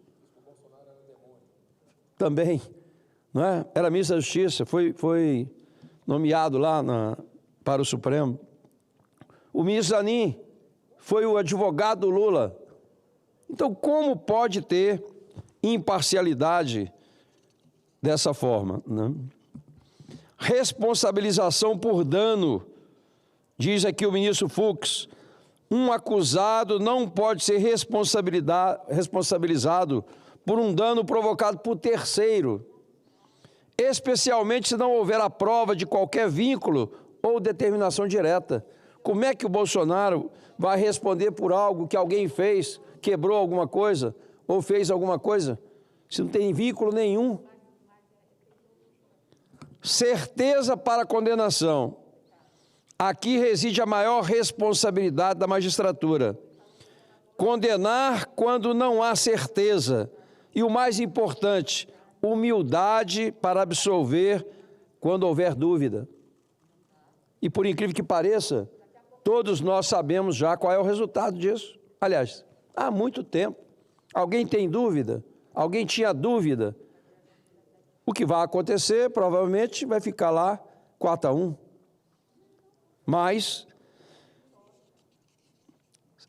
organização criminosa, ele diz aqui, a denúncia não narrou em qualquer trecho que os réus pretendiam praticar delitos reiterados de modo permanente, como exige o tipo de organização criminosa. Então, eles inventaram um monte de coisas para aumentar as penas e foi inventando tudo isso aí, organização criminosa, etc. Deliberação no plenário. Ele diz aqui, ao rebaixar a competência original do plenário para uma das turmas, estaríamos silenciando as vozes de ministros que poderiam esterilizar a forma de pensar sobre os fatos. E disse também sobre a banalização do foro. A prerrogativa de foro sofreu inúmeras modificações. Houve certa banalização dessa interpretação constitucional. Então foram 10 frases feitas aqui pelo ministro Fux no seu julgamento e que foi publicado no News Brasil para as pessoas entenderem um pouco, né, o que aconteceu no Supremo Tribunal Federal. E foi exatamente tudo isso que a gente vinha falando já há algum tempo aqui no plenário, nas entrevistas que a gente deu sobre isso. Foi exatamente tudo isso aqui que eu... Então, esse voto do ministro Fux lava realmente a alma, não é? E comprova o que a gente vem falando, denunciando, realmente é verdadeiro. Muito bem, espero, né, que realmente, né, se for para o pleno, espero que vá para o pleno, mas o pessoal tinha que pensar um pouco, né, fazer uma reflexão realmente depois desse voto, para que realmente as pessoas não levem esse assunto como fosse uma vingança pessoal, né, como a gente está observando. Mas, senador Girão, quero aproveitar esse tempo que ainda tenho para falar um pouquinho também sobre a CPMI do INSS, né? Já ouvimos a DPU, a CGU, ouvimos agora o ministro Lupe, né? Amanhã a gente vai ouvir mais um presidente do INSS e votar os requerimentos. Para a gente fazer uma boa CPMI, a gente precisa votar os requerimentos de quebra de sigilo. Fiscal, COAF, RIF e alguns até mesmo telemático, né? Mensagens. Então, todos esses requerimentos foram já apresentados, eu mesmo apresentei na época 300 e poucos requerimentos, e para facilitar o nosso trabalho, porque não adianta você convocar algumas pessoas aqui se você ainda não tem os dados principais. Então, a gente pediu quebra de sigilo das instituições, dos envolvidos nas instituições, nas empresas das instituições, dos donos das instituições que criaram várias empresas, para a gente exatamente quebrar o sigilo e ver para onde é que foi o dinheiro, porque nós temos que seguir a grana, onde é que foi para a grana. Então, a instituição descontou, recebeu? Sim. Para onde é que foi o dinheiro? Várias empresas que usavam, inclusive, laranjas para isso. Então, é importante aprovar os requerimentos de quebra de sigilo para a gente fundamentar melhor os questionamentos, porque dia 15 está marcado já o Careca, dia 18 está marcado o Maurício Camisotti, que são os dois, até agora, os dois principais atores com relação ao desvio dos recursos, que já tem mais de 6 milhões de reclamações no INSS. Então, alguns pontos, né, para as pessoas saberem o que aconteceu. A DPU e a CGU são órgãos de Estado, em princípio, não é? Ou pelo menos deveriam ser órgãos de Estado, mas muitas vezes alguns defendem como órgão de governo. Então, por exemplo, a DPU é uma instituição de defensoria pública. Cabe a ela defender os interesses dos aposentados, dos pensionistas. Mas, na medida em que a CGU, que a DPU, assina o acordo com a participação do Supremo e etc., condicionando o aposentado e pensionista para ele receber de volta o que roubaram dele, eles têm que assinar, se comprometendo a não entrar na justiça, e aqueles que entraram abrir mão da ação. Ou seja, impedir que o nosso aposentado e pensionista de exercer o direito que ele tem pelo Código de Defesa do Consumidor, que exige a devolução em dobro. Todos os aposentados e pensionistas deveriam estar recebendo em dobro. E aí, eles assinam esse acordo, em vez de defender os interesses do aposentado, defendem o interesse das instituições. Bem, esse é o primeiro ponto. Segundo ponto, o dinheiro não está sendo devolvido do pessoal que roubou, não. O dinheiro está sendo devolvido do orçamento, e inclusive fora do arcabouço fiscal. Então, quem está pagando essa conta é exatamente os contribuintes. Pois não, senador Amin? Presidente, muito obrigado por me conceder essa oportunidade. Eu quero cumprimentar, senador Isonci, pelo trabalho relevante que o amigo e a bancada da oposição, da busca da verdade, digamos. Quem tem compromisso com a verdade e não tem compromisso com o acobertamento, está realizando na CPMI do INSS.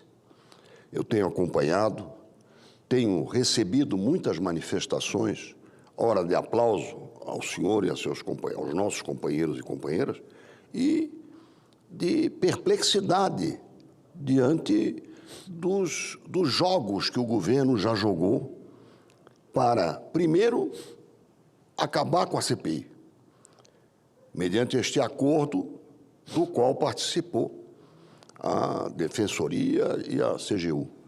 Ou seja, ambos participaram. Para quê? Para dar o assunto por encerrado. Está aí, já pagamos com dinheiro público.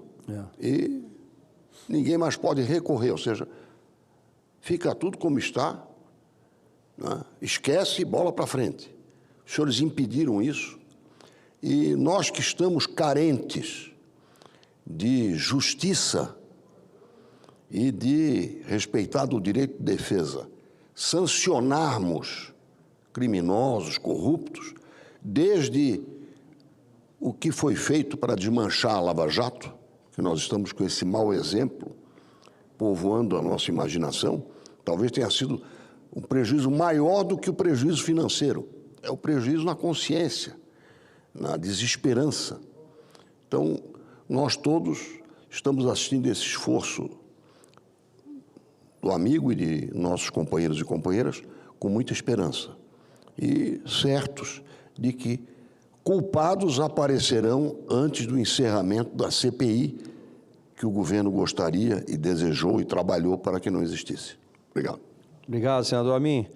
Bem, e concordo plenamente com o que o senador colocou, porque eu participei também da CPMI da Petrobras, da Lei Rouanet, do CARF, da JBS,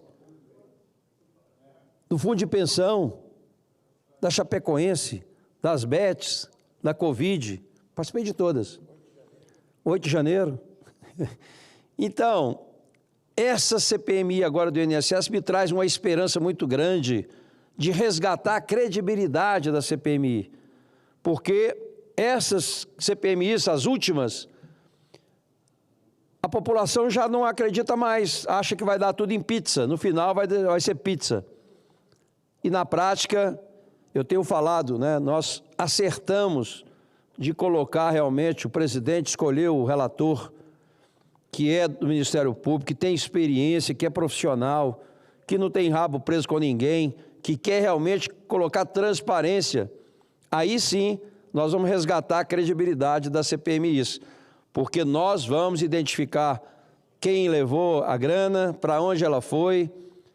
E, Girão, eu na CPMI das BETs, uma das coisas que eu coloquei no meu relatório, que eu fiz um relatório independente também, como sempre faço, e entreguei na Procuradoria-Geral da República, Vossa Excelência lembra, Foram mais de 300 bilhões que foram para o exterior, através das fintechs, que não tinha relação com o Banco Central, porque houve essa brecha de credenciar fintech sem controle do Banco Central, e foi através delas que houve realmente esse caminhamento de recursos para fora do exterior, lavagem de dinheiro.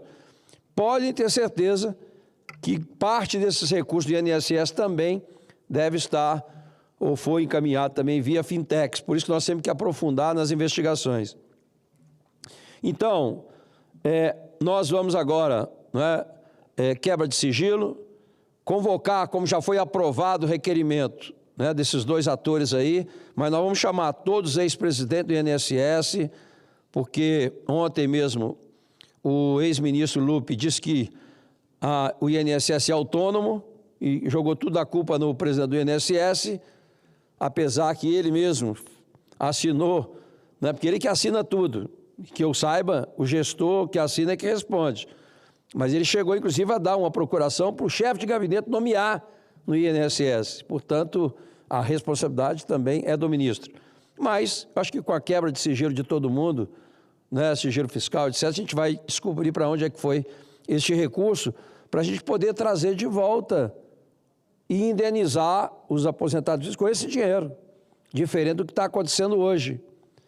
E eu fico triste, porque quando eu participei da CPI da Petrobras, da Lava Jato como um todo, agora eu vendo o Supremo devolvendo o dinheiro, eu vi aqui, fui lá em Curitiba, inclusive, estive lá em Curitiba, na época da CPI, ouvindo lá alguns que estavam presos lá, e foi lá, inclusive, eu fiz a pergunta para o Pedro Paulo, que era o presidente do PP na época, e que ele confessou que quem tinha indicado o Paulo para a Petrobras foi o Lula.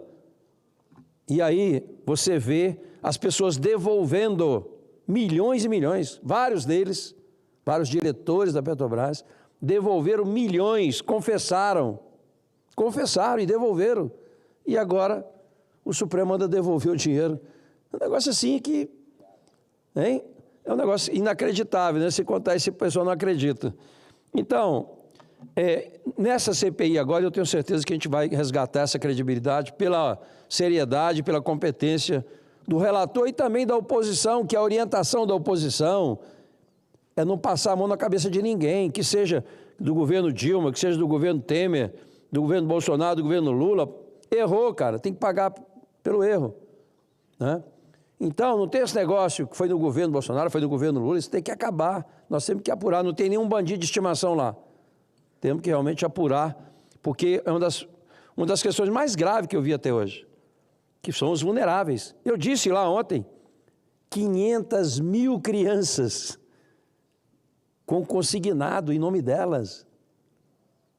Tudo bem que pode até ser que seja necessário, para comprar remédio, alguma coisa, antecipado, mas você acompanhou na CPI das bets, onde mais de 3 bilhões de recursos e 3 milhões de pessoas do BPC jogando nas bets, jogando no tigrinho, com dinheiro do BPC, do Bolsa Família. Será que neste agora também, dos consignados dessas crianças, também não estão sendo utilizadas nos jogos? Tem que apurar isso. Aí eu pergunto para o ministro, ele nem sabia, nunca soube disso. Quer dizer, cara, ninguém escuta, ninguém ouve, ninguém sabe. Então, eu posso garantir aqui realmente para nossa população aqui de um modo geral, que essa CPI será diferente. Será diferente pela condução. E graças à articulação dos líderes, porque vocês já tinham observado que o presidente indicado aqui já estava dando entrevista, o relator da Câmara, indicado pelo presidente da Câmara, também já estava dando entrevista, sobre o processo, que tinha uma história bonita para contar. Aí, na última hora, a gente conseguiu eleger o presidente, que, consequentemente, escolheu um relator profissional, um relator sério, competente. Então, eu fico animado, porque participei dessas últimas, e essas últimas, a narrativa já vinha pronta. O discurso já vinha pronto, o relatório praticamente já estava pronto. Eu fui agora, recentemente, na Procuradoria, aliás, com o ex-procurador, tive um encontro com o ex-procurador, e ele me falando sobre a questão, por exemplo, da CPI da Covid. Até hoje, ele arquivou, porque não levaram para ele nenhuma prova de nada. Então, você vê, foi tudo construído com narrativas. Não tem prova. Ele arquivou o processo, que não levaram. O presidente, o relator, não apresentou na PGR, só o relatório, mas não levaram nenhuma prova sobre isso. Então, diferentemente do que nós vamos fazer na CPMI do INSS. Então, podem ficar tranquilos que nós vamos descobrir realmente o paradeiro dessa grana, vamos correr atrás para que a gente possa ressarcir, né, os aposentados e pensionistas com recursos que foi roubado deles e não com recursos do contribuinte, que é o que está acontecendo hoje. Muito obrigado, presidente. Muitíssimo obrigado, senador Exalci Lucas. Muito interessante o que o senhor traz aqui. Dessa fraude, que eu acho que é a fraude mais covarde que houve contra as pessoas, contra pobres, né? Contra as pessoas que, no momento mais delicado da sua vida, na velhice, eles precisam de dignidade e tiveram aí esse roubo escancarado. Eu concordo com o senhor, tinha que ser devolvido em dobro. Essas instituições, se o senhor topar, eu assino com o senhor, para a gente fazer com que essas instituições, elas tenham independência, tenham autonomia, né? Eu já quero avisar aqui a nossa assessoria, sempre muito atenta, que veja a possibilidade disso, talvez a medida legislativa seja uma PEC. Muita gente aqui no meu celular, depois desses discursos que nós tivemos aqui sobre a análise do voto do ministro Luiz Fux, perguntando, olha, estamos torcendo para que ele peça vista, eu não sei nem se parou, que eu estou aqui direto, não sei se já terminou, mas como se teve aí, eu dei a informação errada, eu peço para as notas taquigráficas, se eu tiver com a informação errada, o senhor falou bilhões, B de bola, de páginas, eu tinha feito um discurso de milhões de páginas. Não, da questão do material do Fux, dos documentos para se analisar. Pois é, eu tinha falado milhões. 70 delas. Bilhões. Então eu cometi o equívoco aqui, peço que se corrija no meu discurso e que, pois é, e que efetivamente que o bom senso prevaleça, né, a justiça, só isso. Porque um pedido de vista desse, com bilhões de páginas, é mais do que necessário, né? E isso aí daria tempo, como o senhor falou, senador Exalci, sempre com muita serenidade, de uma reflexão maior dos outros membros da casa sobre a luz que trouxe, aliás, o nome de Luiz Fux não é por acaso, Luiz significa luz. E ele jogou luz numa sombra, que é esse justiçamento que está acontecendo ali. Então é uma hora de reflexão de todos, por que não? Então o pedido de vista dele seria muito importante para o Brasil, além do voto que ele deu, né? Um voto sereno, com embasamento na legislação brasileira, né? Então, e só fazendo um outro complemento, o senador Espiridião me até ouviu aqui, mas da sua fala, senador Exalci, quando se fala na questão aí de parcialidade que o senhor colocou, teve a figura de dizer que é demônio. O ministro Dino falou que Bolsonaro era demônio, parecia um demônio para ele. Então, como é que se pode ter parcialidade, imparcialidade para julgar um demônio?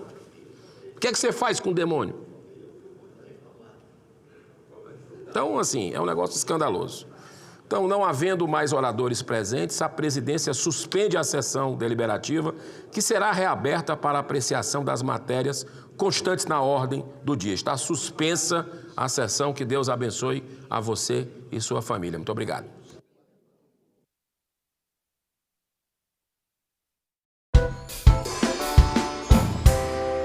Legislação do ICMS, tinha prazo, 2 anos, os estados tiveram que se organizar. O que nós queremos monitorar e ajustar agora é a trajetória do uso desse recurso e como ele junto, articulado com o Sistema Nacional, com o Plano Nacional de Educação. Eu falo isso há muito tempo. Não tem sentido o Plano Nacional da Educação estabelecer metas a partir de um debate, de uma realidade, e na hora de elaborar os orçamentos, os tribunais de conta não levam em consideração. Então, vira uma carta de intenção. Bota na gaveta, cumpriu a tarefa, mandou para as assembleias ou câmaras municipais, mas se você não coloca, na hora de fazer o orçamento, no rumo a cumprimento da meta, ela não vai se cumprir naturalmente, né? É lógico que, a não ser que o ente federado já demonstre, olha, nós já temos uma ação concreta em relação a esse cumprimento de meta. Então, essa questão da consequência do orçamento e do próprio Fundeb, PNE, né, e os respectivos planos municipais e estaduais, ele tem que ter consequência. Nós vamos ouvir aqui a Tricom e o Tribunal de Contas também, porque se o orçamento não está direcionado, e eu falo isso porque sempre na Comissão de Orçamento eu tenho colocado por várias vezes as metas do Plano Nacional, normalmente governo de direita, de esquerda, sempre rejeitam, porque nós estamos engessando o orçamento, né? Então, é uma questão, né, de lógica no meu entendimento. Eu quero, vou também à consultoria, que eu quero agradecer aqui, presente conosco, o Rodrigo Ramos, a Tatiana Brito e o César Souza, que nós já tivemos, eles vão nos ajudar nesse processo de construção aqui desse relatório. A ideia nossa é, a partir do relatório, se necessário, e acredito que sim, produzir propostas legislativas de ajuste para a gente ganhar tempo, não esperar chegar a 2026, que era o ano de avaliação, mas considerando que é um ano eleitoral, que a gente possa ter textos para provocar o próprio Congresso nos ajustes necessários, né, em relação à adequação do Fundeb, do novo Fundeb e do ICMS. Eu queria fazer, dentro das perguntas, algumas questões, pelo menos centralizadas. Como está sendo acompanhada a subvinculação que destina 50% da complementação VAAT à educação infantil? Se tem algum estudo, algum encaminhamento direcionado a esse cumprimento, uma vez que eu coloquei que esse foi um das direções que foram tomadas na época da complementação da União. Como está sendo acompanhada a implementação da subvinculação que destina pelo menos 15% da complementação VAAT para despesas de capital. Qual tem sido o impacto do novo Fundeb na valorização, no objetivo central de valorização dos profissionais da educação? Como tem sido a compreensão das redes a respeito do VAR? Alguns já mencionaram aqui. Essa nova modalidade de complementação tem levado à indução de melhoria da aprendizagem com equidade a que se propõe. Tem outras questões que eu vou pedir que seja repassado às instituições aqui representadas, que podem posteriormente, eu sei que o Concede tem, o Undime também tem, provavelmente o CNTE também, grupos de estudo e trabalho direcionados que podem nos ajudar, Ministério da Educação também, com a resposta a algumas das questões aqui e com certeza nos ajudam a construir, vão nos ajudar a construir os textos. Eu passo agora para a nossa última, para a rodada final. Vou seguir a mesma ordem de apresentação, então eu passo a palavra para o Vinícius Mendonça Neiva, secretário executivo do Estado de São Paulo, que aqui representa o Conselho Nacional de Secretários de Educação, Concede, para as suas contribuições finais. Bom, mais uma vez, obrigado, senadora Dorinha. Tempo de 5 minutos, tá? Para cada um. Rapidamente, talvez respondendo um dos questionamentos, como que isso está materializando em valorização de profissional. Talvez não tenha ficado claro que existe uma vinculação do piso à distribuição da definição do VAAF. Então, hoje, como eu mostrei dentro da minha apresentação, você tem um aumento real dos salários do professor, do piso do docente, em mais de 36%. Ou seja, houve um aumento de 71%, enquanto o IPCA acabou reajustado em torno de 35%. Então, como é que isso se materializou em valorização docente? Valorizou em salário prontamente, exatamente em relação ao piso e todos esses ajustes que foram feitos. Então, você sai de um piso de, por exemplo, R$ 1.800, e hoje o piso está em 4.860. Então, essa é uma questão super importante.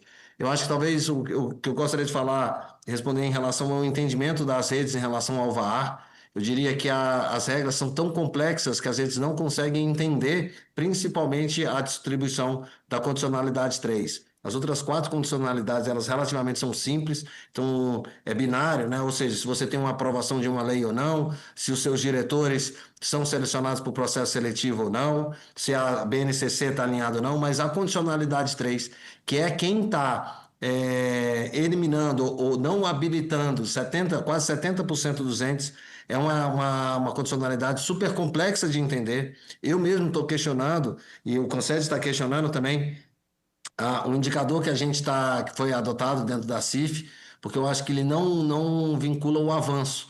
Então, pela complexidade dentro das redes e pela dificuldade de capacidade institucional, acho que as redes não conseguiram compreender sequer o que elas têm que fazer para poder acessar a esse recurso da complementação do VAR, porque é muito complexo, porque você divide ele em aprendizagem e equidade, e esses índices vêm mudando todo ano. Então, é um indicador que precisa ser ajustado. Eu acho que esses são... E como eu coloquei, a complementação, ainda que ela chegue a quase 21%, 23%, a partir de 2026, como está previsto dentro da lei, ela acaba atendendo essas necessidades de capital, porque a necessidade que a gente tem é infinitamente maior do que você precisa alocar. Então, quando você faz uma reforma dentro da escola, grande parte dela pode ser considerada como investimento que não atende. Eu acho que são os 3 pontos que eu gostaria, talvez, de esclarecer nessa linha das perguntas que foram colocadas. Muito obrigado. Muito obrigada, Vinícius. Também acho que, não sei se só você, mas outros mencionaram sobre a questão do ajuste de temporalidade, né? E em relação a alguns mecanismos, com certeza precisam e podem ser ajustados, né?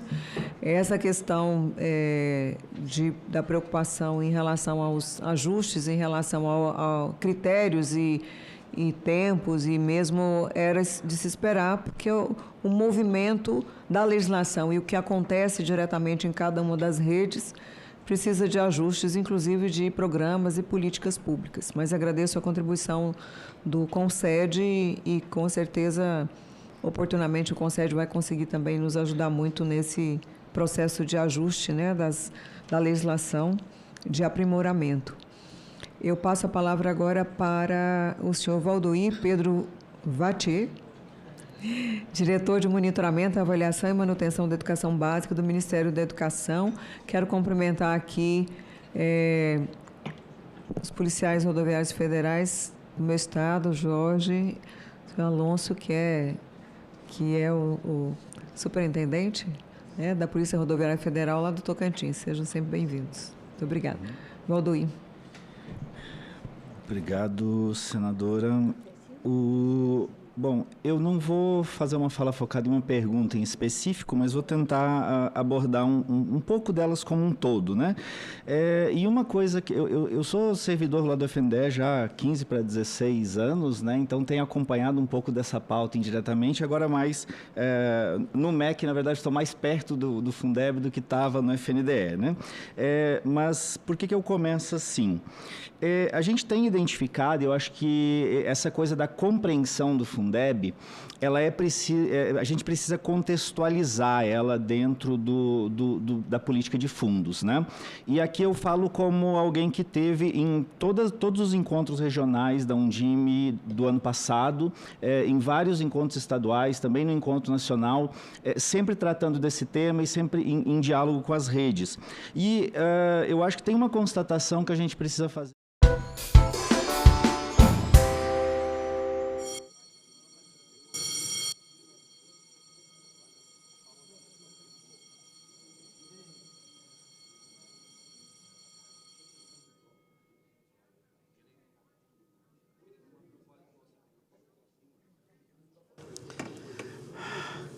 Está reaberta a sessão.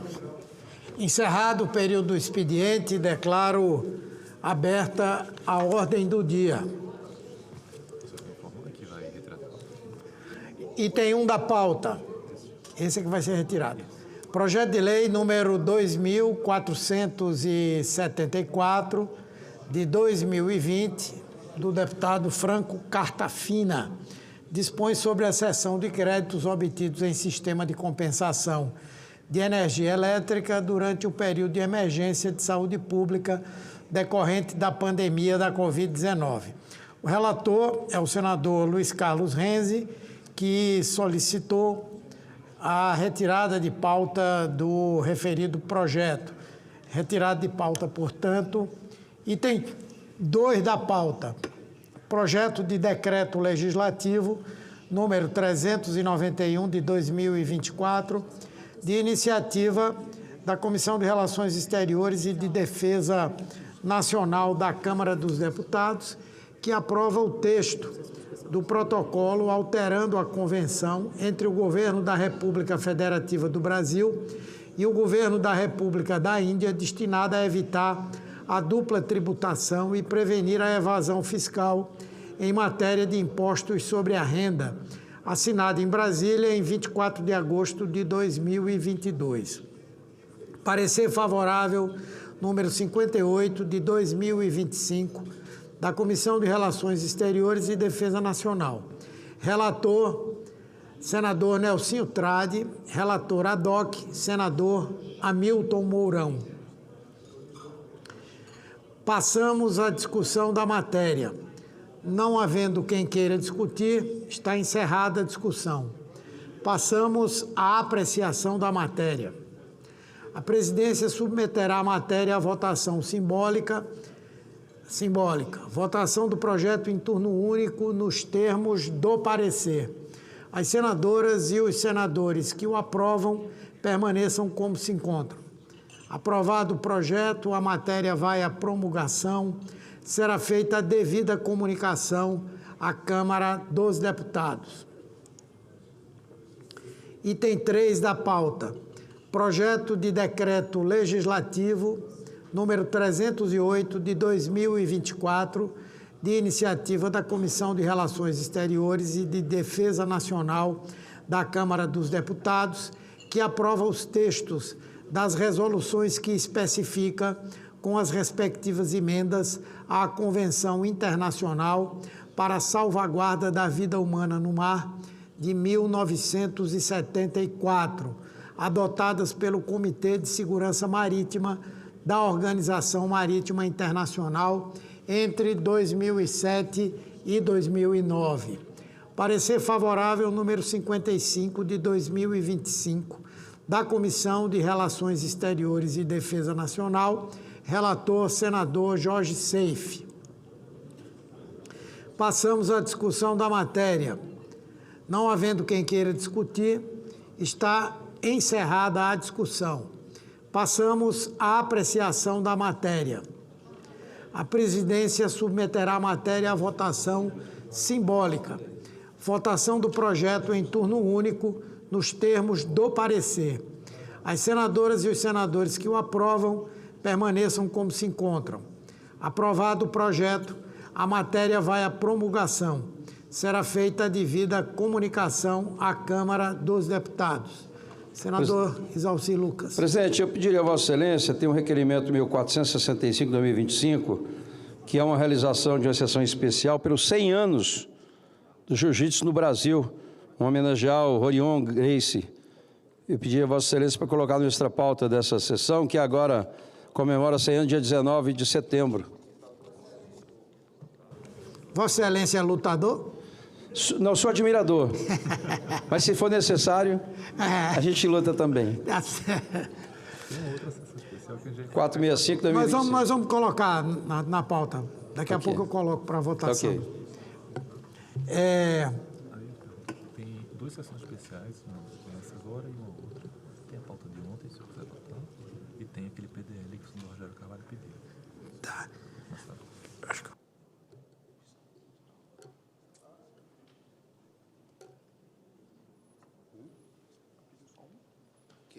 já passaram, outra de maio, outra de julho, já passou. Então, só pediu só o do Jiu-Jitsu. Tá. O outro eu vi aqui que é de maio. Também de setembro.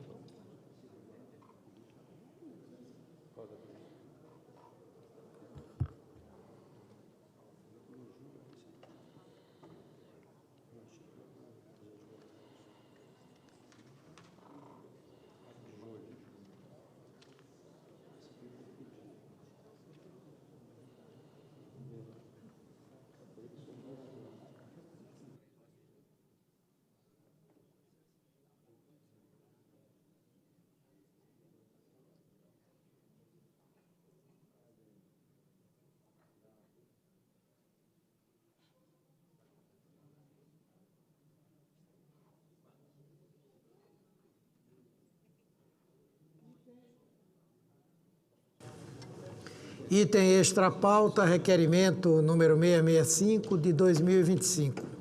O senador Veneziano Vital do Rego e outros senadores que solicita a realização de sessão especial destinada a celebrar os 135 anos do Tribunal de Contas da União.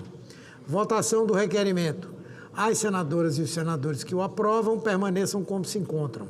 Aprovado o requerimento, a sessão será agendada pela Secretaria da Mesa. Senador Espiridião Amin. Presidente, eu tenho 2 pedidos a lhe fazer. Primeiro, está programada uma visita de estudantes de Direito da Universidade do Vale do Itajaí e eu queria pedir sua autorização prévia para que eles possam comparecer sob minha responsabilidade e, como estudantes, assistir a uma parte da sessão. Mas o segundo pedido é uma questão de ordem. Eu tive a oportunidade de ler e transmitir o áudio da declaração que o ministro Alexandre Moraes fez durante a leitura do seu voto.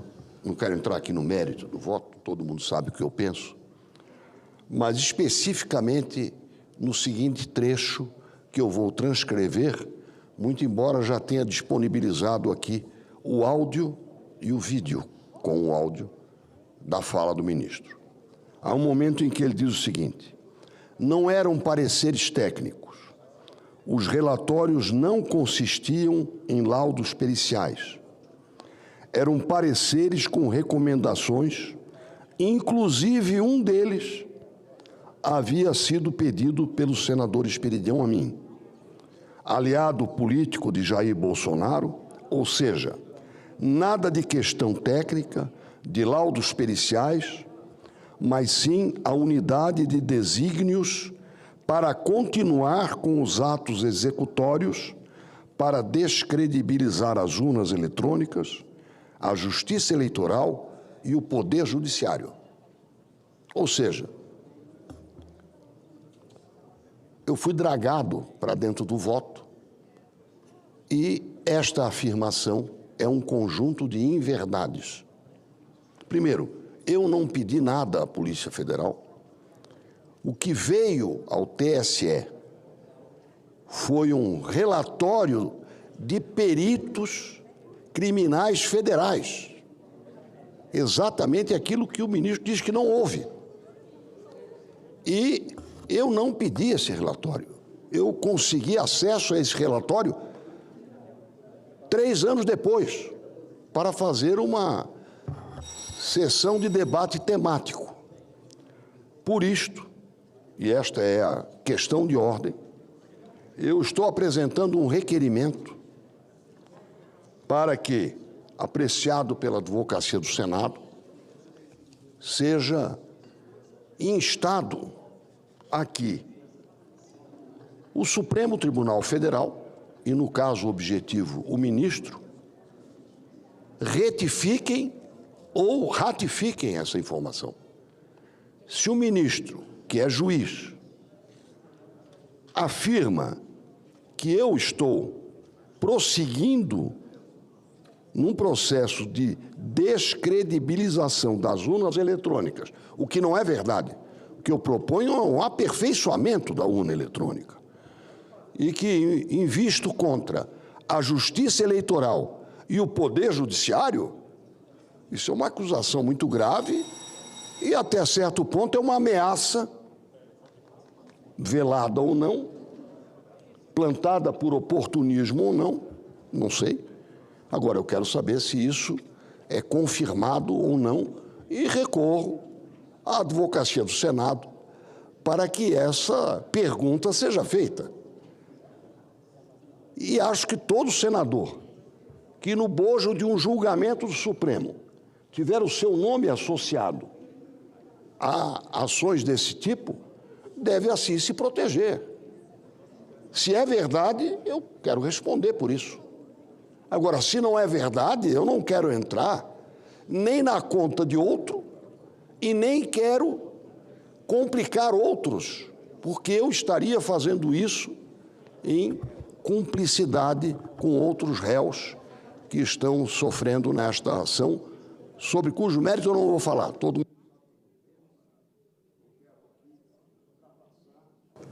Conclua, Excelência. Sabe o que eu pretendo? O que eu pretendo é requerer que o Senado Federal, ouvida a Advocacia do Senado, atenda ao escopo desse requerimento. Requisição recebida. Obrigado, Excelência. Próximo ponto da pauta. Podemos.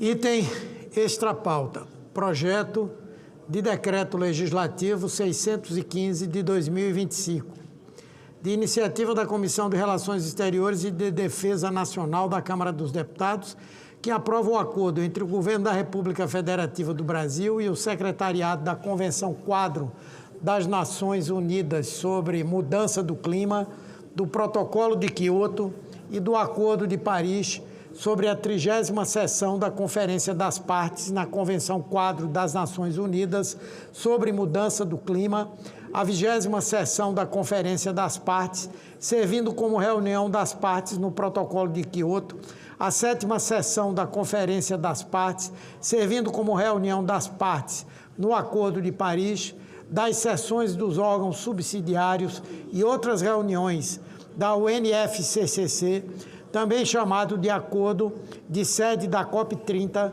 assinado em Bonn, na Alemanha, em 20 de junho de 2025. Parecer favorável, número 61 de 2025, da Comissão de Relações Exteriores e Defesa Nacional. Relator, senador Rogério Carvalho. Passamos à discussão da matéria. Não havendo quem queira discutir, está encerrada a discussão. Passamos à apreciação da matéria. A presidência submeterá a matéria à votação simbólica. Votação do projeto em turno único nos termos do parecer. As senadoras e os senadores que o aprovam permaneçam como se encontram. Aprovado o projeto, a matéria vai à promulgação. Será feita a devida comunicação à Câmara dos Deputados. Vamos.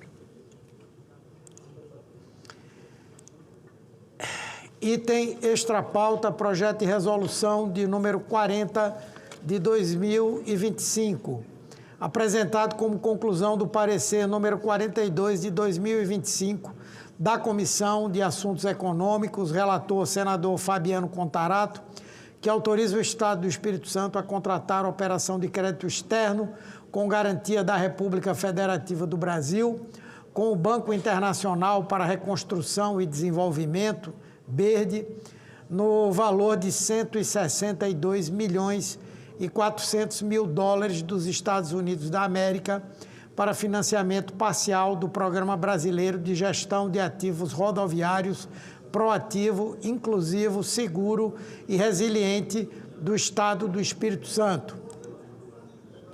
Foi apresentado o requerimento número 89 de 2025 da Comissão de Assuntos Econômicos, que solicita urgência para a matéria.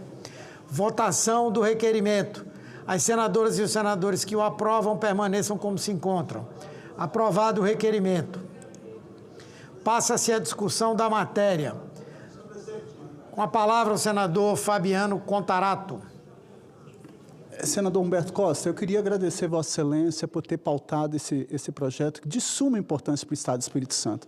O Estado do Espírito Santo, e eu quero aqui render minhas homenagens e gratidão, porque tem vindo de sucessivas boas gestões, o que faz com que o governo do Estado tenha uma saúde fiscal andando de mãos dadas com a saúde social. Eu fui delegado de trânsito e esse valor de aporte para o Espírito Santo vai ser de fundamental importância para rodovias de contorno como Santa Leopoldina, que é um município lá de região de montanhas, que vai ser de fundamental importância para você tirar veículos pesados, para a preservação da vida humana, respeito à integridade física. O Brasil hoje ostenta a 3ª colocação em nível mundial em mortes em crimes de trânsito e que vai impactar, como Vossa Excelência sabe, que já foi ministro da Saúde, na Previdência, vai impactar no INSS, nas aposentadorias, vai impactar em vários aspectos. Quando você fala num crime de trânsito, você tem inúmeras mortes que estão ao redor daquela tragédia lamentável. Então, eu quero aqui parabenizar Vossa Excelência por ter colocado extra pauta, parabenizar o governo do Estado do Espírito Santo pelo comprometimento com a redução da desigualdade, seja na saúde, na educação, na mobilidade urbana, na infraestrutura, e agora o Senado Federal aprovando, e peço a colaboração dos meus colegas pares, senadores e senadoras, para a aprovação dessa tão importante mensagem de crédito. Muito obrigado, senhor presidente. Obrigado, senador Contarato.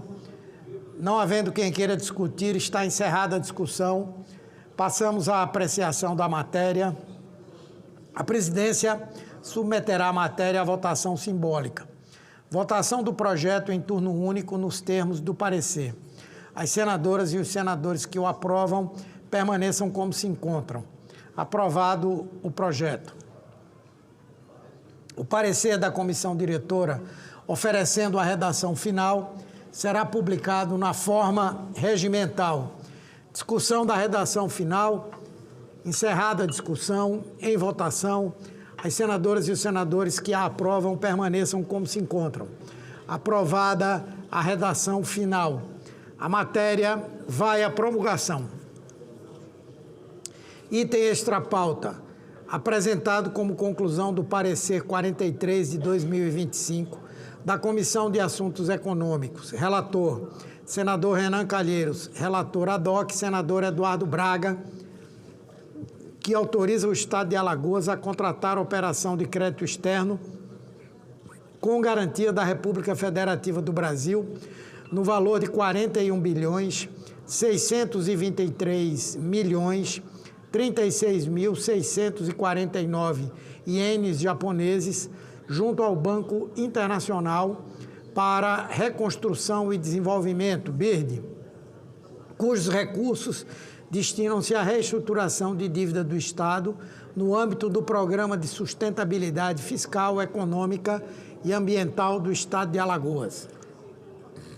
Foi apresentado o requerimento número 88 de 2025 da Comissão de Assuntos Econômicos, que solicita urgência para a matéria. Votação do requerimento. As senadoras e os senadores que o aprovam permaneçam como se encontram. Aprovado o requerimento. Passa-se a discussão da matéria. Não havendo quem queira discutir, está encerrada a discussão. Passamos à apreciação da matéria. A presidência submeterá a matéria à votação simbólica. Votação do projeto em turno único nos termos do parecer. As senadoras e os senadores que o aprovam permaneçam como se encontram. Aprovado o projeto. O parecer da comissão diretora, oferecendo a redação final, será publicado na forma regimental. Discussão da redação final. Encerrada a discussão. Em votação. As senadoras e os senadores que o aprovam permaneçam como se encontram. Aprovada a redação final. A matéria vai à promulgação. Item extrapauta. Projeto de Resolução 42 de 2025. Apresentado como conclusão do parecer 46 de 2025 da Comissão de Assuntos Econômicos, relator senador Cid Gomes, relator ad hoc, senadora Augusta Brito, que autoriza a contratação de operação de crédito externo com a garantia da República Federativa do Brasil, no valor de até 8 milhões de euros entre o governo do Estado do Ceará e o Fundo Internacional de Desenvolvimento Agrícola, FIDA, cujos recursos destinam-se ao projeto de desenvolvimento de capacidades para a superação da fome e mitigação dos efeitos da pobreza e extrema pobreza rural, projeto Paulo Freire. Foi apresentado o requerimento número 90 de 2025 da Comissão de Assuntos Econômicos, que solicita urgência para a matéria.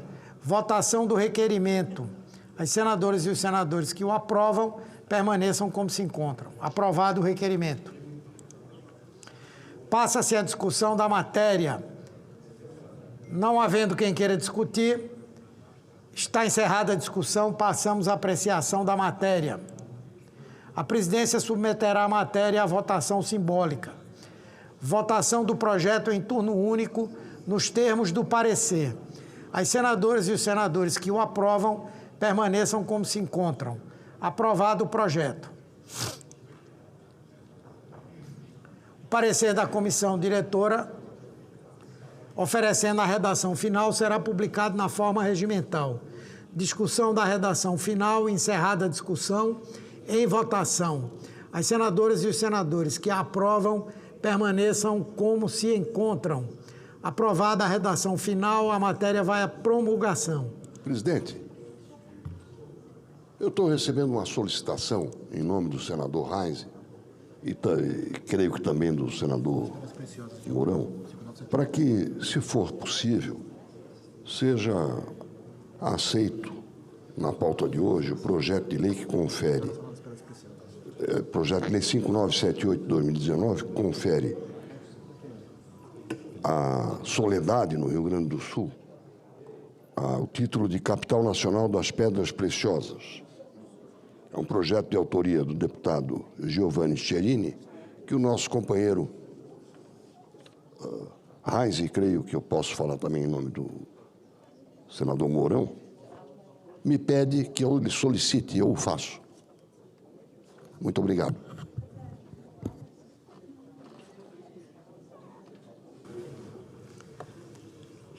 Senador, item extrapauta, requerimento número 465 de 2025, dos senadores Alci Lucas e outros senadores, que solicita a realização de sessão especial destinada a homenagear Rorion Gracie pelos 100 anos do jiu-jitsu no Brasil. Votação do requerimento. As senadoras e os senadores que o aprovam permaneçam como se encontram. Aprovado o requerimento, a sessão será agendada pela Secretaria-Geral da Mesa.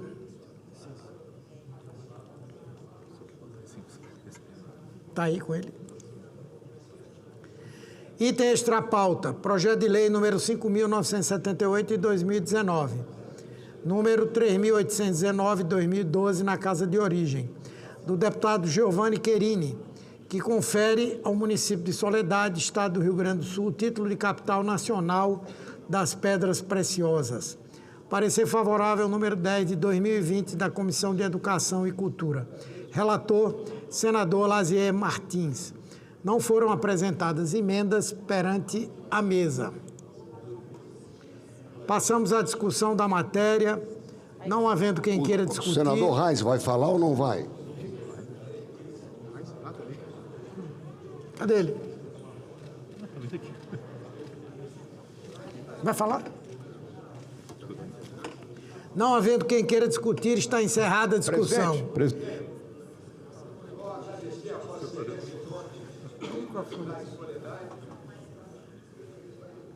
Agradecer a Vossa Excelência em nome da cidade de Soledade, uma cidade importante lá do Rio Grande do Sul. O prefeito está aqui, aqui é o nosso prefeito, pela cidade obter o título aí de capital das pedras, né? E realmente a minha esposa, que é uma grande compradora das pedras lá de Soledade, vai ficar muito satisfeita. Muito obrigado, presidente. Pedras preciosas. Obrigado, senador. Com a palavra o senador Reisen. Deixa eu passar para você, mas eu assinei. Prefeito de Soledade, general Mourão, que já tomou as devidas providências, eu cheguei atrasado. Espirideu já está me cobrando porque eu não vim. E salientar aqui o deputado Cherini, né, que foi o autor do projeto, nosso colega Lazier Martins, que havia sido o relator, e agora nós conseguimos pautar. Estava para ontem, prefeito, e saiu para hoje, mas a capital nacional das pedras preciosas é muito importante, então, obrigado, presidente, por ter colocado esse item na pauta. Obrigado. Obrigado, senador Reisen. Continuamos a discussão da matéria. Não havendo quem queira discutir, está encerrada a discussão. Passamos à apreciação da matéria. A presidência submeterá a matéria à votação simbólica. Votação do projeto em turno único nos termos do parecer. As senadoras e os senadores que o aprovam permaneçam como se encontram. Aprovado o projeto, a matéria vai à sanção. Será feita a devida comunicação à Câmara dos Deputados.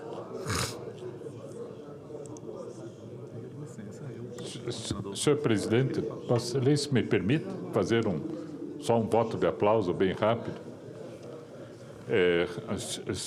Requeiro, nos termos do artigo 222 do Regimento Interno do Senado Federal, inserção em ata de voto de aplauso à Filarmônica Antoninense, pelos 50 anos de fundação, idealizada por 2 músicos da Banda Municipal de Antonina, Roberto Cristiano Plasman e Severino de Oliveira e Silva, fundaram a Filarmônica Antoninense em 30 de agosto de 1975.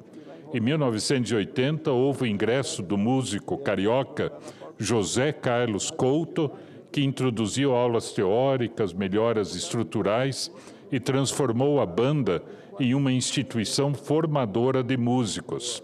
Hoje, a Filarmônica conta com a banda sinfônica, orquestra show e marching band, além do projeto de musicalização infantil, em parceria com a Prefeitura. Contabilizam-se mais de 5.000 alunos formados e mais de 1.300 apresentações em diversos estados brasileiros.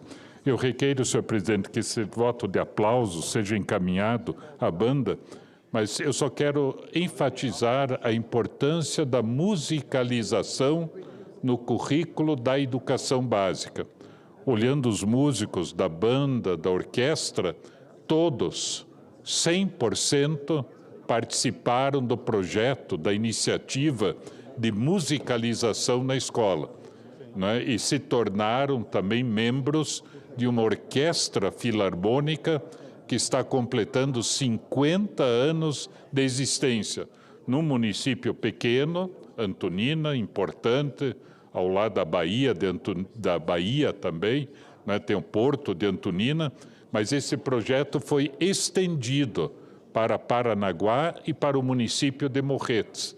Então, a gente, no Brasil todo, dizer que bom que a música existe, que a música faz com que as pessoas se tornem, sem dúvida, melhores. Obrigado, senhor presidente. Obrigado, senador Flávio Arnes. A demanda de Vossa Excelência será recolhida. O voto de aplauso será devidamente registrado na ata. Presidente, pela ordem, se o senhor puder agora. Pode?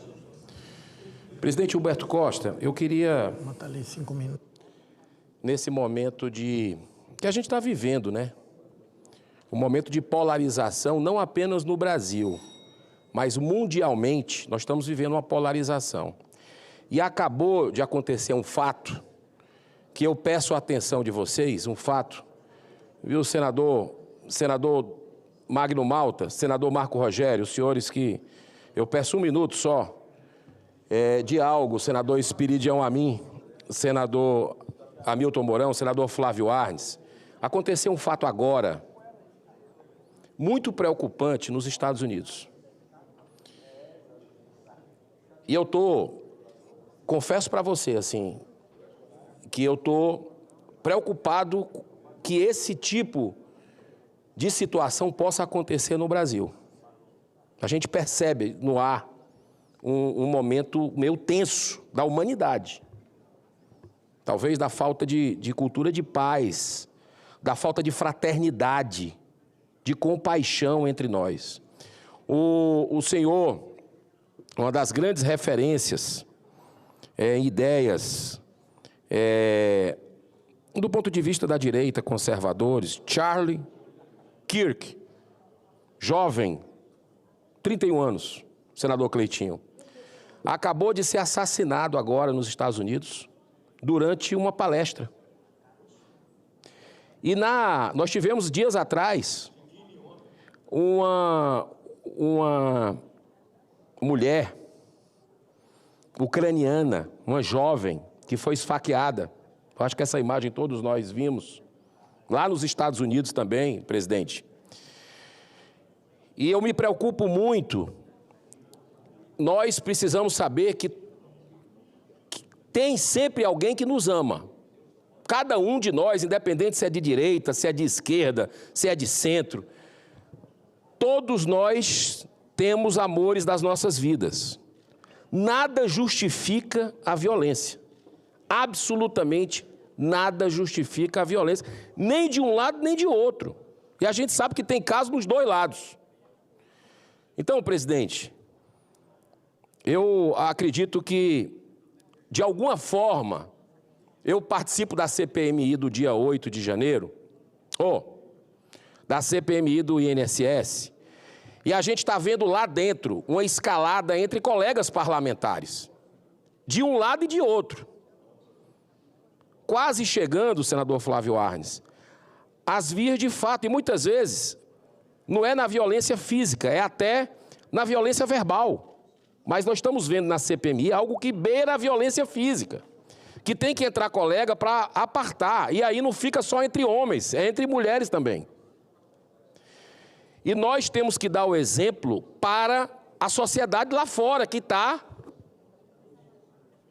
tensa com tudo isso. Já vem problema normal do dia a dia das pessoas, de dívida, de algumas situações. O senador Humberto Costa é outro, juntamente como o senhor, todos nós que estamos aqui, que luta contra esse negócio de jogo, de vício, e a sociedade enfrentando problemas, vendo uma situação, presidente, que pode escalar. Então, eu queria apenas comunicar que não é através da violência, muito pelo contrário. Isso só vai ceifar amores de vidas e levar a humanidade, como diz Mahatma Gandhi. Para mim é um grande líder político. E eu sei que é criticado pelos dois campos, mas para mim é um grande líder político. Ele dizia o seguinte: no olho por olho, dente por dente, a humanidade vai acabar cega e sem dentes. Então, não é por aí, é compreensão, é fraternidade. Nós precisamos nos desarmar enquanto é tempo, nos despojar, saber que somos irmãos, e que a gente precisa dar o exemplo para a sociedade, e que Deus abençoe e que tenhamos paz aqui no Brasil. Muito obrigado, senhor presidente.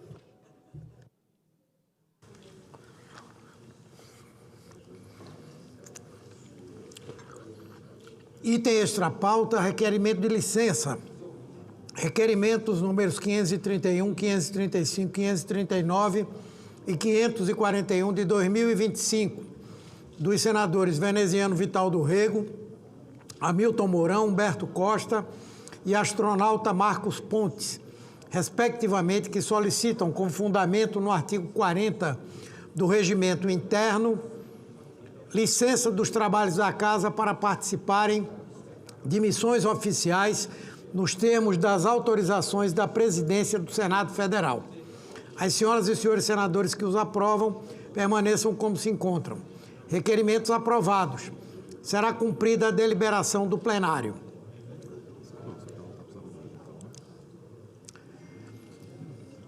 Só o Magno Malta. Senador Magno Malta está inscrito. Deseja fazer uso da palavra? Vossa Excelência terá 10 minutos para tal.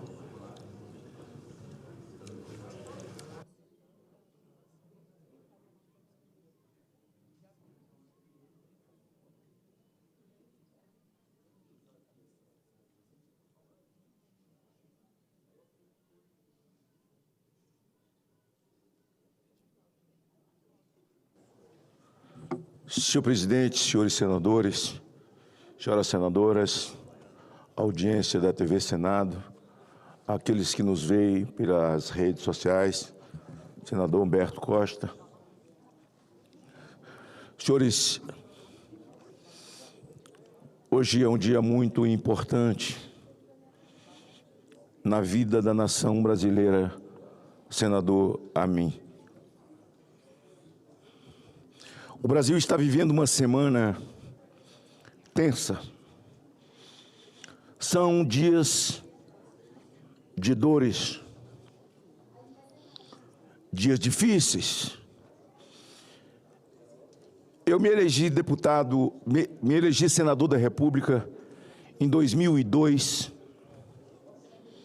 Tomei posse em 2003. E a partir de 2005, senador Girão, eu comecei a denunciar o ativismo judicial. Dos que estão aqui no plenário, os mais antigos sou eu mesmo e o senador Humberto Costa, que chegou em 2010. Foi isso, senador? Chegou em 2010. Eu já estava aqui há 8 anos. Em 2005, senador Girão, gostaria de ter 1 minuto da vossa atenção também, assim como Vossa Excelência chamou a minha atenção. Senador Girão, pode me ouvir?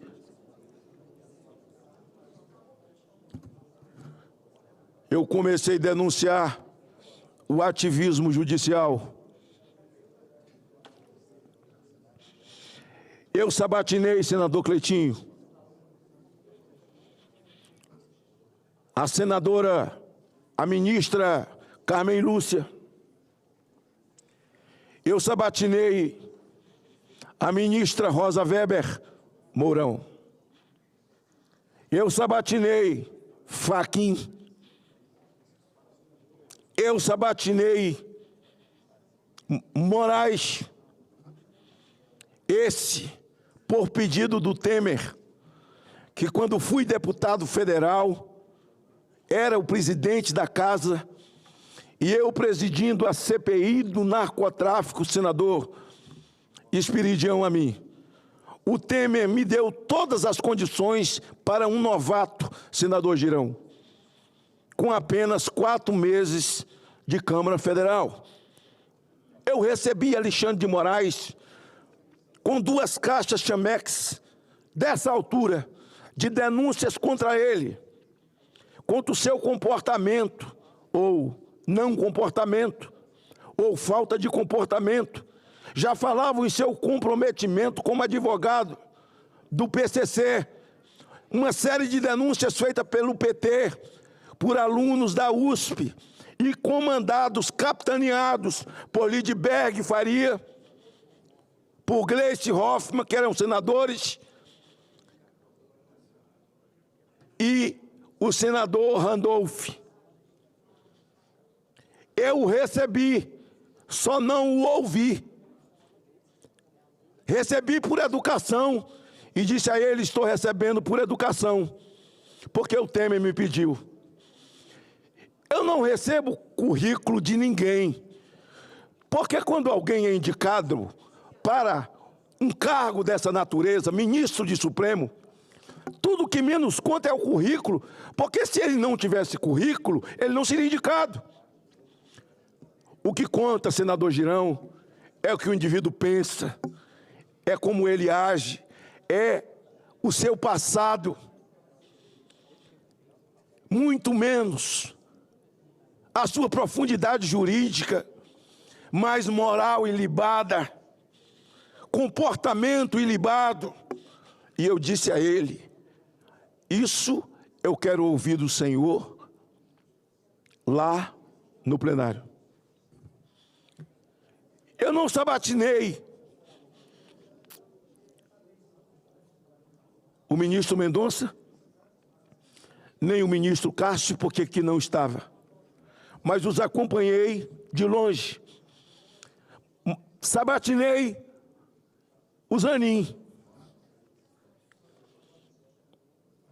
Sabatinei o Flávio Dino, que nada mais fez do que debochar da comissão, dada a certeza de que lá havia uma grande maioria de esquerdistas como ele e uma grande maioria de outros de espectro político de centro, que certamente votariam nele.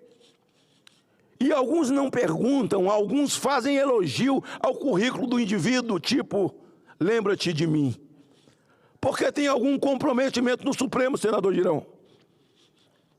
Seja por denúncia de corrupção, e alguns, a maioria são, e muitos deles, porque foram denunciados por delatores na Lava Jato, e os seus processos foram parar no Supremo, e todas as vezes, mesmo com a Lava Jato anulada, eles fazem chantagem. Outros por medo, e alguns porque não quer entrar em bola dividida, senador Cleitinho. Eu estava aqui já na sabatina do juiz Fux, e eu quero ressaltar, senador Girão, que hoje é um dia em que meu coração se alegra. Dessa tribuna ninguém nunca me viu acovardado com relação ao Supremo Tribunal Federal. Ninguém nunca me viu acovardado com relação a esse tirano, esse malvado, mentiroso Alexandre de Moraes. E se pegasse, senhor presidente, as notas taquigráficas de todos eles, senador Cleitinho, da sabatina de todos eles, senador Mourão, o senhor vai constatar que é um estelionato. São estelionatários. O que eles fazem hoje, na verdade, é ao contrário, completamente ao inverso, ao quadrado, de tudo que eles mentiram aqui. Aqui foram conduzidos para ser guardião da Constituição, mas hoje, no voto do ministro Fux, o Fux foi ao cemitério e desenterrou o ordenamento jurídico. O ordenamento jurídico estava sepultado. O Código de Processo Penal, o Código Penal estavam sepultados. Hoje é um dia feliz na vida dos estudantes de direito. Hoje o Fux resgata a dignidade do advogado, coisa que a OAB não fez. O Fux hoje traz à luz toda a arruaça feita pelos black blockers, e ele cita os black blockers, feito na esplanada dos ministérios em 2016. O senador Humberto é testemunha, porque já estava aqui nessa casa. O governador era Hollenberg.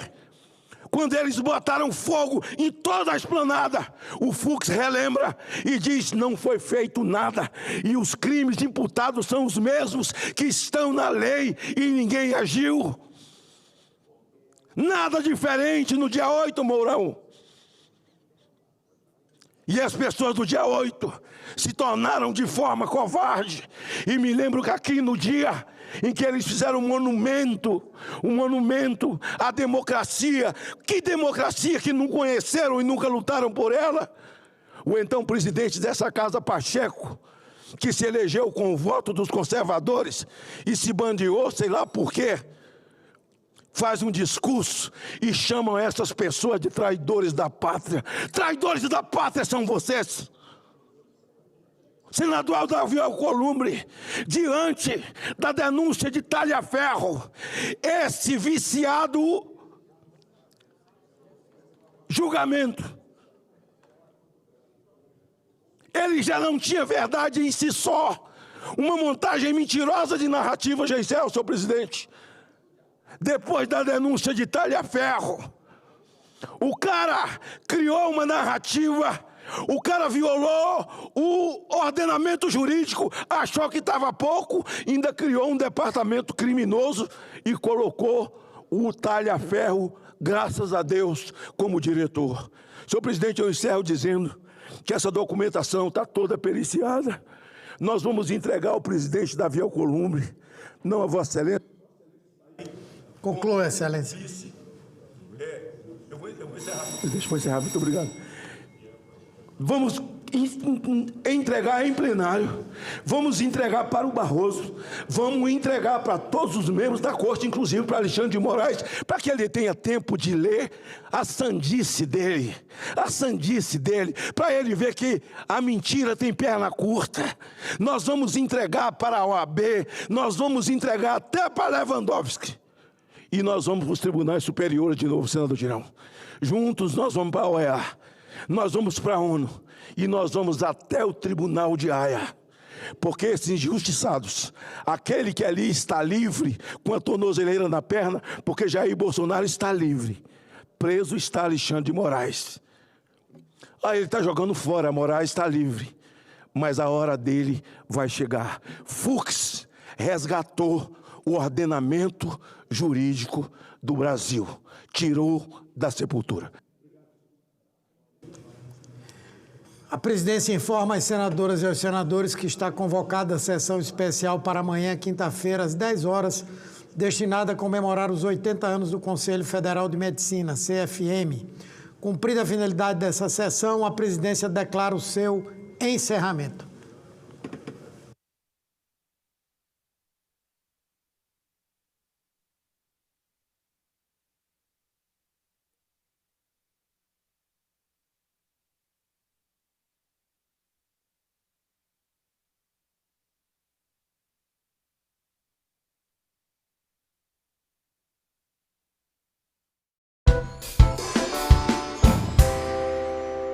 Obrigado, senador. Muito obrigado, prefeito Tony Cunha. Doutor Gustavo.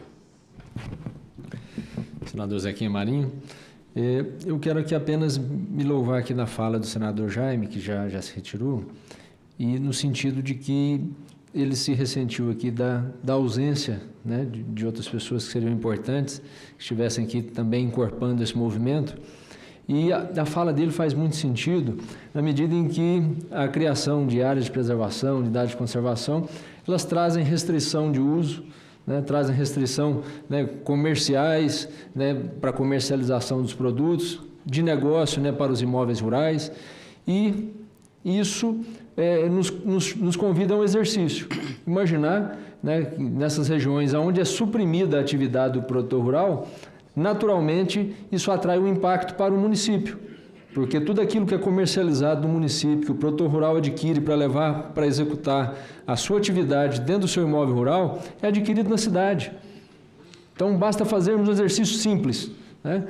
Olha, o município, né, menor é muito mais impactado do que Marabá, mas todos são igualmente impactados. E não só essa região, né? O que está se discutindo aqui é do estado do Pará e da Amazônia como um todo. Então, a união de esforços, né, ela é indispensável para levar essa conscientização, não apenas para o produtor rural, mas também para o cidadão no município, que também vai ser afetado por isso.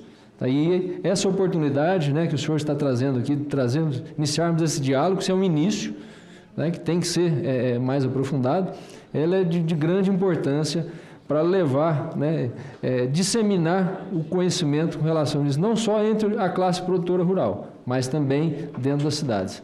Parabéns e muito obrigado. Muito bem. Doutora Kelly, rapidamente, antes da senhora falar, o Paulo Carneiro é o presidente da FAET, Federação da Agricultura e Pecuária do Estado do Tocantins. Ele diz o seguinte: estamos acompanhando de perto os debates sobre as APAs, buscando sempre a defesa do produtor rural. E manda um abraço para todos nós. A gente aproveita e cumprimenta o Paulo e todos os produtores do estado do Tocantins, que tem vários municípios por lá, assim como tem no Maranhão também. Por gentileza, suas considerações finais.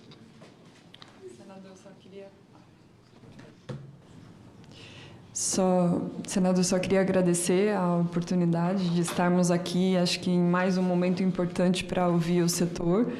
E parabenizar o próprio setor, os prefeitos, as articulações que foram feitas para que a gente consiga realmente melhorar e receber essas contribuições, né? Esse é o objetivo da proposta. Então, pessoal de Bom Jesus, se vocês quiserem mandar complementações dessas propriedades, fiquem à total vontade, a gente está lá disponível para receber, para tirar eventuais dúvidas também. Então, se vocês precisarem de uma reunião específica no município, nós estamos nesse processo, nesse momento de oitivas mesmo, com esse objetivo de melhorar a proposta e que ela seja adequada à realidade local, né? Só tranquilizá-los que esse é um processo de oitiva que não garante a criação da unidade, né? Não é porque fizemos a consulta pública que a unidade está criada, ela tem aí um longo processo de discussão que termina no ICMMil, mas vem para o Ministério, vai passar por oitiva de todos os outros ministérios, com certeza o Ministério da Agricultura também. Então, assim, tem um longo caminho pela frente e, enfim, a gente não tem ainda nenhuma sinalização de criação garantida e de não ouvir os setores interessados. No mais, é só agradecer vocês pelo ambiente democrático de discussão e pela oportunidade de estarmos aqui.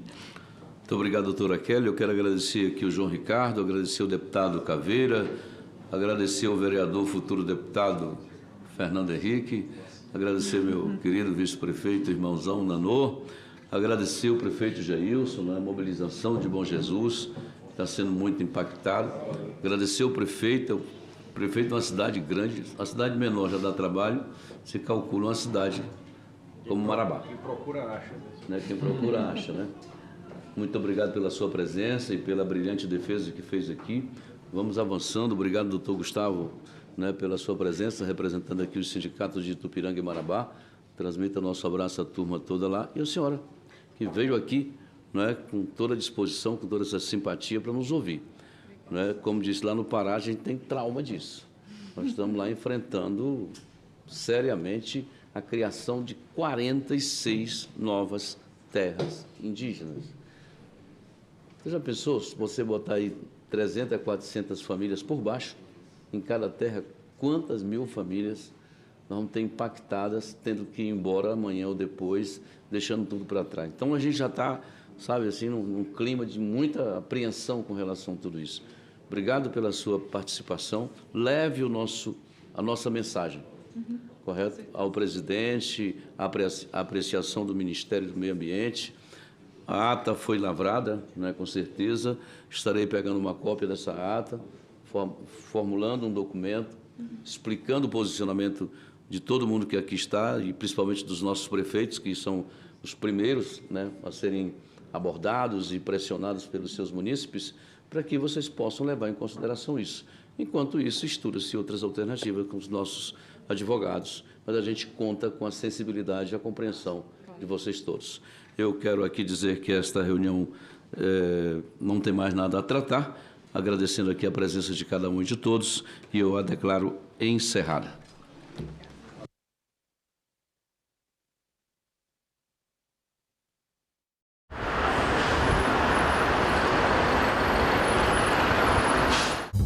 O bendito celular, ele é viciante. Vício precisa de psiquiatra, precisa de psicólogo. Como o senhor vê a publicidade voltada para a criança no ambiente digital hoje? O meu projeto estipula as condicionantes, quais são as propagandas mais nocivas. Salão Nobre, hoje, 20h, aqui na TV Senado. Nós estamos proibidos de ensinar no Brasil. Sem saber nem porquê, eles te taxavam e acabou. E eu envolvido com o tropicalismo, aquela coisa toda. Tinha elementos de contestação, um investimento muito mais em transformações culturais, né? De costumes e etc, etc. De todo modo, essa nossa agenda desagradava fortemente o governo, né? Ditadura no auge, né? E você foi preso na Bahia? Eu fui preso em São Paulo. Dali fomos para outros quartéis e tal. E logo depois tivemos que sair do país. E o governo via todos como se fosse comunista. Né? No máximo, professor, a gente admitia ser considerado como linha auxiliar. Isso, olhe lá. E olhe lá. Por isso que é muito perigoso, como agora. Quando polariza, você não sabe onde vai dar. Quem não é polarizado fica no meio, fica ali e sua voz some. Agora é lei. O programa Acredita no Primeiro Passo foi criado para auxiliar na renegociação de dívidas e facilitar o acesso ao crédito de pequenas empresas. O objetivo é a qualificação profissional e a inserção socioeconômica por meio do emprego e do empreendedorismo. Podem participar do programa pessoas inscritas no Cadastro Único, o CAD Único. O Senado votou, agora é lei. A importância da ciência, eu gostaria de dizer que ela é importante para a conservação da vida. Eu acho que o maior desafio que nós temos, vocês também, é realmente a popularização da ciência. Ela hoje é um instrumento de soberania, de desenvolvimento, de combate à pobreza e mais, de sobrevivência. Em discussão, nesta quinta, 20h, aqui na TV Senado. Por que até agora não estão tomando providências contra a dengue? Edivar Santana, de Santa Cecília do Pavão, no Paraná, pergunta. O senador Zequinha Marinho responde. O melhor remédio para combater o mosquito da dengue é evitar deixar água empoçada ou o lixo junto também, porque com certeza tanto a água que fica parada, empoçada, assim como o lixo, é que fazem gerar o mosquito, transforma aquele ambiente num ambiente legal. Mas se o fumacê não passou, te aconselho o mais rápido possível procurar a Secretaria Municipal de Saúde da sua cidade e informar que na sua rua não passou. É importante, porque depois a gente pode pagar um alto custo, um alto preço, pela picada do mosquito, tendo que internar, passar mal e, quem sabe, ter outras consequências piores. Continue lutando pela sua rua e pela sua comunidade. A lei da alienação parental completou 15 anos, mas o que está em questionamento nessa legislação? Ela deve ser revogada? E quais os principais desafios? A defensora pública Liana Pacheco Dani e a educadora parental Bruna Joaquim respondem a essas e outras perguntas ao vivo. TV Senado Live, nesta sexta, 9h. Tem muitas mulheres que acham que a violência é só um soco, um puxão de cabelo, não. Ela se mostra de várias formas.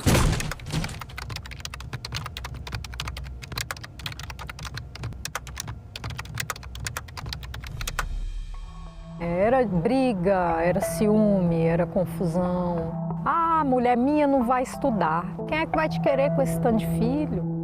Mulher minha não dança. Mulher minha não tem amizade com homem, as falas que eu ouvia.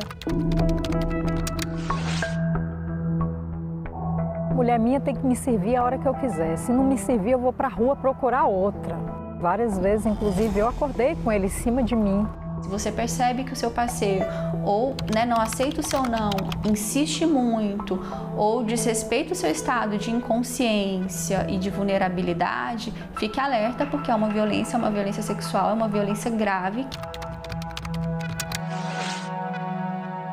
No início eu achava ser normal, só que chegou um determinado ponto que eu falei, isso não é normal. Buscar ajuda, uma rede de apoio de outras mulheres, psicólogos e se cuidar. É uma boa dose de amor próprio. Eu separei, hoje eu faço tudo o que eu quero.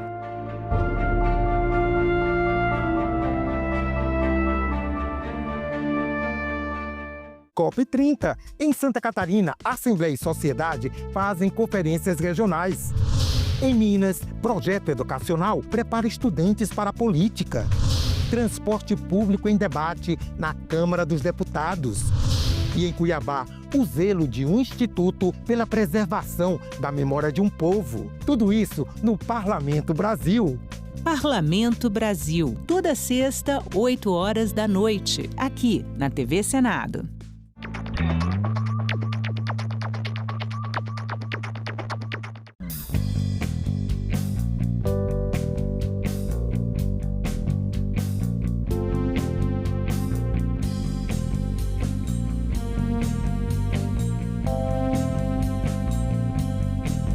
A A gente também fala tupi. O nome do estado do Maranhão vem do tupi e é formado por dois termos, mar mais nhan. Mar é uma variação de embará, bará, que vem de Pará e significa mar ou Rio Grande. A outra parte da palavra é nhan, que quer dizer correnteza. Então Maranhão virou Maranhão, que tem na origem o significado de mar grande ou mar que corre. A gente também fala tupi. O programa a seguir é livre para todos os públicos.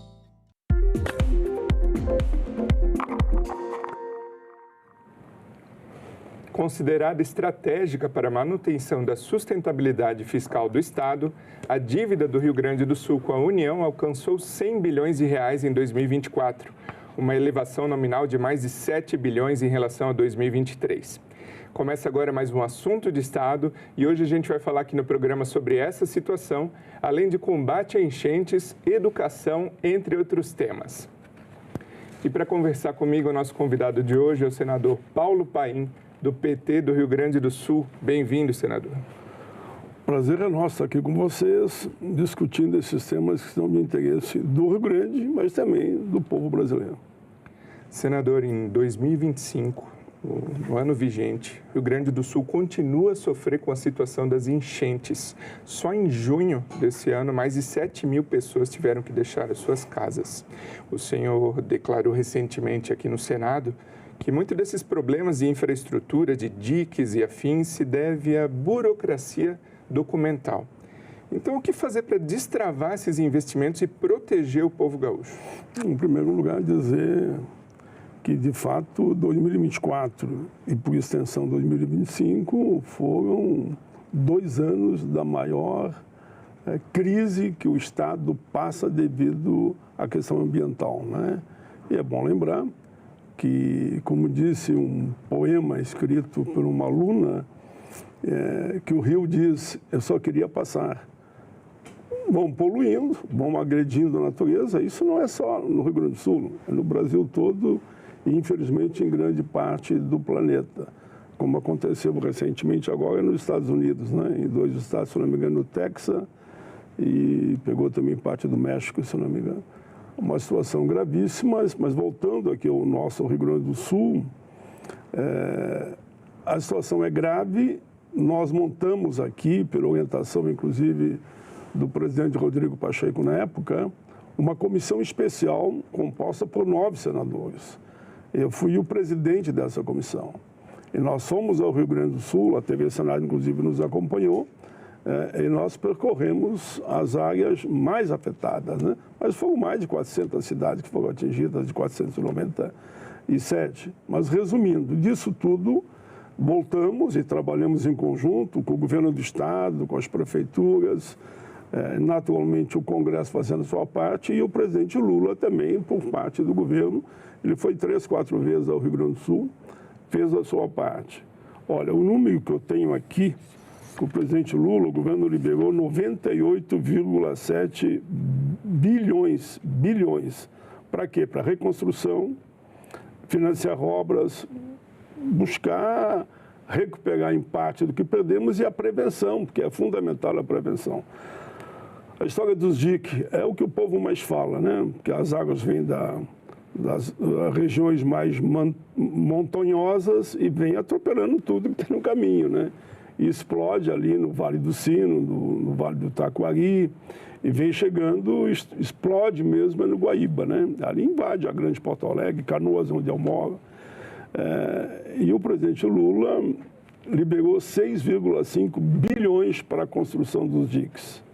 E até hoje não foram construídos. O dinheiro foi liberado, mas é preciso ter projeto, ter planos, começar a obra para poder o dinheiro ser retirado do banco, né, onde está depositada essa quantia.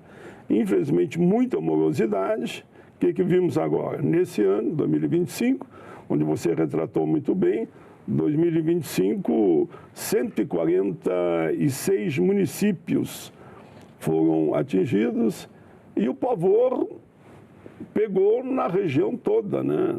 Principalmente na região dos vales, que é a região considerada mais baixa em relação ao nível do rio, né? Caí também, ficaram todos assustados. Calculem, tem amigos meus que moram em Canoas, na parte considera mais baixa, que é a Matias Velho, onde o ano passado inundou totalmente, né?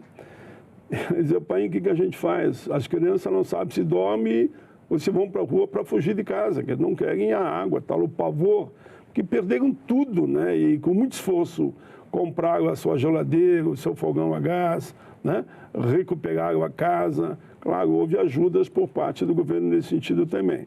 Mas e agora? Perder tudo de novo? Vai poder dormir? Tem que ir para o telhado da casa? Porque os diques não foram feitos, né? Seriam as barreiras de contenção, da onde as partes mais vulneráveis do circuito que os rios vêm. Porque todos os rios lá, infelizmente, caem no Guaíba. Então, tu calcula. A água vem e vai invadindo a região. À medida que o Guaíba não dá conta de jogar no mar, a água vai represando e vai invadindo as cidades. A dúvida da população é justamente por que não foram feitos. E aí o senhor respondeu, burocracia documental. Mas em situações assim de calamidade, de emergência, a própria legislação prevê uma flexibilização em termos de burocracia de contratação, né? Com certeza absoluta. Tanto que o ministro-chefe da Casa Civil foi lá por 2, 3 vezes para cobrar a implantação, a operação. Uns jogam que os prefeitos não mandaram o projeto. O governo do estado, os prefeitos, por sua vez, diz que faltou conexão adequada com o governo do estado e com as empresas responsáveis. Enfim, só sei que os diques não aconteceram, não saíram ainda. E as chuvas voltarão ano que vem. Eu acho que termina esse ano, em seguida passa verão e as chuvas voltarão novamente. Por isso que nós aqui, inclusive no Senado, essa comissão que já encerrou o prazo dela de trabalho aqui no Senado, estamos pretendendo fazer uma visita lá daquilo que chamam de fiscalização da operação das obras, para cobrar que realmente esses 6,5 bi sejam usados, os diques sejam construídos para que a gente proteja a população. Eu vim da área de acidente de trabalho, fui técnico de segurança do trabalho, fui metalúrgico, fui marceneiro, enfim. E a grande palavra para mim, chave em matéria de acidente, é prevenção. Se não houver prevenção, não adianta depois chorar e dizer que perdemos 100, 200, 300 pessoas, como aconteceu. Por isso tudo é que nós pretendemos, inclusive, retomar essa comissão, não para que ela fique 1, 2 anos ou 8, 10 meses, mas pelo menos ir lá para ver como está a situação dos diques. Que o dinheiro foi liberado. Nós podíamos fazer isso.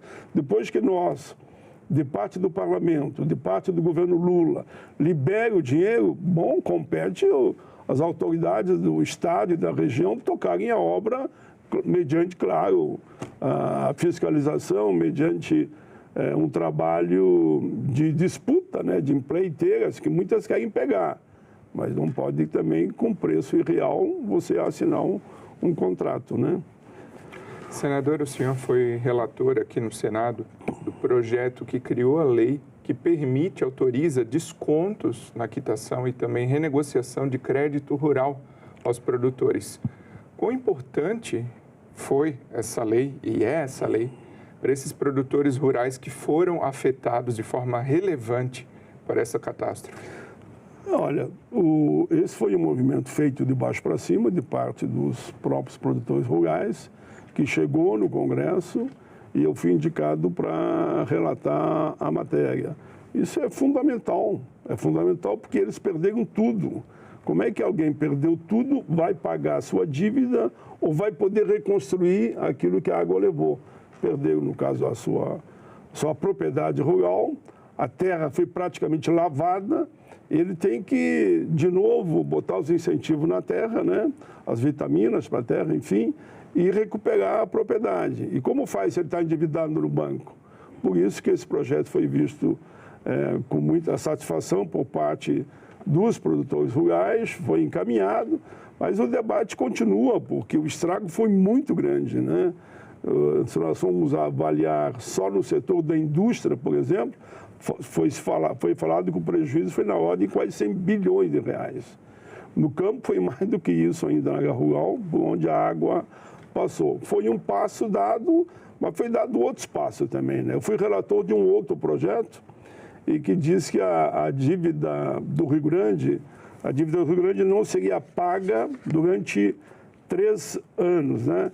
Isso trouxe uma economia, tem inclusive tomado nota, que dívida do Rio Grande do Sul, que eu fui relator, o projeto que nós aprovamos aqui no Senado suspendeu o pagamento da dívida por 3 anos. Só que, com a União. Com a União. Justamente a respeito desse tema, a gente até preparou uma arte para falar mais a respeito. Vamos colocar na tela. Então. Tem tudo a ver com a dívida, né? Então, falando em renegociação de dívida, a gente entra aqui justo nesse tema, que é a dívida do Estado do Rio Grande do Sul com a União. Em 2024, alcançou 112 bilhões, um aumento de 9,7%, e com a União chegou a 100 bilhões de reais, um aumento de 8%, que ele foi até suavizado porque houve uma troca no indexador do IPCA para o anterior, que era Selic mais 4%, muito mais oneroso. Os pagamentos, como o senhor estava falando, suspensos desde junho de 2024 por 36 meses, né, senador? Que corresponde, o número aqui é o mesmo que eu tenho aqui, a 112 bilhões de reais. Ora, eu sei que o debate na época, eu fui relator desse projeto, o debate na época era anistia total, geral e restrita para o Rio Grande do Sul. Significaria o quê? A dívida do Rio Grande do Sul, que ultrapassa 100 bilhões, não seria paga nada, nem juros, nem nada. Ora, seria o ideal. Eu até tenho um projeto que eu apresentei há muitos anos com esse objetivo, para debater e buscar uma saída negociada, né? Nesse momento foi o que nós conseguimos, por 3 anos. Isso não quer dizer, eu não estou aqui vendendo terreno na lua, nem querendo fazer promessa. Não quer dizer que daqui a 3 anos, se a situação do Estado continuar, infelizmente, com as dificuldades que nós nos encontramos hoje, provavelmente poderemos ter mais um prazo, quem sabe, de mais 3 anos, até que o Estado consiga voltar a pagar a dívida mensalmente. Teve já um projeto aqui do presidente Rodrigo Pacheco que atenuou um pouco a questão da dívida dos estados, né? Mas esse dinheiro está à disposição do Rio Grande para investir na recuperação. Então, para se manter a sustentabilidade fiscal do Estado, a melhor estratégia que o senhor vislumbra é se manter suspensa a questão dos pagamentos. Perfeito. Simplesmente dizer, não paga mais, outros estados poderiam dizer também, né? Bom, então tudo bem, nós não vamos pagar mais também. Então, pelo menos, devido à realidade do Rio Grande, que se encontra devido às enchentes, principalmente as enchentes, poderíamos trabalhar para que por mais 3 anos o Estado não pagasse. Agora, é uma boa saída. Senador, a gente tem agora uma pergunta que vem lá da Assembleia do seu Estado. Vamos ver aqui na tela o colega.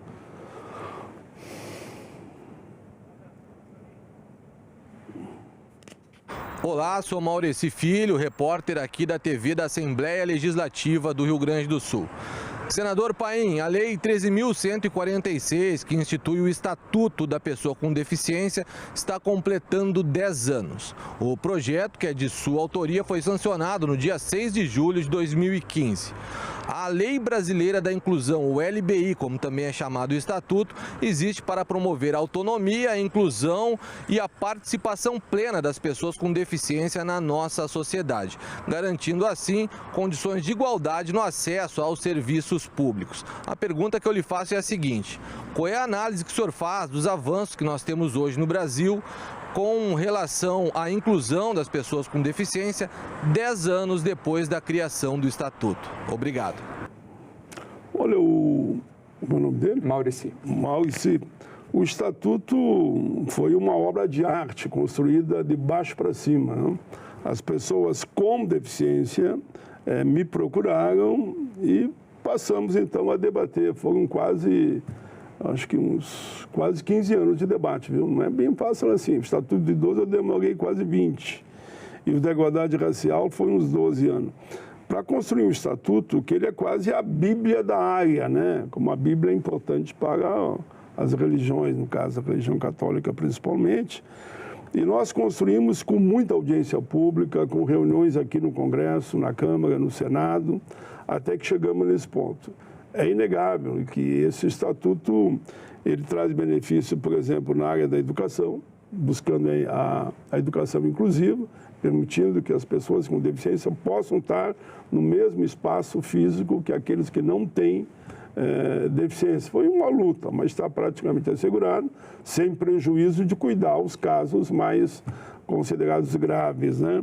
Além disso, a política de cotas também funciona com muita firmeza para que as pessoas com deficiência possam ter direito ao trabalho, a uma política de cota que vai até 5%, isso também foi um avanço. A sensibilidade nas praças, nas ruas, nos ônibus, enfim, no transporte também foi visto com muito carinho e avançou bastante.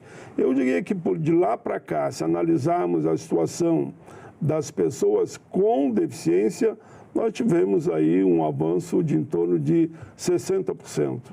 Falta ainda muita coisa que somente a regulamentação total do Estatuto que vai assegurar. Por isso, agora que nós estamos completando, né, os 10 anos do Estatuto da Pessoa com Deficiência, muitos debates aqui no Congresso, nos estados. Eu estou sendo convidado para diversos estados para aprofundar o debate e buscando sempre aprimorar.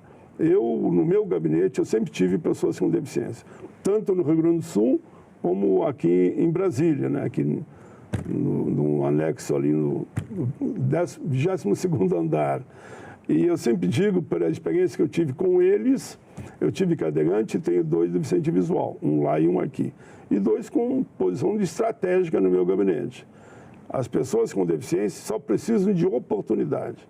Deem oportunidade que elas mostram toda a sua capacidade. Ambos se formaram, ambos têm curso de nível superior e são fundamentais, são, digamos, imprescindíveis no meu gabinete. É um caminho que nós vamos ter que seguir, porque, sem sombra de dúvida, baseado no Estatuto, se for todo ele regulamentado como deveria ser, nós teremos avanços aí para chegar, não digo no 100%, né, de aplicação, mas pelo menos 80%, 90%. Senador, em junho desse ano, o senhor recebeu aqui no seu gabinete, no Senado Federal, representantes do Sindicato dos Professores de Novo Hamburgo, do seu estado. Eles alegaram descumprimento do piso salarial dos professores, a lei já existente. Então, que ações o senhor pode adotar para que seja cumprido esse piso salarial dos professores e também para que haja uma melhoria contínua na condição dos professores gaúchos? A gente sempre fala, quando nos perguntam qual é o caminho para combater, inclusive, os preconceitos, o racismo, a discriminação contra as pessoas com deficiência, enfim, dos migrantes, imigrantes, refugiados. A gente sempre vai falar que é educação. Todos vão falar que é educação. Há os que dizem que a verdadeira revolução para buscar uma política de qualidade de vida passa pela educação e passa por uma educação de qualidade. Ora, se isso tudo é verdadeiro, eu tenho certeza que ninguém vai ser contra, como é que você não quer valorizar os professores? A violência, inclusive, na sala de aula, tem um projeto de lei nesse sentido também, para combater a violência na sala de aula. Um dos principais agredidos são os professores, viu? Porque se dá um problema entre o aluno, ele vai lá para tentar defender o aluno, dar sua vida até, como aconteceu muitas vezes em Santa Catarina e em outros estados também. E essa questão do piso é algo lamentável. Se você pegar os 27 estados do país, eu diria que não é só o Rio Grande do Sul, né? Eu diria que a metade não paga o piso. E um piso consagrado em lei, me lembro aqui da ex-senadora Ideli Salvati e o Viana também, 2 senadores que não estão mais aqui porque fizeram outra opção de caminhos, né? Eles foram fundamentais, eu participei junto da operação para a construção desse piso. Infelizmente, muitas prefeituras, principalmente prefeituras, não pagam. Além dos estados que eu já falei, que a metade não paga. Mas ainda, além disso, em estados que o estado cumpre e o município não cumpre. Então, é uma briga enorme. A última reunião que eu tive 2 reuniões com eles no Rio Grande do Sul. E marquei uma audiência pública aqui na comissão que eu presidia na época, que é a Comissão de Direitos Humanos. Eles mostraram toda a indignação. E, infelizmente, mesmo na justiça, Como está hoje, o juiz chega e diz, olha, é um problema local e acaba por falta de estrutura financeira para pagar e acaba não pagando mesmo, acaba não pagando. Por isso que a última reunião que eu tive com os professores, e eles devem assistir, porque acompanham a TV Senado, vai na linha de eu apresentar um projeto para mudar a legislação para obrigar a cumprir a lei. Olha bem que ponto chegamos. E o juiz lá diz, não, mas é uma questão do município e tal, só se fizerem um outro projeto para regulamentar a aplicação em cada município. Talvez tenhamos que fazer. Vamos reunir com eles, vêm para cá, eles trarão a proposta construída pelo jurídico das entidades, para eu ter talvez que apresentar ainda mais um projeto. O certo era pagar. O piso é nacional. O piso está aprovado em lei. Eu estava aqui junto, quando eu falei do Viana e da Ideli, eu participei junto com eles da construção ali. Claro, não fui autor nem relator. Eu fui autor e autor de muita coisa aqui, né? Autor e relator de muita coisa. Mas esse não. Eu acompanhei, vi e vi a festa que aconteceu no Brasil. Sabe que nesse país tem municípios que não pagam nem o salário mínimo para o professor.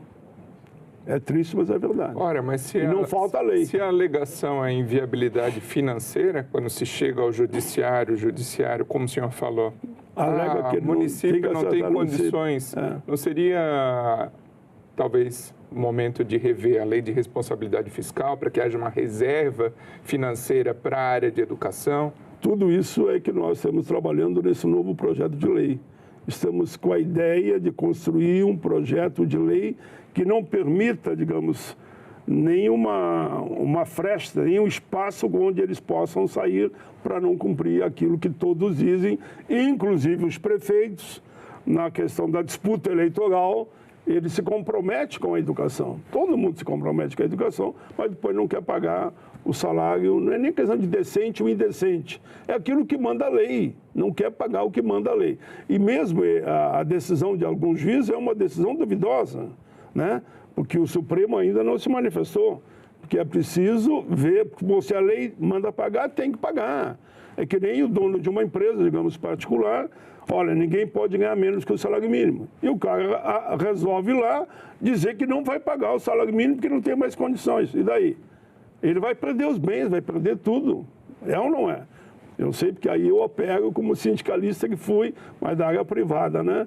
Então, é preciso que nesse país se cumpra as leis. Se eles cumprirem as leis, os professores vão receber o piso justo que está na lei aprovada na Câmara, Senado e sancionada pelo presidente. O senhor comentou aqui no Senado que utiliza um sistema de rodízio para destinar recursos de emenda do seu mandato aos 497 municípios do Rio Grande do Sul. Aqui no assunto de Estado a gente fala principalmente com o Estado, com os municípios, então muitos estão assistindo esse programa agora.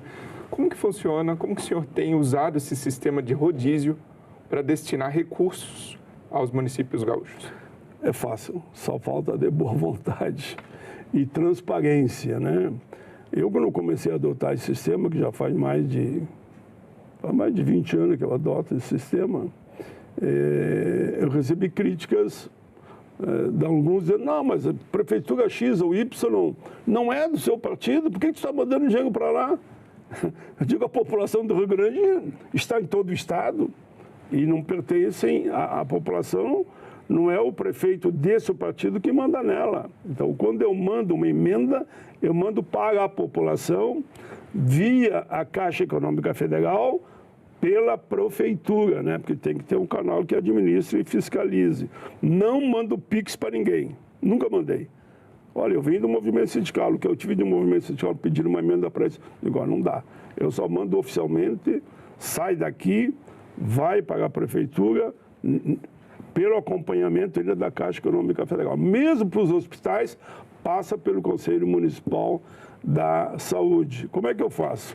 São 497, dá para mim atender, em média, por ano, de 300. Esse ano passado eu atendi até 412, se eu não me engano, né?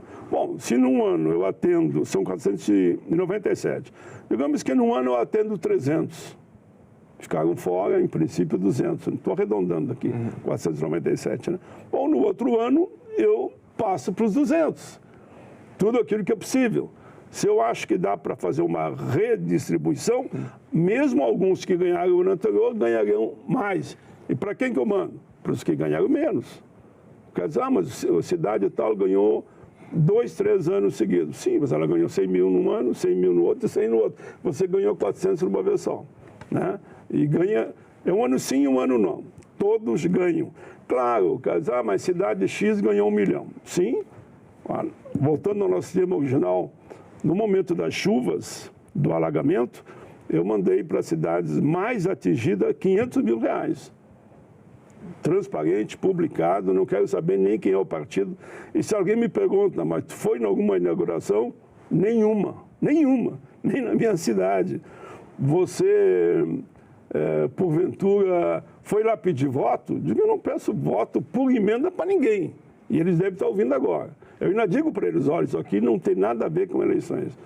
Isso eu mando porque eu acho que é justo, é o dinheiro do orçamento. Se todo o dinheiro do orçamento fosse visto com esse olhar, mudaria essas denúncias que estão sobre o Congresso dia e noite. De repente aparece uma emenda essa de 50, vou dar um exemplo, só para um exemplo, de 50 milhões. Legal. O Carlinhos adota o critério. Remete para aqueles que não receberam no ano passado, vão receber esse ano, e o outro já recebe no outro ano. O rodízio permanente você busca todos. Claro, chega uma hora, por exemplo, que eles falam, mas tem só para hospital de alta complexidade. Bom, então vejam os hospitais de alta complexidade que tem no estado e manda para todos. Esse é o princípio. Tem que mudar, reconheçam que está errado.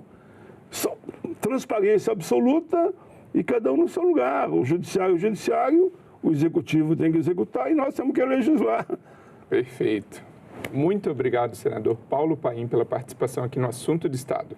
Eu que agradeço essa oportunidade de poder falar um pouco desses meus quase 40 anos de Congresso, que foram 4 de federal e 3 aqui no Senado.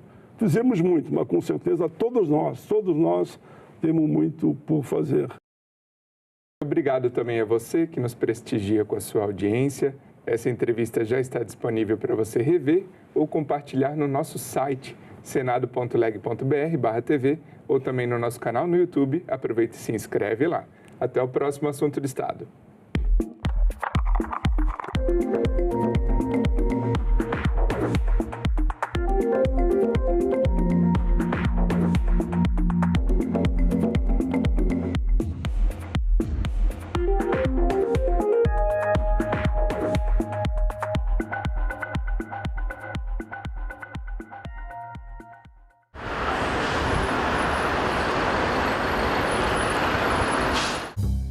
Bendito celular, ele é viciante. Vício precisa de psiquiatra, precisa de psicólogo. Como o senhor vê a publicidade voltada para a criança no ambiente digital hoje? O meu projeto estipula as condicionantes, quais são as propagandas mais nocivas. Salão Nobre, hoje, 8 horas da noite, aqui na TV Senado.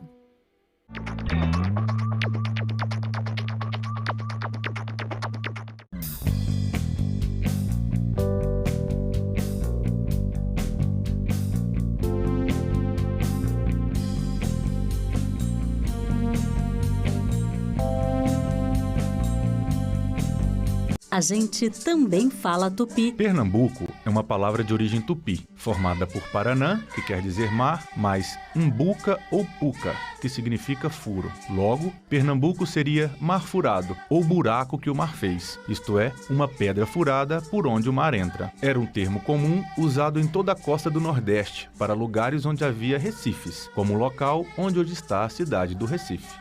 A gente também fala tupi.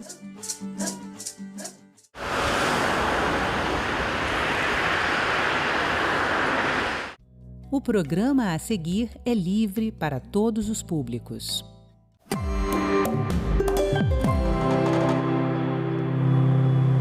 Olá, o tema deste Agenda Econômico é a transparência do orçamento público. Fazer e seguir um plano de orçamento é uma das coisas mais complexas e complicadas em qualquer instituição. E para o cidadão que tenta acompanhar a execução desse orçamento, a missão é quase impossível.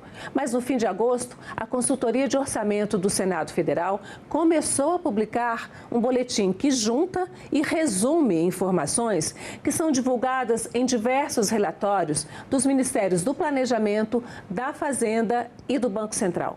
Neste Agenda Econômica, eu recebo o consultor-geral do Orçamento do Senado, Flávio Diogo Luiz.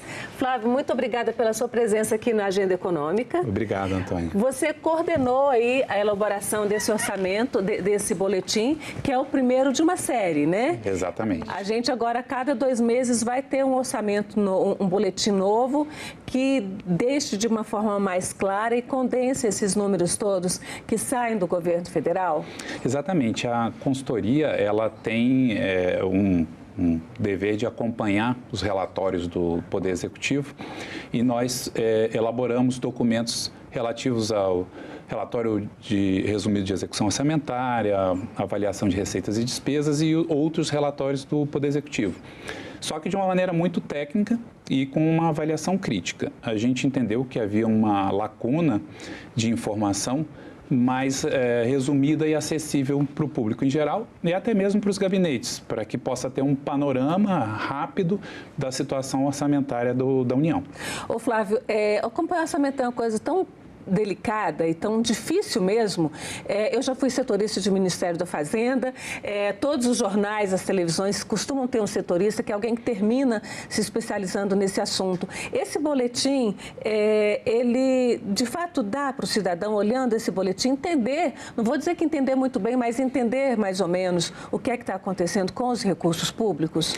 Sim, com certeza. O boletim, ele traz, além das questões orçamentárias, traz dados econômicos principais. Então, dá uma pincelada em alguns indicadores macroeconômicos mais relevantes, dá um apanhado geral do orçamento e da execução orçamentária, além de passar a informações sobre o processo orçamentário em tramitação. Então, nós juntamos diversos pontos relativos à parte econômica e orçamentária em um documento só. A ideia é que, a partir desse documento, se houver um interesse maior, com as fontes, né, que são pesquisadas, o cidadão, o parlamentar consiga, então, acessar informações mais detalhadas que cada tabela ali, cada dado traz na sua fonte ali o relatório original de onde tiramos as informações. Eu vou pedir o Wagner para colocar, porque esse boletim vai ficar lá no site da CONORF, né, que é a Consultoria de Orçamento do Senado Federal. Então, quando o cidadão entrar lá no site, ele vai se deparar com esse documento. Aqui a gente pegou um pedacinho da capa do documento, como ele está mostrado. É isso aqui que vai aparecer. Esse é o de agosto, é o primeiro. Exato. E vocês vão ter, então, agora a cada 2 meses, não é isso? Exatamente, é bimestral. Tá. Esse de agosto, ele tem dados do terceiro bimestre, portanto, terminado em junho. Exato. Por quê? Ele foi lançado no comecinho de agosto, no fim de agosto, na verdade. Por quê? Que só no fim de agosto está lançando com os dados de junho? Então, isso é sempre um problema para relatórios, é o descompasso ali entre dados de receita e despesa. Hoje, a despesa, nós temos uma outra ferramenta de transparência com dados online de despesa, que é o Siga Brasil. E também temos o Siga Brasil Cidadão, que são também painéis simplificados com dados atualizados de despesa. Porém, os parâmetros macroeconômicos, por exemplo, que está ali aparecendo na tela, e dados de receita, eles têm que ser... você tem um processo de arrecadação e recolhimento pela Receita Federal e você tem um relatório que ele só é lançado 30 dias após o fim do terceiro bimestre. Então, terceiro bimestre ali finalizando em junho, os dados relativos a junho, porém, nós obtivemos os dados oficiais no final de junho. De julho, perdão. Então... E aí vocês precisam ir do mês de agosto para preparar e condensar tudo. Exatamente. Então, e aí a gente, para ficar com a percepção correta, a gente também faz o corte nas despesas ali em junho. Entendi. Tanto que a gente tem aqui nessa questão dos dados macroeconômicos, a gente tem a taxa Selic ainda estava 14,25, que é o que ela estava no fim. Exatamente. Né? E aqui a previsão de a inflação, no caso de inflação, já é a inflação realizada mesmo, né? Não é mais ainda projeção. Exatamente. Né? Como dá o boletim do Banco Central semanal, ele dá uma projeção. Exato, tem a estimativa, o boletim Focus, mas aqui traz o que foi fechado, né? Tá. O dado oficial. Certo. E eu vou aproveitar e vou pedir o Wagner para já colocar na tela aqui também o site, né? Se o cidadão quiser, enquanto acompanha aqui a nossa conversa, navegar lá. Não, antes dessa arte, Wagner, eu queria que você colocasse o site em bastante destaque aqui, ou até pode deixar os dois. Para quem quiser já ir acompanhando, né? As pessoas são mais multimídias, então pode estar vendo e lá no computador o site, que é o www.senado.leg.br/orçamento, escrito orçamento, né? O C sem o cedilha, e lá vai ter uma página, vai ter um ícone que é exatamente o boletim, não é isso? Exato, e você clica e vê a íntegra do boletim. Um dos pontos que estão lá no boletim é a questão da execução das despesas mesmo, né? Exato. E tem aqui função de governo, o que foi autorizado, o que foi empenhado e a execução empenhado, autorizado. São cerca de 30 itens aqui, né? São 30 funções de governo. Eu juntei aqui as primeiras, onde a gente tem mais despesa, e habitação, que é a última, que é o menor orçamento como função de governo. Eu queria que você explicasse um pouquinho. Começa com uma questão que não é tão clara. Previdência social é clara, assistência social é clara, mas, por exemplo, encargos especiais. O que são encargos especiais para quem quer acompanhar as despesas públicas? Encargos sociais, por definição, são as despesas que não oferecem, ao final, um produto ou bem de serviço público. Então, ali são pagamentos de juros, os royalties transferidos para outros estados, para os outros entes subnacionais e financiamentos. Então, encargos especiais são esse tipo de despesa. Onde é que está aquela transferência, a transferência constitucional, que a União arrecada, mas transfere para estados e municípios? Está aí também? Encargos especiais. Então, aí tem uma caixa, isso aí é só um LEDzinho, mas tem uma coisa muito grande lá dentro, né? No começo do boletim, a gente traz até para deixar claro, né? Porque o orçamento ele tem realmente muitas classificações. E no começo tem o orçamento efetivo, né? O segundo item traz aqui já uma noção para que o cidadão veja que num orçamento ali de quase 6 trilhões, nós temos 513 bilhões de transferências, né? Deixa eu pegar aqui um pouquinho, eu vou fechar, vou pedir para o Sávio, que está com a câmera, para o Elmer, fechar, ver se dá para você mostrar, porque é uma barrinha aqui bem interessante, essa segunda aqui, né? Que aqui seria o orçamento total, exato, né? E aqui essa parte azul mais escura é o orçamento efetivo, que é o que exatamente? É o orçamento desconsiderando transferências e o refinanciamento da dívida. Que aí a gente tem um pouquinho esse aqui mais escurinho. Exato, e as transferências. Esse aqui é o que repartição a União das receitas. Para estados e municípios. Exato. Tá, então, na verdade, o orçamento é muito maior do que o que, na prática, o governo executa. Exatamente. Então, um orçamento de quase 6 trilhões, o governo federal executa 4 trilhões. Isso aqui a gente está contando com o orçamento de 2025. Exato. Né? A gente está falando aqui sempre do orçamento de 2025. Entendo. Então, encargos especiais tem tudo isso, onde as questões de imposto de renda, as questões de benefícios para empresas, dos benefícios para o próprio cidadão, que é a restituição de imposto de renda, isso entra onde? Então, a gente tem uma parte de gastos tributários, né? Sim. Que é uma parte que até ela vem como documento, né? A Receita Federal, ela produz uma demonstração de gastos tributários e isso vem no orçamento, porém, ele não é efetivamente uma despesa. Porque, no final das contas, a União deixa de arrecadar. Então, isso não entra no orçamento, ele não está aí mostrando.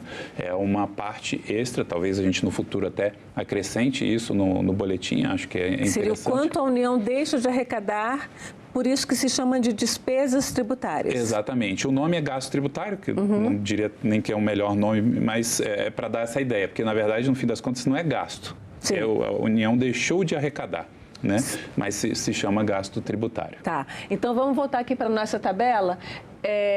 Encargos especiais, então, é o que você listou? Sim. Rememora para gente. Então, tem royalties, pagamentos de juros, financiamentos, a previdência social ali, todo benefício que tem uma contrapartida, né, de maneira geral, né, falando, e a assistência social, os benefícios que não têm contrapartida do cidadão. Né? A gente precisa abrir essa caixa aí de encargos sociais. Verdade. No próximo, a gente vai fazer um programa só sobre encargos especiais, que isso aí é um assunto que rende, né? Com certeza. Porque quando se fala na questão, por exemplo, da Previdência, do déficit da Previdência, não se considera, assim, não fica muito claro que tem um déficit também da Previdência Pública. Exato. Né? Se a gente pegar civis e militares. Saúde, então, assistência social, só abre um pouquinho. O que está incluído em assistência social? Bolsa Família? O BPC, BOAS, são os benefícios previdenciários que não tem ali uma prestação, né, uma contraprestação do cidadão. Aspectos como Bolsa Família, como a aposentadoria por invalidez,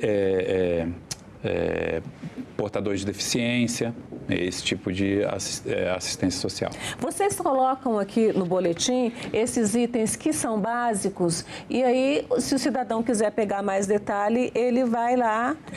A gente tem o Siga Brasil, a gente tem esse detalhamento. Esse quadro aberto. Isso. Em todos os pontos do boletim, ele traz ali na fonte o relatório de onde nós tiramos. Inclusive, em PDF, você acessa por link, né? E basta clicar na fonte que é direcionado para o relatório que deu origem. No Siga Brasil, aí tem que entrar no Siga Brasil e escolher de onde vai. A gente fala em acompanhamento pelo cidadão, mas precisa ser um cidadão que está mais acostumado a lidar com essa questão aí, né? Sim. De economia, dessas informações. Eu acho que a partir de quando a gente tem uma coisa que facilite, as pessoas vão mais atrás, né? Exatamente. A ideia da transparência, Exatamente. né? Então, assim, esses dados podem mudar? Explica para a gente essas fases, autorizado, empenhado e execução, empenhado, autorizado. Então, de uma maneira geral, o que a gente tem no orçamento, ao contrário do que vem à mente num primeiro momento, não é dinheiro. O orçamento é autorização. Então, o que o Congresso faz ali para o Poder Executivo quando autoriza a lei orçamentária? Fala assim, olha, Poder Executivo, você está autorizado a gastar esse volume de recursos. Se entrarem, né, porque a gente precisa que ao longo do ano a receita seja arrecadada para que faça frente a essas despesas, então é uma autorização. É por isso que esse nome autorizado é o que na lei e eventualmente ao longo do ano é corrigido, o Congresso Nacional autorizou o Executivo a gastar, se tiver esse recurso. O empenhado seria ali o que o Poder Executivo já se comprometeu. Empenhar é o compromisso, ou seja, eu já iniciei uma licitação para contratar, então eu já empenhei esse recurso, porque eu vou precisar desse volume de dinheiro. Vamos pegar uma coisa aqui, por exemplo, saúde, né? Eu tenho uma campanha de vacinação, então o Ministério apresenta o projeto dessa campanha, diz vai custar tanto, e aí empenhado é quando o ministro diz, ok, a gente tem o dinheiro, pode começar. A gente vai seguir, exatamente. Certo. Aí ele se comprometeu com aquilo, porque já existe uma expectativa, né? A Receita controla isso. Existe um cálculo de fluxo de recursos que vão entrar, já existe esse valor, ele está liberado para ser empenhado. Ou seja, ele reserva, ele reserva. Essa caixinha aqui é específico para vacina. Tanto é que um dos relatórios que a gente tem, mais para frente a gente vai ver, fala sobre questão de contenção, exatamente isso que o Poder Executivo faz. Ele avalia como está a arrecadação da Receita e diz, olha, a Receita não vai comportar todos os gastos autorizados, então vamos segurar uma parcela. É basicamente isso que ele faz, e o empenhado é o compromisso que o setor, né, aquela área temática ali, no caso o Ministério da Saúde, como no seu exemplo, já se compromete porque aquilo estava liberado para que ele pudesse usar. Entendi. É como se fosse numa casa, a gente projetou ali, não, esse ano vai ter viagem de férias, já tem as coisas das escolas e tem mais... Olha, gente, não vai dar para... Ou a gente paga escola ou viaja de férias. Exatamente. Então, vamos guardar a caixinha da escola e vamos deixar de lado, pelo menos por enquanto, a viagem. Às vezes, por exemplo, eu bati o carro e tive que consertar. Então, aquele recurso da viagem agora, eu vou empenhar no conserto do carro. Infelizmente, a viagem vai ficar de fora. Entendi. Bom, tem que saber também, porque às vezes quando tem essas emergências no país, esse dinheiro vai para lá, mas ele sai de algum lugar, né? Exato. Eu vou pedir, então, para a gente abrir mais um pouquinho, porque quando se fala em orçamento, a coisa que mais, assim, as pessoas hoje está muito, né, muito assim no auge do debate, a questão de emendas, né? As emendas parlamentares. Só para explicar um pouquinho, o governo manda para cá um projeto de orçamento, né, uma proposta de orçamento. Essa proposta de orçamento chega aqui, ela vai para a Comissão Mista de Orçamento e lá os senadores e deputados, eles avaliam aquela proposta e eles modificam. Modificam, inclusive, a perspectiva de arrecadação e também de gastos. Como é que é isso? De repente, o governo diz, não, eu vou arrecadar 100, vou gastar 99. E aí o Congresso diz, não, você não vai arrecadar 100, não. Você vai arrecadar 150, ou vamos colocar 110, ser mais modesto, 110, e você vai gastar, então você pode gastar aqui 105. Como é que é essa diferença de números? Como é que se chega? Governo e as assessorias do parlamento chegam a esses números diferentes? Então, o governo ele apresenta a proposta orçamentária o orçamento é exatamente isso que você falou. É uma previsão das receitas e em função dessas receitas que o governo espera arrecadar no ano seguinte, quais despesas podem se comportar ali em função da sua meta. Ou seja, o governo, antes de mandar o orçamento, ele diz, olha, eu vou cumprir uma meta fiscal X. Né? A gente estava com a meta fiscal neutra agora, ou seja, eu vou gastar exatamente o que eu arrecadar. Então, quando ele apresenta essa proposta de receita, ele faz os cálculos, né, com a metodologia e existe uma certa defasagem de tempo, né? Nós aqui no Congresso, quando avaliamos, a gente tem um ponto positivo a nosso favor, porque a gente já está mais perto do ano a que se refere o orçamento. Para o cidadão entender bem, o Executivo encaminha para nós aqui no Congresso 31 de agosto, que vai ser agora sexta-feira, né? O projeto de... Na verdade, quando a gente exibir o programa, já vai ter acontecido. Perdão. Então, é 31 de agosto, que a gente está próximo aqui, ele encaminha o projeto de lei orçamentária com esses dados. E nós fazemos a avaliação da receita no final de setembro, outubro, a gente tem a avaliação da receita. Então, esse um mês a mais aí nos dá a noção sobre a questão da variação de taxa de câmbio, taxa Selic, então eventuais problemas ou questões positivas que podem ter acontecido e influenciar essa alteração de dados para o ano seguinte. Com isso, há uma diferença do valor da receita estimado pelo Executivo e pelo Legislativo e, em função disso, é trabalhada também a questão das despesas. Só que hoje a gente tem uma outra questão que eu acho que todo mundo já ouviu falar em teto de gastos. Então, com o teto de gastos, a despesa ela não anda mais conforme a receita. Ou seja, se nós entendermos que vai ser arrecadado um pouco mais, isso vai gerar resultado primário, ou seja, vai aumentar a economia do governo para pagar a dívida. Porque a despesa ela tem um limite e o Executivo já encaminha aqui no limite da despesa. Esse limite ele é calculado já conforme uma regra que já vem fixa aqui para a gente. Então, dentro dessas despesas que o Poder Executivo encaminha, ele tem uma parte que é das emendas parlamentares, que são despesas discricionárias. Então, eu vou pedir o Wagner para colocar na nossa tela um outro quadro, que é exatamente das emendas parlamentares. E aí a gente vai, que é a execução das emendas parlamentares.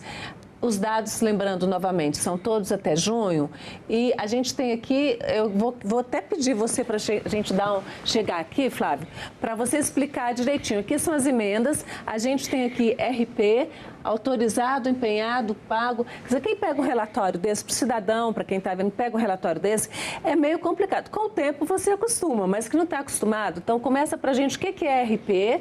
Isso já é a emenda parlamentar? Então, a gente, nesse quadro, a gente apresenta as emendas parlamentares com a execução até junho, né? RP é o indicador de resultado primário. No orçamento tem diversas classificações. Você mostrou há pouco aquelas funções de governo, também é uma classificação. Saúde, defesa, é uma classificação. Indicador de resultado primário é outra classificação. E dentro dessas classificações nós temos a parte de despesas financeiras, despesas obrigatórias e discricionárias. O RP 2, por exemplo, são despesas discricionárias que o Poder Executivo executa. As discricionárias que cabem ao Congresso Nacional são essas 3. A RP6, que se referem às emendas individuais, ou seja, de cada parlamentar, que ele tem uma cota, né, para indicar emendas à despesa no orçamento. Então, se o cidadão daqui do DF mesmo, ou do Acre, ou do Rio Grande do Sul, quiser saber o que o seu parlamentar apresentou como emenda, ele vai aqui nesse item. Se ele quiser saber o que o parlamentar dele ofereceu como emenda, ele vai no Siga Brasil. Nós temos um painel específico de emendas parlamentares, que aí ele chega no parlamentar e para onde indicou e para qual município que foi o recurso. A gente não tem mais as emendas PIX que vão sem se saber para onde nem quem mandou, aquelas emendas mais ou menos. As emendas PIX, elas continuam existindo, né? Que são as emendas de transferência especial, que é o nome técnico. Elas passaram, né, por uma análise do Supremo Tribunal Federal e que determinou que para a execução dessas despesas, deveria ser apresentado um plano de trabalho. Então, o que aconteceu na prática foi a aproximação das emendas PIX, né, emendas de transferência especial, das demais emendas que são de finalidade definida. Tá. Vamos então para aqui o 7, então. 6 é de parlamentar, 7 é o quê? Exatamente. Os 6 são as emendas individuais, os 7 são as emendas de bancada estadual. A lógica aqui é o parlamentar individualmente indicar, depois o seu estado, então os parlamentares do estado têm as emendas relativas a essa RP7 e aqui já no RP8 ser uma questão temática, são as emendas de comissão temática, Comissão da Saúde, Educação, Desenvolvimento Social. As comissões da Câmara e do Senado, eles fazem essas emendas para o orçamento. Elas definem o que é prioridade, por exemplo, na área de saúde para a Comissão de Saúde. Exatamente. Tá, a gente tem aqui empenhado pago, e autorizado, você já explicou lá antes. O que é RP inscrito e RP pago? Contenção de gastos também, você já explicou que o governo segura isso aqui, né? Exatamente. Tá. O que é RP inscrito e RP pago? Então, aqui eu expliquei a questão do autorizado, né? Que é o orçamento em si, é a autorização. Só que o orçamento durante o ano não necessariamente existe a execução de todo o orçamento. Então, fica um saldo a se executar. Esse RP inscrito, que aqui não é para confundir com RP de resultado primário, é restos a pagar inscritos. Significam as despesas que não foram executadas em anos anteriores, que ficaram para executar. Então, é o que está autorizado a executar relativo a antes de 2025. Certo. Que esse autorizado e empenhado se refere a 2025. RP inscrito e RP pago se referem a todas as despesas de 2024 para trás. Certo, que não foram, não foram gastas. É o que era do ano passado, que não de foram outros ainda. anos, mas que foram pagos. Isso. Vão estar ótimo, isso já dá uma boa ajuda de como as pessoas podem ler esse relatório. Agora, como é que você pode, é possível simplificar ainda mais, por exemplo, esse relatório? Trocar, não deixar esses 2 RPs ou não? Isso não depende daqui da consultoria, depende da origem, que é Ministério da Fazenda e Planejamento. Então, nós no primeiro momento a gente trabalhou com trazendo informações de diversos relatórios para poder dar esse panorama.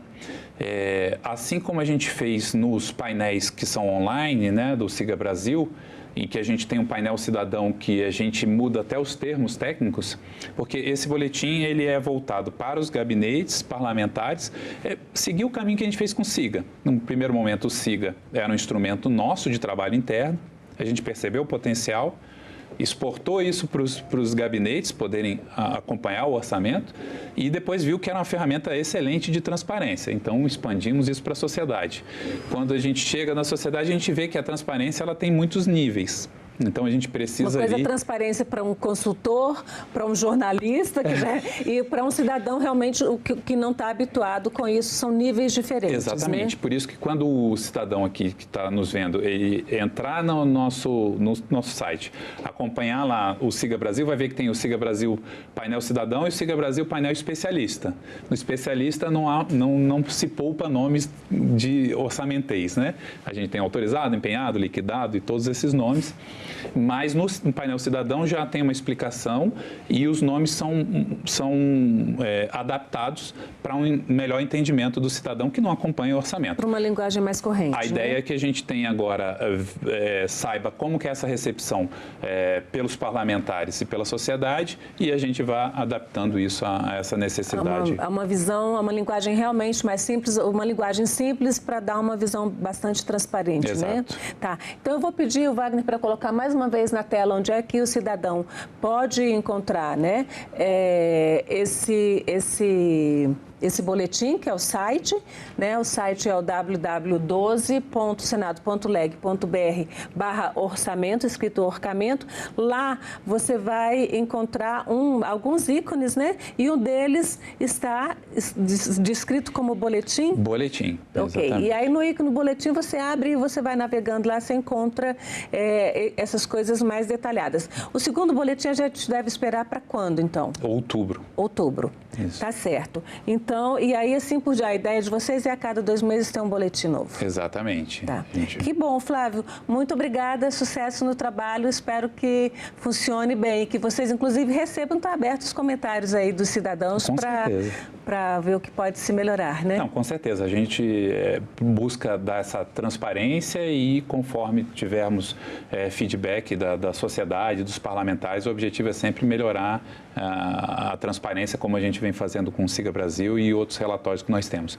Ali nessa página que você indicou para acessar, nós temos tanto assuntos tecnicamente mais profundos, quanto essa questão do boletim, que é essa visão que a gente está dando agora, um pouco mais simples e acessível para o cidadão. Muito obrigada pela sua presença. Eu que agradeço. E agradeço também a você que nos acompanhou até aqui. Este programa está já no site senado.leg.br/TV e no canal da TV Senado no YouTube. Aproveite, se inscreva no canal, curta o programa e garanta seu acesso à informação de qualidade. Até a próxima Agenda Econômica.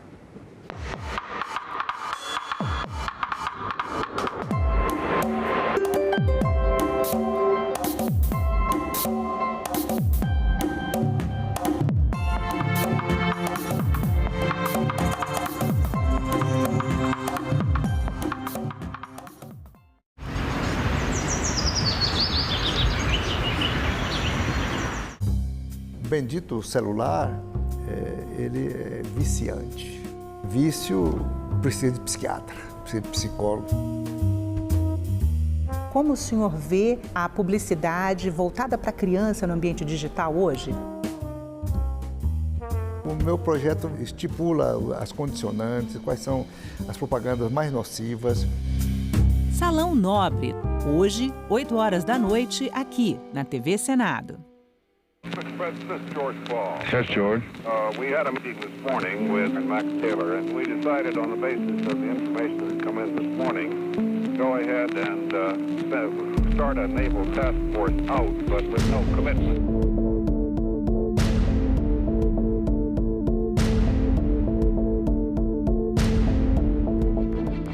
In Puerto Rico, assemble shipment of 110 tons of ammunition, light equipment, and tear gas for mob control. U.S. Sink South Naval Task Force to consist of aircraft carrier, 4 destroyers, 2 destroyer escorts, and task force tankers. Initial destination is Santo. São Paulo and Minas Gerais governors have definitely reached accord. The trigger is a military uprising led by General Mourão Filho. Troops will march towards Rio de Janeiro.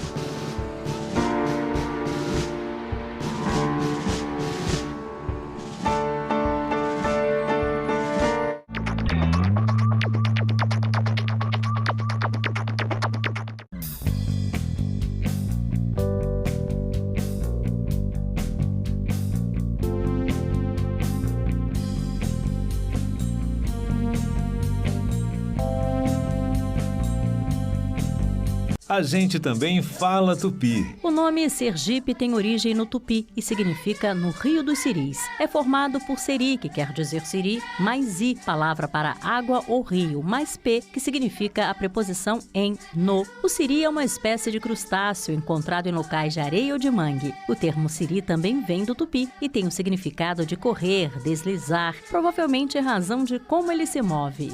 A gente também fala tupi.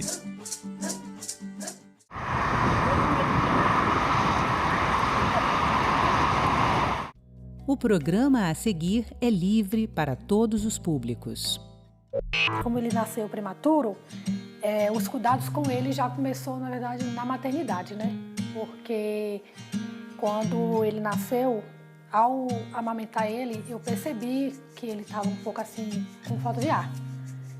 E quando eu percebi que ele estava com falta de ar, eu logo chamei a enfermeira e perguntei para ela se era normal, né? Essa falta de ar dele em amamentar. E no momento me falaram que sim, mas logo após veio a notícia de que ele ficaria entubado.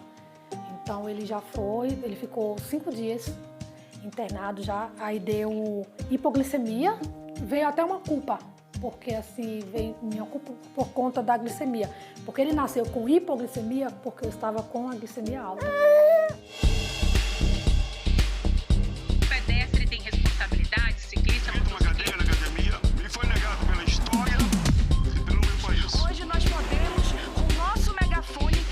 Diploma na mão. Nós não podemos recuar nesse debate.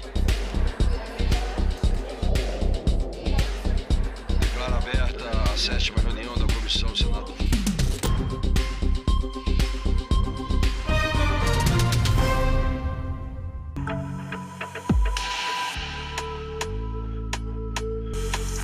Mães experientes, outras nem tanto. Quer dizer, completamente inexperientes, mães de primeira viagem. Encontrei aqui no Hospital Materno Infantil de Brasília a Dalcilene, 8 meses de gravidez. E aí, Dalcilene, tá quase chegando a hora. E as expectativas, os medos, os desafios? São muitos.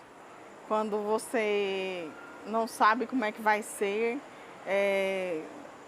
a questão do amparo, né, depois do parto, o apoio, então a gente fica meio insegura. Quando você soube da gravidez, e aí o sentimento, felicidade, medos, o que aconteceu? Foi no automático. Eu realmente não estava esperando, não era o momento que eu queria. Tinha muitas coisas, muitos sonhos que eu acho que de repente iria atrapalhar, eu tive que fazer tratamento. Também por causa dessa gravidez inesperada, né? Mas a gente vai se acostumando, vai levando, o tratamento também ajuda. Ficou grávida? Qual é o primeiro passo? O que fazer?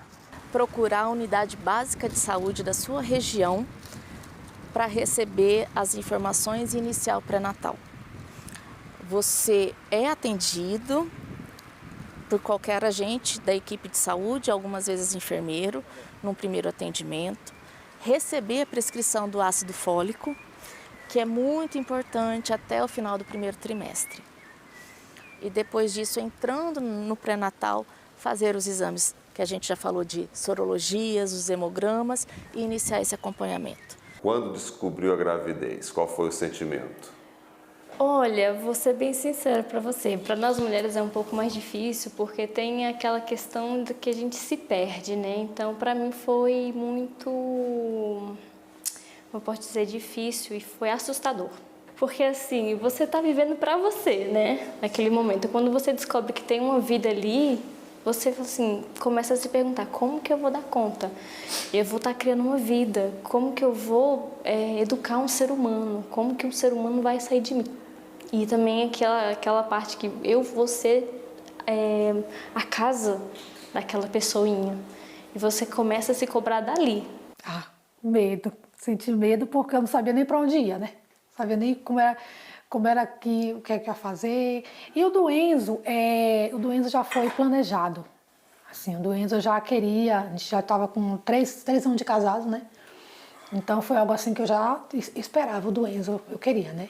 Tive um pouco de medo da maternidade, né? Se eu vou ser... as expectativas que a gente tem, né? Se vai ser boa mãe, se a gente vai conseguir lidar com a rotina, como que é ter um bebê em casa. E como é que é mudar a vida do casal, né? E incluir uma outra pessoa. A gente também tem o medo, né, da questão financeira, como que vai ser, como que vai lidar. E eu tô vendo atualmente que trabalhar e ter um bebê é difícil. Eu fiquei muito feliz, fiquei alegre, mas também um pouco com medo, né? Por causa que eu já tive 3 perdas anterior, né? E ela também, os médicos falavam que era de risco de perda, né? E aí uma alegria, uma felicidade, ao mesmo tempo uma tristeza, uma agonia, né? Uma angústia. O que as mães gestantes que chegam aqui, que elas buscam e que a senhora abraça essa causa? Aqui hoje, no HMIB, no caso, a gente fica muito com a questão do risco, né? Da gestação de alto risco, aquela gestação mais delicada. As gestantes que têm fetos mal formados, gestações com passados obstétricos muito ruins. E isso para essa mulher, numa nova gestação, não implica só a gestação em si, implica muito mais. Então, muitas não tem quem ouve, muitas têm o medo da gestação passada, de vir acontecer isso de novo. E como é que foi o pré-natal aqui? Foi muito ótimo, foi bom, já estou sentindo falta porque já está terminando a reta final, né? E eu já estou com saudade das médicas, as amizades que eu fiz aqui, né? Que é muito ótimo, o hospital ajudou muito, né? O pré-natal psicológico me ajudou muito, né?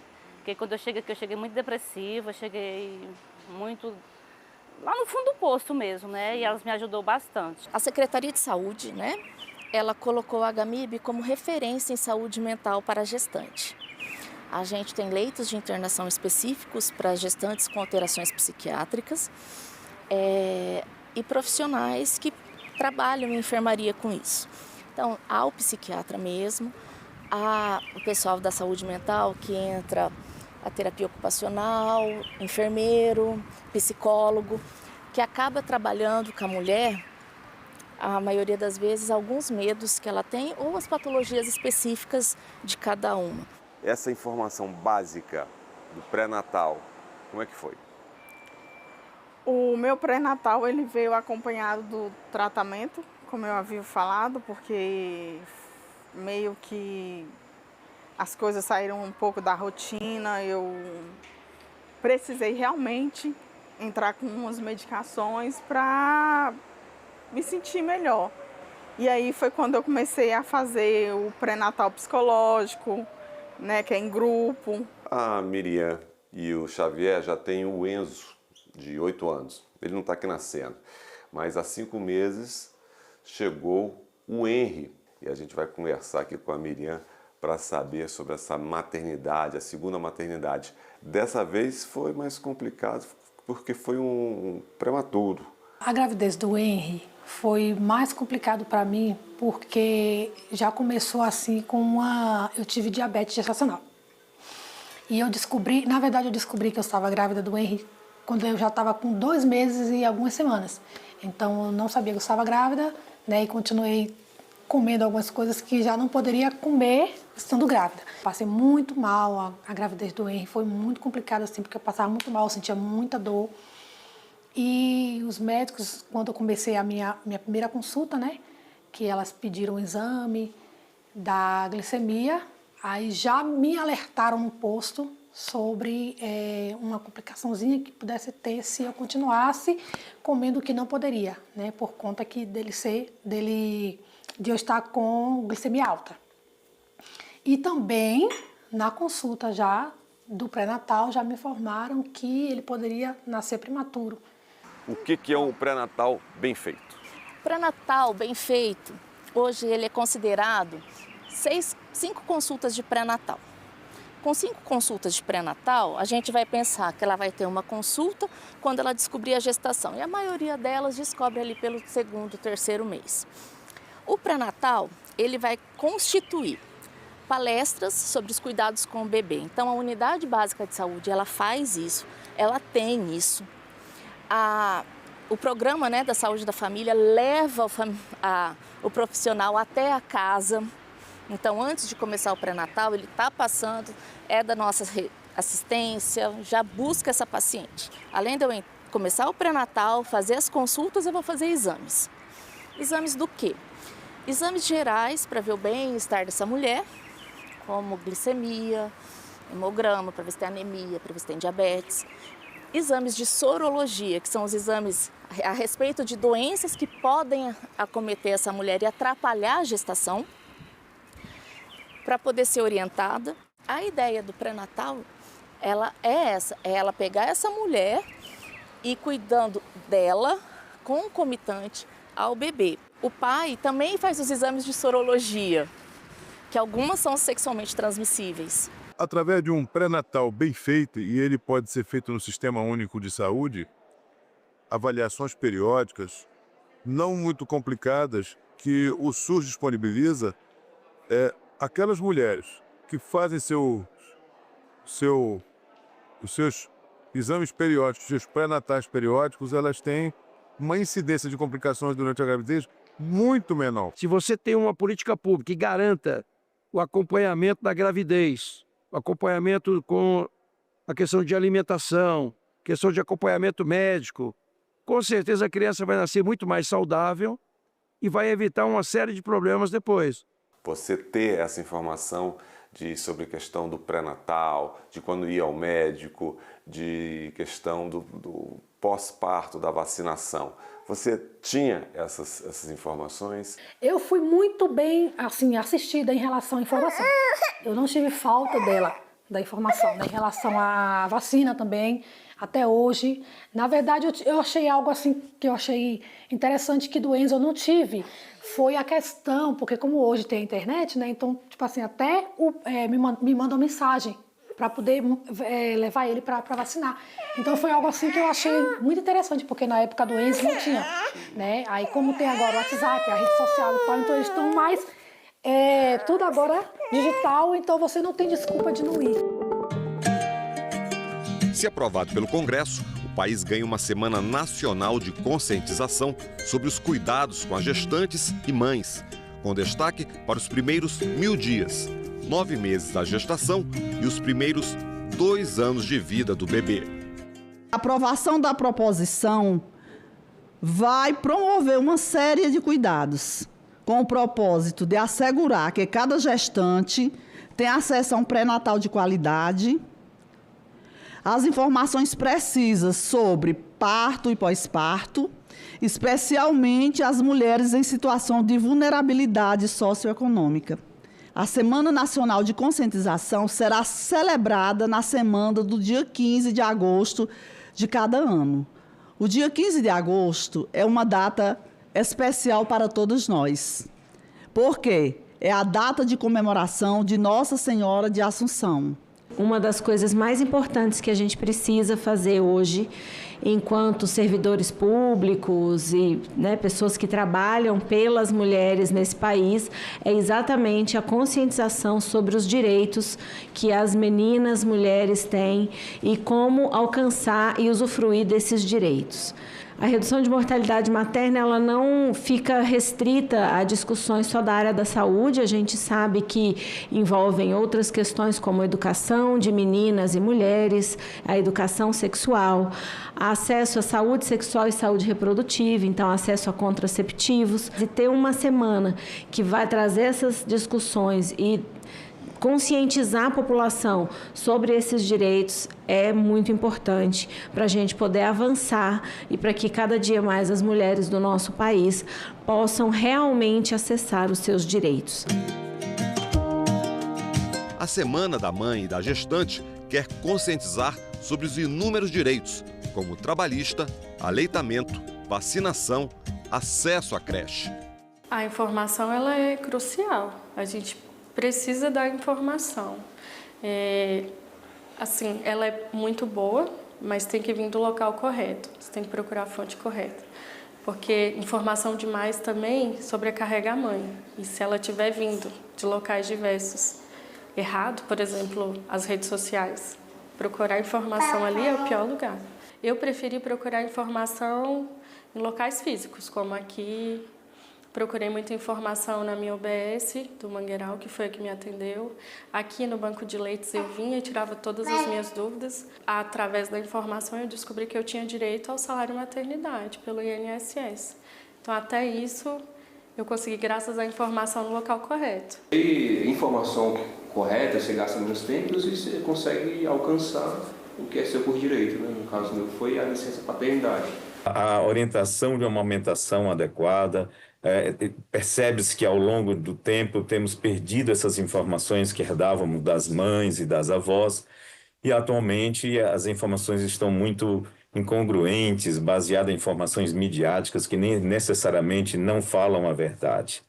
O ano de 2023 a gente encerrou com 55 óbitos para cada 100 mil nascidos vivos. Essa é a razão de mortalidade materna no Brasil no ano de 2023, um número ainda muito alto, quando a gente tem uma meta para 2030 de chegar a 30 óbitos para 100 mil nascidos vivos. Então a gente precisa acelerar a redução da mortalidade materna no nosso país, e esse desafio é muito grande, porque 2030 está logo aqui do lado, né? Já estamos chegando, então a gente precisa achar caminhos para acelerar a redução de mortalidade materna no nosso país. Infelizmente, no Brasil, nós vivenciamos ainda dados de 107, 110, dependendo dos estados, ainda muito distantes dessa meta, com muito a fazer. Nós estamos falando ainda em 2025 de mulheres morrerem de hemorragia, de infecção e de hipertensão, que são adequadamente preveníveis com adequado pré-natal, com cálcio AS, com dieta e a atividade. Esse projeto de lei de conscientização de ter essa data, muito bom. Mas junto com essa conscientização, a mãe precisa saber onde pode ser atendida, esse atendimento tem que ser efetivado. E como parlamentar, a gente tem sim como ajudar. Não só aqui com um projeto de lei como esse de conscientizar, mas também através de emendas parlamentares para estruturar o município e o estado para que possa receber essas mães e ter esse cuidado durante a gestação e pós-gestação. O governo federal, como o governo dos estados, também os municípios, precisam investir nessa atenção em todos os níveis materno-infantil.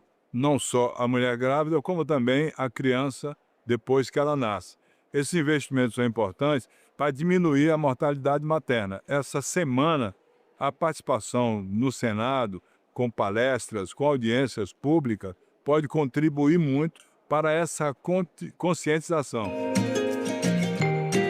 Aprovado na Câmara e em análise no Senado, o projeto de lei também busca valorizar o cuidado dos pais e alertar para a exposição precoce da criança à publicidade e ao uso de telas. Prioridades serão dadas aos direitos das gestantes e mães, adolescentes com deficiência e em situação de alta vulnerabilidade. A gente está discutindo uma semana de prevenção. O grande objetivo é levar a gestante, a mulher, nos seus primeiros 2 anos de vida do bebê, as informações sobre a questão trabalhista, incluir a mulher indígena, a mulher negra, as mulheres vulneráveis. Aí eu lhe pergunto, uma semana é pouco, mas ter isso no calendário da legislação, o que você acha? É pouco, porém é fundamental, né? É o início, né? Vamos dizer assim, podemos começar com uma semana, daqui a pouco a gente está com um mês e daqui a pouco a gente está falando o ano todo sobre isso, porque precisamos falar, né? As mulheres estão aí o tempo todo vulneráveis, né? E precisam de informação, precisam de cuidado, de acolhimento. E é importante a gente divulgar isso no cenário das políticas públicas, porque todo o cuidado, ele advém de uma política pública. Foi lá, né, atrás, na gestão, né, política e na gestão também do serviço de saúde, pensando nas necessidades do serviço, que as coisas vão melhorando, vão sendo criadas e reforçadas, enfim. Tem muita mãe desinformada, falta informação. Falta porque o Brasil não é igual. Porque a rede de saúde, ela não é igualitária no país inteiro. Tem lugar que não tem. Tem posto de saúde que não tem médico. Tem que melhorar a conscientização, tem que falar para essa mulher, olha, você descobriu que você está grávida, vá até a unidade básica de saúde, é seu direito, vai lá e abre seu pré-natal. Até que ponto é orientação, até que ponto é entender a necessidade. Então, com tudo isso, com essa orientação toda, eu acho que você sensibiliza mais a população. A informação, o quanto ela é importante? Bom, eu acredito que a informação, ela te empodera mesmo, ela te dá poder de escolha. Então, assim, as mulheres já chegam assim, já acreditando e confiando nesse trabalho, nesse serviço, nessa informação que ela obteve, né? E quando ela tem o conhecimento, ela também até previne situações de violência e também ela tem o poder de escolher o que ela quer, né? A gente fala assim, o parto aqui acontece na posição que a mulher quiser, né? A gente não fica falando para ela ficar naquela posição tradicional, deitada.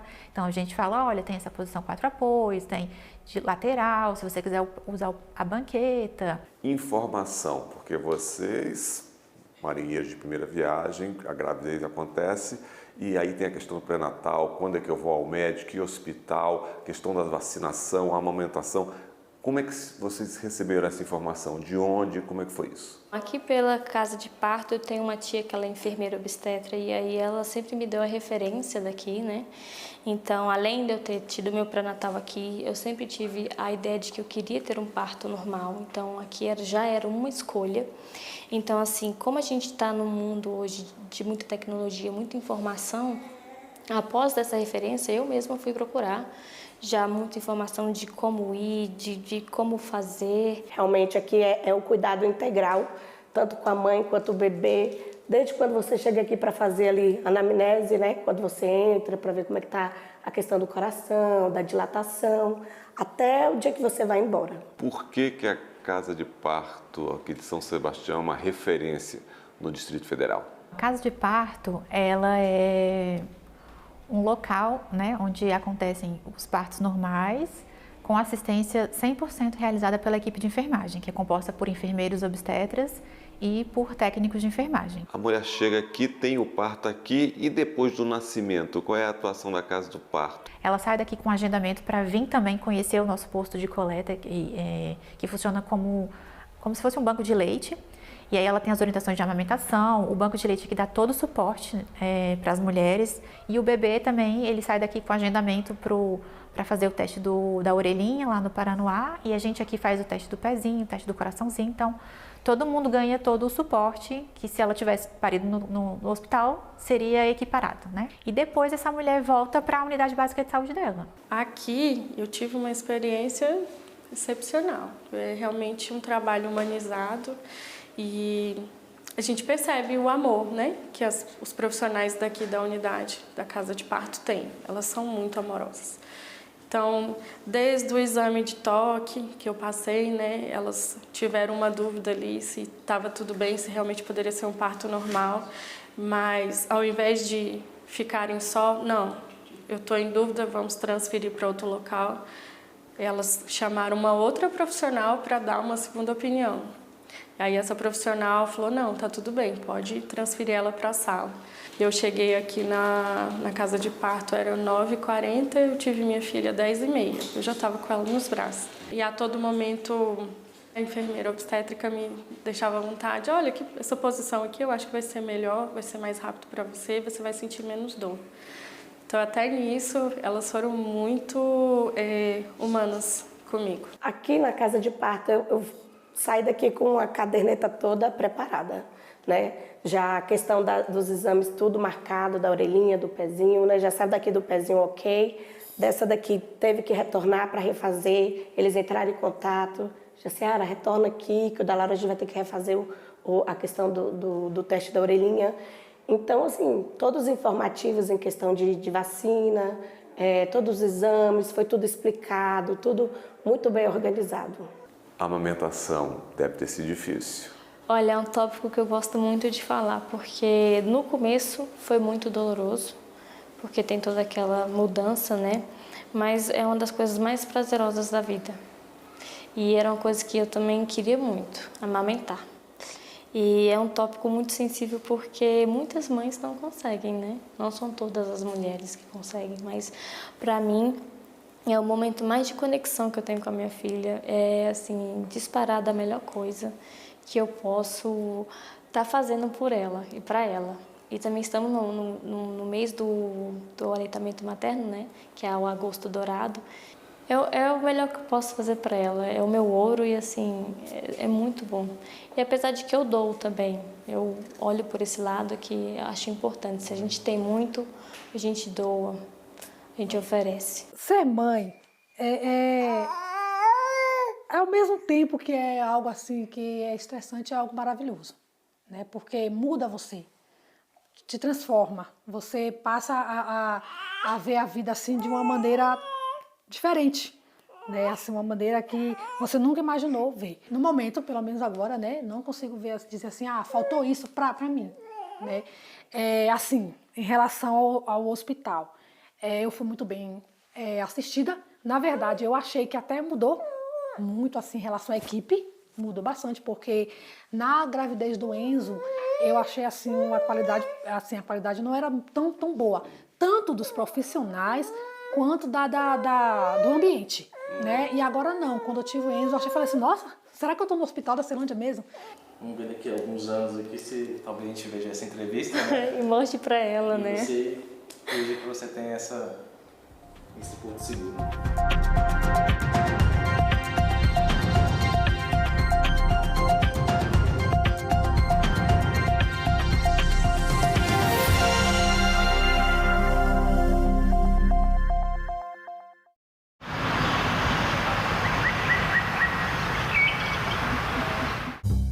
O bendito celular, ele é viciante.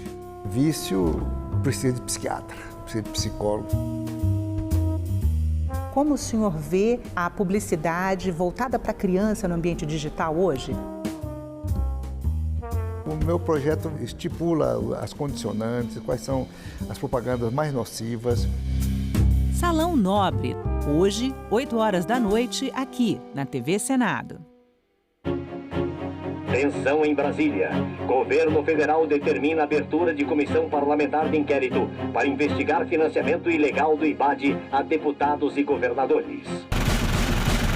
Imagine if the Brazilian government were to have funded Barack Obama, had spent $30 million on the campaign in the last campaign, or they had sent money to support the governors of Florida or California in the electoral campaign. Imagine the outcry in the United States if they had done that.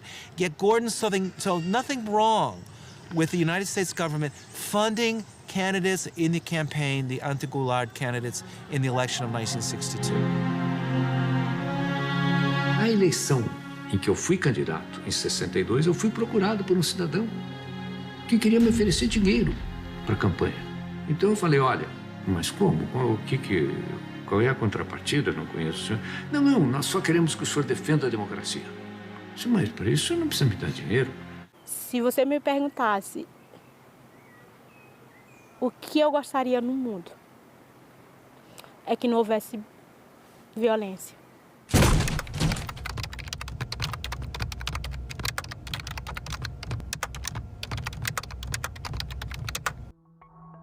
Eu fui educada assim, que a mulher tinha que sempre obedecer ao marido. Ela tinha que ser submissa ao marido. As primeiras agressões começou com insultos.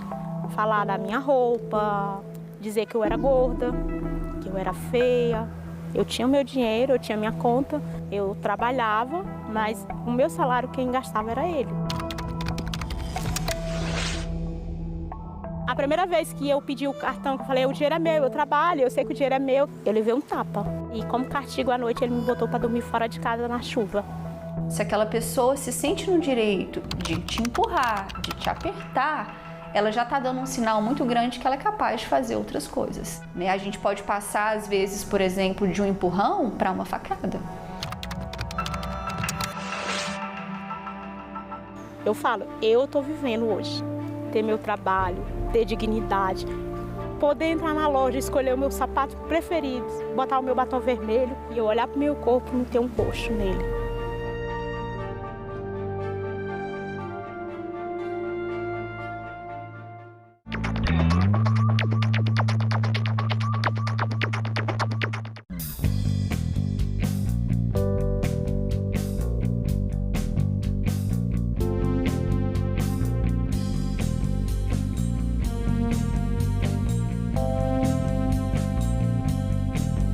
A gente também fala tupi. Tocantins é uma palavra tupi que identifica uma etnia indígena e significa bico de tucano. Vem de tucã, como o pássaro é chamado em tupi, mais ti, que pode significar bico ou nariz. Já o nome tucano é formado por tu ou ti, que quer dizer bico, mais canga, termo para osso. Seria então a ave do bico feito de osso. A gente também fala tupi.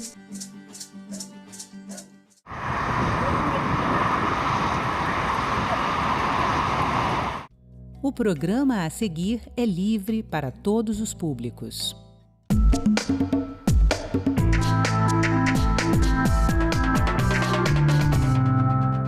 O que e como fazer para apoiar alunos com altas habilidades e superdotação? A Assembleia Legislativa leva palestras e exposição a escolas. Campanhas para alertar sobre o câncer de pulmão e prevenir o suicídio. Em Camaçari, na Bahia, mulheres que empreendem contam com espaço nobre para exposição de produtos. Nós trabalhamos com palestras, exposições, feiras, workshops, treinamentos, todos voltados para mulheres empreendedoras. O Congresso, Senado e Câmara é um só. Assembleias são 27. Câmaras de vereadores, mais de 5.500. Tudo isso é poder legislativo, com decisões que impactam a sua vida. E a gente mostra aqui, no Parlamento Brasil, um programa que, há 19 anos, é feito em parceria com TVs legislativas de todo o país. Eu sou André Ricardo. Vem comigo!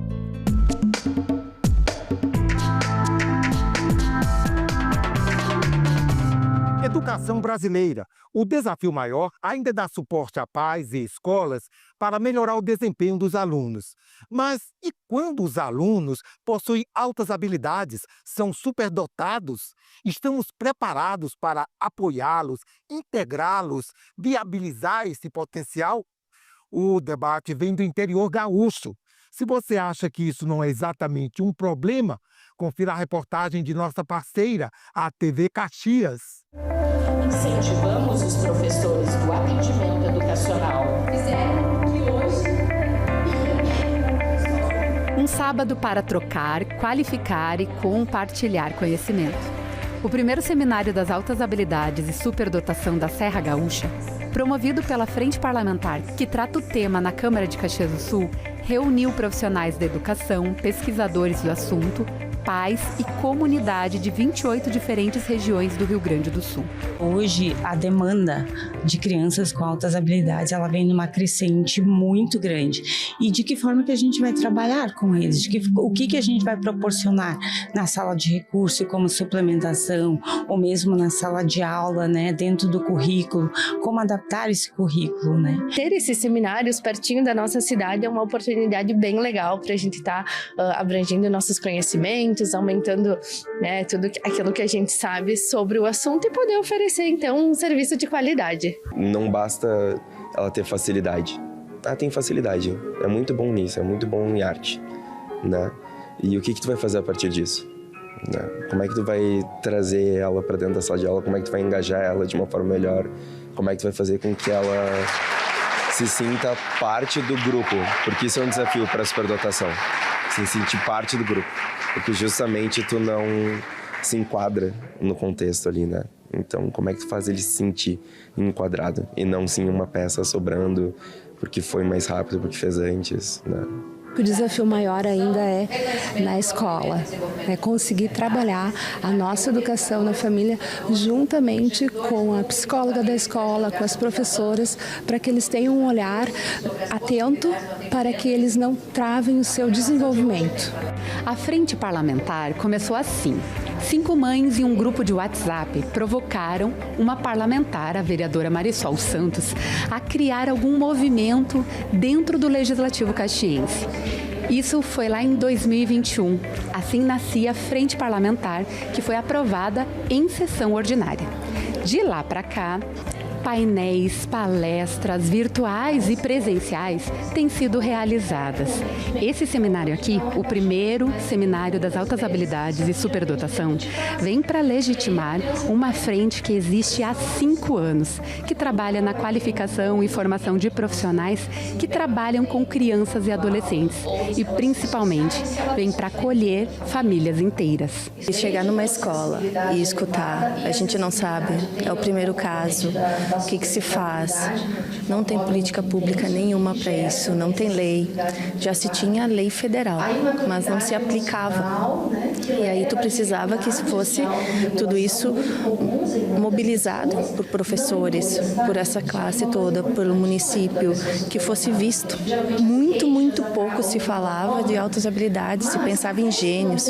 Aí quando você descobre realmente o conceito de superdotação que o seu filho tem e ninguém entende, você diz, nós estamos em outro mundo, não pode ser assim.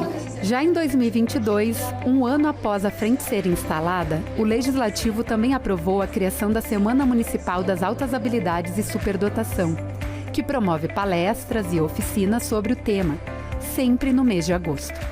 Desde 2024, o município conta com o Centro Multiprofissional de Apoio à Aprendizagem Educacional, o CEMAP, outra iniciativa fomentada pela Frente Parlamentar.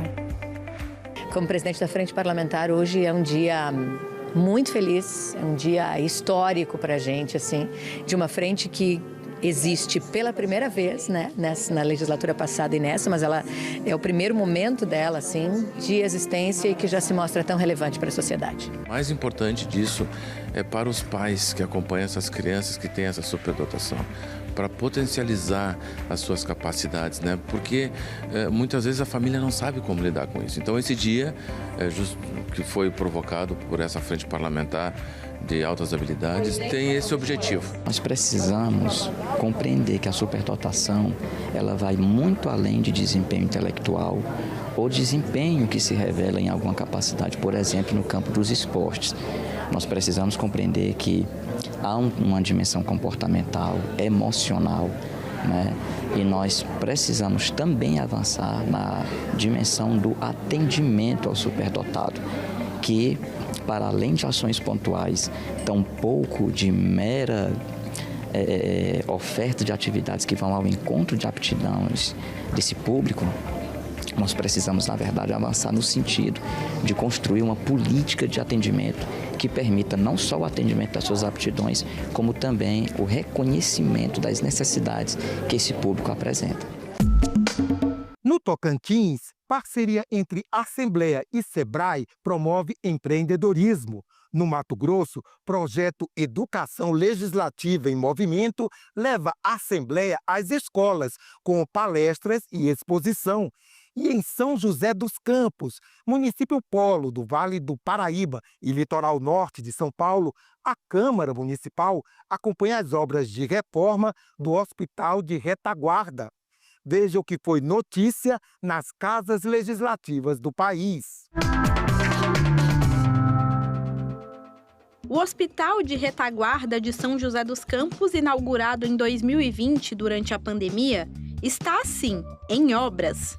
Isso porque o local vai se tornar a nova UPA da região leste, que será entregue até outubro deste ano. A unidade de saúde vai contar com ampliação da área da recepção e construção de novas salas de apoio. Com essa ampliação nós vamos conseguir dar uma capacidade muito maior, um espaço muito maior, melhoria dos fluxos de atendimento e mais conforto para a população que busca esse serviço. A unidade é uma extensão do Hospital Municipal, que tem uma demanda alta de atendimentos. Com as obras, a recepção da nova UPA adulto vai acomodar confortavelmente 200 pessoas, número quase 4 vezes maior que o espaço ofertado atualmente no pronto atendimento adulto do Hospital Municipal. Hoje a demanda do pronto atendimento do Hospital Municipal é muito grande, né? Então nós chegamos a ter dias, né, de alta demanda com 60, 70 pessoas sendo atendidas por hora, né, que chegam ao hospital por hora. E nós temos uma capacidade, por exemplo, de espera, né, de recepção, só de 60 pessoas sentadas. Então você imagina que numa hora a gente acaba tendo completado toda essa espera. E a Câmara Municipal acompanha de perto as obras de ampliação do Hospital de Retaguarda. O vereador Zé Luiz reforça o trabalho importante de fiscalização do Legislativo para que o orçamento chegue de forma correta às demandas de saúde do município. Os vereadores participam de todos os planos plurianual, as leis de diretrizes do orçamento, a lei orçamentária. Então, o vereador ele participa de todos os bastidores desses materiais, dessas construções, dessas políticas de saúde pública. Então, aqui é mais um exemplo de que quando você fiscaliza, quando você faz um bom orçamento, participa nas comissões de justiça, na comissão de saúde, você tem a efetividade, que é um bom equipamento e um bom atendimento. O vereador Marcão da Academia enfatiza ainda que a cidade precisava de uma nova unidade de pronto atendimento, já que o Hospital Municipal atende pacientes de toda a região. Dessa forma, a nova unidade ajudaria a solucionar o problema de superlotação da atual unidade de saúde. Para quem acompanha lá o hospital municipal, sabe muitas vezes que alguns locais superlotam por alguns momentos. Quando você tem um espaço propício para isso, então você consegue melhorar o atendimento, dar maior estrutura e que a população sabe que vai chegar lá e vai ser bem atendida, isso é de grande importância. Quem comemora a chegada da nova UPA são os moradores da região leste, que acreditam que com a ampliação do hospital, o atendimento será mais ágil e as filas de espera deverão diminuir. Olha, eu acredito que é sempre bem-vindo. A população precisa. Quanto mais tem, é sempre bem-vindo. A Secretaria de Escola e Memória do Legislativo promoveu um ciclo de palestras do projeto Educação Legislativa em Movimento, na Escola Estadual Zélia da Costa Almeida. Hoje a gente está tendo palestra de empreendedorismo, gestão emocional, história do legislativo.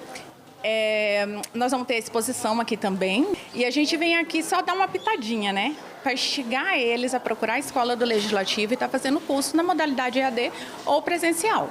Hoje nós vivemos imersos em uma cultura totalmente digital, no meio da internet, de tecnologias, de tantas revoluções, mas é importante que as pessoas tenham consciência do que realmente é ter acesso a todas essas tecnologias. Porque a internet, ela tem que ser utilizada com muita responsabilidade. É aí que entra a questão da cidadania. Então, é importante também entender e conhecer esses direitos e deveres que fazem parte ali da esfera digital virtual. Além das palestras, também foi realizada a exposição Patrimônios Históricos Reconhecidos, que retrata os imóveis tombados em nosso estado, por meio de registros fotográficos. Compreender o patrimônio histórico tombado é uma forma muito bela de se apresentar uma bela aula de história na exposição, em que a gente apresenta que a construção, durante o tempo histórico, a construção do estado do Mato Grosso, do Cuiabá, segue tempos em que cada um que por aqui passou deixou sua marca. Então, na verdade, o que a exposição tem por propósito é justamente valorizar a identidade mato-grossense. E nesse quesito, a Assembleia Legislativa, com as exposições levando às escolas, possibilita justamente falar um pouco daquilo que nem sempre se encontra no dia a dia, no cotidiano da sala de aula. A ação em que a Assembleia Legislativa marca presença nas escolas públicas do Estado tem aproximado a população do parlamento e, principalmente, levado conhecimento aos jovens. A gente pôde conhecer um pouco mais sobre o Mato Grosso, conhecer sobre a nossa história, Cuiabá, né? Achei muito interessante porque ele ensina a ter um conhecimento crítico, não é verdade? Então, eu gostei bastante e espero que outras aulas também sejam ótimas como essa. A diretora Ozenita Araújo ressalta que as palestras já têm refletido em melhorias no comportamento dos alunos. Traz uma conscientização, né, dos temas trabalhados, e isso tem voltado para a vida social dos nossos alunos, tem diminuído bastante índices de violência, índices de bullying, de discriminação. São vários temas que nós também trabalhamos na escola que realmente tem trazido bastante resultado. Quem quiser também nos acompanhar, né, pode procurar a escola que tiver interesse, pode procurar a Escola do Legislativo, para a gente estar indo até as escolas estaduais ou municipais levar o nosso projeto. A Assembleia Legislativa do Tocantins e o SEBRAE firmaram um convênio de mais de 16 milhões de reais para impulsionar o empreendedorismo em 125 municípios com até 15 mil habitantes. O convênio foi assinado pelo presidente da ALETO, deputado Amélio Caires, e pelo diretor superintendente do SEBRAE, Harrison Castro. O projeto TO Cidade Empreendedora terá vigência até dezembro de 2026 e será lançado oficialmente dia 12 de agosto. O presidente da ALETO destacou que os recursos serão aplicados com responsabilidade e transparência. Para ele, o projeto é uma oportunidade concreta de promover o desenvolvimento sustentável no interior do estado. Estaremos levando a capacitação exatamente para agentes públicos, para que possa fomentar a economia, mas também para pessoas ligadas às instituições, como os projetos de assentamento, pequenos produtores, pequenos empreendedores, para que as pessoas realmente sejam capacitadas e para poder captar recursos e fomentar ainda mais o empreendedorismo no estado e tirar um pouco a dependência das pessoas apenas do poder público. Vai ser levado através da Escola do Legislativo, vamos fazer em todas as câmaras, ser levado. Os entes envolvidos será além do ATM, as câmaras, as instituições públicas, mas também as associações comerciais, os assentamentos. Então é um programa inédito de capacitação que eu não tenho dúvida que será um grande sucesso para um estado que vem avançando cada vez mais e para que nós possamos fomentar os nossos empreendedores para o melhoramento de vida da nossa comunidade e do nosso estado. O projeto Cidade Empreendedora é considerado uma estratégia para transformar o ambiente de negócios nos municípios tocantinenses e incentivar a geração de renda por meio do empreendedorismo. A proposta é levar desenvolvimento para os municípios através da capacitação de gestores públicos, vereadores, prefeitos e microempreendedores locais. Vai conseguir atingir 125 municípios de até 15 mil habitantes. Com capacitações, com simplificação na abertura, na criação, no fechamento de empresas, melhorando o ambiente de negócio, mas principalmente com a melhora do arcabouço legal, onde nós iremos revisar e capacitar os vereadores, secretários de Estado, tornando desses municípios um município melhor para empreender, transformando essas empresas pequenas em empresas geradoras de emprego e renda, desenvolvendo esses municípios. A gente vai tornar o ambiente de negócio mais favorável, fazendo com que as empresas elas se tornem mais sustentáveis, gerando emprego, gerando renda, com uma criação de leis, tornando a participação dessas empresas tanto em negócios com o Estado, como na sustentabilidade própria dessas empresas, ainda maiores.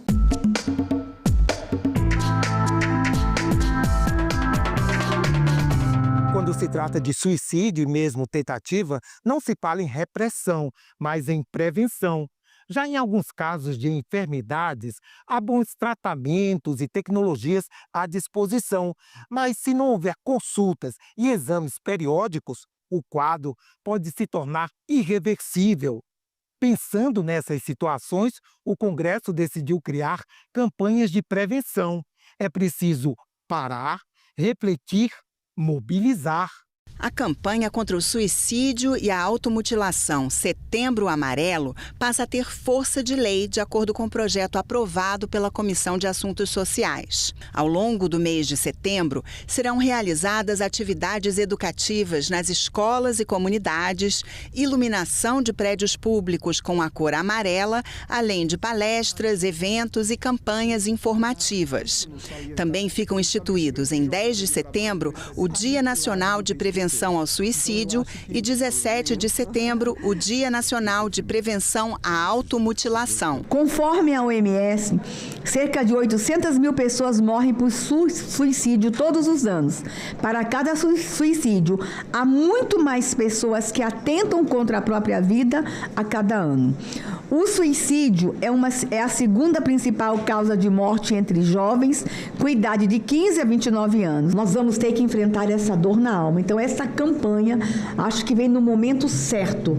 As redes sociais têm sido um campo de morte, infelizmente, de suicídio, automutilação, depressão, e a campanha oficializada a gente vai fazer o enfrentamento. Nós chegamos nesse ponto, alguns picaretas, bandidos que tinham que estar na cadeia, ficam incentivando as crianças, as jovens, a inclusive a cometer crime de suicídio. Campanhas como essa, elas são fundamentais, mas que se iniciem são campanhas, mas que o ano inteiro nós precisamos lidar com situações que hoje trata-se já não só de questão, eu diria, já individual, mas sim de saúde no que diz respeito a uma pandemia, no que diz respeito à questão da saúde. Outro projeto aprovado cria a campanha Agosto Branco para conscientização sobre o câncer de pulmão, doença que é uma das maiores causas de mortalidade no Brasil e no mundo. De acordo com o Instituto Nacional do Câncer, o tabagismo é a principal causa do câncer de pulmão,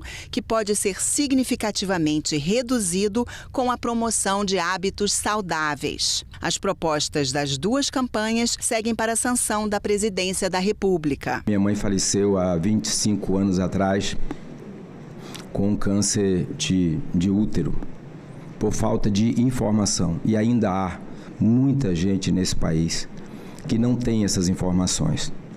Da mesma forma, e com uma dor tremenda no coração, eu passei por problemas de suicídio na minha família. 2 pessoas da minha família cometeram suicídio. Sabe aquele profissional que acompanha a gente na prática de exercícios físicos? Aqui no Brasil até se popularizou a expressão do inglês personal trainer. Pois é, com essa moda de influenciadores nas redes sociais, a quem esteja orientando pessoas e oferecendo acompanhamento de treinos sem estar devidamente preparado para a função. Um projeto aqui na Câmara dos Deputados busca definir regras para o exercício profissional. Para regulamentar a atividade de personal trainer, o profissional deve ter diploma em educação física, estar inscrito no Conselho Regional da Profissão, ter capacitação para atender pessoas com necessidades especiais e manter atualização em primeiros socorros. A deputada Flávia Moraes, do PDT de Goiás, destacou que essas exigências são fundamentais para evitar riscos à saúde de quem procura esse tipo de serviço. A importância é muito grande, nós temos aí pessoas, principalmente influencers, atuando como personal trainers. Nós sabemos aí que essa atividade ela tem que ser exercida por um profissional de educação física especificamente qualificado para isso, até porque o contrário disso pode trazer consequências desastrosas para a pessoa que utiliza do serviço. Além das exigências de formação, o projeto define os deveres do profissional: elaborar planos de treino individualizados, acompanhar a execução dos exercícios para evitar lesões, respeitar os limites fisiológicos dos clientes e atuar de forma ética, garantindo assim mais segurança e qualidade nos serviços prestados.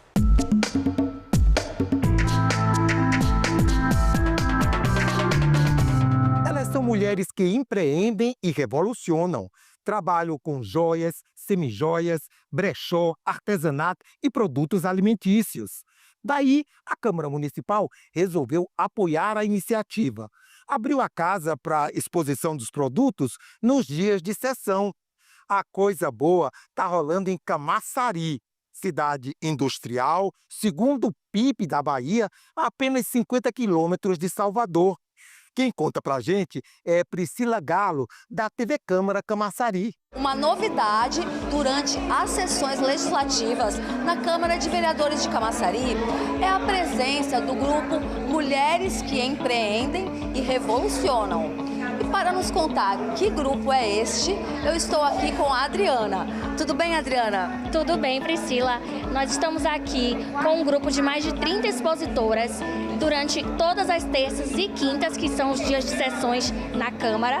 E nós estamos com exposições diversas. Nós temos aqui joias, semijoias, brechó, alimentos diversos também, sabonetes, artesanato com crochê, com peças diversas, assim, vocês vão encontrar de tudo mesmo. Então, já sabe, toda terça e toda quinta, a exposição do grupo Mulher que Empreende e Revoluciona estará na Câmara de Vereadores das 9 às 16 horas.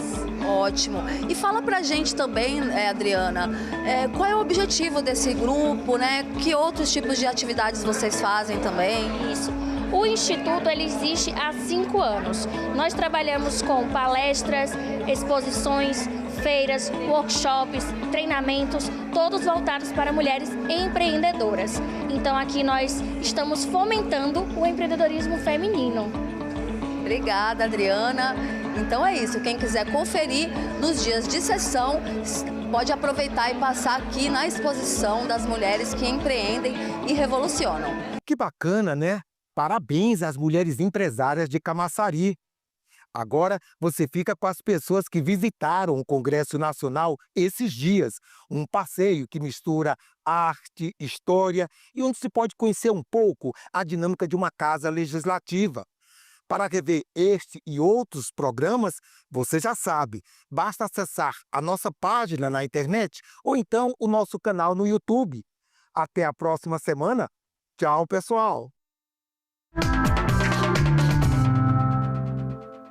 Como estudante de arquitetura, principalmente, é muito importante, né? A gente viu várias obras de artes, né? Ela explicou sobre vários monumentos, explicou também sobre a parede, né? O muro que a gente viu que o Oscar Niemeyer fez, então é muito importante porque a gente vê a história, né, do país, a história de Brasília e a gente conhece a história também da arquitetura, da arte através aqui da Câmara e do Senado.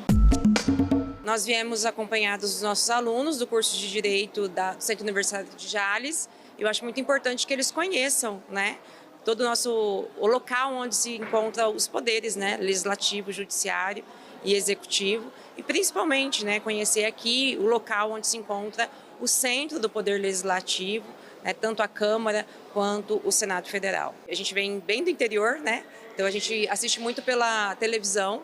Então, eles assistirem e verem isso muito de perto, eu tenho certeza que traz para eles a importância, né, de nós estarmos no centro realmente do nosso país. Eu acredito que todas as pessoas, né, todos os cidadãos deveriam ter a oportunidade de vir aqui, né, conhecer o Congresso Nacional para poder conhecer um pouco da nossa história e valorizar também, né, as conquistas da democracia, né, para poder saber que o Brasil é um país soberano e que precisa ser muito valorizado. O que mais me chamou a atenção, né, é a arquitetura do local, de Oscar Niemeyer, né, um gênio mesmo, muito à frente do seu tempo. Hoje ainda, né, considero que o que eu vi uma construção futurista.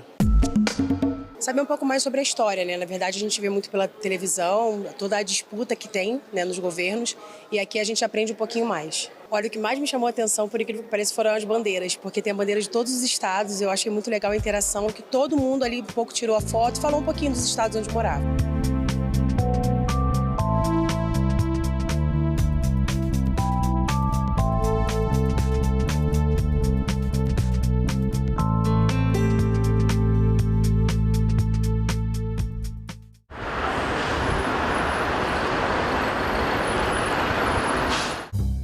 Bendito celular, ele é viciante.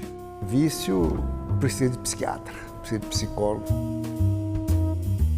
Como o senhor vê a publicidade voltada para a criança no ambiente digital hoje? O meu projeto estipula as condicionantes, quais são as propagandas mais nocivas. Salão Nobre, hoje, 8 horas da noite, aqui na TV Senado. Quando você não tem emprego, você não tem para onde ir, você é obrigado a se manter na violência, que é o que acontece com muita gente.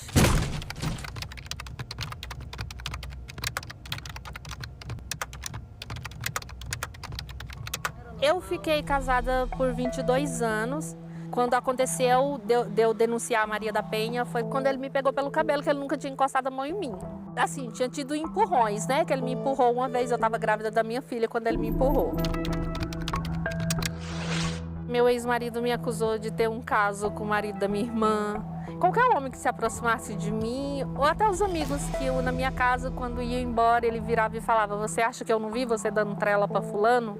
Que você acaba se afastando dos amigos, da família, você acaba se isolando. A gente se assusta muitas vezes com o feminicídio, mas o feminicídio ele nasce daí. Ele nasce dessas pequenas coisas que vão tomando uma proporção maior. Então, xingamentos, ofensas, essas difamações, não respeitar essa mulher, né, perante terceiros, são um sinal de alerta. Depois que eu passei, que eu fiz o acompanhamento pelos psicólogos e tudo, você acaba entendendo e vendo que se a pessoa não tiver uma ajuda, ela não consegue sair da violência, ela não consegue se libertar. Hoje eu posso falar que a minha vida está maravilhosa, apesar dos altos e baixos, eu tenho paz.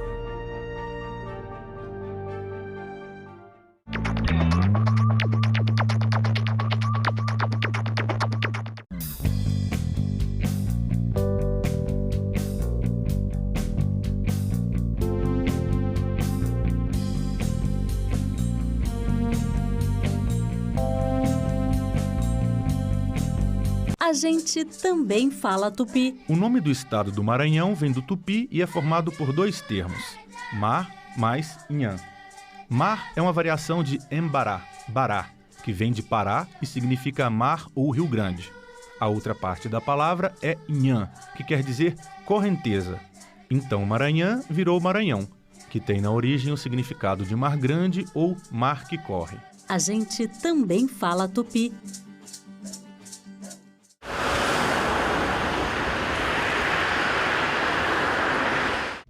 O programa a seguir é livre para todos os públicos.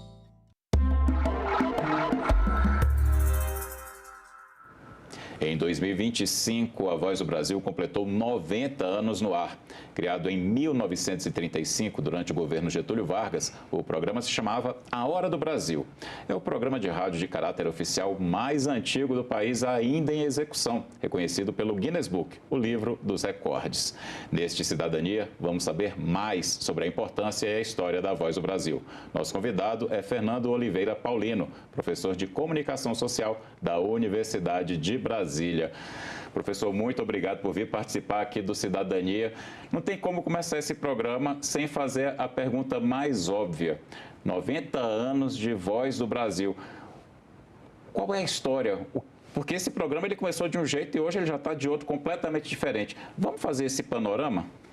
Vamos. Antes, obrigado pelo convite. Fico muito feliz de estar aqui na TV Senado, instrumento poderoso, vital e necessário para a promoção da comunicação pública, algo que dialoga com a Voz do Brasil, que é talvez o primeiro cartão de visita da comunicação pública no Brasil, visto que ele foi um programa criado originalmente na década de 30, ele, antes até de se chamar Hora do Brasil, era o programa nacional, a partir de 38 vira a Hora do Brasil, mais tarde transformam o nome do programa em Voz do Brasil, algo que está bastante presente no nosso imaginário, nas nossas reflexões e que acompanha a população brasileira, sobretudo aquela que tem mais dificuldade de acesso à informação e que continua a ouvir o programa antes no seu horário tradicional, de obrigatoriedade a partir das 7 da noite, e hoje com a flexibilidade que faz com que as emissoras transmitam a Voz do Brasil entre 7 e 10 da noite.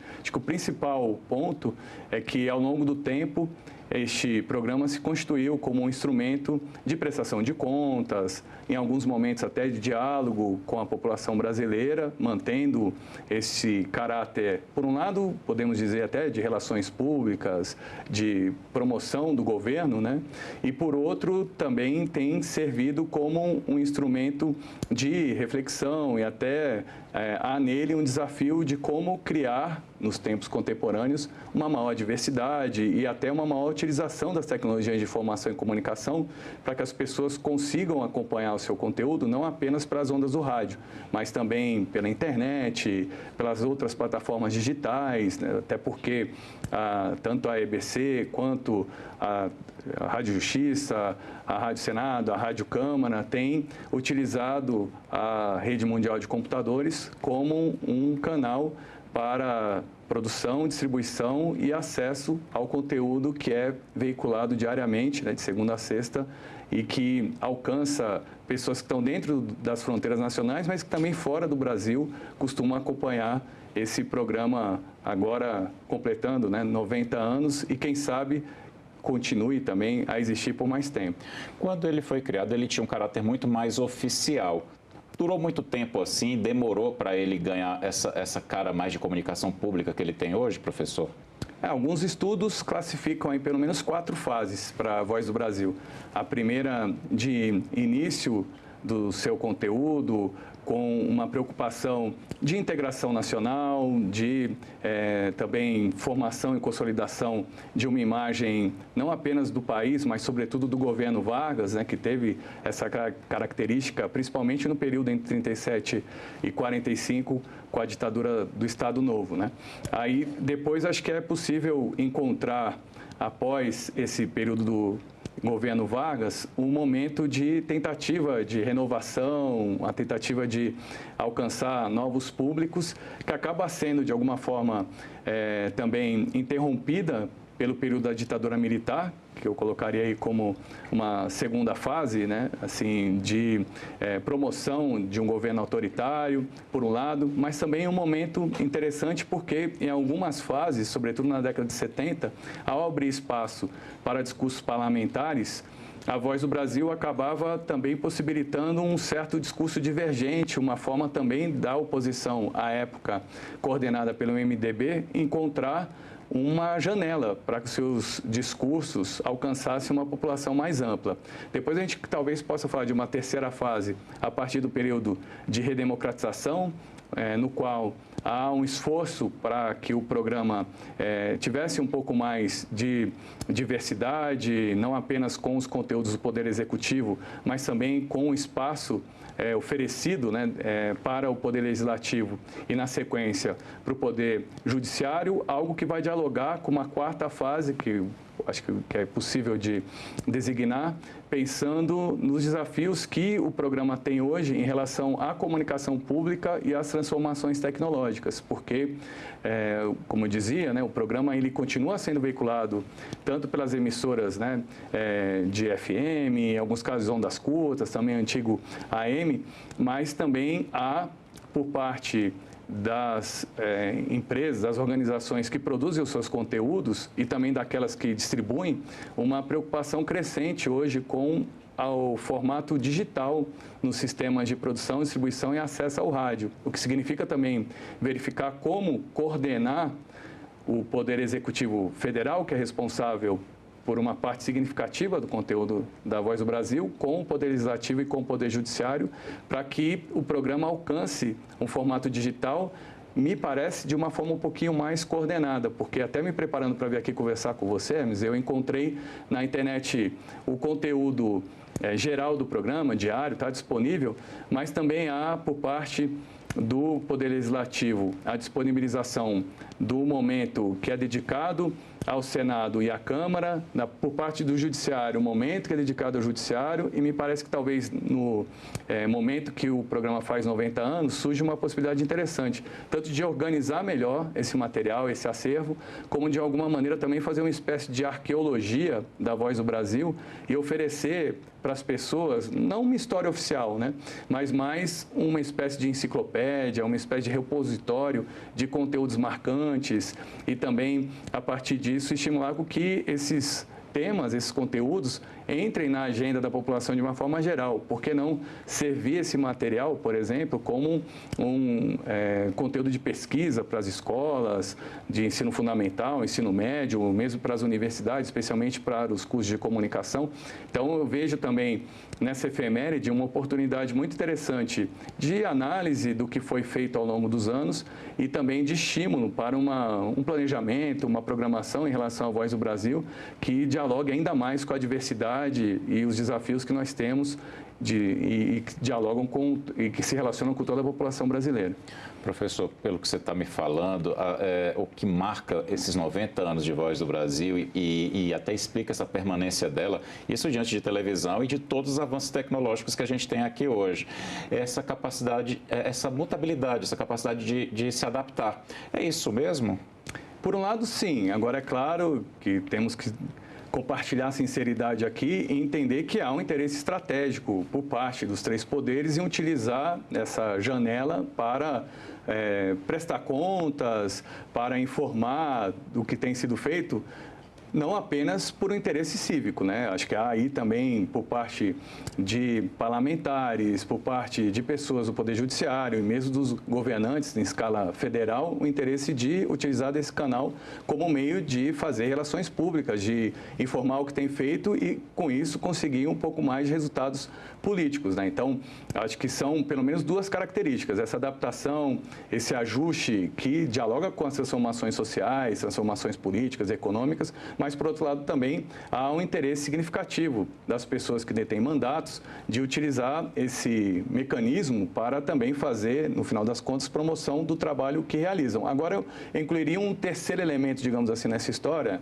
Hermes, que é a mobilização da sociedade ao longo dos anos por uma comunicação mais democrática, por uma comunicação pública baseada não apenas nos interesses governamentais, e esses movimentos ao longo dos anos conseguiram também, de alguma maneira, contribuir para que a Voz do Brasil e outros instrumentos de comunicação pública no país tivessem um pouco mais de espaço para a sociedade civil, para campanhas de utilidade pública, para uma utilização não apenas partidária, não apenas política, no sentido da competição eleitoral, dos conteúdos que são levados ao ar. Professor, vou pegar esse gancho da comunicação pública. Eu queria que o senhor explicasse para quem está em casa o que é a comunicação pública e a importância dela. A Constituição Federal estabeleceu no Brasil uma complementaridade entre os sistemas público, privado e estatal de comunicação. Então, tradicionalmente no Brasil, especialmente na radiodifusão, nós temos uma hegemonia, uma posição majoritária das empresas privadas de comunicação que detêm a maior parte da audiência e que, por consequência, tem na sua programação um interesse comercial, um interesse que não necessariamente se pauta pelo que a sociedade precisa saber em relação às instituições que produzem efeitos na nossa vida em sociedade. Então, pensando nisso, os constituintes, e também baseados em experiências nacionais e internacionais, criaram esse princípio que tem guiado a constituição de emissoras de rádio e de TV, em vários lugares do Brasil, pautados no interesse público e que têm, ao longo dos anos, produzido conteúdos que não apenas têm esse interesse comercial, muito antes, pelo contrário, têm interesses educativos, interesses cívicos, interesses legislativos, né? A TV Senado acho que é um bom exemplo disso, porque ao fazer o acompanhamento diário do que é discutido aqui no Senado Federal, tem condições de promover acesso à informação e também promover um direito que está estabelecido na nossa Constituição, que é o da liberdade de expressão, algo que dialoga com o nosso direito à comunicação, ou seja, grande parte dos veículos públicos de comunicação não apenas promovem o acesso à informação do que é veiculado, como também criam condições ou mais condições para que a sociedade encontre espaços para compartilhar o que pensa, o que deseja, às vezes até algumas contradições em relação à diversidade de pensamento com mais facilidade, ao passo que as emissoras comerciais e as emissoras estatais, no sentido de emissoras mais governamentais, por vezes estão mais amarradas, presas a interesses de quem as detém e também tem na sua grade de programação um compromisso por vezes, maior com anunciantes, com acordos comerciais, do que necessariamente com os interesses e necessidades das pessoas que acompanham o dia a dia da sua programação. Eu fiz esse parêntese só para ficar claro para quem está em casa a importância da comunicação pública e, lógico, da Voz do Brasil dentro dela. Voltando aqui para a Voz do Brasil, 90 anos, será que ela chega aos 100 e já dá para fazer um vislumbre de qual caminho ela vai seguir com toda essa revolução tecnológica que a gente está vivendo, professor? Eu acredito que é muito possível que sim, né? O mundo tem se transformado muito em relação às tecnologias de informação e comunicação, mas me parece que daqui a 10 anos é possível que a gente se encontre novamente aqui para um debate, uma conversa celebrativa do centenário da Voz do Brasil. Agora, que Voz do Brasil teremos daqui a 10 anos é uma boa discussão, porque nesses últimos 5, 10 anos, por exemplo, surgiram várias tecnologias dentro da internet, por exemplo, que transformaram os processos, os fluxos das emissoras de comunicação, a forma como cada um de nós acompanha esses conteúdos. Então, me parece que é muito necessário até que a Voz do Brasil se adapte não apenas para os canais que já utiliza para suas transmissões, né, para o seu diálogo com o público, mas também pense em como dialogar mais com essas tecnologias, o que significa também, talvez, encontrar um planejamento um pouco mais intensivo em relação a que tipo de diálogo, que tipo de relação pode estabelecer com a população de uma forma geral. Então, ao longo do tempo, houve alguns esforços interessantes. No YouTube é possível encontrar situações nos quais os colegas que fazem, que têm feito, né, a Voz do Brasil, convidaram ouvintes para ir ao estúdio, abriram o canal de WhatsApp, criaram, né, e-mail de relacionamento. Agora, eu acho que talvez é essencial que os responsáveis pela Voz do Brasil pensem em conciliar tanto os canais tecnológicos que têm sido criados, como uma participação que seja ativa, na qual as pessoas que acompanham a Voz do Brasil, que se interessem pelo programa, também tenham ainda mais incidência sobre os conteúdos e, com isso, haja um diálogo produtivo entre órgãos do Estado, órgãos do governo, né, dos 3 poderes que tenham algo a dizer, com as necessidades que a população tem, sobretudo aqueles que utilizam com mais frequência a Voz do Brasil por meios analógicos e também pelos canais digitais que têm surgido com força e que certamente podem ser úteis para este instrumento de comunicação pública. Só para ficar ainda mais claro para quem está em casa, uma participação maior, mais interatividade, uma presença mais ativa do ouvinte.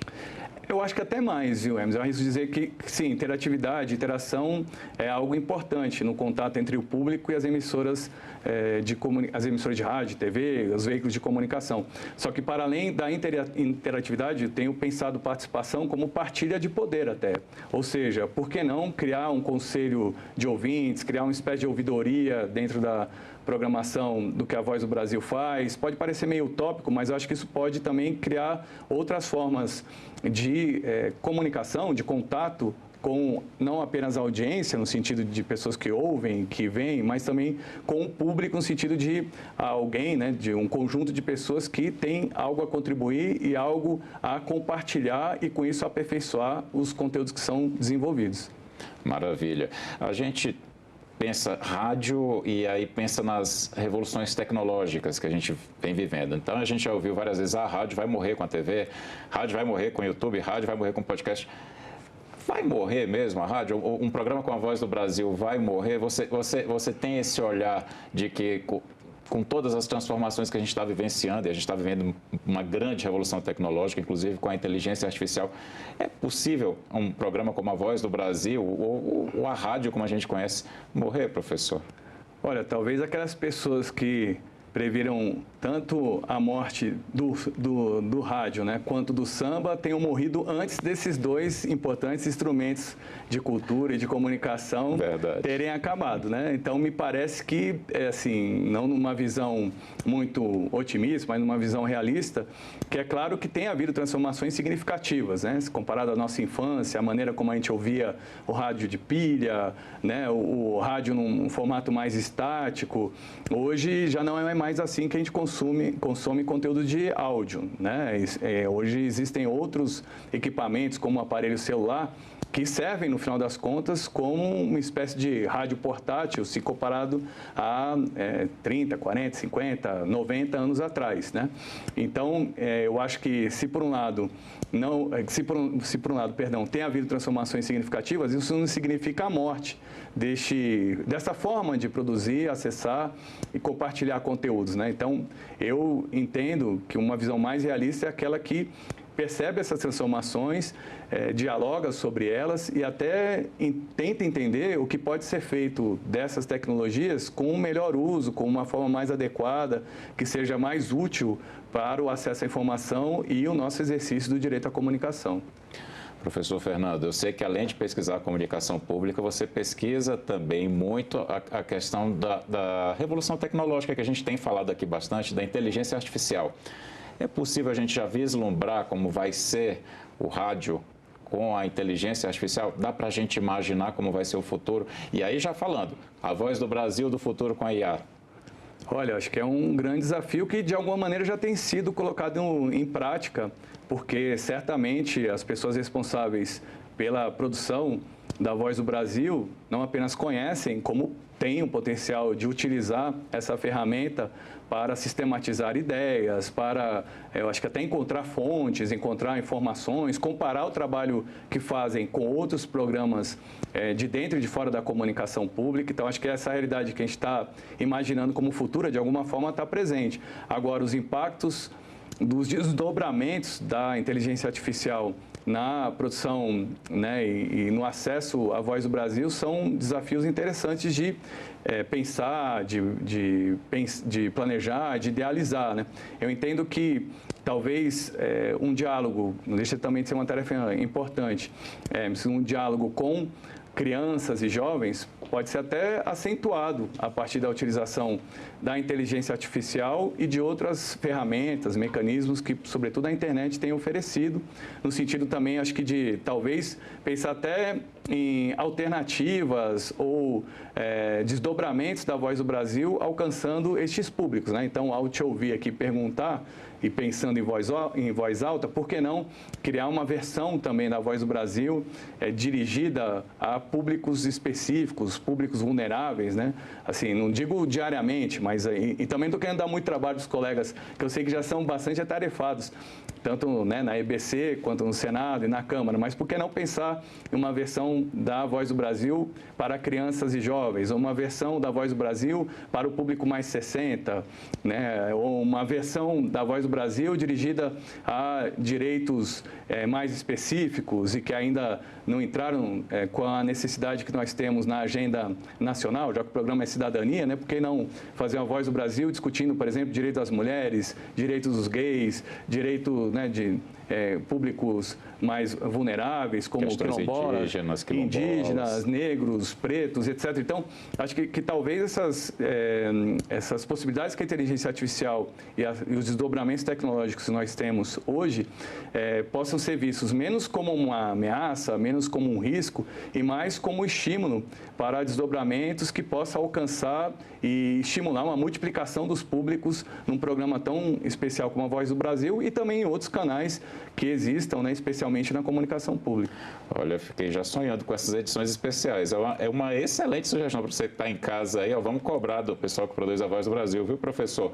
Agora vamos pensar como ombudsman, explicando para quem está em casa. Ombudsman é o jornalista que faz a crítica do que você lê, do que você assiste, do que você escuta. Professor Fernando, como ombudsman, o que pode ser melhorado no programa, na Voz do Brasil? O que você sente falta? O que é importante acrescentar? Bom, eu entendo que há várias camadas, né? Uma em relação ao conteúdo, que dialoga com essa nossa questão anterior, né, de como encontrar uma maior diversidade, e é claro que essa é uma questão contínua, né, não tem uma resposta única, pronta, em relação a como alcançar audiências tão diversificadas. Agora, existem alguns caminhos. seja comparando com outras experiências de comunicação pública pelo mundo, dentro e fora da América Latina, né, para não falar só das experiências consolidadas nos países que já têm sistemas públicos de comunicação há mais tempo, a exemplo, né, dos países europeus. Então, acho que fazer uma reflexão contínua sobre o conteúdo que é veiculado é algo que pode contribuir com o conteúdo e também contribuir com o diálogo com as pessoas que podem ser mais ouvidas e criar, dessa maneira, uma retroalimentação. Agora, eu acho que também, para além do conteúdo, que costuma ocupar majoritariamente nossas preocupações, quando a gente discute, como você falou, veículos de comunicação, a partir de serviços de ombudsman, de ouvidoria, etc., acho que é preciso também permanentemente pensar em como criar condições que alcancem um público de uma maneira mais diversificada, o que significa pensar na inserção e no acesso digital e analógico do público, né? Então, acho que o que cria também uma preocupação em relação às transmissões que são desenvolvidas, né? A usos que são feitos da internet, como eu comentava agora há pouco, né? Eu acho que é possível coordenar um pouquinho melhor a disponibilização dos conteúdos que são oferecidos, ou seja, além de colocar, por exemplo, o conteúdo da Voz do Brasil na página da EBC, por que não utilizar outras plataformas, a exemplo do YouTube, a exemplo do Spotify e outras, né, para a divulgação desses conteúdos, não apenas os fragmentos que têm sido colocados no ar, né, ou seja, criando uma forma até mais atraente para que o arquivo esteja ali acompanhado de alguma imagem, acompanhado, né, de algum saiba mais. Então, me parece, né, de novo, não querendo dar muito trabalho para os colegas da EBC, mas também colocando a Universidade de Brasília à disposição, para quem sabe a gente pensar no projeto nessa direção. Porque não criar ali uma página que tenha tanto o passado, uma espécie de repositório, como o presente em relação ao que tem sido feito, os arquivos, né, os programas que são levados ao ar, e também reflexões futuras sobre a Voz do Brasil, criando ali uma espécie de consulta pública permanente, um fórum, digamos assim, de ideias que pode ser útil, claro que filtrando com as devidas cautelas, né, mas que pode ser útil para o aperfeiçoamento do programa e também para o aperfeiçoamento da programação que é levada ao ar, porque certamente essa interação e essa maior participação do público pode ser bastante útil para o aperfeiçoamento da Voz do Brasil, por um lado, mas também para a criação de outros conteúdos e a criação também de outras formas de interação e participação com o público. Professor, antes da gente encerrar, uma pergunta simples. Em 2018, a gente teve esse projeto de lei que se tornou lei e flexibilizou o horário da Voz do Brasil. O senhor entende como positiva essa flexibilização? Olha, a minha posição individual, né? Não falo aqui como uma posição majoritária, mas eu entendo que a permanência da obrigatoriedade, por um lado, e a flexibilidade, por outro, foi um encontro de interesses interessante diante do que se podia fazer naquele momento, porque a partir dos anos 90 se acentuou uma campanha contra a obrigatoriedade da transmissão da Voz do Brasil, algo que já se remonta ali, que se remonta aos anos 30, né? No começo do trabalho que a Voz do Brasil desenvolvia, a obrigatoriedade que se estabeleceu naquele momento, mas que ganhou força nos anos 90 e que criava interesses aqui no Congresso Nacional para que ela fosse abolida de uma forma, vamos chamar assim, abrupta, né? Por um lado. Mas, por outro, também preciso levar em conta que, sobretudo nos centros urbanos, esse horário das 7 às 8 da noite era um horário bastante estratégico para as pessoas que estavam voltando para casa e que precisavam de informações sobre trânsito, sobre questões ligadas a possíveis problemas de mobilidade, né? Então, me parece que essa solução quase que salomônica, né, foi inteligente e fez com que a gente conseguisse estimular com que as emissoras encontrassem, a depender dos seus públicos e das suas possibilidades, o melhor horário para a sua veiculação. E também, né, eu acho que aí trouxe essa flexibilização uma outra tarefa, que é garantir que cidadãs brasileiros tenham condições de acessar a internet para que, independentemente do horário, também possam alcançar os conteúdos que são veiculados no momento que tenham mais necessidade e condições de ouvirem esses conteúdos, né? Então, eu acho que associada a essa decisão de 2018, que depois foi sacramentada pelo STF, é essencial que pensemos em políticas públicas relacionadas ao acesso digital, para que também a população tenha, especialmente na internet, uma outra possibilidade de acesso à informação e direito à comunicação. Maravilha, professor Fernando, muito obrigado pela entrevista. Obrigado a você, mais uma vez, por essa oportunidade. Queria parabenizar a TV Senado pelo trabalho que tem realizado e vou seguir acompanhando Cidadania em casa como telespectador, enviando sugestões também para que vocês melhorem ainda mais esse programa. Por favor, vou cobrar essas sugestões. Obrigado, professor. Esse Cidadania está disponível para você rever e compartilhar no nosso site, senado.leg.br/TV e também no canal da TV Senado no YouTube. Mais uma vez, muito obrigado pela atenção e até o próximo Cidadania.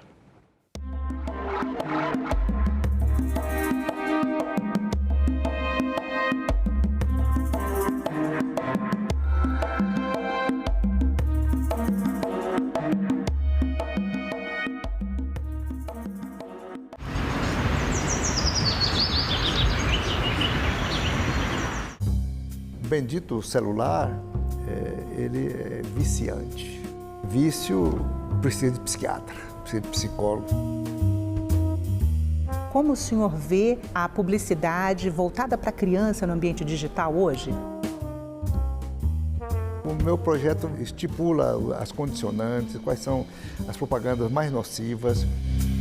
Salão Nobre, hoje, 8 horas da noite, aqui na TV Senado.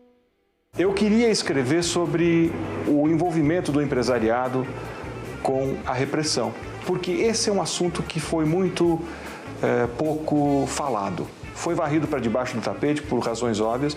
A grande parte das empresas que participaram desse esquema estão aí ainda, então não é do interesse dessas empresas e também não foi do interesse digamos, do governo após a redemocratização mexer nisso. O fato é que esse assunto ficou um tanto esquecido. É muito mais cômodo não discutir esse assunto, porque esse assunto fatalmente trará atrás de si todos esses inconvenientes que afetam determinadas pessoas. No fundo, o Boris foi que botou a cara, mas é a cara de muitos outros que tinham uma atitude semelhante, né? Que achavam que, enfim, justificaram a repressão.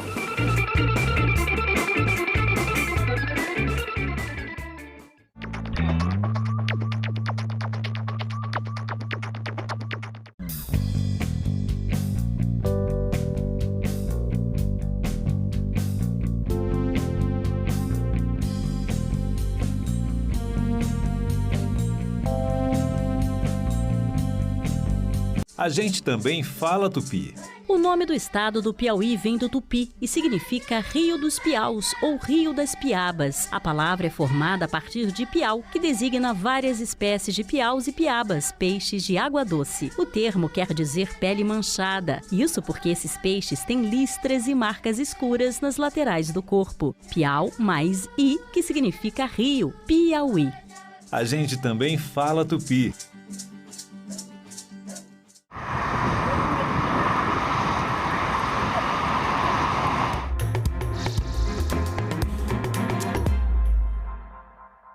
Boa noite. Hoje é quarta-feira, 10 de setembro, e o Senado Notícias está no ar. Os senadores aprovaram hoje em plenário 3 acordos internacionais, entre eles o que definiu Belém como sede da COP30. O plenário do Senado aprovou nesta quarta-feira a proposta que confirma o acordo de sede da COP30, 30ª Conferência das Nações Unidas sobre Mudança do Clima. O evento vai ser realizado em Belém em novembro. O acordo foi assinado na Alemanha em junho deste ano e define compromissos do Brasil, como garantir isenção de impostos, facilitar a entrada de pessoal e equipamentos, além de apoio logístico e de segurança. segurança. O plenário também confirmou a adesão do Brasil a resoluções que modificam a Convenção Internacional para a Salvaguarda da Vida Humana no Mar. A convenção é o tratado mais relevante no campo da segurança da navegação mercante. E os senadores ainda aprovaram a atualização do acordo entre Brasil e Índia para eliminar a dupla tributação e prevenir a evasão fiscal de impostos sobre a renda. O relator da reforma tributária, o senador Eduardo Braga, apresentou hoje na Comissão de Constituição e Justiça o relatório sobre o projeto que faz a regulamentação final da reforma, com a criação do Comitê Gestor de Implementação. Durante 6 meses, o relator, senador Eduardo Braga, ouviu especialistas, representantes do governo federal, de estados, municípios e dos setores econômicos e analisou quase 370 emendas antes de apresentar o parecer dele sobre o projeto. O Comitê Gestor terá como função central coordenar a administração do novo imposto de forma integrada entre estados, Distrito Federal e municípios.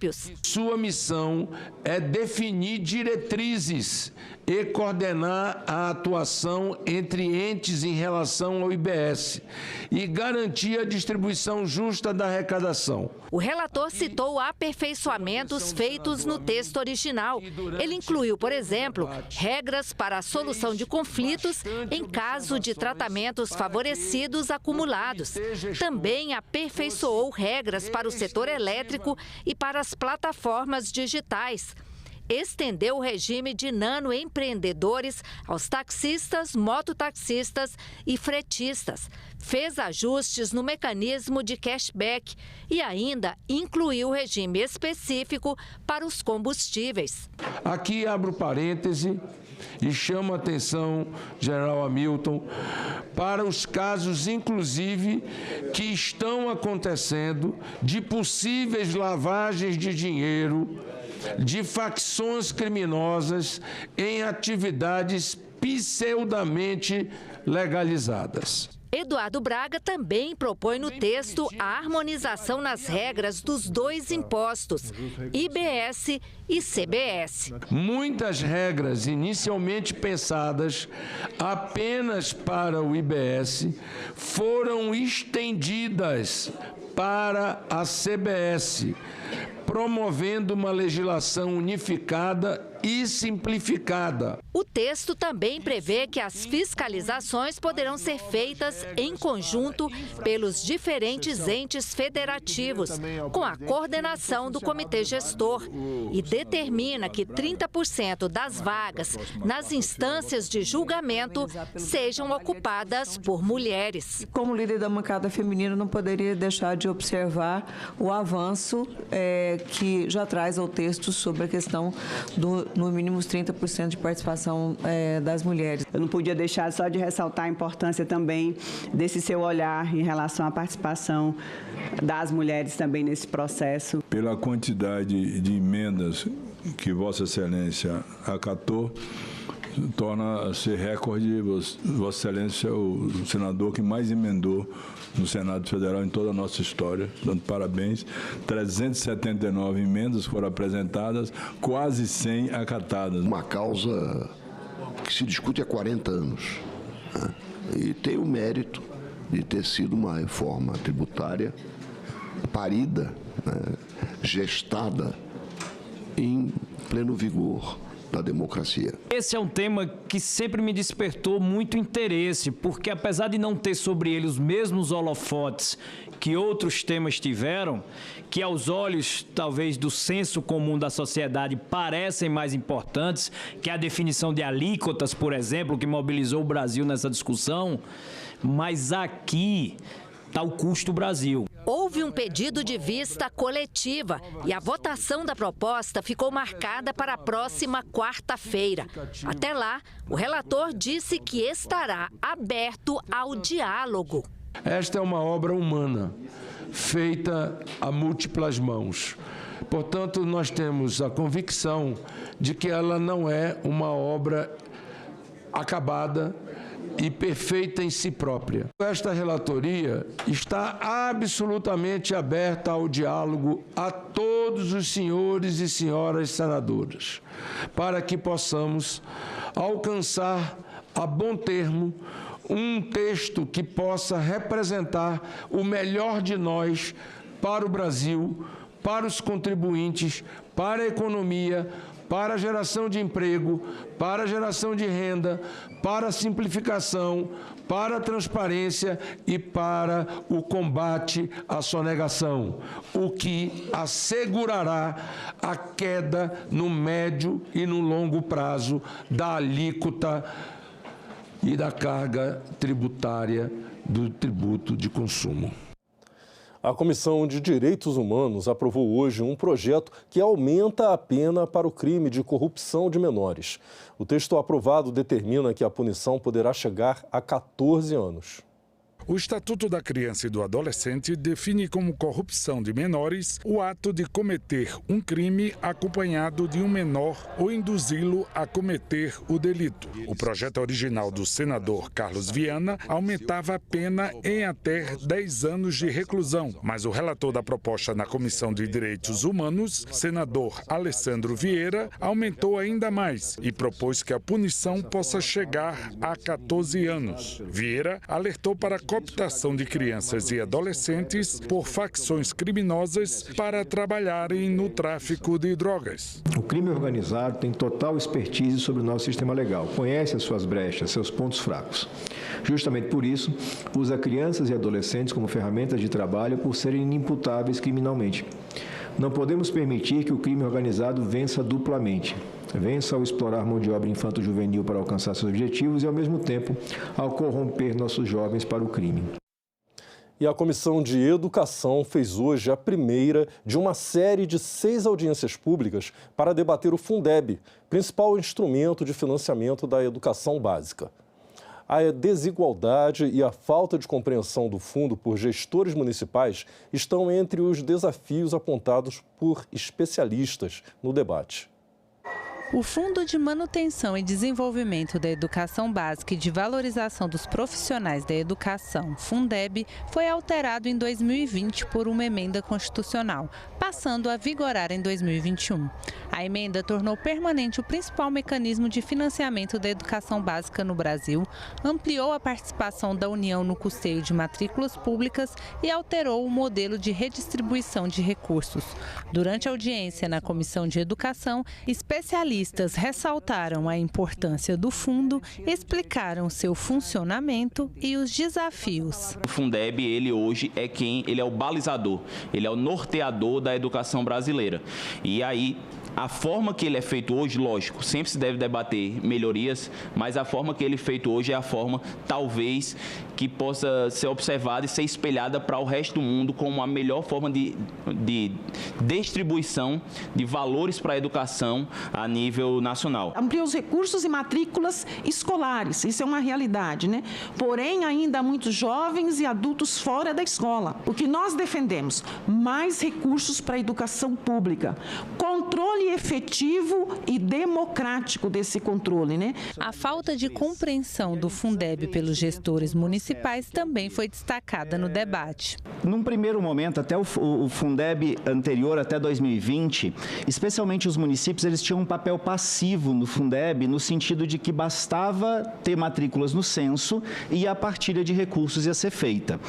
Quando vem o Fundeb redesenhado, perenizado e potencializado, a gente vem, por exemplo, com o VAT, que exige que o município tenha uma postura ativa, o município e o Estado. Eu acho que a gente tem que fazer um pouco dessa reflexão e colocar também quais são os nossos compromissos. E acho que a gente tem uns passos a dar em relação à transparência, não uma transparência só de ter dados disponíveis, mas uma transparência de ter dados inteligíveis, né? Organizados de uma forma que facilite a compreensão. Relatora da avaliação que a Comissão de Educação faz este ano sobre o Fundeb, a senadora professora Dorinha Seabra disse que em seu relatório vai sugerir mudanças na lei para melhorar o fundo e a forma como ele é financiado. A ideia nossa é, a partir do relatório, se necessário, e acredito que sim, produzir propostas legislativas de ajuste para a gente ganhar tempo, não esperar chegar a 2026, que era o ano de avaliação, mas considerando que é um ano eleitoral,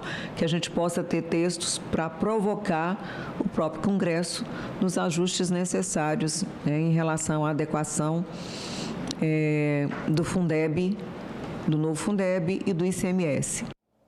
A criação de novas áreas de proteção ambiental no Tocantins e no Pará foi tema de uma audiência pública hoje na Comissão de Agricultura e Reforma Agrária. Representantes dos municípios envolvidos criticaram a proposta. Representantes do Instituto Chico Mendes de Conservação da Biodiversidade, ICMBio, informaram durante a audiência pública na Comissão de Agricultura e Reforma Agrária que a proposta de criação de novas áreas de proteção ambiental no Tocantins e no Pará está sendo construída ouvindo a população local.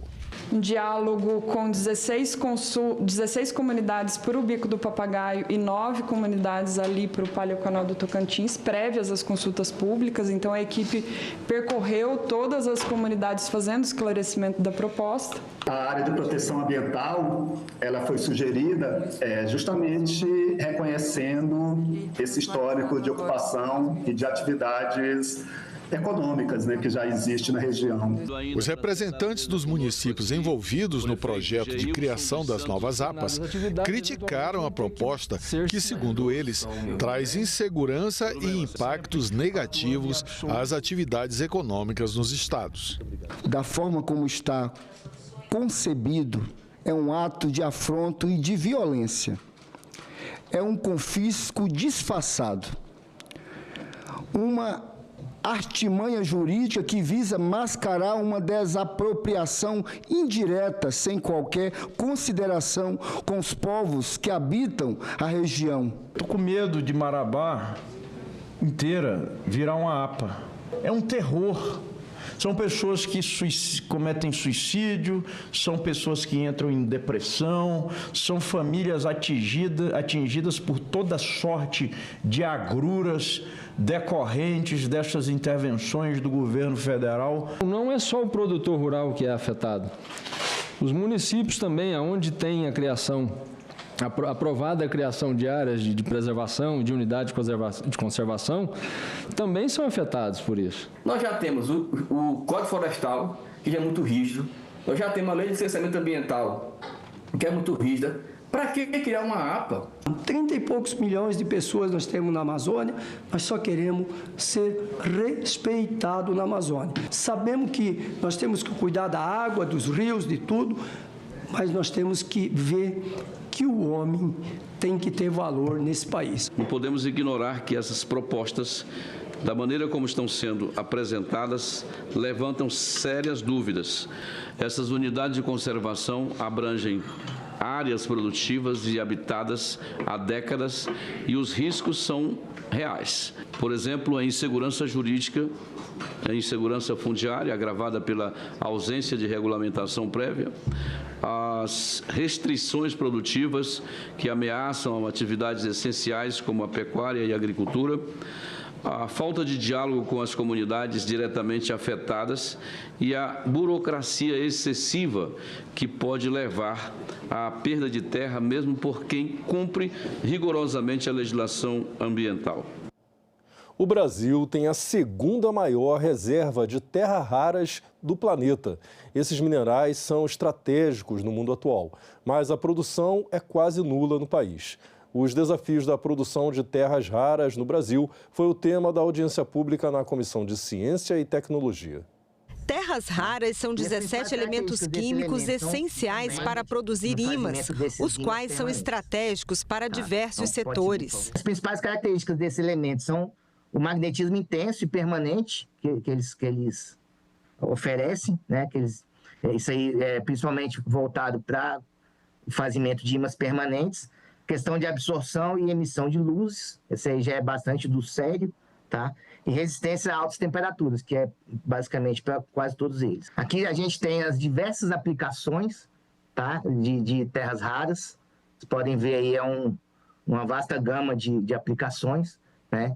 Mas, como eu havia dito, hoje em dia a principal demanda são para a questão da transição energética, os ímãs permanentes, né? Que são bastante utilizados em em motores elétricos, né, de carros elétricos, e também no fazimento desses ímãs permanentes. Esses minerais são estratégicos para energia limpa, mobilidade elétrica, indústria da defesa e tecnologia avançada.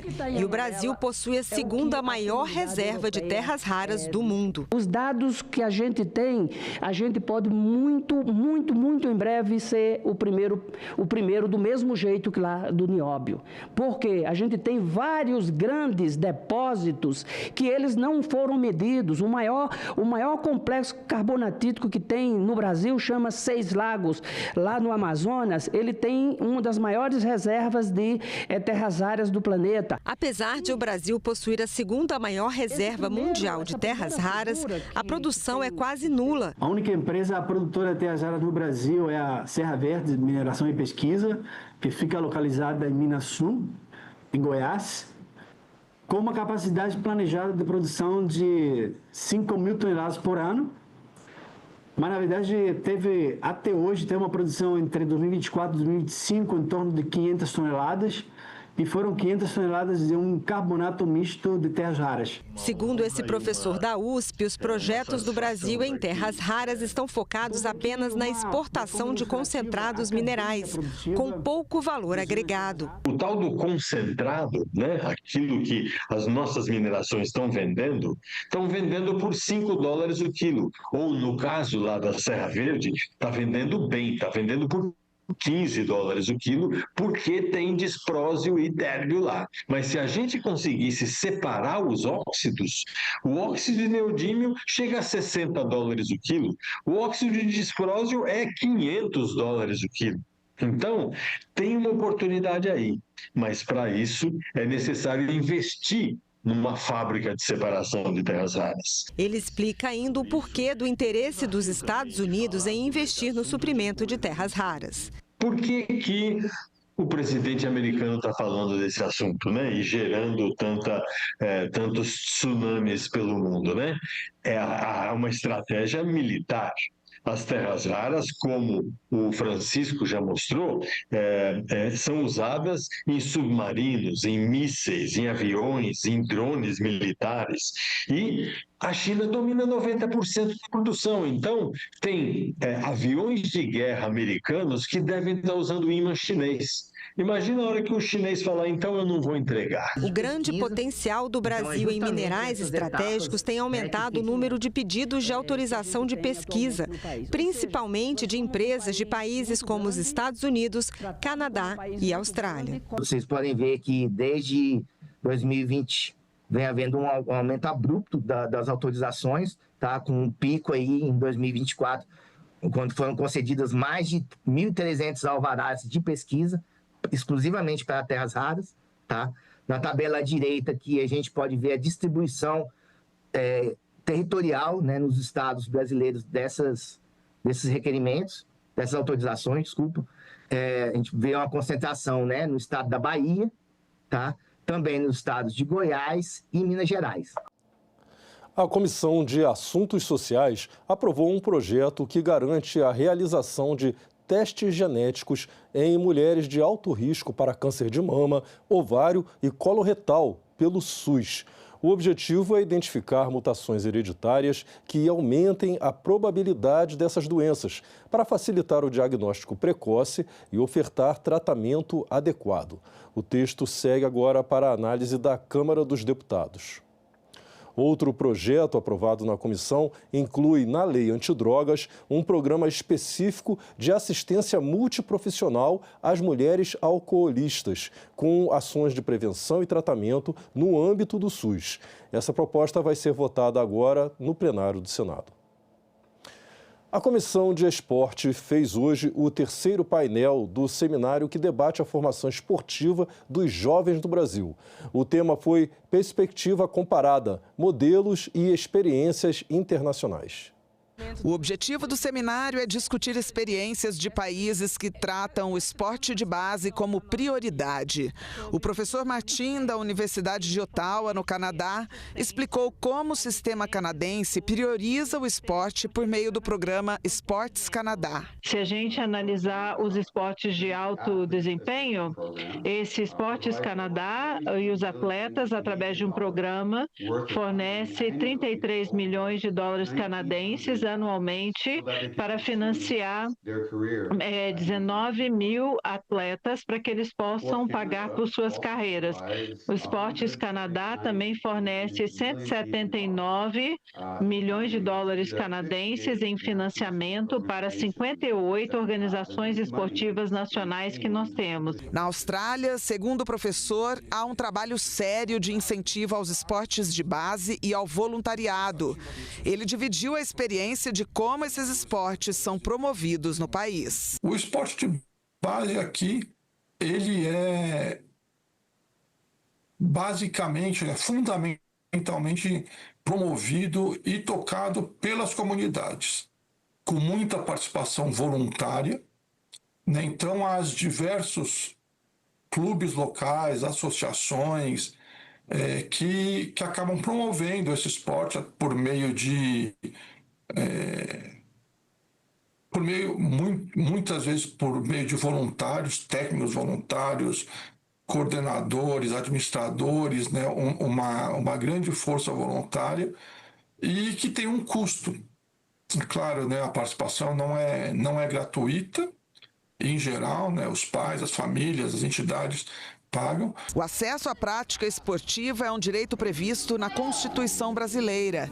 E a professora da Universidade Federal do Rio Grande do Sul, Karine Collet, afirmou que é importante para as crianças e jovens que haja uma conexão entre as diversas entidades que oferecem as aulas. Diferentes instituições, elas promovem esse esporte. E é preciso uma conexão entre essas instituições. Muitas vezes a universidade não conversa com clubes, com federações, com confederações, ou a escola não conversa lá com a ONG que está desenvolvendo também modalidades, esportes para crianças. Então, promover alguns espaços ou momentos de conexão, porque a gente está trabalhando com as mesmas crianças, né? A gente tem um olhar aí dessa diversificação, dessa diversão dentro do esporte em todos esses locais. O experimentar é na infância, na adolescência, e é justamente o nosso foco hoje, falando para aqueles que nos acompanham nesta comissão, é justamente proporcionar o acesso à criança, ao adolescente, principalmente nos primeiros anos, a atividade física, a promoção da saúde, a questão de socializar. A gente perdeu muito essas conexões por causa de pandemia, principalmente essa geração. A senadora Augusta Brito é a nova procuradora especial da mulher no Senado até 2027. Ela foi designada para suceder a senadora Zenaide Maia no cargo em uma reunião da bancada feminina com o presidente do Senado, Davi Alcolumbre. Eu tenho essa missão com uma grande responsabilidade.